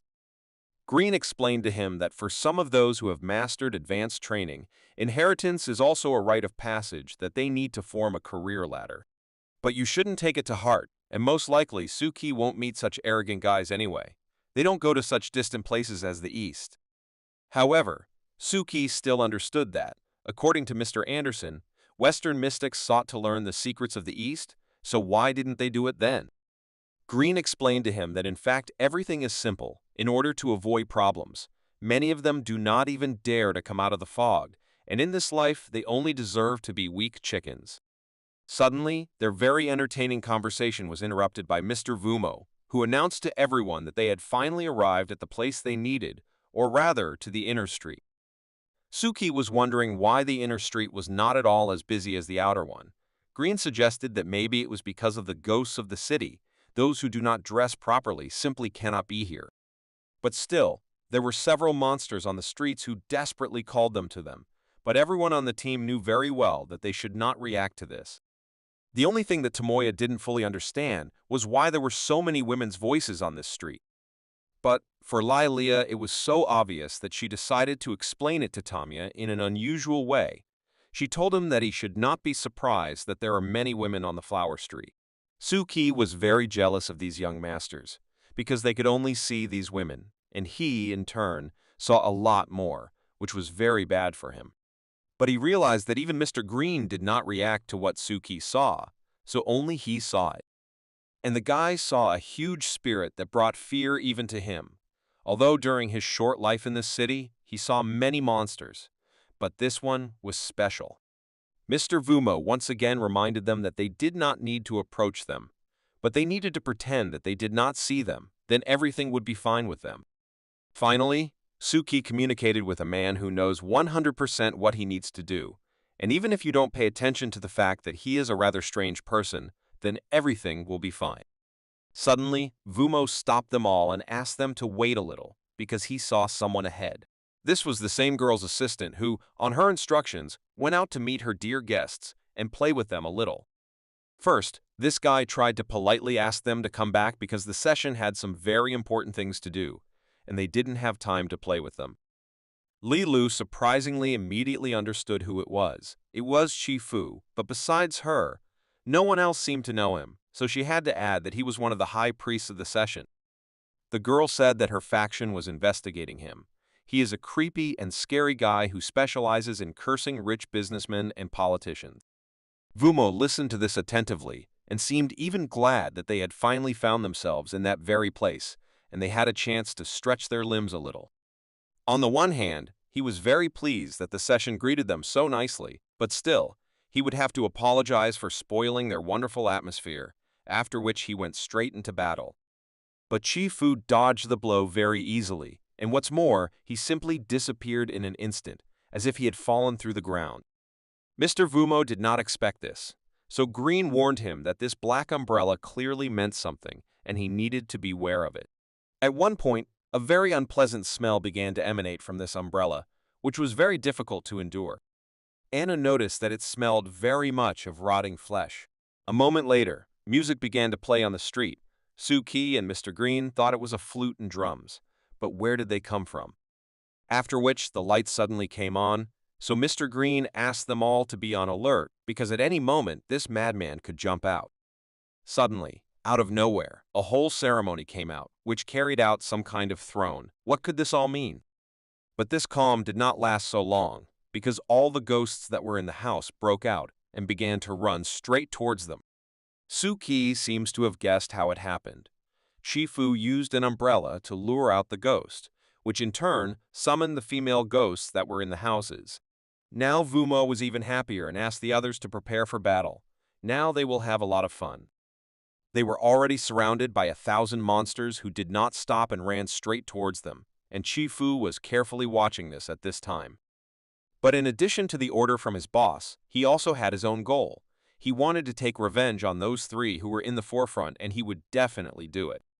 At this time, everyone who fought these ghosts did everything they could. For example, Li Lu decided to use her religion, which was called the 5 Elements and 3 Worlds. And in some way it helped her a lot. She destroyed several spirits at the same time. It was a good blow from her. Master Ishu did exactly the same thing when he summoned his personal Buddha. It was so surprising that young masters had such abilities. Suki at this time was trying to talk to Mr. Green. He perfectly understood that there was a battle going on now and this was not entirely convenient, but still, it seemed to him that he needed to hurry. Although Green didn't think so, he didn't see anything wrong with it. They were only here to help anyway, and for Suki, this was generally a great way to train. Green even liked this battle. It was so funny to him to some extent, but Suki realized that they were not that difficult to deal with. But the main problem was that there were so many of them. Lai Lu also began to like this battle, because the local ghosts and gods are nothing compared to Tang. But suddenly, she was overcome by some incomprehensible fear, and she began to feel incredible pressure on herself. After which, she saw a huge woman who was in such a beautiful outfit, but looked so terrible in any case. There was no time to look at the outfits, because a bunch of ghosts were running towards her and she could not move. But she was very lucky that she was not alone there, and she had a team that came to her aid in time and destroyed all the ghosts that were running straight towards her. As it turned out, it was Anna who very quickly saw that something was wrong with Lai Lu and helped with the help of her magic cross. This woman, who had just been sitting in the carriage, found it very funny to watch this, because she didn't even stop for a second and continued to step on the girls. With just her finger, she struck them with a blow, which turned out to be very strong for Lai Lu. Where did she get such strength from? Lai Lu fell to the floor from such a blow, and it seems that it will be difficult for her to recover from such a blow. Small ghosts have already begun to step on her as soon as she is on the floor, and it seems that this is the end for her. But then a sudden explosion gave her a chance that everything was not over yet, and she could still be saved. It was Tomoya who came to the rescue just in time with his balls, which exploded and essentially saved Lai Lu again. Anna at this time decided to use her cross to fight this woman who used such a strong blow on Lai Lu, so she decided to take revenge on her. It seems that her powers help very little against this crazy woman, but it will still give the guys some time so that they can move to a safe distance. The girl decided to use the maximum of her strength and read a very strong prayer, after which even the most evil spirits would simply disappear, so she was 100% sure of this. But even after such a strong blow, the demon's hand came out through the spell ball, and the girl did not understand how this was even possible. No one could do this before. Lai Lu and Tomoya could not do anything or help her in any way, so they shouted to her that the monster had gotten out of her trap and would now attack her. And so it happened. The monster got out of Anna's ritual and jumped right on her. It seemed that this was the end for the girl. She had never seen a monster so close to her, and also so strong. The spirit dealt a crushing blow to the girl, and after this only a real miracle could help her.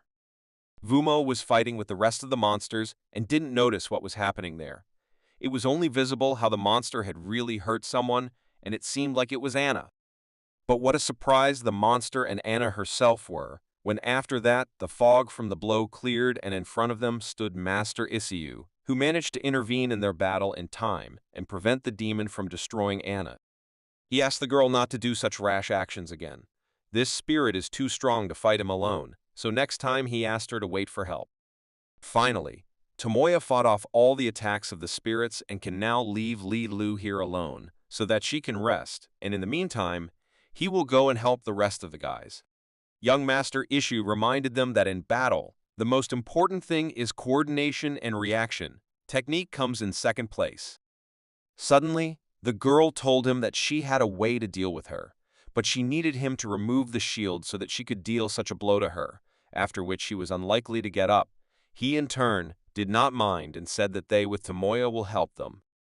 The girl now turned to Tomoya and asked him to lend her the 13 flying gods, which he happily provided to her. After some time of preparation, Master Ishu asked them to get ready, because soon he would open his barrier, and they would need to act very quickly. Master Ishu warned them that he would soon open his barrier, and they, in turn, needed to prepare and do everything very quickly. At this time, Tomoya was finishing the 13 flying gods that Anna had so requested. The flying gods were already in the air, and Master Ishu was ready to fully open his barrier so that Anna could do what she had in mind. Once Tomoya did everything she asked, the girl climbed out onto one of those flying gods that Tomoya made and began to carry out her plan. Suki watched this carefully and could not believe that the young masters were so strong, because he always thought that they were not capable of anything. But the woman's huge spirit was not going to just let them go, and so she sent a bunch of flying heads after the girl, which were no less dangerous than her ground spirits. The young master tried with all his might to restrain him as best he could so that this monster would not fly after the girl, but how long could he hold on like this? Apparently not for very long, because the huge spirit sent several more flying spirits after them. Now the girl needs to hurry up with her plan. But now the problems are greater with the young master, who is being attacked by a bunch of spirits that will not spare him, and he understood perfectly well that he could not simply dodge this. It's so good that Mr. Vumo came to the master's aid in time, who, with the help of his sword, was able to cut apart several spirits and essentially save the guy's life. And at this time, Tomoya took advantage of the fact that the monster was distracted and fired at him several dozen of his small balls, which can cause a good blow if they hit the target directly. And this time, Tomoya hit the target, and after that, he managed to blow up all the formations he had, right next to the monster's face. It seems he's doing a good job of dealing with it. Meanwhile, Suki approached Lai Lu and asked her to go with him, because at the moment, it was too dangerous here, and no one knew how this could all end, but she did not want to leave, the girl wanted to stay.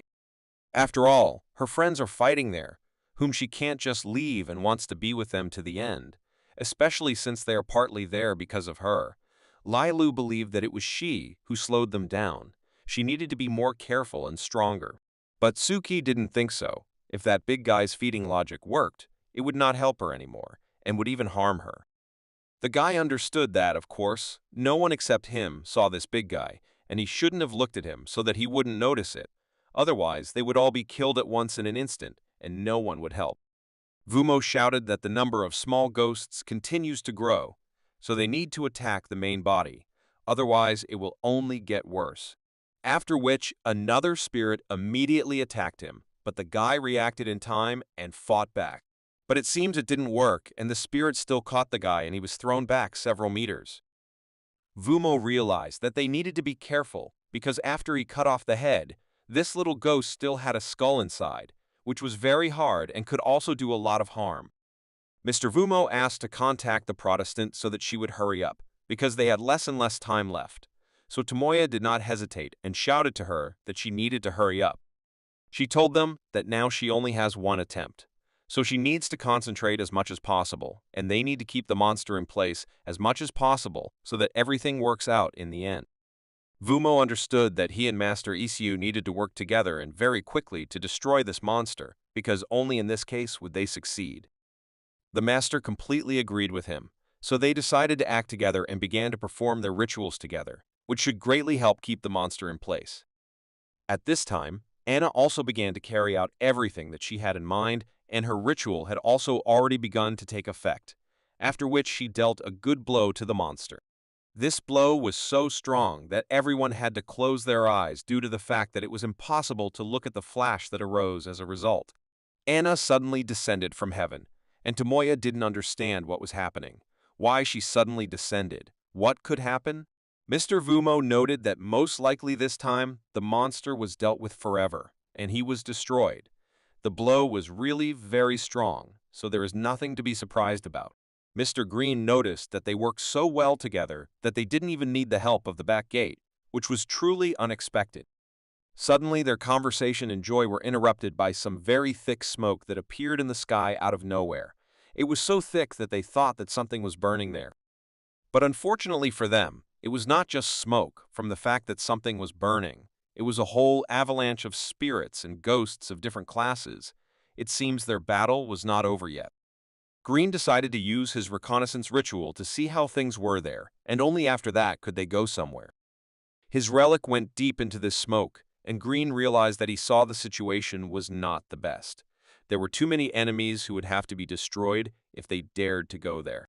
Suki saw that Green's face had changed for the worse. He clearly saw something bad, so the guy decided to ask him what happened. Green finished observing and answered him based on what he saw. He believes that they only have two options left. Firstly, he believed that they could not just sit and wait because time was passing, and that fire was only flaring up, so they first of all had to go and put out this fire now. But he is not a fool and understood perfectly well that there were too many ghosts and spirits ahead, so if they went there, the likelihood that they would die there was too great. Therefore, he also offered them a second option, which would be much safer than the first, which was to escape, and if they did this, then as soon as possible. Suki asked him again, by the word run, he means from this street where they are now? But the guy misunderstood him. Green meant that to run means to gather all the guys from the Black Gate and run away from the city of Ludo forever and never return. The guy was shocked. Is everything really that bad and they need to make such drastic decisions? Green reminded him of the words that were left by the hermit on the board, that everything would burn to the ground. Suki perfectly remembered and understood what words Green was talking about. It turns out that the hermit was right. The man added that the session stole the sleeve, so it seems that now they were using it for exactly these purposes and nothing can be done about it. Green added that the sleeve, which once illuminated the flower street and left an indelible mark on history, has now turned into a special object that brings only destruction in the wrong hands. Now the guy understood perfectly well why they still needed this sleeve. They used it to create this fire and destroy the city of Laudo forever. Meanwhile, in the center of Laudo, A room in one of the offices caught fire, and one of the company employees ran at full speed and shouted that there was a fire in the building. At that same second, all the people began to run headlong from the fire that was approaching them, and almost the entire floor was already burning. They needed to immediately evacuate from there. The people who were standing below had already called the firefighters, and none of them could understand how several high-rise buildings could catch fire at once. Something was wrong here. Journalists were already working on the spot, covering the events of the fire on various Ludo TV channels. They said that several office buildings in the shopping area had simultaneously caught fire. A fire brigade had arrived and, according to survivors, several people were still trapped. No one could understand, because there were no explosions, there was no source of ignition, so why suddenly there was a fire on the street? Every TV channel had news only about these fires, and everyone who lived in the closest areas to the fire site was asked to evacuate immediately. Fires continued to flare up throughout the city, and firefighters did not have time to cope with their work, and they urgently needed help. Members of the Hall of Secrets arrived at the scene of the fire, and the crazy girl was already rushing to help. There was already a Mouser at the scene, who was ready to begin the task that Mr. Truth had given him. Meanwhile, Gai Yu Guo, having read all the news about what was happening in the city, decided to launch the second playtest of her game, because now it was more useful than ever. As soon as she rolled out a new test, blogger Katsuma immediately came into play. He was waiting for the spider to finally release the second part of his game. There had been no movement since the last test, and he thought that it was all over. It's good that he was wrong, and she released a new game, which he was happy to continue playing.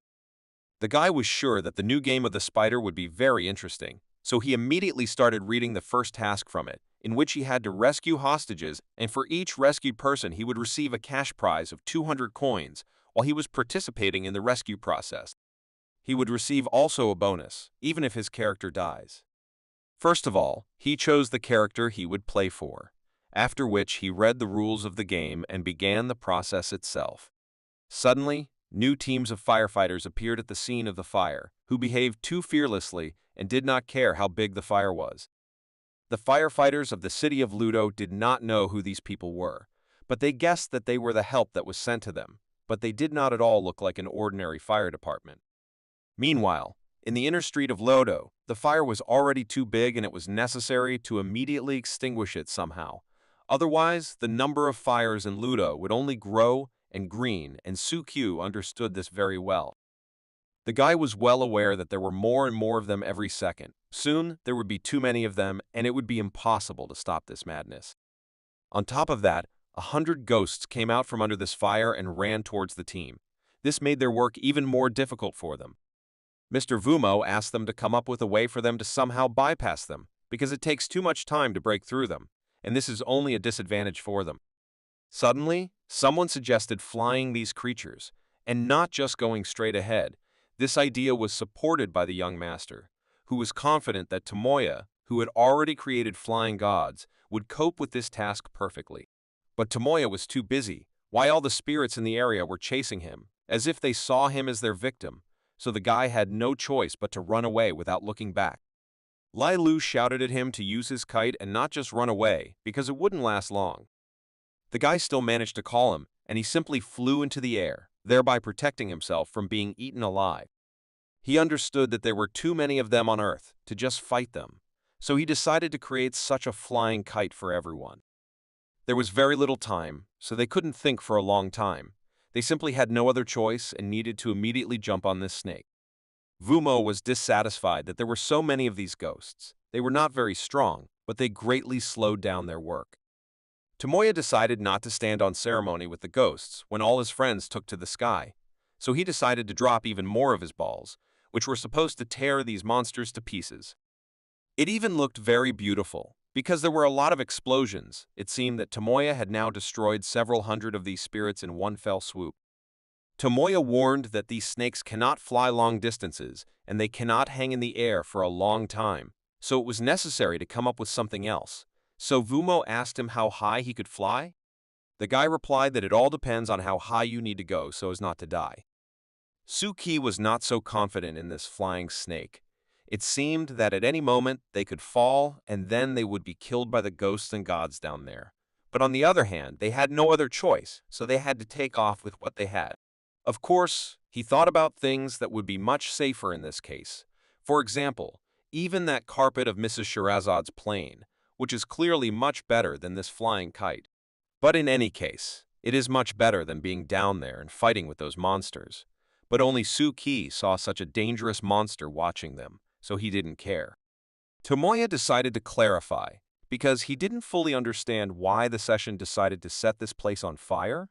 Green decided to answer this question for him, and if he understands correctly, then this ancient boundary should be the ecology of the deep sea layer hidden under Laudo.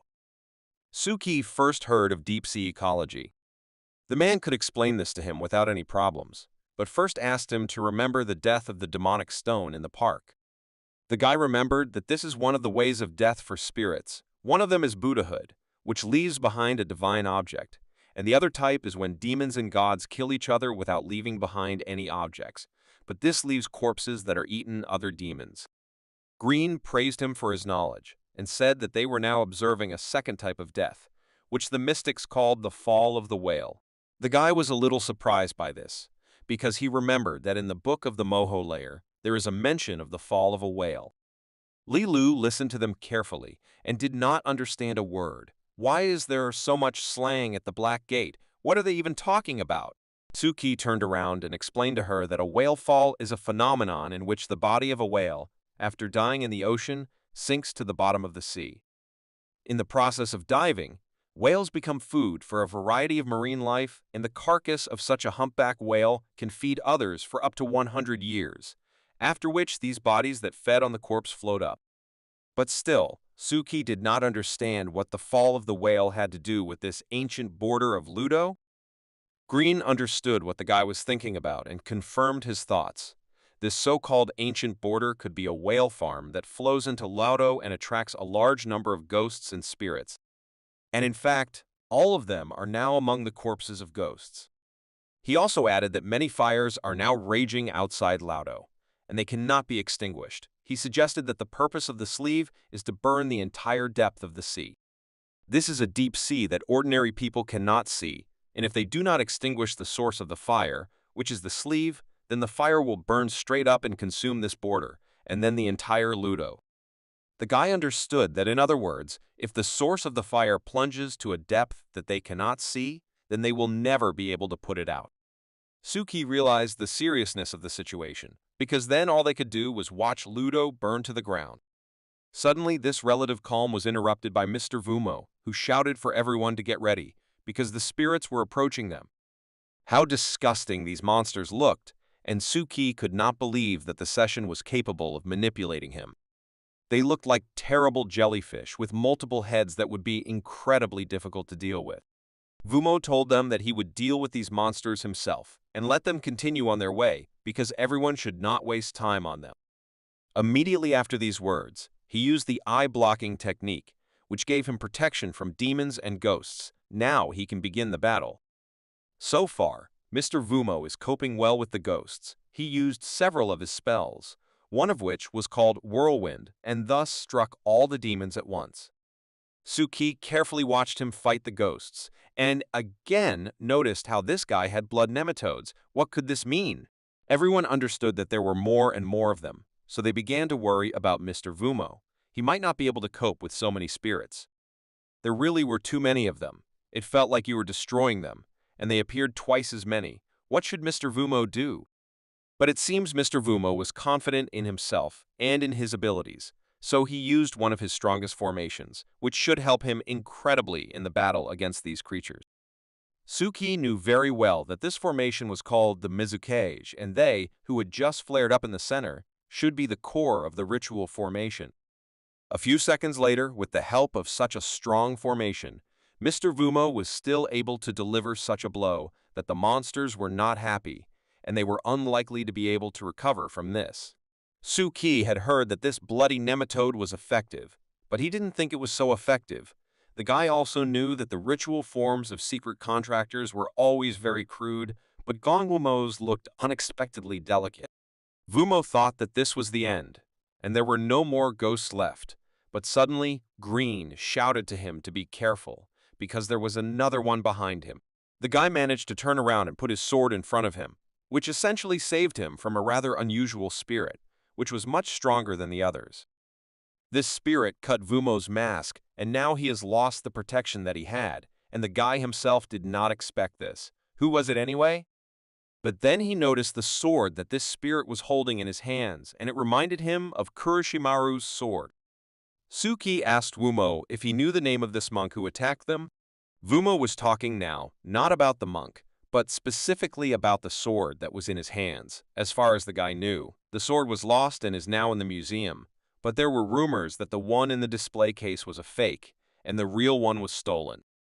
Now he was scared, even from the realization that this could be the real Kuroshimaru sword, which was lost in those days. He didn't understand why this sword was here right now, but he warned this monk not to get in his way. But this monk became even more angry after these words, and in a moment was already near this guy to attack him. Their swords collided with each other and such power came out of them that it seemed that everyone around would simply be blown away by this blast wave. They began to worry that their kites might not be able to withstand such power and would simply fall down, so they asked Tomoya how long they could withstand this. The guy was well aware that they were not powerful enough to withstand this and noticed that Lai Liu's kite was damaged and she needed to land immediately. Therefore, the young masters decided to land down so as not to fall from such a height, and now they only counted on the others to be able to put out this fire. Mr. Green, Suki, and Tomoya together found a building that was practically undamaged by the fire. Most likely, it was inside this building that the source of the fire was located, but none of them knew how to get inside. Green did not think twice and decided to call one of his venerable queens, whose beauty and grace made him admire them every time. Tomoya didn't understand why this mister could behave this way at such a tense moment, because they now need to save the whole city, and Green is thinking about women. Soon the guy closed and didn't say another word, because a snow queen suddenly appeared near them, lowering the temperature to normal levels. But that was not all she was capable of, after which she used all her strength to put out more than half of the fire that enveloped this house. A few minutes later, Green told the guys that the fire had been frozen, but it was temporary, so they needed to hurry and go inside. It didn't take long to persuade the guys. They knocked down the doors of the house and went in. They hoped to see the source of the fire there. Tomoya saw there the one he was so afraid of. There she was, the spiritual child who united the slanderers of Lodo and established the scene. Suki agreed with him. It is she who is the person who moves the gods from outside and sets fire to the borders. She is a criminal who is going to set fire to the city of Laudo. But the guy didn't worry for a second because he was glad that after such a long search he finally found her. Green saw how emotionally unstable Suki had become and asked him to calm down a bit as she was using the sage stone to force the sleeve down. But he was also sure that the sage's stone plunges divine objects into the depths of the sea, and this should probably be the ultimate goal of the spiritualistic session. Therefore, now they must think carefully about how to stop her, because if they fail to do this, then the whole of Laudo will suffer. Suddenly, a kunai flew through Suki. The guy was very scared that she had gone into battle. But it turned out that this was done by Tomoya, who himself did not understand how he did it. He tried to tell them that he did not want to do this because he does not control himself. Therefore, Mr. Green had to break it so that he would not harm himself or anyone else. But as soon as Green took off the clothes from the guy's back, he saw there the same man who had been hunting them from the very beginning, and it was because of him that Tomoya attacked Suki. Tomoya was very scared and asked to help him and remove this head. Suki now understood everything perfectly and guessed that Shifu. It was he who used this technique and killed that old slanderer on the Tianshui shopping street, which the man himself did not hide. After which he stated that he could kill his friend in the same way, so Suki had to come up with something, otherwise Tomoya was in danger. Tomoya began to panic when he heard what this madman was saying. He didn't want to die, the guy wanted to live for a very long time. Suki also didn't know how he could help Tomoya, so he decided to ask Green, who at that moment was thinking that if he tried to call Aurora, then the Snow Queen would leave, the ice would melt faster, and the place would burst into flames again. The guy suggested that he use them both at the same time, if this is possible. Green understood that in theory this was certainly possible, but then you need to be a specialist, because inviting two people at the same time would be very scary, because the princess would be furious, and this would not end well. Suki now understood that Mr. Green would not be able to in this situation, and from now on it was he who needed to try. Tomoya has been asking them for help all this time, because he no longer understands anything and little by little his strength is leaving him. Green nevertheless made up his mind and thanked the Snow Queen for helping him so much and at the same moment began to call Aurora. The man called a new princess, who was happy to help Green, so she immediately came to his aid and took a couple of things with her. Chai Fu was shocked by what Green did just now. He just couldn't believe it. Would he really be destroyed now? But Green did his best, and at this stage put Chi Fu into a state of hypnosis, which gave time for Suki to carry out his part of the plan. Suki did not hesitate and ran to the spiritual child and told her that children should not play with fire, and he would now punish her for this. He was sure that this time she would answer for everything she had done and struck his first blow. But everything was not as simple as Suki had hoped. She simply threw him away from her with just one glance, after which he began to feel dizzy and his ears began to ring too much. Over time, he stopped seeing, and there was a feeling that all his abilities and sensations had been taken away from him. What was happening here? A little more time passed and the guy found himself in an unknown place to himself. It looked like some kind of village, but Suki had never been there. The guy didn't understand what was happening. Had he crossed over to the other side again, or was it a trap that the spiritual child had set for him? Suki watched as there was a fire in the Min mansion and the fire could not be extinguished. But he simply couldn't do anything about it, so he just stood and watched, and over time, a girl appeared who was crying because Mrs. Min was inside, and there was no way to save her. Still, there was a guy who was ready to follow her, so he asked the girl where she was. She told him that the lady in the back garden to the left. The girl begged him to save her, because if something happened to her, His Excellency would kill her. The guy calmed her down and said that he would save the lady and everything would be fine with them. Some child shouted after this man that he should not go there because it was too dangerous. But the man did not listen to him and still went there, and at that time Suki was looking at the child who was so familiar to him. Now he still understood that this child is a spiritual child in childhood, and this village is the ancient city of Lotto. But why did the spiritual child bring Suki here? That man reassured his child and told her that it was his responsibility, so he needed to go there, but he would return soon and everything would be fine. But the child could not calm down and just sat and cried. They tried to calm him down and tell him that his dad serves in the fire brigade. He is more experienced than ordinary people. He will get out safe and sound. Suki carefully watched all this and understood that the father of the spiritual child had not come out for so long. Was he really still saving the woman? Suddenly, he ran out with the body in his arms and shouted to everyone to get out of the way and not block the road, because it would delay the rescue. The girl was incredibly grateful to this gentleman because it really was Mrs. Min, but the man said that she was in shock and needed to be taken care of. As soon as she woke up, she began to tell how scared she was, and she thought that this was the end for her. But then a man came running with a wet blanket, in whose presence she stopped being afraid, because he had come to save her. After this story, she saw the very man who saved her, and now she wanted to thank him personally, so she asked him to help her get to her feet. But then she drew attention to the child, who shouted to his dad that he was the best. At this moment, Suki began to see some kind of ball in front of him, which began to gradually pull him back into the real world. But as it turned out, this was another illusion, and now Suki assumed that the spiritual child had sent him to her home. But for what? Suki didn't understand anything. Where was he now? What kind of place was this? Did she really bring him here to show him her past? But why should he?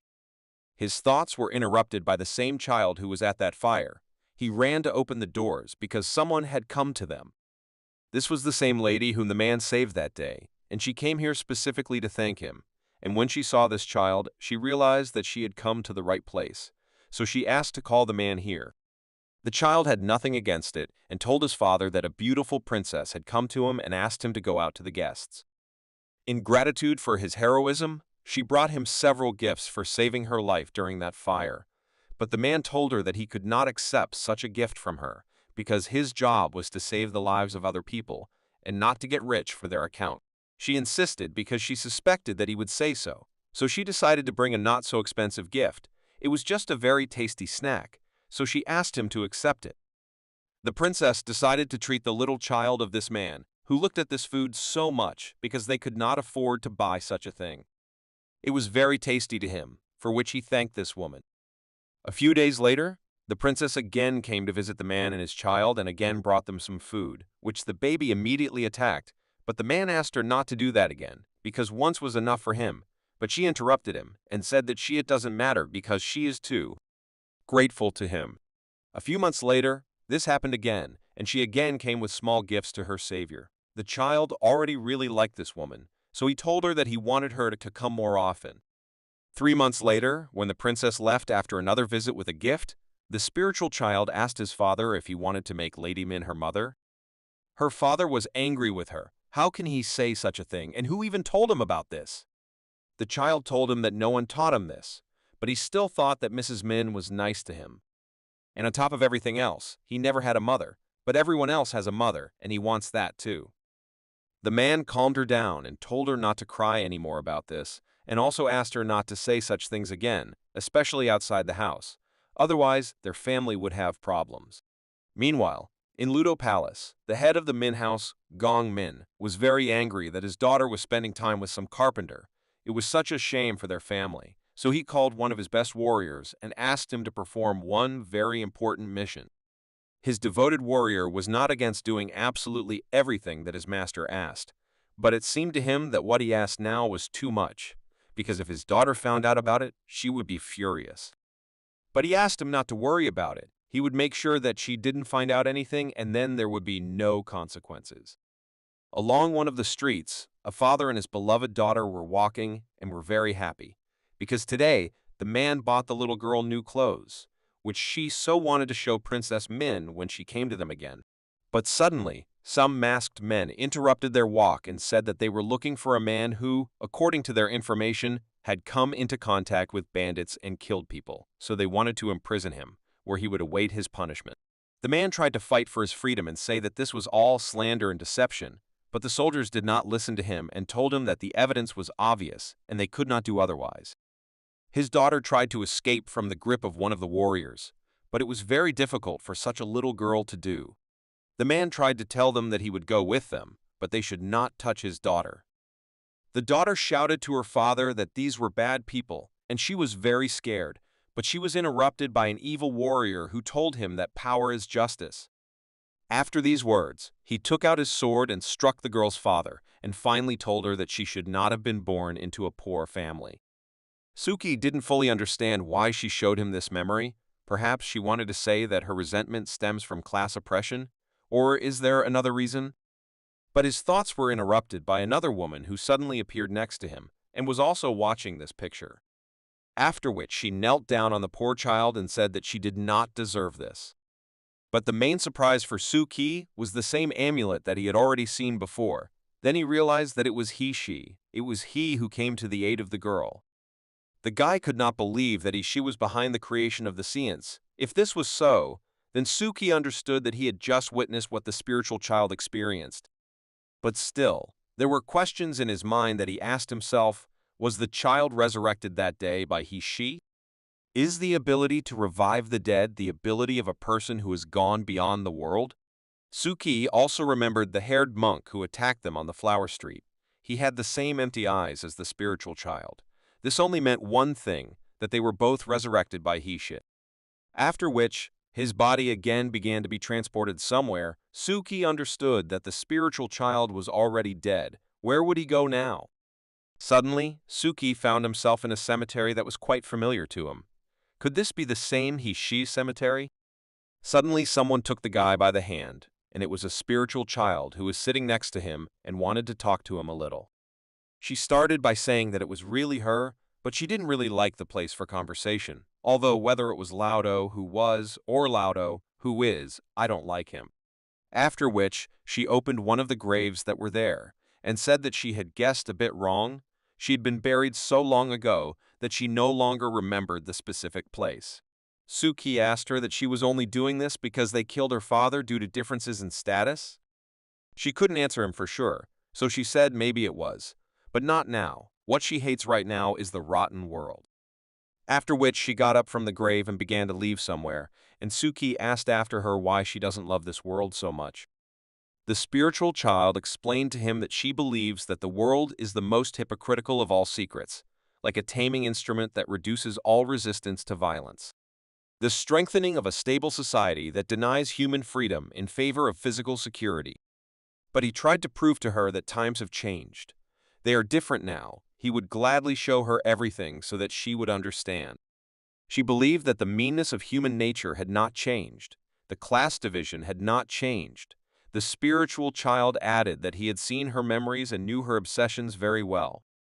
After all these words, she asked him again, does he still think that he can convince her using all this rubbish? He was very sorry that the city that humanity had built over 100 years of struggle with nature should burn to the ground like that. But she did not listen and did not understand a single word, so she told him that he was mistaken, because this city does not belong to those who actually built it. Suki tried to prove to her that even if she burned the entire city to the ground, it would still not change anything and everything would be all over again. The spiritual child believed that the great Hishai could give her a new life if she did this.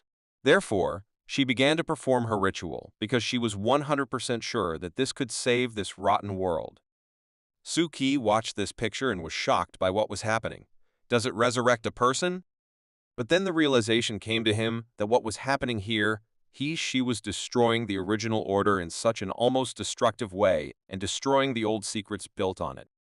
Suki understood that after this disaster, Laudo would definitely be rebuilt, and a new city, a new community, and the believers resurrected by him.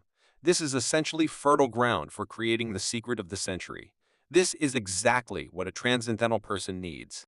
In this way, he will definitely take advantage of the opportunity to build a new mystery of the century and gain a longer life.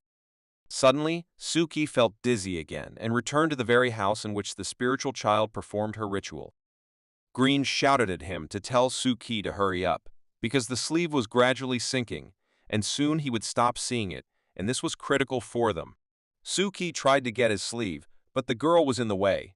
The guy couldn't understand where such a small body got so much strength. Tomoya had already forgotten that there was some kind of monster on his body. He shouted that the sleeve was starting to disappear, and Suki needed to hurry up. The guy understood that the ritual with the sage's stone led to the flooding of the sleeve into the deep waters. He could not hesitate any longer and needed to act immediately. Therefore, Suki decided to use his sword and strike the spiritual body, which he did in the hope that everything would work out.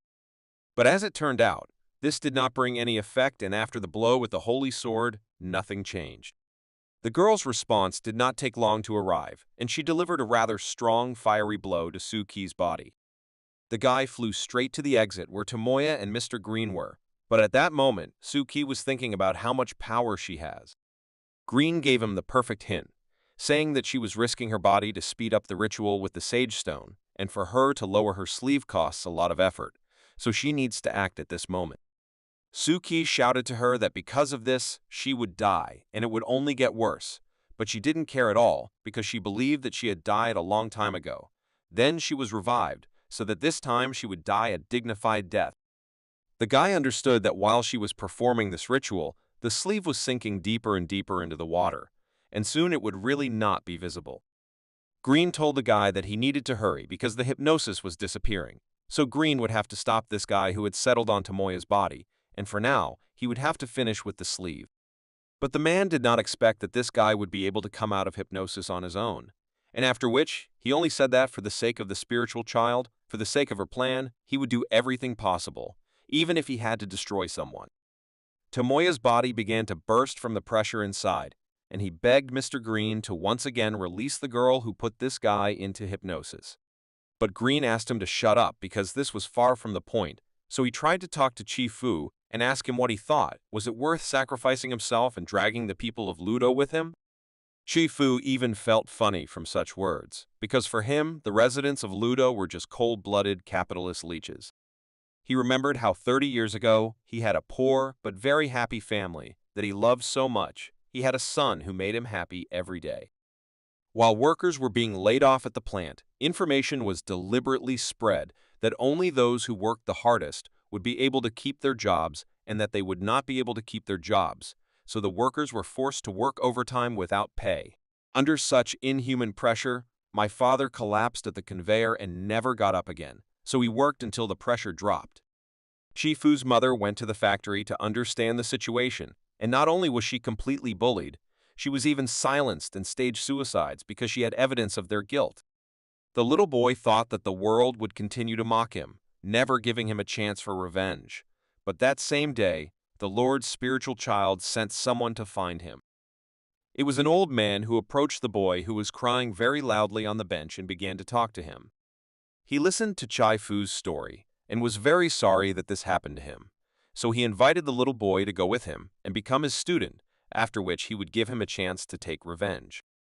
The little boy was not against accepting such an offer, and the man also added to him that being his student, he need not be afraid that someone would harm him. He promised to give him a new life, a new name, and he would become a wheel that would shake up the corrupt society and create a completely new world. From then on, the boy was called only Shifu, and to this day this is his only name. From that day on, Shifu always thought of only one thing, that there is no such loss that would not be heartbroken. There is no such pain that would not break the heart, just as there is no hatred without a reason. He believed that the law could only regulate those who abided by the social contract, while the other kind of man believed that he could use his position and power to abolish such a contract. The general silence can be seen as a tacit recognition, while time is constantly changing depending on the voice of another type of people. Therefore, Shifu was going to return all his anger to this world, from which, at the moment, only Tomoya suffered, who was already begging him to help. Green had no choice but to call his Snow Princess, because he was tired of this guy lying to himself, because his tragedy had nothing to do with those innocent citizens of Laudo. The man finally found Shifu's main body and literally pulled it out of the guy, and at that moment, the Snow Queen was ready to cut him in half. Which is exactly what she did, and now Tomoya is relatively safe. Before the Snow Queen froze Shifu, he managed to say that they would all regret it, because the flame of freedom would never go out. But Green had a completely different opinion. He believed that people are born free, but are always in chains that not everyone can break. He thought that Shifu was thinking too narrowly. Tomoya thanked Mr. Green, but he still scared him. But now the guy knows that Mr. Green does not need to say so many words in order to call beautiful girls. But as it turned out, Green will have to apologize later for calling the Snow Queen so tactlessly. At this time, Suki was still fighting with the spiritual children and trying to get to the sleeve, which he still saw, which could not be said about Green and Tomoya, but he was very much hindered in this by the spiritual flesh. She squeezed his neck with all her might, but he could not give up, and continued to reach for his sleeve to save Ludo from the fires. Green watched this madness and did not understand how Suki still saw the sleeve, because it seemed to him that it had been missing for a long time. The man didn't understand how this was possible. How deep was Suki then if he could see him for so long? Suki noticed that the spirit child's hand had become much weaker, and he decided to try to put pressure on her mentally. He began to tell her that she would never cope with him, and he felt like her hand was becoming weaker and weaker. She would not be able to defeat him. At that moment, she threw him back because she really felt that the guy was not as weak as she thought.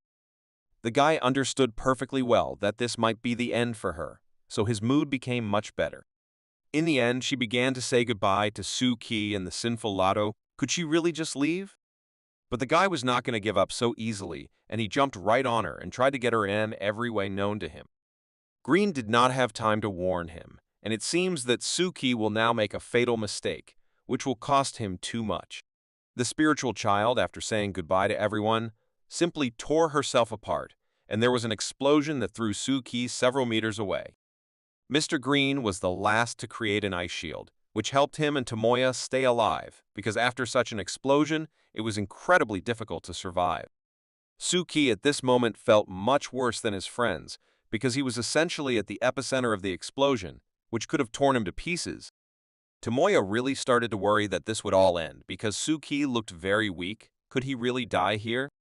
Green took the poor guy in his arms and tried to somehow wake him up, but Suki did not react at all. He didn't speak, but only thought that his ears hurt a lot. He seemed to have a concussion. The ring virus could not have a restorative effect without fear. Green did not lose hope of calling him, but all Suki could say was that the sleeve, could he still see it? And so it was. Although the sleeve reached unimaginable depths, he could still see it. He's the only one who can see it. Therefore, Suki asked them to help him stand up so he could understand what he needed to do. Tomoya immediately told Suki that he shouldn't do anything anymore. He believed that the guy needed medical help because his body and his life were in great danger. Suki told them through the pain that he could still see the sleeve. Green decided to help the guy, so he lifted him up so that he could reach the sleeve and pick it up, if he really could still see it. Suki saw how the sleeve was burning, and it was very painful for him to even touch it, but he had to take it, especially since there was very little left. As soon as the guy thought that he had grabbed it and was already holding it in his hands, everything suddenly dissolved in his eyes, and now even Suki could not see this sleeve. Suki didn't understand how this was possible, because he had just seen it, and as soon as he decided to pick it up, the sleeve just suddenly disappeared. How is this possible? Green calmed him down and said that it was normal. He did everything he could. The sleeve was sinking and there was no way to stop it. Now it was better to think about getting out of this trap, otherwise they could stay here forever. But Suki did not listen to him and repeated to himself that he could still get him, and he would do it. He just needed to come closer. Tomoya has already started shouting at him because if he continues, then he will definitely die and no sleeve will help. He needs to urgently get out and go to the hospital. Suki listened to his every word, but he didn't seem to care. He understood that he had already died once, and that brought him here, to this place, and he was absolutely not afraid to face death face to face. He still remembers the first time he saw ghosts, as if he could be swallowed up at any moment. All he felt at that moment was fear, panic, and helplessness. No friends, no help, complete disappointment, and this continued until he met them. For the sake of the master from the Black Gate, who taught him the occult, gave him light, guided him, and helped him survive in this world. He will do this for the sake of his friends, who gave him companionship, warmth, and joy, and never stood aside, even when he acted like a real idiot. For the sake of his Hall of Secrets and his believers, who came to every gathering and supported him, so that he would not tell them. In the end, for the sake of the anchors that he tried so hard to preserve, for their sake and for his own sake, Suki had to do this. He firmly decided that he would take the sleeve and began to dive as deep as he could. Meanwhile, there were fires in several large areas of Ludo, and at this rate, Ludo would burn to the ground. The firefighters tried to deal with the fire gradually, solving problem after problem, but the fire did not give in to them. It simply did not go out, and other firefighters heard that the situation was the same in other areas. All TV channels reported that the fire that happened in many areas of Ludo a century ago has been repeated and has already destroyed more than 2,000 houses and forced thousands of people to leave the city, and the consequences of the stock market crash continue to be felt. Scheherazade and Mr. Andesrin continued to watch all this madness, and she said that the advisors said that the Ludo government was complaining that rich guys were putting a lot of pressure on them, and that they were worried about the current economic situation. Mr. Anderson believed that it seems that they do not care about the fire compared to the lives of the rich. The lives of ordinary citizens do not have the slightest importance for them. Suddenly, their conversation was interrupted by a paw that was climbing onto the roof on which Scheherazade and Mr. Anderson were. At first, they did not understand what it was and who it could be. But after a few minutes, it became clear that this was the same girl with whom Scheherazade fought on the pier, although she herself was not ready to see Scheherazade there. Scheherazade advised to return from where she came, because a woman can defeat hundreds of people like her, so you should not provoke her. The girl was still trying to say something that she would not have come if she had not been ordered. But Scheherazade was not going to listen to what he was saying and hit the floor with her foot, and the girl, along with a piece of the house, simply fell down. Mr. Anderson did not envy this young wolf, but also asked Scheherazade not to destroy everything around her. Scheherazade didn't like that this session was so obsessed, but Anderson asked her to leave them alone and continue working. She was very surprised that he was ready to continue the work that they had recently just begun. Anderson didn't understand why she was so surprised, because he had been ready for a long time, and suddenly a huge ship appeared, and it seemed that it was the same ship that was in the port. Mr. Anderson decided to start the analysis ritual right now so as not to waste his time. After some time, huge scissors appeared in his hands, with which he was going to cut the ship, or so Scheherazade thought. But her guesses were wrong, because he was going to set a new limit that should help. Scheherazade didn't quite understand what he was talking about and what kind of restriction he was going to set. He told her not to rush and wait a little. She would soon understand everything. Mr. Anderson had almost finished his work, and suddenly the ship began to emit a very bright light, which was too blinding to the eyes. Suki was already at too great a depth, even for himself, and little by little began to lose his control, but he promised himself that he would not stop until he took away this damn sleeve. His body began to turn into a monster, and his consciousness would also leave him a little more. He was very close to losing control of himself, but he wanted to get his sleeve much more. After some time, Tomoya noticed that the fire was getting smaller and smaller. He believed that Suki had succeeded, and he would stop all this madness. Suki continued to drown in the sea, but he held this sleeve in his hands. He succeeded, but can he now get out? Finally, the Catwoman regained consciousness, and she never ceased to be amazed at how strong this woman was. This is simply not human strength. Even with such a strong body that the spiritual child gave her, she cannot defeat her. How is this even possible? While she was complaining, the same hacker from their team approached her and answered her question that she immediately asked him as soon as she saw him. He never said that he would resort to violence, but he is inclined to do so. He also noticed that it seems that the Black Gate is not so simple. They were able to destroy the demon. Faced with the siege of Laudo's elite spiritual forces, the Black Gate defeated the spiritual child and Fi Chu. Unfortunately for them, this is the end of the line. Even if they give their lives, it will still be useless, so he doesn't think that they are the only ones who have a giant ship. He also noticed that the fires in Ludo had become much smaller, and if the spiritual child's plan had succeeded, the fire would not have been contained, and until the source of the fire in the wide sleeve was extinguished, Laudo would undoubtedly have burned to the ground. But as you could see from the video from the news, everything turned out to be completely wrong, and firefighters had almost stopped the fire. So he got bored and decided to walk off into the sunset. The girl couldn't believe it. Is he really leaving? Is he not lying to her? After this question, it became very funny for him to listen to this, and she did not understand why he began to laugh so sharply. He explained to her that everything was lost, and most likely there would be no more session, so there was no point in even talking about it. But he was still interested in the old man's passion for grave robbing to find out what he was ultimately going to do with Ludo. She had already begun to get angry with him, because she absolutely did not understand what he was talking about. What kind of old man? Suddenly she felt something wrong in the air, as if something was happening around her, and she realized that it was this guy who was he anyway. He told her that he is everything around him. Perhaps in the future this taboo will become generally accepted. Of course she can spread the word about his greatness right now. The girl thought about his words and began to worry that this was really true, that the spiritual child and that guy would not survive. Although, on the other hand, then she is free and she can once and for all get rid of this extreme terrorist organization that once forced her to enter into a scenes and turned her into such a non-entity. Therefore, she decided that first she would get out of here, after which her plan was to find a way to return to her previous state, and then return to her previous life and forget about it like a bad dream. But all her plans seemed to be in vain, because at the moment all her thoughts were interrupted by Scheherazade, who in a rude voice asked her where this dog was going. Suki was already torn by the fact that he was losing control, and it seemed that this time he would lose it because the depth was too enormous. This loss of control is more severe than anything that happened to him before. The guy did not understand why this happened. Was it because he was diving too quickly? Because he was chasing the sleeve? He looked straight into the eyes of that very ancient octopus and said that only thanks to him he dared to go down so deep.